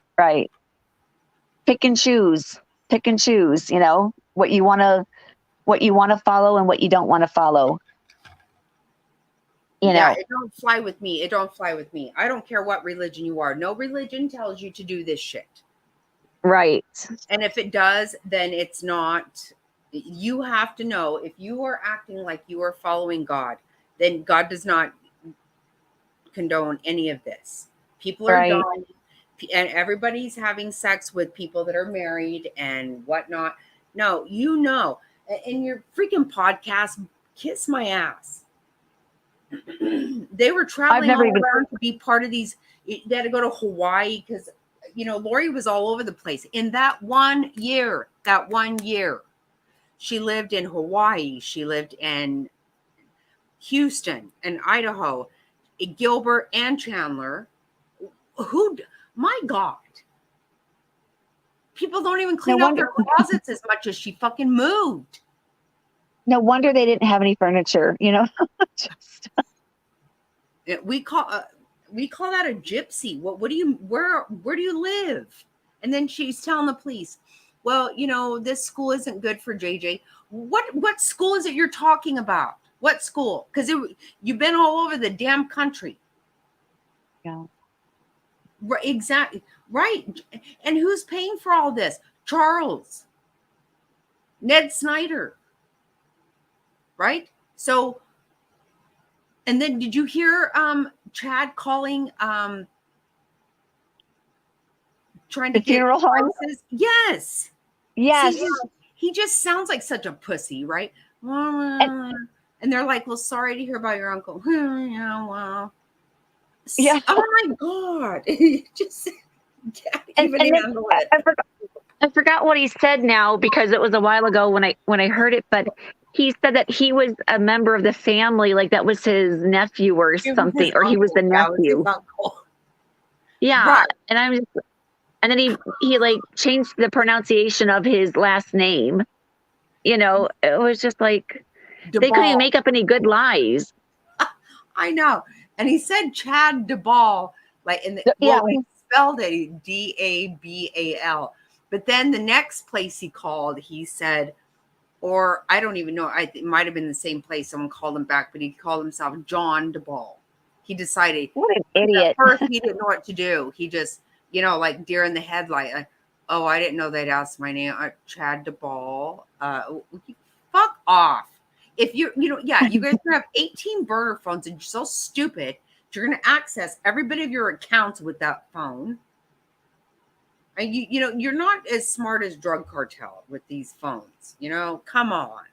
Christ. I'm just amazed at all the small mistakes that they made. It was like they were, I know they weren't trying to get caught, but you made it pretty easy. You know what I mean? It's like, I don't know. Oh, it's so much. It's so much.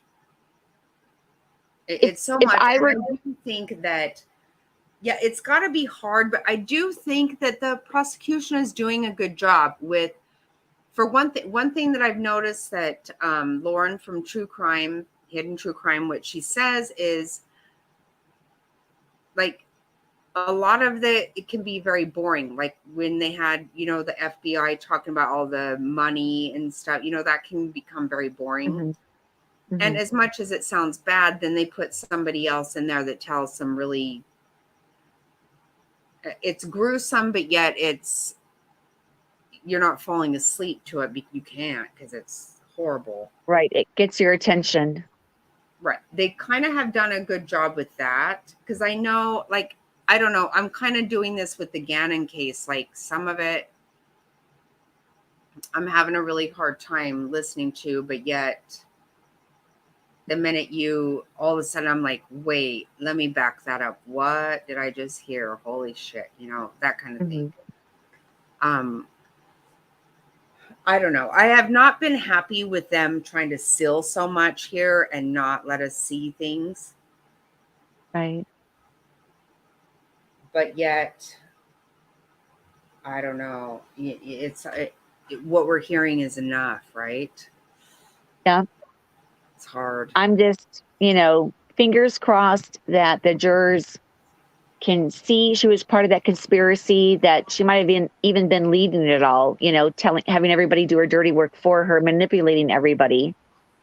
Chad's like a puppy dog following behind, doing everything she tells him to do, Well, and you know what else? Okay, first of all, he was doing this shit even before he met her. Like and to find out he never had, like I said, I thought he had the grave digging job when he was in college. That's really the only other job he's ever had other than being an author. And their publishing company went bankrupt. So Tammy really supported that. Tammy's the one who worked. Okay. This pussy ass didn't even work. Oh, okay. Yeah.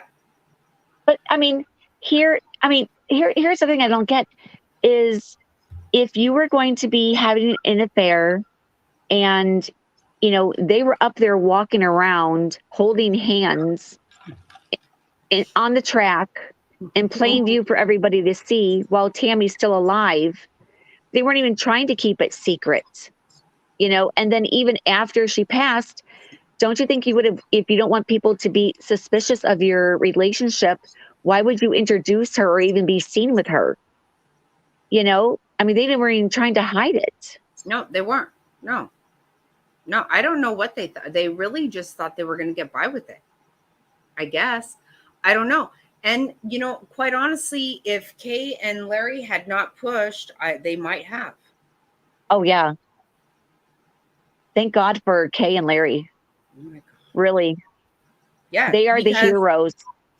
I know. And whenever it looked like they weren't going to be able to be in the courtroom, I was like, no, you cannot. Yeah. You cannot do that. Right. They are the reason. They rang the bell and they said, you're going to hear the bell. Right. They did not just let it happen. And my heart goes out to them. Me too. It kills me.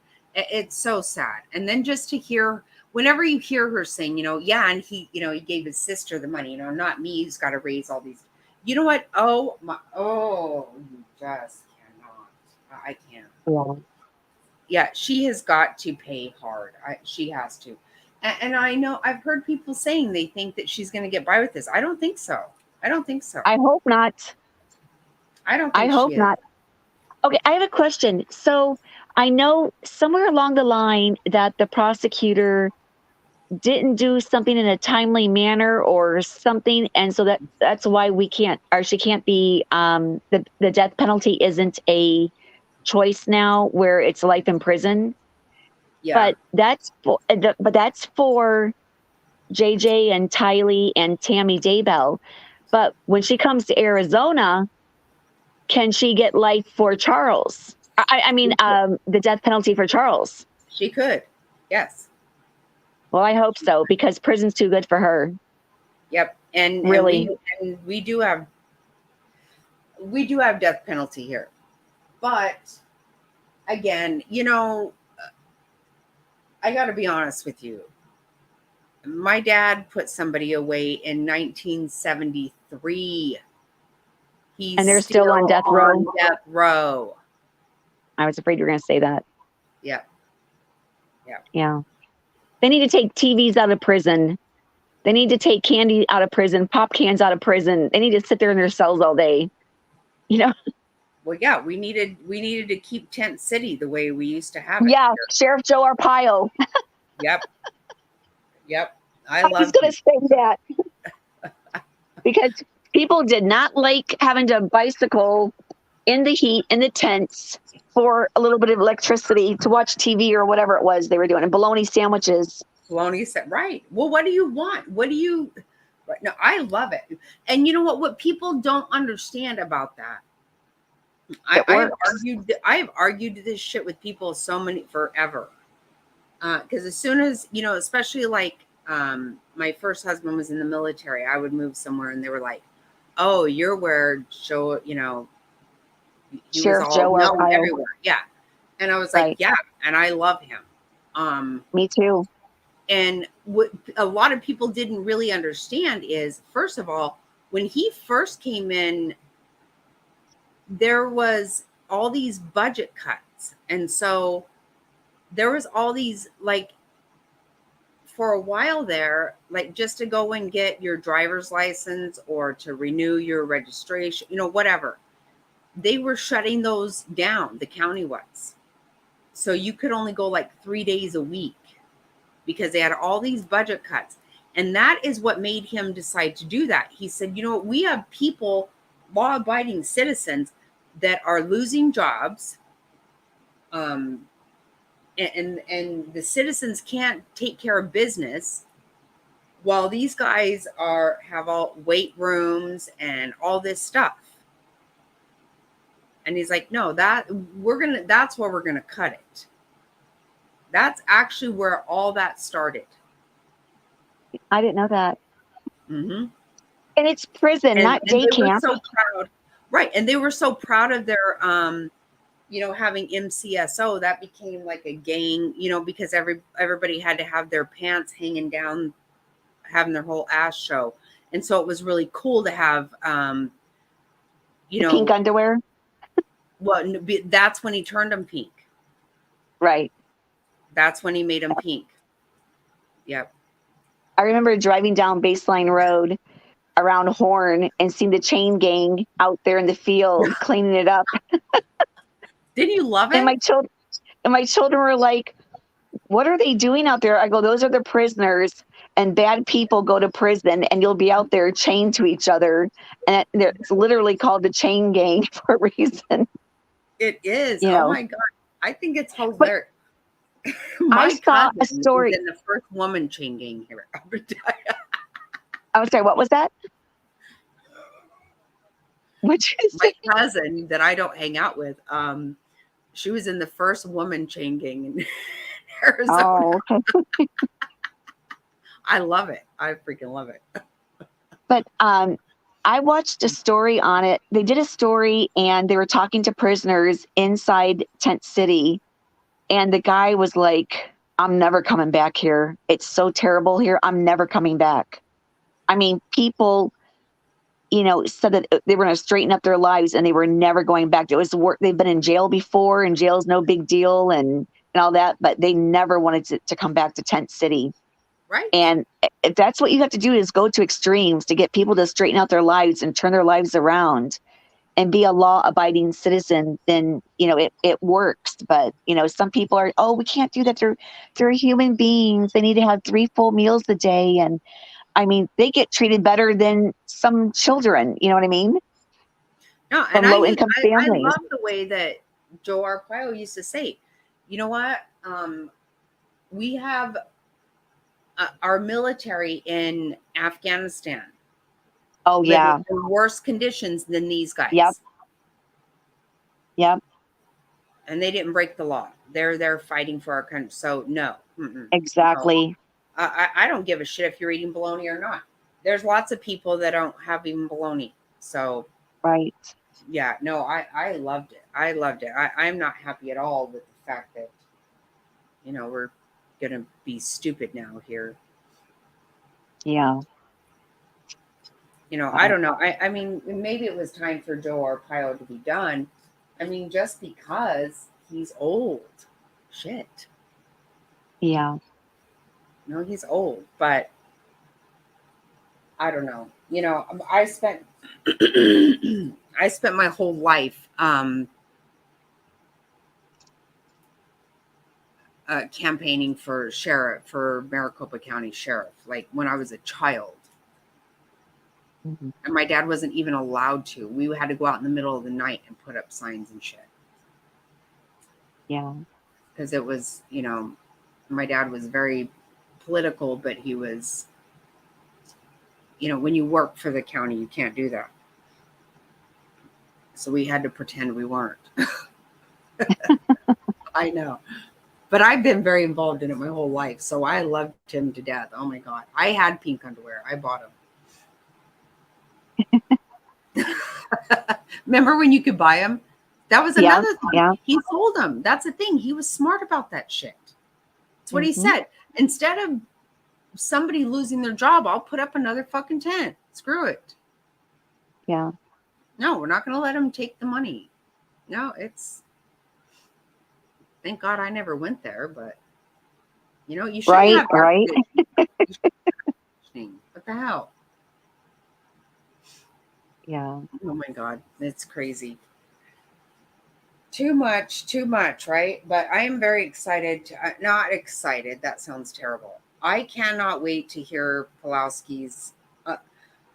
I don't. It's going to be hard because I hear her voice. Her voice triggers me. I think with me, it's her attitude. Right. me- She makes me angry. Yeah, with her attitude, like, I think she learned from Lori, like, just smile and, like they're so self-assured. And I mean, before I knew everything that was going on, like a year ago or 2 years ago or whatever, when this first started, she did several interviews here in Arizona. Melanie Bordeaux or Pulowski or whatever, and she did some interviews. And I mean, I hate to say this, but she was very believable. And looking at her, I didn't think she looked like what I know she is now. You know what I mean? I'm gonna have to go back and revisit some of those interviews. And there was one time on YouTube, there was a video of her where the police were, I guess she was outside walking the dog across the park, across her house. And they kind of like pulled up on her and started questioning her right then and there. And then I can't remember if it was the same interview or a different one where they were talking to her at her front door. And she was like, well, I'm trying to get my children off to school, and Yes, I remember that one. Yeah, I do. Yeah, I think and it now was the same interview. Yeah. okay. And I don't remember like everything that was said or what it was about or whatever, but I just thought, oh my goodness, they were like really watching her and following her, and, and they wanted to know how far away this school was and when was she expecting to come back and things like that. And so now knowing what I know now and her part in this, at least, some of it, I'm going to try to find those videos and revisit them. And, now maybe I can understand even more, but I mean, I just, I forgot about some of the. I have forgotten about some of these. Yeah, because that was in the beginning before I even knew that. This is when the children were just missing. When I think when I saw these, or maybe not. I don't know now. It's been so long, but my time is all messed up. But I had no clue what was going on. I thought in the beginning that Lori was this loving, caring mother that was trying to protect her children. She wasn't worried about where they were because she was keeping them safe, and she wasn't letting the police know because she didn't want them given back to her husband or, their father or whatever, I mean, that's how naive and gullible I was. And she acted like Kay and Larry were just trying to take JJ from her. Well, at first I kind of thought maybe they were, or maybe, she wasn't letting anybody know, because, if once one person knew, then everybody would know. And then the kids would be put back into a dangerous position or a place or something, and they'd be in danger of being abused by whoever was abusing them. But then when I saw Kay and Larry going on, and I thought, okay, wait a minute, what's going on? And then when I saw Lori in Hawaii at her court hearing in Hawaii, and Kay and Larry were there, I love Kay. She watched Lori walk in that courtroom and her eyes were glued on her, and then Lori walking in like she's, yeah. Right there on but the then, tarmac and shit. Yep. And then Lori just acting like, she hasn't done anything wrong or whatever. And that's how I thought, well, maybe she's protecting her children. And she's willing to go to jail to protect her children, and, but, now that I know better, but and Chad Daybell, showed up in court. Oh, so what was it? Chad's pretrial like a year ago or something, when Melanie Gibb testified. That was the first time I had ever seen her. I believe she did an interview with somebody, and it might have been with Nate or something, and said that she went over to console Kay. Like she went over and sat next to her, or she went over and hugged her or something. And I don't think we saw that on camera, but I think she said that she did that. And now knowing that, Melanie could have prevented Charles from being killed, and, that's Kay's brother. Oh my goodness. Right. Because I think that they have been thankful for anybody, because for the longest time, everybody was acting would like, listen. what are you talking about? What are you talking about? Right. And another thing that people don't realize is, she sent his ashes to Kay.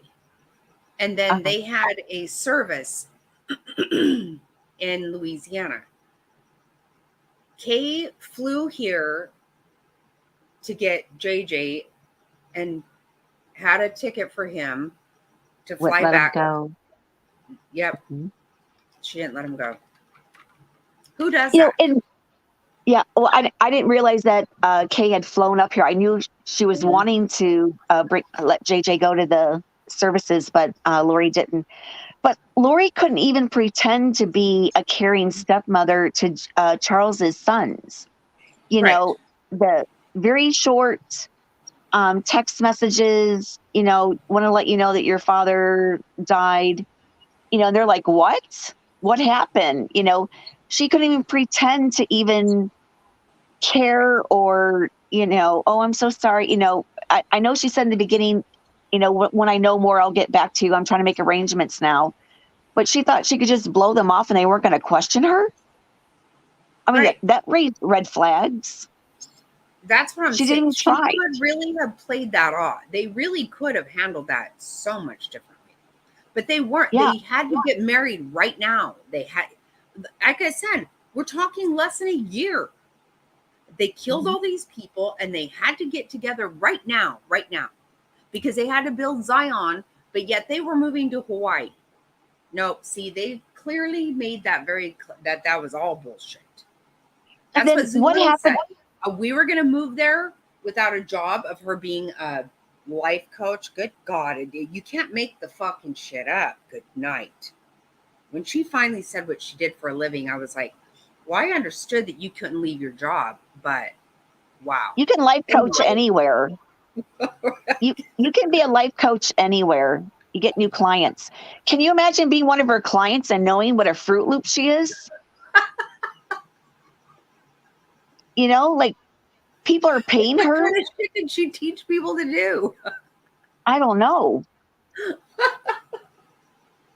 People are actually paying her. How can you not laugh? I mean, wow. I'd be embarrassed to tell anybody. Right. I'd be too embarrassed to tell anybody that I went to her as a life coach and I actually paid her. Who the hell's paying her? That's what she still is. That's what she just said on the stand. Well, Jackie, I think we could become life coaches. Oh, good God. I can surely. How, oh my God. When she said that, I was like, no way is this happening right now. I cannot even, you can't make it up. I mean, it's just unbelievable. I mean, I understood when she said, I can't move there. I can't leave my job. I get it. Even if you work from home, maybe. But whenever that came out, I was like, no. Oh my God. And then I they still said, understand. No, Alex left everything. He left here. He walked away from his job. He took out a loan for $21,000, left his lease. He had deposited, his last paycheck was deposited in his account and the $21,000, and he went and bought 43 firearms. You can only use one at a time. What do you need 43 for? He was buying them for other people? He was a marksman, but he couldn't shoot Tammy or in the driveway. Or Brandon. And yeah, that 911 call was played today. And she said a guy in all black and a ski mask walked up to her in her driveway. How scary. Right? And she thought it was a like a paintball gun. Mm-hmm. She said he fired twice, but nothing came out. Divine intervention. Right. Exactly right. Same with But Brandon. what happened the second time, though? You know, same with Brandon. Yeah. Part of me thinks that Alex really didn't want to do that. Yeah, I wonder if nerves got to him. You know what I mean? Like when it came right down to it, he probably knew deep down inside somewhere that this is wrong. Or, I don't know, second guessing. That's what he told Zulema. He said, I'm either a man of God or I'm not. Yeah. I think he started to pick up on their stuff because he, after he shot Charles, it's one thing to do that, but to really do it. It's one thing to, to talk about it. Right. Right. But when you really do it, I mean, that has got to. It's like they're living in some type of fantasy land, you know, like making plans and, you know, but then when it comes right down to doing it, that's a whole nother story. Right. But how can you do that to the children? I don't get it. You know what I mean? Oh, God. And, you know, I don't know if you heard this.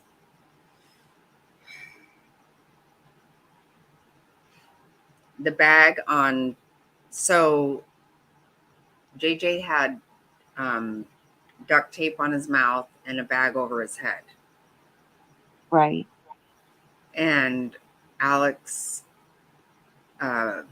His fingerprints were on the bag. Yeah. Yep. But then there was a bunch of other some other fingerprints that they couldn't figure out who they belonged to or anything. But you know, maybe they came from Walmart. I don't know, right? I mean, Yeah. what kind of bag is it? I don't know. Yeah. You know, he wasn't smart enough to wear gloves. See, they weren't smart enough to do anything. That's why I think they let Alex make all the mistakes. So his fingerprints would be on the shovel or on the bags or whatever, you know. I mean, what was Chad doing? Remember when you said that her and Melanie went to Missouri? Right. Okay, that was a historical, they went to visit some Mormon monument or something. But what I think, because conveniently when Tammy died, she was in Hawaii. And it's during certain times that Lori was not there. Right. And then like with JJ the one time, like Melanie Gibb was there. Like, so she just has these, you know, and then she was on the podcast, right? Like you can hear her live or whatever. So these were alibis for her. Right. To me, that's my thinking. Because that's what I think too. Cannot stop. You gotta be going. Right. Yep.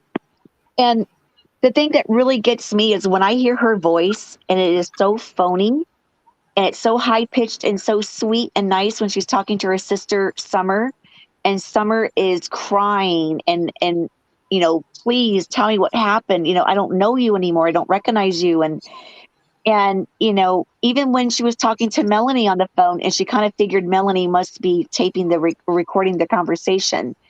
It's so phony and so high pitched and acting so sweet. And, you know, that just, it just irks me because she knows she's being recorded.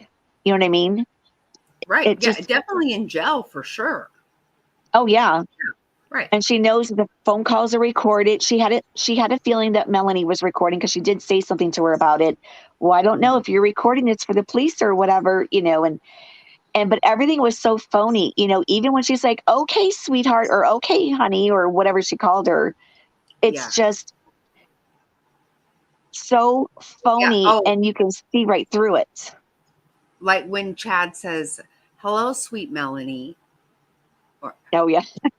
Right. Something so gross. Like, you know what? I would, if I were Melanie, I'd be like, ugh. Can you imagine, like, if my friend's boyfriend talks to me like that, I'm like, that's weird. Right. Hello, sweet Jackie. I would be like, I gotta go. I'm not even gonna talk to you. Like, that's weird. That's just fucking weird. Every bit of it is so weird. Like, yeah, it's strange. And these are not people you've known your whole life. You just met them. I know. And you let them have such a strong influence on you. Now, Chad's children and neighbors had met Lori, but did any of Lori's family members besides Alex and Melanie meet Chad? No. I didn't think so. No, they didn't know him. And she didn't, not even Colby. Colby didn't even, she never even talked to Colby about the zombie shit and stuff. Right, and then Colby didn't even know where his... I think he would have called her out. Yeah, Colby didn't even know where his mom was living. Right. I mean, just so many... I mean, that's weird not to know where your mother is living. Well, and what a lot of people have said is, so her and Colby had kind of this relationship of more of like a friendship, because the way he grew up, they were having all kinds of issues. His father was her second husband, and he took on the name of her third husband. Right, Ryan. And then, but he really was close to Charles. Mm-hmm. But, his mom was having issues all the time. Clearly, you can see this. Yeah. And so he became kind of a confidant to her. Like her best friend. Right. And her ally. You know what I mean? Because if you even notice, like, he even says, Alex, he didn't know Alex to be part of their life his whole life. That was that's right. It was fairly recent. And he said, I found him to be a little odd. Like, he was not close with Alex. Yeah, somebody else said he was a little odd. His humor was a little crude. He was different, somebody else said, So there was something going on there. Yeah, and they weren't always part of each other's lives. And also, who else was it that was not? My God. Oh, well, Summer says there was lots of times they weren't close either. Her and Lori? Mm-hmm. Well, it wasn't that they weren't ever like had an issue, but Lori was all over the place. Yeah. And most everybody else was pretty much grounded somewhere. Yeah. I think, I don't know, because really the more it comes out, Adam lives in St. George, Utah now. He was in Kansas. Yeah. I actually thought he still was, but he's not.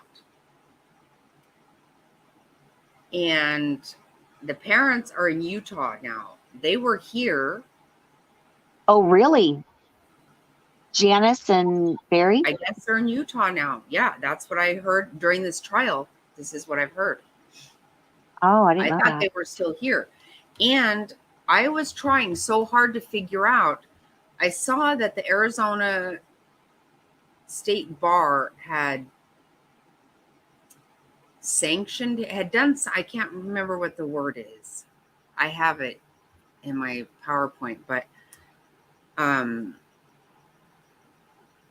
done something, and I kept thinking, well, I don't understand because I couldn't find where it said he was ever an attorney. So where I don't even understand how that would work. And then with that cousin, the Megan Connor, that thing, it's because he was pretending to be a lawyer. Disbarred? Oh, he wasn't even a real lawyer. Right. But he was. Wow. Yeah. Because I was trying so hard. Like I found where he had gotten that sanction or whatever from the bar. And I was like, but I can't find where he's an attorney. And I was trying like hell to find out. Why would they ever do that if you're not? But yet I couldn't find that he was. And she says, no, he was just practicing as an attorney and he wasn't one. Practicing or pretending to be attorney? Right. He was practicing. Wow. That's what she says. And I didn't know because I thought, how does that happen? Like they would come to me, why they would have no reason to be in my business. I'm not an attorney. Right. I was trying like hell to find out where he was an attorney, but he's not. Yeah, it's weird as shit. And he did go to jail for a year. To prison. Yeah. Yeah, there's some weird shit. It's yeah, and then if you hear from Heather Daybell too, though, you'll find out a lot more about Chad than you would think. It's so weird. I can't believe I can't remember everything because I did see her on that interview where she sat at a table across from Hidden True Crime, the husband and wife team, I think they are. Mm-hmm. And I thought, I listened to what she said and I don't remember what was being said, but I remember thinking, wow, I really like her. I believe her. Mm-hmm. You know what I mean?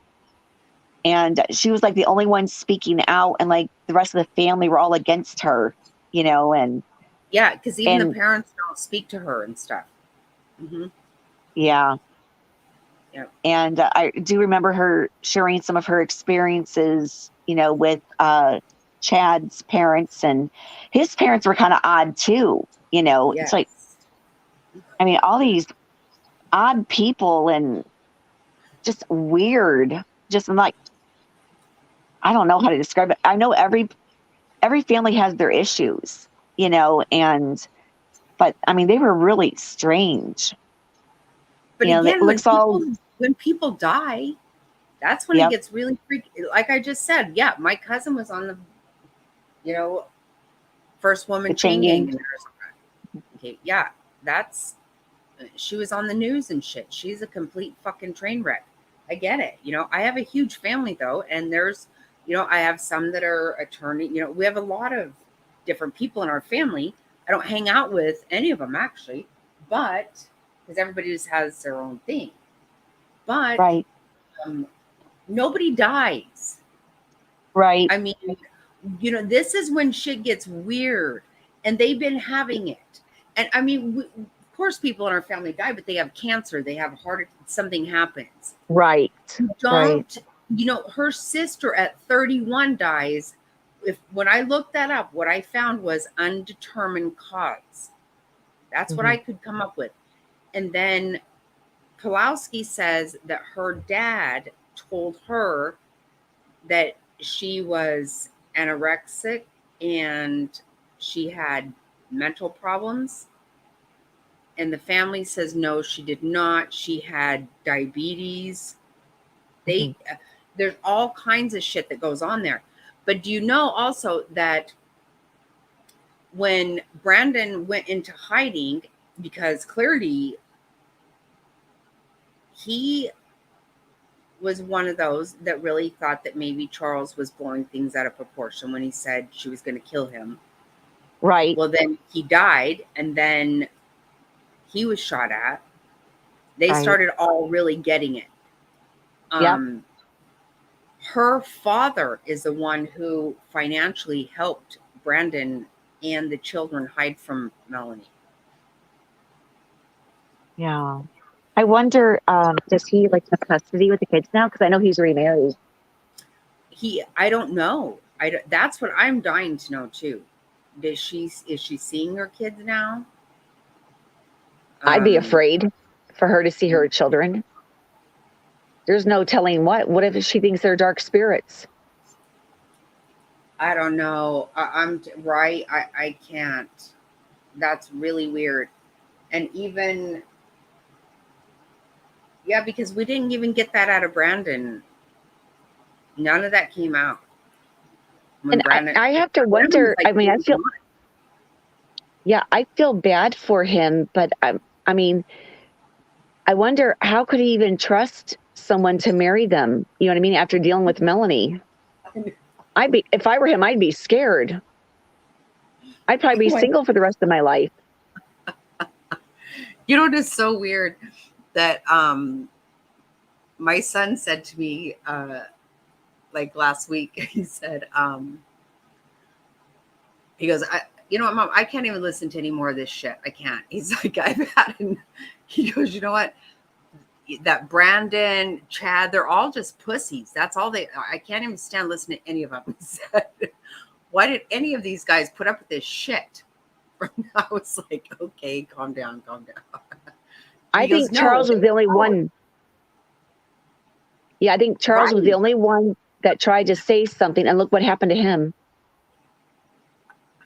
You know, and poor Kay. That breaks my heart. You know, like Janice, why wasn't Janice, like, you know, doing what Kay was doing, wondering where her grandchildren were at? Right. You know, I didn't see Janice out there.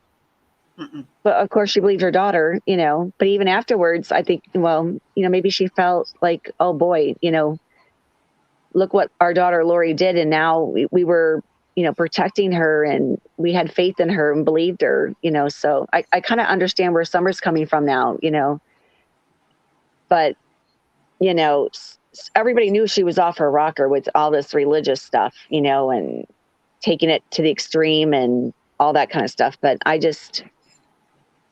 don't know. You would think that if somebody in your family, you know, if your daughter was acting like that, don't you think you'd have a serious talk with her and not just listen to, oh, okay, well, that's cool, neat, you know, you would actually do something about it, you know, let everybody 100%. In the family know, 100%. Try to talk to her, you know, if you had to get her a psychologist or a psychiatrist or something, because if she wasn't talking sense. But Lori looked perfectly fine in the police department.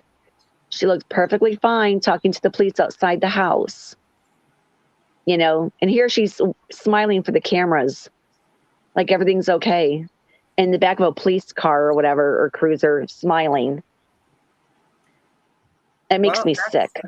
That's why I tell you, when I say that I have a mugshot, and my daughter is a very smart girl. She's a very good girl.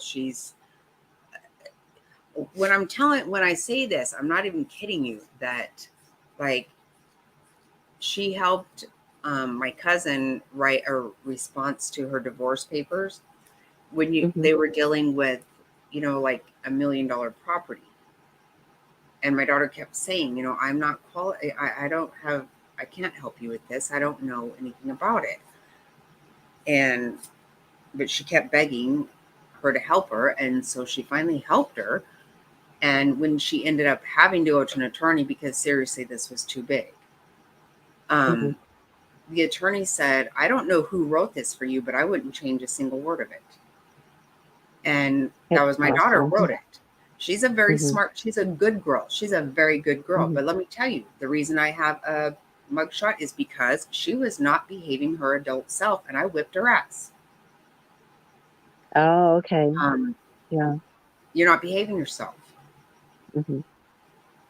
And, you know, if I have to whip you, then I will whip you. I don't give a shit how old you are.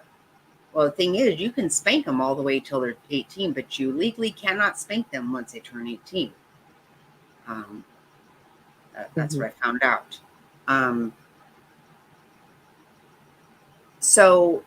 But yes, she wasn't behaving herself. Yeah. And I have a grandson, and I had, you know, no, you are not going to behave like this. I'm not standing for it. And yeah, we didn't talk for a few months. Because I'm not just going to act like it's okay what you're doing. It's not. Right. Because you care I'm about her and not love her. saying, right. I'm not saying that I give up on you. That's the whole reason I won't pretend that Right. you're not doing it, because I won't give up on you. Mhm. And I'm not going to have it. And it was nowhere near people dying or any kind of, there was anything like all that. Yeah. Not even close. I mean, Yeah. you know, she got a divorce, which that was my thing too. You don't get a divorce, you fix your shit. You don't, you know, which is so Mhm. crazy. Her ex-husband looks so much like Colby. I kept Oh, saying, really? how come I feel like I know this kid? And all of a sudden I was like, oh my God, he looks like your ex-husband. You know, and with And as soon as Colby, I said it, everybody was like, oh my God, he does. He they does. saw it. Yeah. With Colby being like, like, good friends with his mother and more on a peer level, maybe, or best friends, you would think she would spend more time with his child or children. I don't know if he has one or two, children. Two. Okay.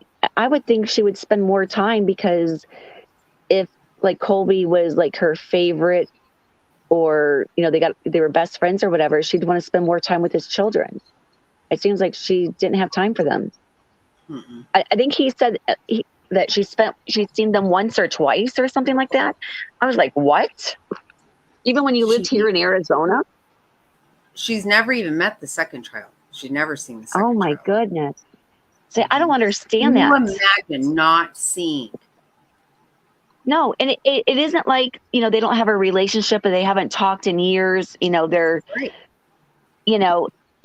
They have a great relationship. He feels comfortable enough to ask for money, and then for her to talk to him about her finances, how her and Charles are running out of money, Mhm. I just, Right, they're that close, but yet you don't Mhm. tell him that he was shot in your house that day. right. Or, you don't call to see and how you your don't need his- grandchildren are. Or, Right. hey, I want to meet my second grandchild, I don't care what you think of Colby's girlfriend or wife. I don't know if they're married or whatever, but no matter what you think of her, because apparently you're jealous of her because, you feel like she's taking your son away from you. But I remember hearing Colby's wife or girlfriend say in a interview that, that I think she had said that she felt like Lori was jealous of her because she had a relationship with Colby, and felt like she was trying to get in between them all the time. And, she's spending all her energy into that instead of meeting her grandchildren. But you would think she would be fine with that, because you know what? The thing is, and again, if she really believed all this stuff that she was spouting off about zombies and dark, Mm-hmm. and she had no problem telling, Melanie Gibb, who she just met, and Zulema, who Mhm. she just met, and being, all involved in this with Chad, who she just met. But she never told Colby that shit. If You know really why? believed it, why would? Mhm. Because he would not have bought it. Exactly. He would not have put up. Exactly. She knew, she doesn't believe it. She knew that her son would call her out on it. He'd be like, come on, Mom, what are you smoking? I'm not buying that. Because She knew who would who know she her? could tell that to and who she couldn't. Yep. Who would buy it hook, line, and sinker? Or, who would be like, no way, Mom, Yep. And I Yeah, think, Alex bought it, Adam didn't. right. And Summer, from what Summer says, she would listen to some of her beliefs, but was just kind of like, oh, okay, listen, but she didn't believe it. Like she didn't follow along, or she wasn't part of the prayer circle. What about all these women? Where are these women? Because the police department or the detectives here in Arizona, they did interview at least one lady that I saw an interview, if not two more, besides Zulema. So what happened to those women? There's I like mean, I'm a not- Megan. Is that the word? I don't know. There are two other women for sure that Yeah. went with them to these conferences. Right. and did these prayer circles, they were part of that thing and casting out spells, and they're part of the ladies group where they would meet. I'm not saying that they're guilty of anything because I don't know, but what's happened to that, you know? And Zulema said their name. You know what? Melanie Gibb on the stand said, I don't remember who they were. You know who she the knows. fuck was in the car with you. She knows. Mm-hmm. That is the stupidest. I want to slap her. I swear to God, I keep thinking she is just right down the road. I need to whip her ass. I mean, my God, shut up. Don't tell me you don't recall who you were in the car with or what you did in some weird ass casting. Don't tell me this. It's a lie. It's such a lie. They really piss me off because children died, you asshole. People died. It's not I guess funny. I guess Melanie must be okay with that because her child's still alive. You know? And so are but Chad's. knowing that, and so are Chad's, and knowing that she could have prevented Charles's death. I mean, if I were Kay, I just couldn't get over that. You know what I mean? Knowing that there's one person that knew information that could have prevented or could have stopped it or could have brought attention to it or could have said something to him or the police or somebody, you know. Remember when he texted her and acted like he was Lori? He texted Melanie from Lori's phone and asked her to meet up because she was like, that really freaked me out. Like I went over there and he was pleading with her to say, I'm scared something's going to happen. She was like, okay, you totally acted like I was going to meet Lori. And she was all freaked out by it. Oh, okay. Okay. Well, how rude. He was begging everybody. Right. And she knew they were setting him up for a self-defense. She knew it.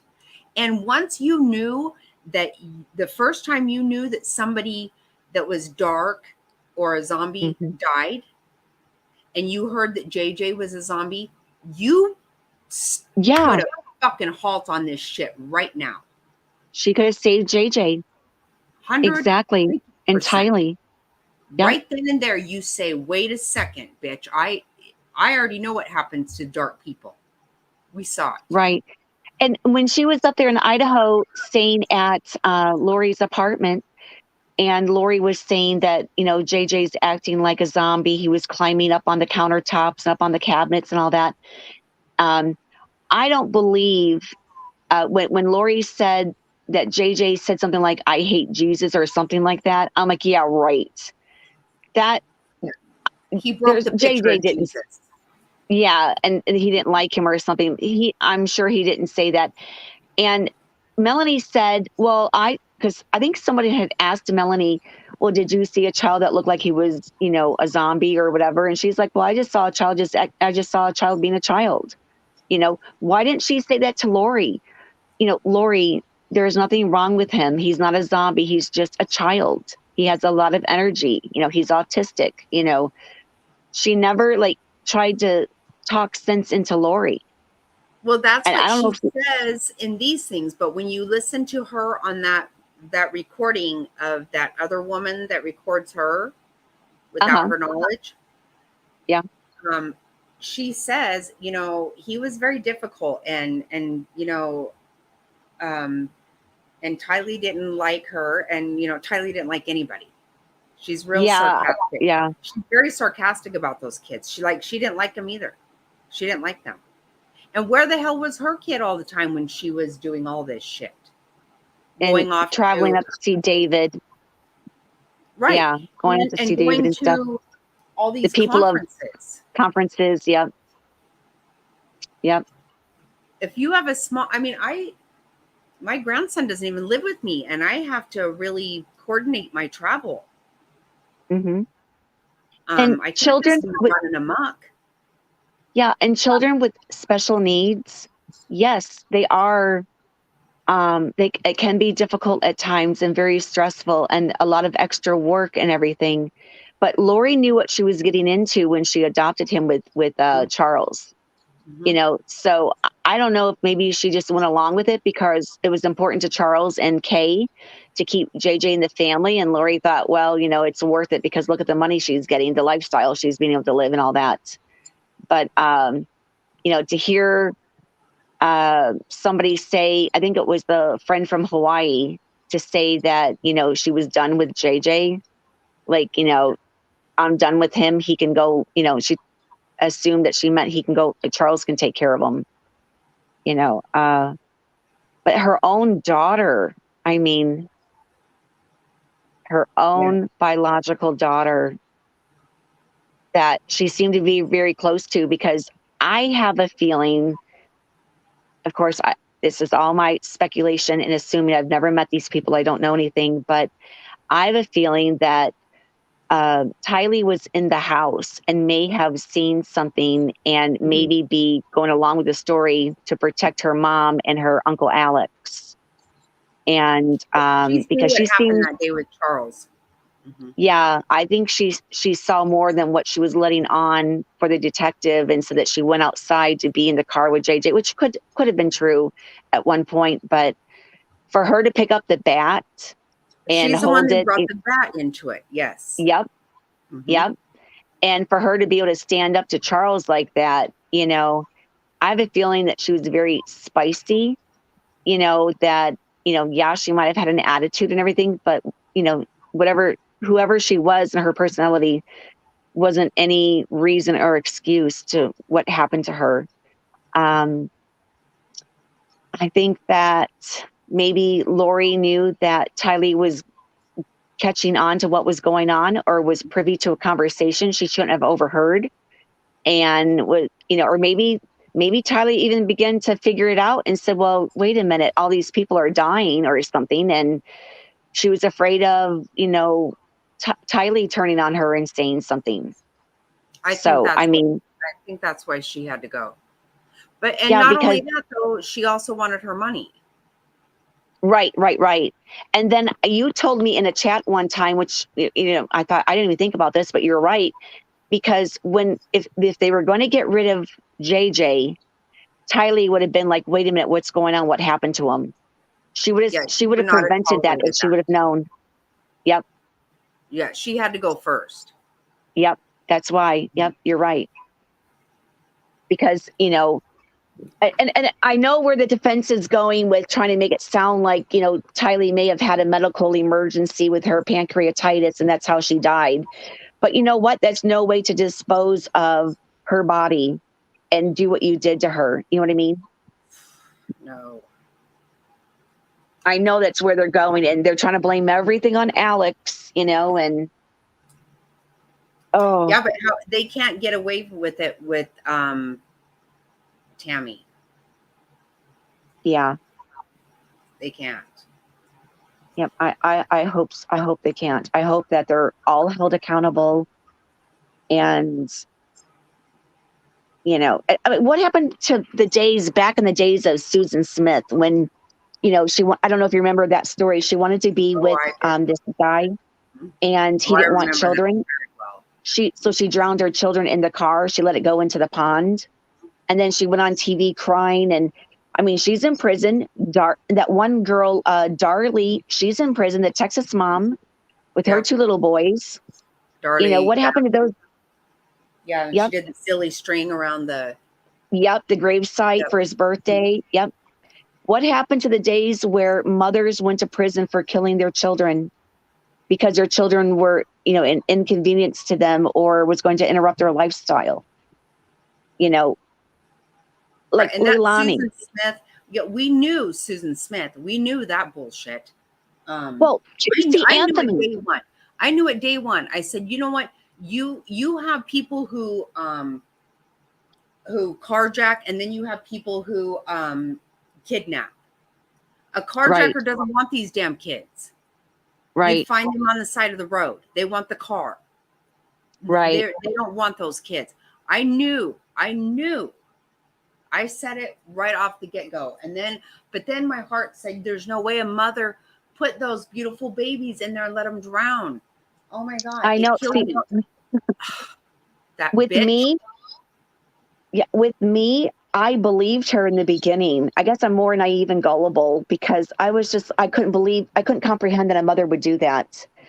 And I felt so horrible for her because she was crying actual tears with her husband, David. I think his name was David, and David Smith. And then when the story wasn't adding up and everything, oh, and then the one here in Arizona, Diane, remember her?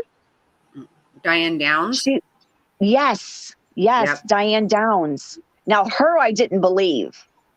She's probably the only one I didn't believe. And Casey Anthony, I didn't believe her either. And here I thought that was a sure shoo-in. You know, I thought, okay, everyone's going to see this. When she got off, I'm like, what in the world is this world coming to? I can't believe. That's why I'm afraid about this one, Lori getting off. Yeah. That's why I'm afraid. That's made a lot of people afraid too. Even with, Leilani, like. Yeah. That's another one. You're like, no, we're not having any more of the Casey Anthony's. You're not going to get by with this shit again. You know, I think people just are not going to tolerate that. I hope think that. To me, everything went. I think the cops, my opinion. Now, I was there and at Leilani's home, but I believed from day one that the cops did a good job. Uh-huh. I think they did a really good job. I have this whole time, but, and I don't think she's going to get by with that. I don't think so.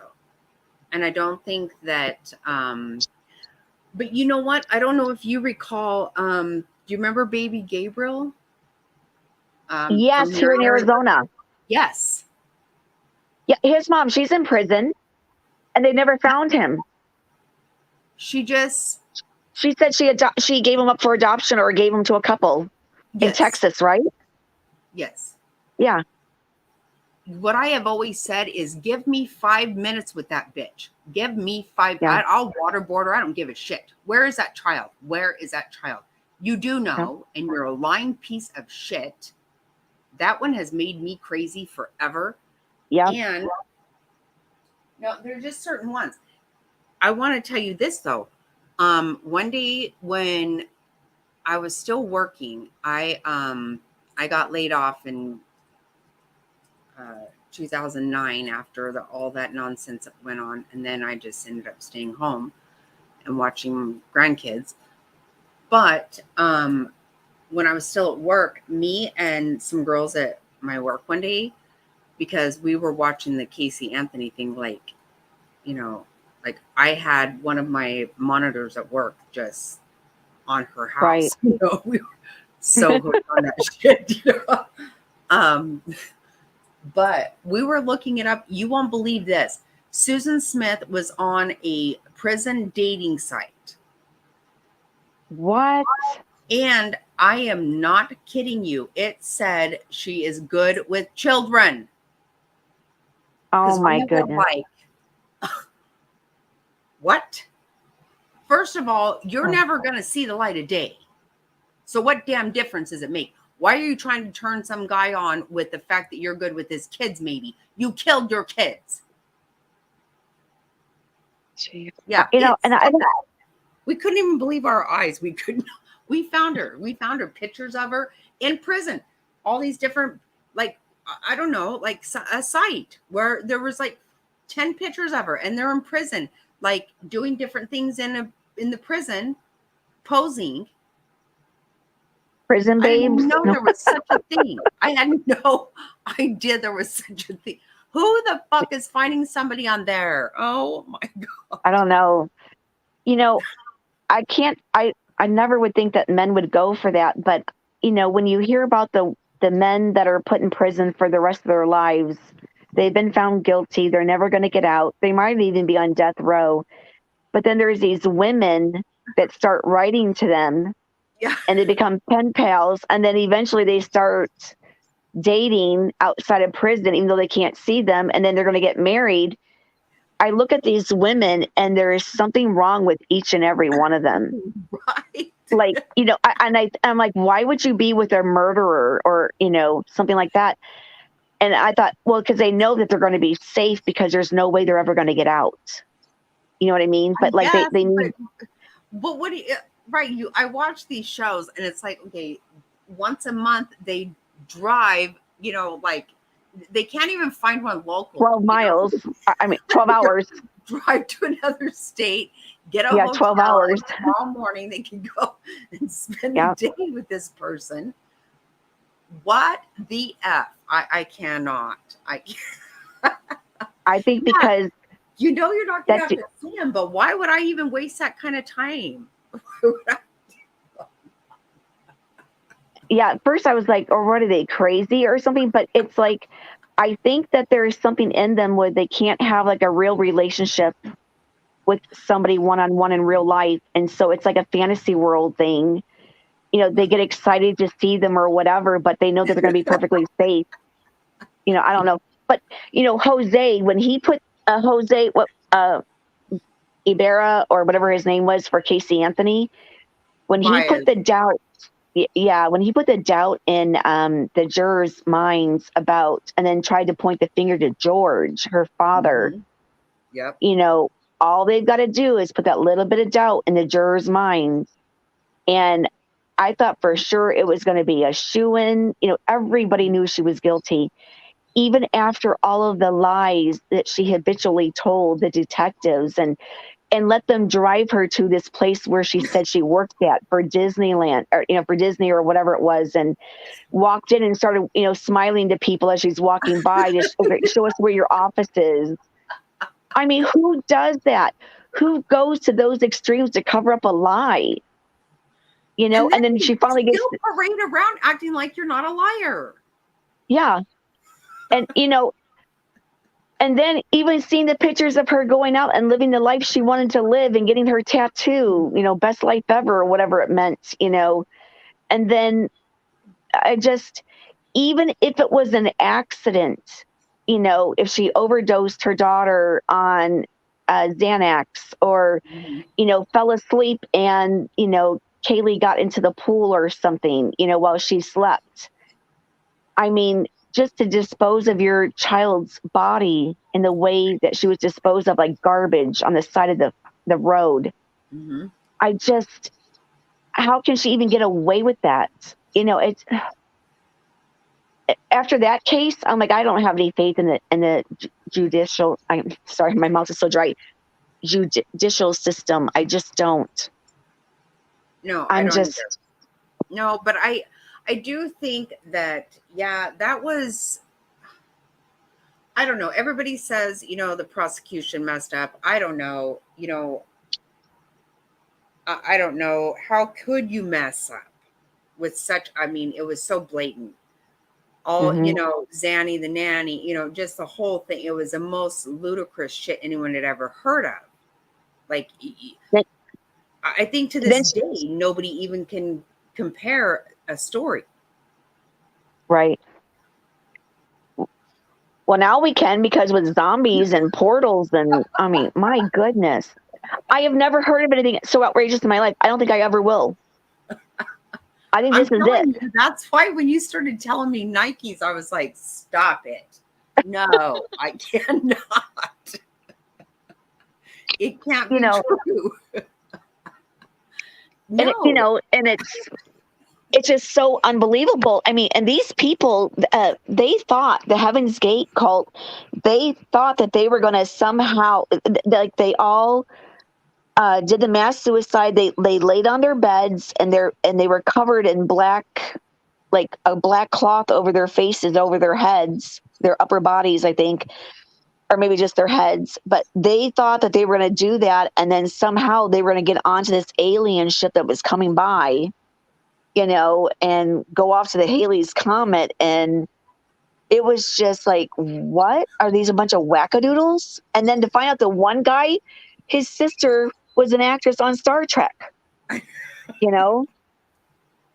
was like, and some of these people, they look normal, they sound normal. Some of them, okay, well, they're a little different, they're odd, they need a place to belong or something. But you know, when I saw those videos, it was so heartbreaking that they're saying goodbyes to their family.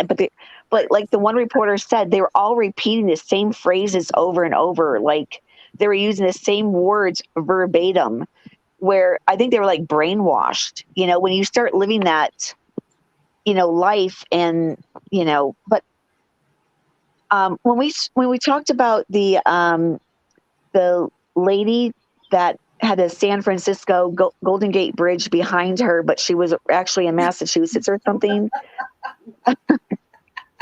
Did you say she was raised in a commune or a cult or something? Yeah. Yeah. So I think when you're so young and you're born into something like that, that's all you know. Like you believe everything you're told. You know what I mean? Like you don't question it. But I don't even know how she got to meet Melanie and talk to Melanie. She read her book. Oh, okay. Melanie has a book. Oh, I didn't know that. Okay. Mm-hmm. And so I don't know if this woman is autistic. I don't know. She might be. Or she has a child that's autistic. And so Melanie has a child that's autistic, and she wrote I can't remember what her book is. I'm not reading any And of that. JJ's autistic. I mean, what's up with these autistic mothers of autistic children? Again, you know, I got to be completely honest with you. I think that I don't think that we have more people autistic these days. I think we are diagnosing autism a lot more than we did before. That's, to me, you know, they want to, I don't know. My niece was trying to tell me one day about, I don't know what it was. I was using Lysol. You know, I Lysol the shit out of stuff. I'm a freak about a lot of stuff. But she was like, yeah, that's kind of been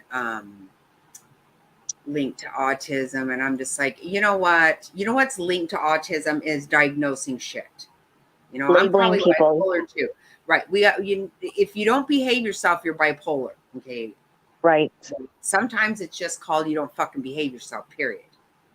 Right. You don't have to have a diagnosis. You just have to say, stop behaving the way you behave, or people don't like you. That's it. I don't, you know, discipline. Right. They just want to call something, everything. And, you know, even, you know, I believe it too, because, my daughter used to work at the elementary school, and she worked with kids that were special needs. And she said, you know, honestly, teachers, if there's a child that's just hard to deal with, a little extra hard to deal with, they want them to go, they don't want them to be in the class, which, okay, you can almost understand, but that doesn't mean they're special needs. Right. But they're very apt to go for that because they get more money for kids that are special needs. Oh, okay. Mm-hmm. I didn't know that. Okay. I've always felt that. Ridiculous. I'm sorry. She said, you know, some of these kids should not, there's nothing wrong with them. Mm-hmm. They just maybe are a little hyper or whatever. But yeah. They're very apt to do that. And especially once they get a certain budget, they're not going to give that up. Right. They have to maintain that. Right. Well, nobody wants to take a cut in their paycheck, you know. Right. Mm-hmm. Yeah, I think it's true. I think it is, because everybody's autistic. I'm just like, good God, you know, I probably am too. Who knows? But, you know. Right. Everybody's on the spectrum. Right. Right. You know, and there really are people that really do have autism. You know, they really are autistic, but I think we tend to label people if they don't fit inside your neat little box, you know. That's just whether it. it be So really the ones who truly are. Right. And then I think that, I mean, I'm not saying all teachers, but there are some teachers that it's easier to tell the parents that, you know, your child who I can't get to listen to me and behave because they don't have any consistency and discipline at home. They're acting up in school, or they won't sit still. Well, they must have ADD or ADHD.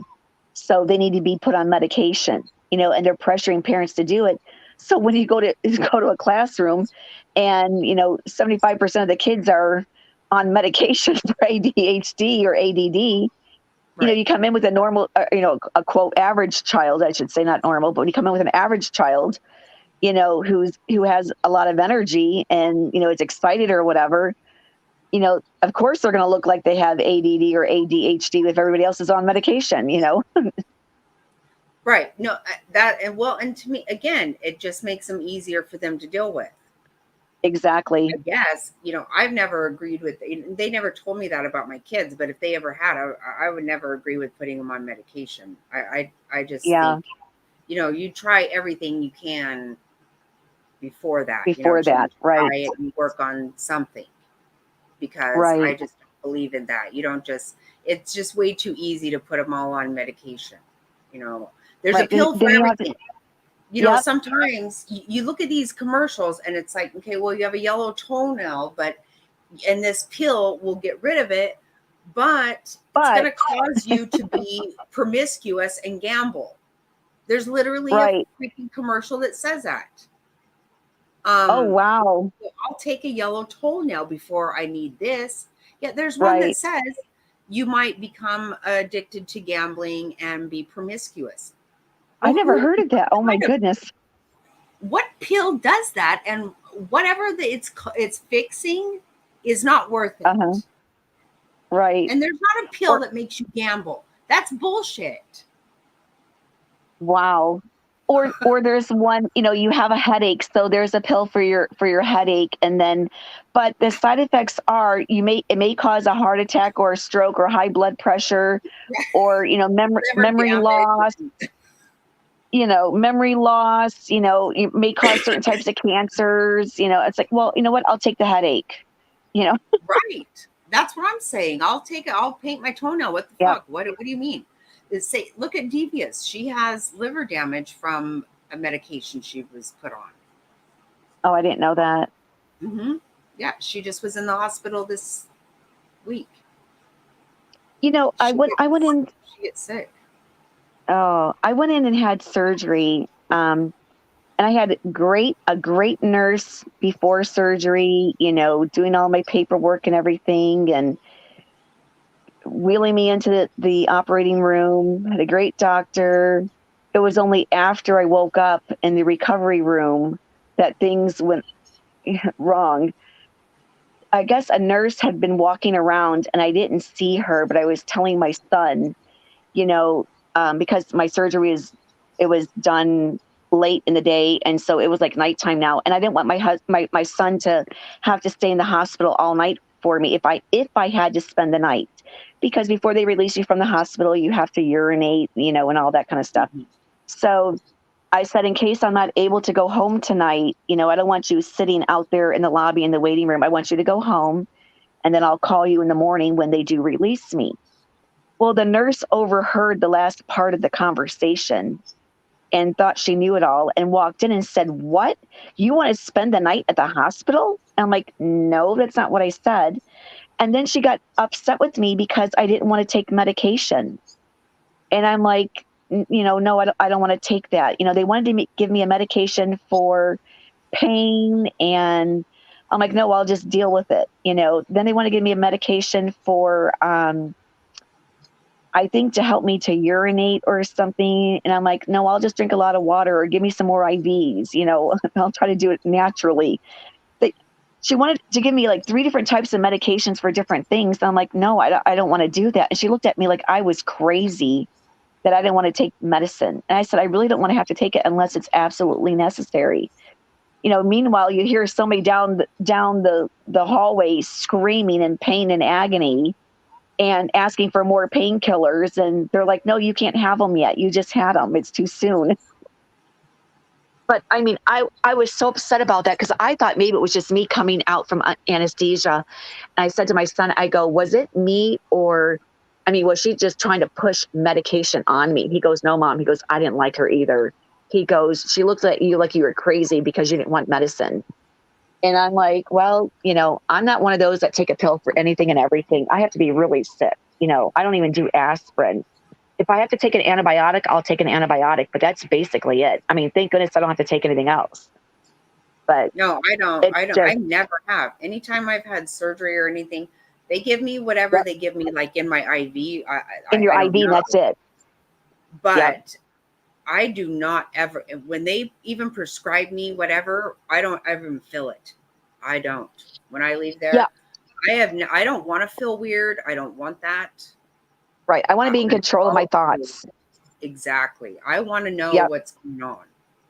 Yeah. I don't want to have to deal with all the side effects from the medication or become addicted or whatever. Addiction runs in the family, and nope. And I used to be like you, where I would never fill my prescriptions. I even had a dentist one time call me on a Saturday and say, hey, I forgot to prescribe Vicodin for you for your root canal. You're going to need it. And I said, that's okay. I'll just deal with the pain because it's only temporary, But I mean, if I would have taken Vicodin every time I had a root canal or had, dental work done, I would have been addicted to it. I would say you would be on heroin or something by now. Exactly. Right. And I don't do anything like that. And I have family members that every time they're given a pill for something, they take it, every single time, like they never question it or anything. And then they think I'm like totally against medicine. I'm like, no, when you need it, you need it. If you need antibiotics, you take antibiotics. If you need high blood pressure medicine, you take it. If you, whatever, but I don't need that stuff. So I don't need to take it. So, but no, I'll with go with pain, the pain. I have never, ever wanted that stuff ever. Yep. Me too. I'm the same exact way, but I was so upset with that one nurse in particular that it still bothers me today. And my surgery was back in 2016, I think it was. And it's like, I kept on debating whether I should write a note, as a complaint on their card or whatever, how your service was. And I went back and forth on it because I thought, well, how much of that was me under anesthesia and everything? And my son said, no, Mom, no, she wanted to give you these medicines. She looked at you like you were crazy, and I was like, nope, whatever they put in my IV during surgery, fine. When it runs out, it runs off, runs out. That's what I've always said too. Whatever happens, whatever you do in there, but I'm not putting it in my mouth. Once I'm on my own, I'm on my own, and I'm not going to do it. I won't even. No, even I had a complete hysterectomy. I was home. I came home the next day. I'm not even staying here. I'm not. No way. Good morning, Becca. Wow.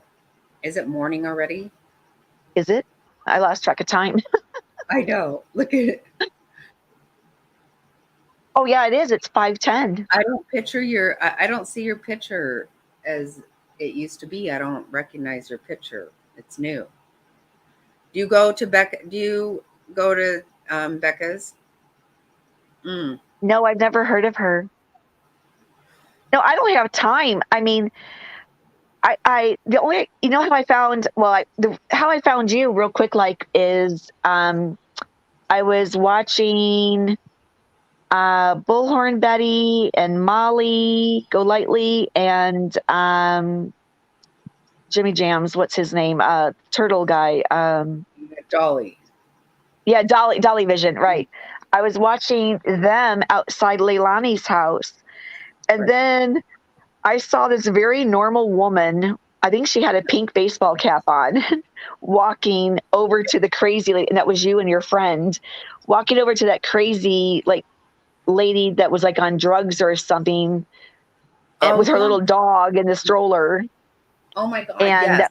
He had that outfit on, that costume that was like a breathalyzer costume. Oh, okay. Yeah, I know. She took 30 minutes to get that dog out of I was like, what the hell is she going to do here? Because it was all day long. And it was that stroller with that dog. Yep. And that was the one that Dolly had grabbed the bullhorn out of her hand, but she said she was assaulted. I watched that video, different views of it, and he only touched the bullhorn and then he threw it down on the ground. but he went to go take the bullhorn from her because she was saying stuff about Bullhorn Betty. And so I felt, in my opinion, that he was coming to her defense by getting rid of the bullhorn. But I saw you go over there with your friend, which I think your best friend, which is your ex-husband's wife. Yeah. Yeah. Okay. And I thought, well, she looks really normal compared to everybody else there. And then, Justice, or Jay for Justice, he was there too. And I think he had mentioned your name because I didn't know who you were or anything. And he mentioned your name and said, yeah, everybody go check out Jackie's channel. And so I thought, oh, okay. And I popped in a couple of times, but it was like really somber and it was like really down. And I think I said hi one time and nobody acknowledged me. So I thought, oh, okay. And I checked in a couple of times and then I'm like, well, you know what? They seem like really nice people because over here, people can actually talk to each other. When I was in Molly Golightly's room, like I saw Devious in there. Never once did we ever say anything to each other because there were so many people in there. And like, you really couldn't get to know people unless you've been doing that for years. And the way I found, and I saw Jerry in Justice's room. I think one time she answered one of my questions. I would go in there asking questions and nobody would answer anything. Everybody would just ignore me. And so I thought, oh, okay. And then one time Jerry answered a question. I'm like, oh, thank you so much. It was so kind of her. But, and Justice has always been nice to me, or Justin, Justin's always been nice to me. And Molly has talked to me a couple of times, but the reason why how I found Molly was, I think it was some type of court TV or one of those shows. And they had shown some lady, which I found out was Molly Golightly, Marissa. They showed her reaction when she found out, when she was talking to Don and asked when was Summer's birthday. And he couldn't remember. He didn't know when Summer's birthday was. And she basically like pushed herself away from her desk or table and said, "You don't know when your daughter's birthday is?" And I felt the same way as she did. And I thought, who is this lady? So that's how I started watching her. And I never even heard about true crime on YouTube or anything. And so I got hooked on that. And so it's like a whole nother world. But I've been waiting for this Lori Vallow Chad Daybell case and following it as much as I could. And then COVID hit and then it got quiet for a while. And I thought I'm going to watch it when it goes to trial. And I've just been so busy. I haven't had time. And this is the one I really, really wanted to watch. And so I'm trying to, get whatever I can get out of it from hearing, watching your channel and everything. And, Nate and Justin. I'm trying to, and I'm trying really hard to, I really have been very invested in Gannon also. And it's just been really hard to hear all this week. And, that's another one, that Letitia, I want to slap her so bad. Oh my God. Oh, I haven't seen that case at all, but isn't she the one that acted crazy and attacked her attorney in the courtroom? She has attacked so many people. Yeah, she's great. She is crazy. I mean, but her whole defense is that she's crazy, and she's not insane in that way. Oh, so she's pretending to be. Yes. Oh yeah. Oh yeah. She's flipping everybody off, even her own daughter. It was heartbreaking. Oh her my daughter goodness. was sobbing, testifying, and she's like this. Wow. The judge even told her to stop it. She was caught flipping off everybody. Oh, and that reminds me about Lori. When she asked she said she didn't want to come to court for the rest of the day or something. I was like, who does she think she is with special privileges? I've never heard of such a thing before. Yeah, he made her though. He made her. Yeah, I think she's just so used to getting her way, through life and smiling and being pretty and getting her way through life that she's not used to people telling her no. Right. And people, yeah, telling people to shave their pubes and shit. I mean, yeah, right. Who does shit like that? I mean, that's just the weirdest thing. Could you ever imagine telling someone that? I'm gonna have to look that one up. And that was on whose podcast? It's Hidden True Crime. Okay, You watch Hidden True Crime. Becca, I bet Becca does. Becca does crafts. She does a lot of stuff. And I bet I think Becca actually watches that too, Hidden True Crime. That's Her name really was good. Megan? Was her name Megan? Yeah, Megan, the cousin. Yeah. The cousin. Megan And do you know what day that was? I don't. I bet I know I can find it very quickly, and I will just put the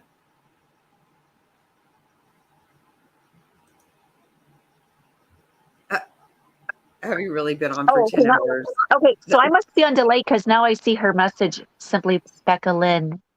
Yes, I do. So I think you see it first before I see it. True crime, and then let's see.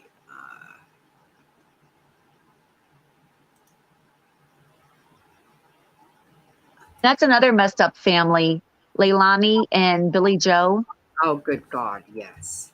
How can you have three or four children now, but two of them are murderers? You can't. Two of them are in prison for that. You know what I mean? You can. There's no way you could have. There's no way that could happen, and you not have something. You not have done something. No, I actually really. I looked that up.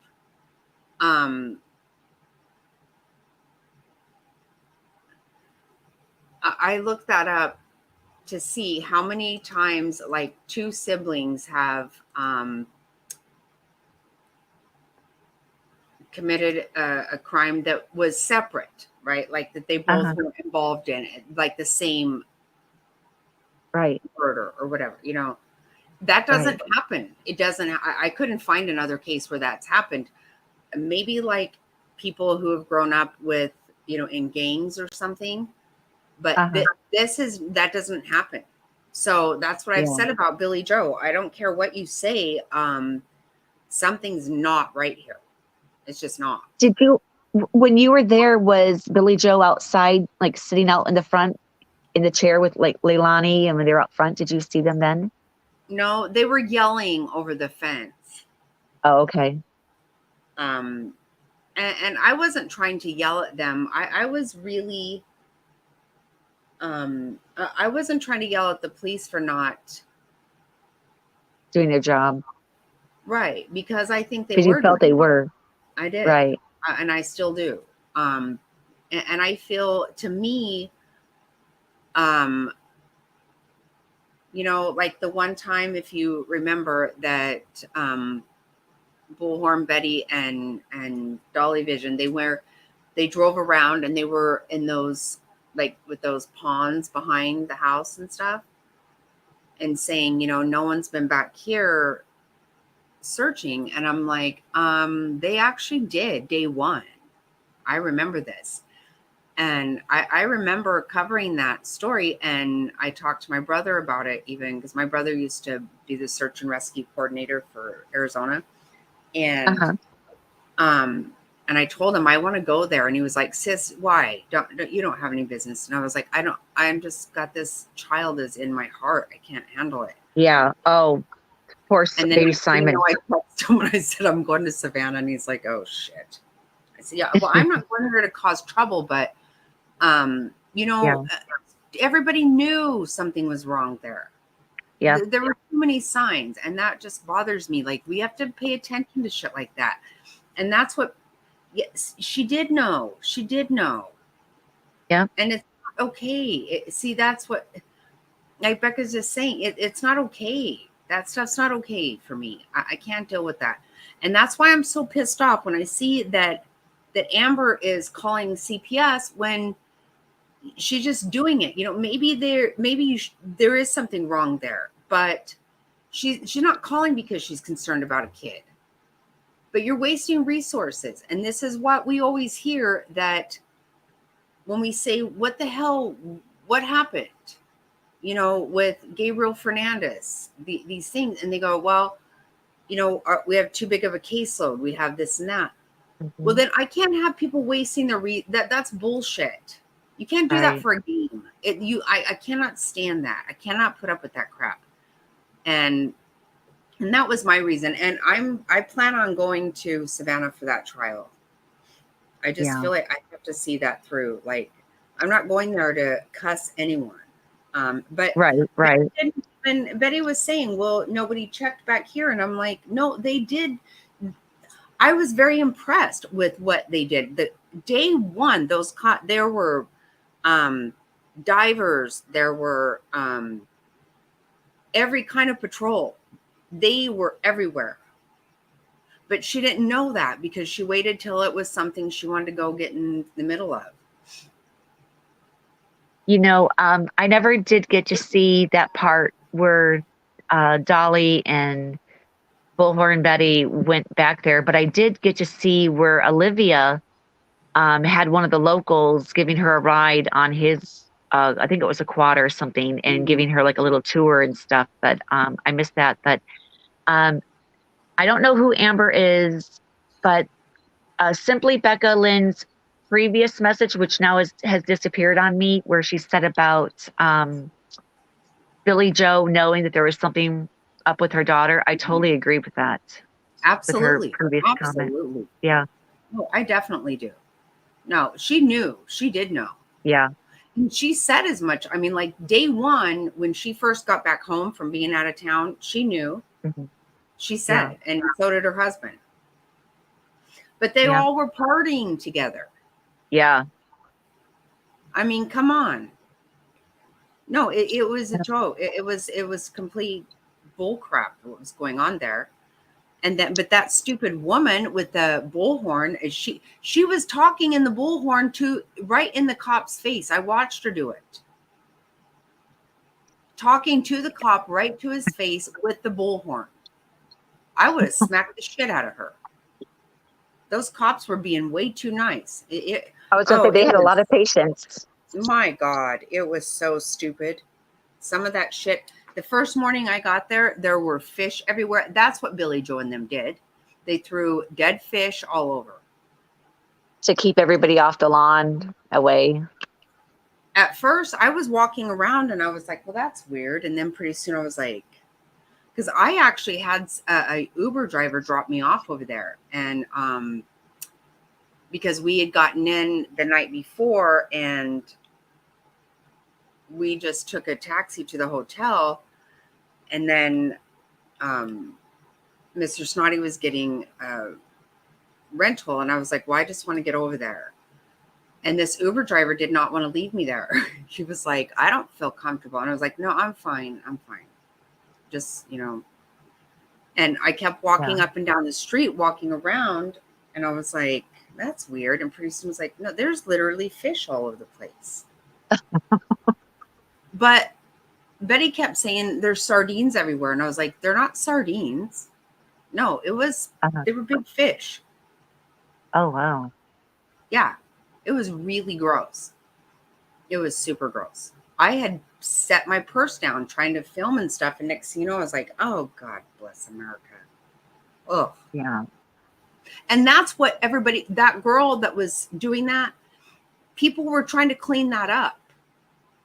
The shit they had thrown it all over both sides of the road. And the girl that she was going after, Dolly was not attacking anybody. I watched. Right. He was not. Because he's actually very docile. He's not that type.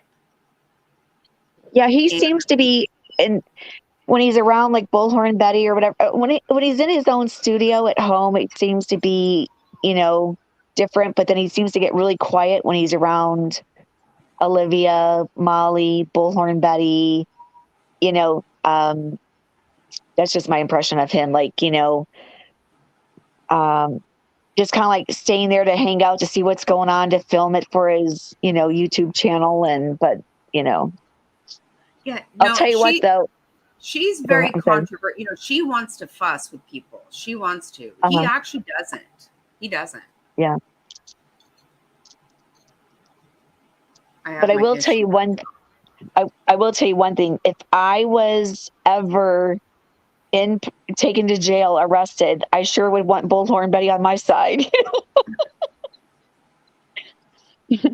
That was They let something. him, I was like, oh my they let him out of jail fast. He got to go ahead of the line, and I remember him saying something like, they asked him inside, "Who are you?" Like, why is he going to the front of the line and getting out before other people? Like, they didn't want any more trouble. They didn't want to riot outside. I thought, wow, I'd want someone to advocate for me like that. Yeah, I didn't go to the police station. I was there when he got arrested, but I was like, okay, I am not trying to be arrested. There's a lot of craziness that, well, just Yeah. honestly, Betty was not nice to me at all. At all. Oh no? No, she was actually, she never spoke a word to me. She just gave me dirty looks and yeah, no, she's kind of, to me, she just kind of has an issue with everyone. Oh. That's why that's kind of, and that's not who Dolly is though. I mean, that's not what I saw. I don't know them every day, so don't get me wrong. Right. I just saw what was there, and I wasn't trying to, fight with anyone. So, I just, I just love that baby from day one. Something got to me in my heart. I think everybody fell in love with him. Poor little boy. I mean, so innocent, so young. There's nothing he could have done to deserve any of that, Yeah, that really broke my heart. Just to see Good morning, Kimmy Love. Good morning. Oh, wow. Hey. I know. We missed you last night. I know. You fell asleep last night, which you needed to. Yes, we do. You're right. That's exact. I agree, right. Simply Becca. Right. Absolutely. We do. Absolutely. Yeah. I wonder what there was some craziness there. Yeah, I wonder why some of the comments, like, they disappear real fast. Like, I can't even read them quick enough. No, did you see the link I put in there? No. I put the link of that interview. Oh no, I missed it. Oh, and I missed Becca's. She said something about Dolly, and I missed that comment too. It like disappears, and I can't get it on my phone. I can't scroll up. There are no comments on my phone. Oh. I don't really know. Kimmy. Wait. I'm sorry, Kimmy. I know. I went in the room. Sorry. Don't be. It's okay. I understand. I went into the chat last night and I said, "Has Faith been here or Kimmy Love? Where are they tonight?" And so I think it was Legs that had said, that you were with your dog, and I thought your dog was, getting better. And so I told everyone, I said, well, if you see Kimmy Love before I do, please tell her that I said that I'm thinking of her and I'm saying prayers for both her and her dog.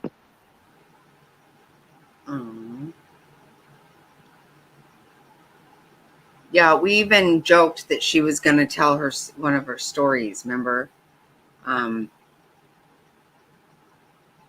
And she said she's not up for her stories because Kimmy has stories. Yeah. In fact, every time Kimmy says, you want to hear a story, Rizzo's wife says no. Oh, wait, hold on. Oh, well, I mean, I don't blame you. I don't. And to be honest, that's what we did. You know, that's what we always did, and you did too, I'm sure, on a farm. I mean, I remember my dad doing it. If they were, we had to do that to my horse.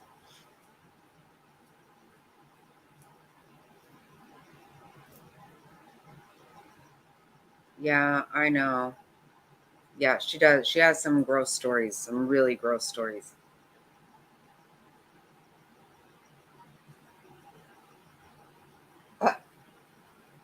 My chihuahuas are waiting for me to go to bed. Look at them. One of them goes with Mr. Snotty. The other two won't go until I do. So Yeah, you do. the link, You do. let's see, the link, I'd say I don't show any comments on my phone, so I can't scroll. And the ones on the TV that I'm watching, they disappear too quickly. Well, if you just on YouTube, if you search "Kitten True Crime Megan Connor," that's what Okay. I put in. Yeah. Megan Connor. Okay. All right. Thank you. I no, appreciate that so much. You will really get a lot out of that. You seriously will. But the sun is up here, and if I don't go to bed, you know, I'm one of those like it can't be tomorrow. It's not tomorrow yet. It's not Saturday because I didn't go to bed yet. Yeah. So I was going to say I need to go to bed and get some sleep for tonight. It's 5:30 in the morning. I know. Oh my All God. right. This is Well, wild. thank you, I've never done Jackie. this. It Thank was you so nice so to meet you and to talk because You I can't too. type as quickly as I can talk. So Yeah, I can't either. I can't. I have fat finger thing with my phone. I have to keep backing up and shit. me too. I'm so sorry, Kimmy love. I feel for you. I'm Prayers sorry. to you and your dog. I will talk to you ladies later. Okay. Thank you guys for everything. Okay. I love you Good night. all. Good night. Bye. Bye-bye.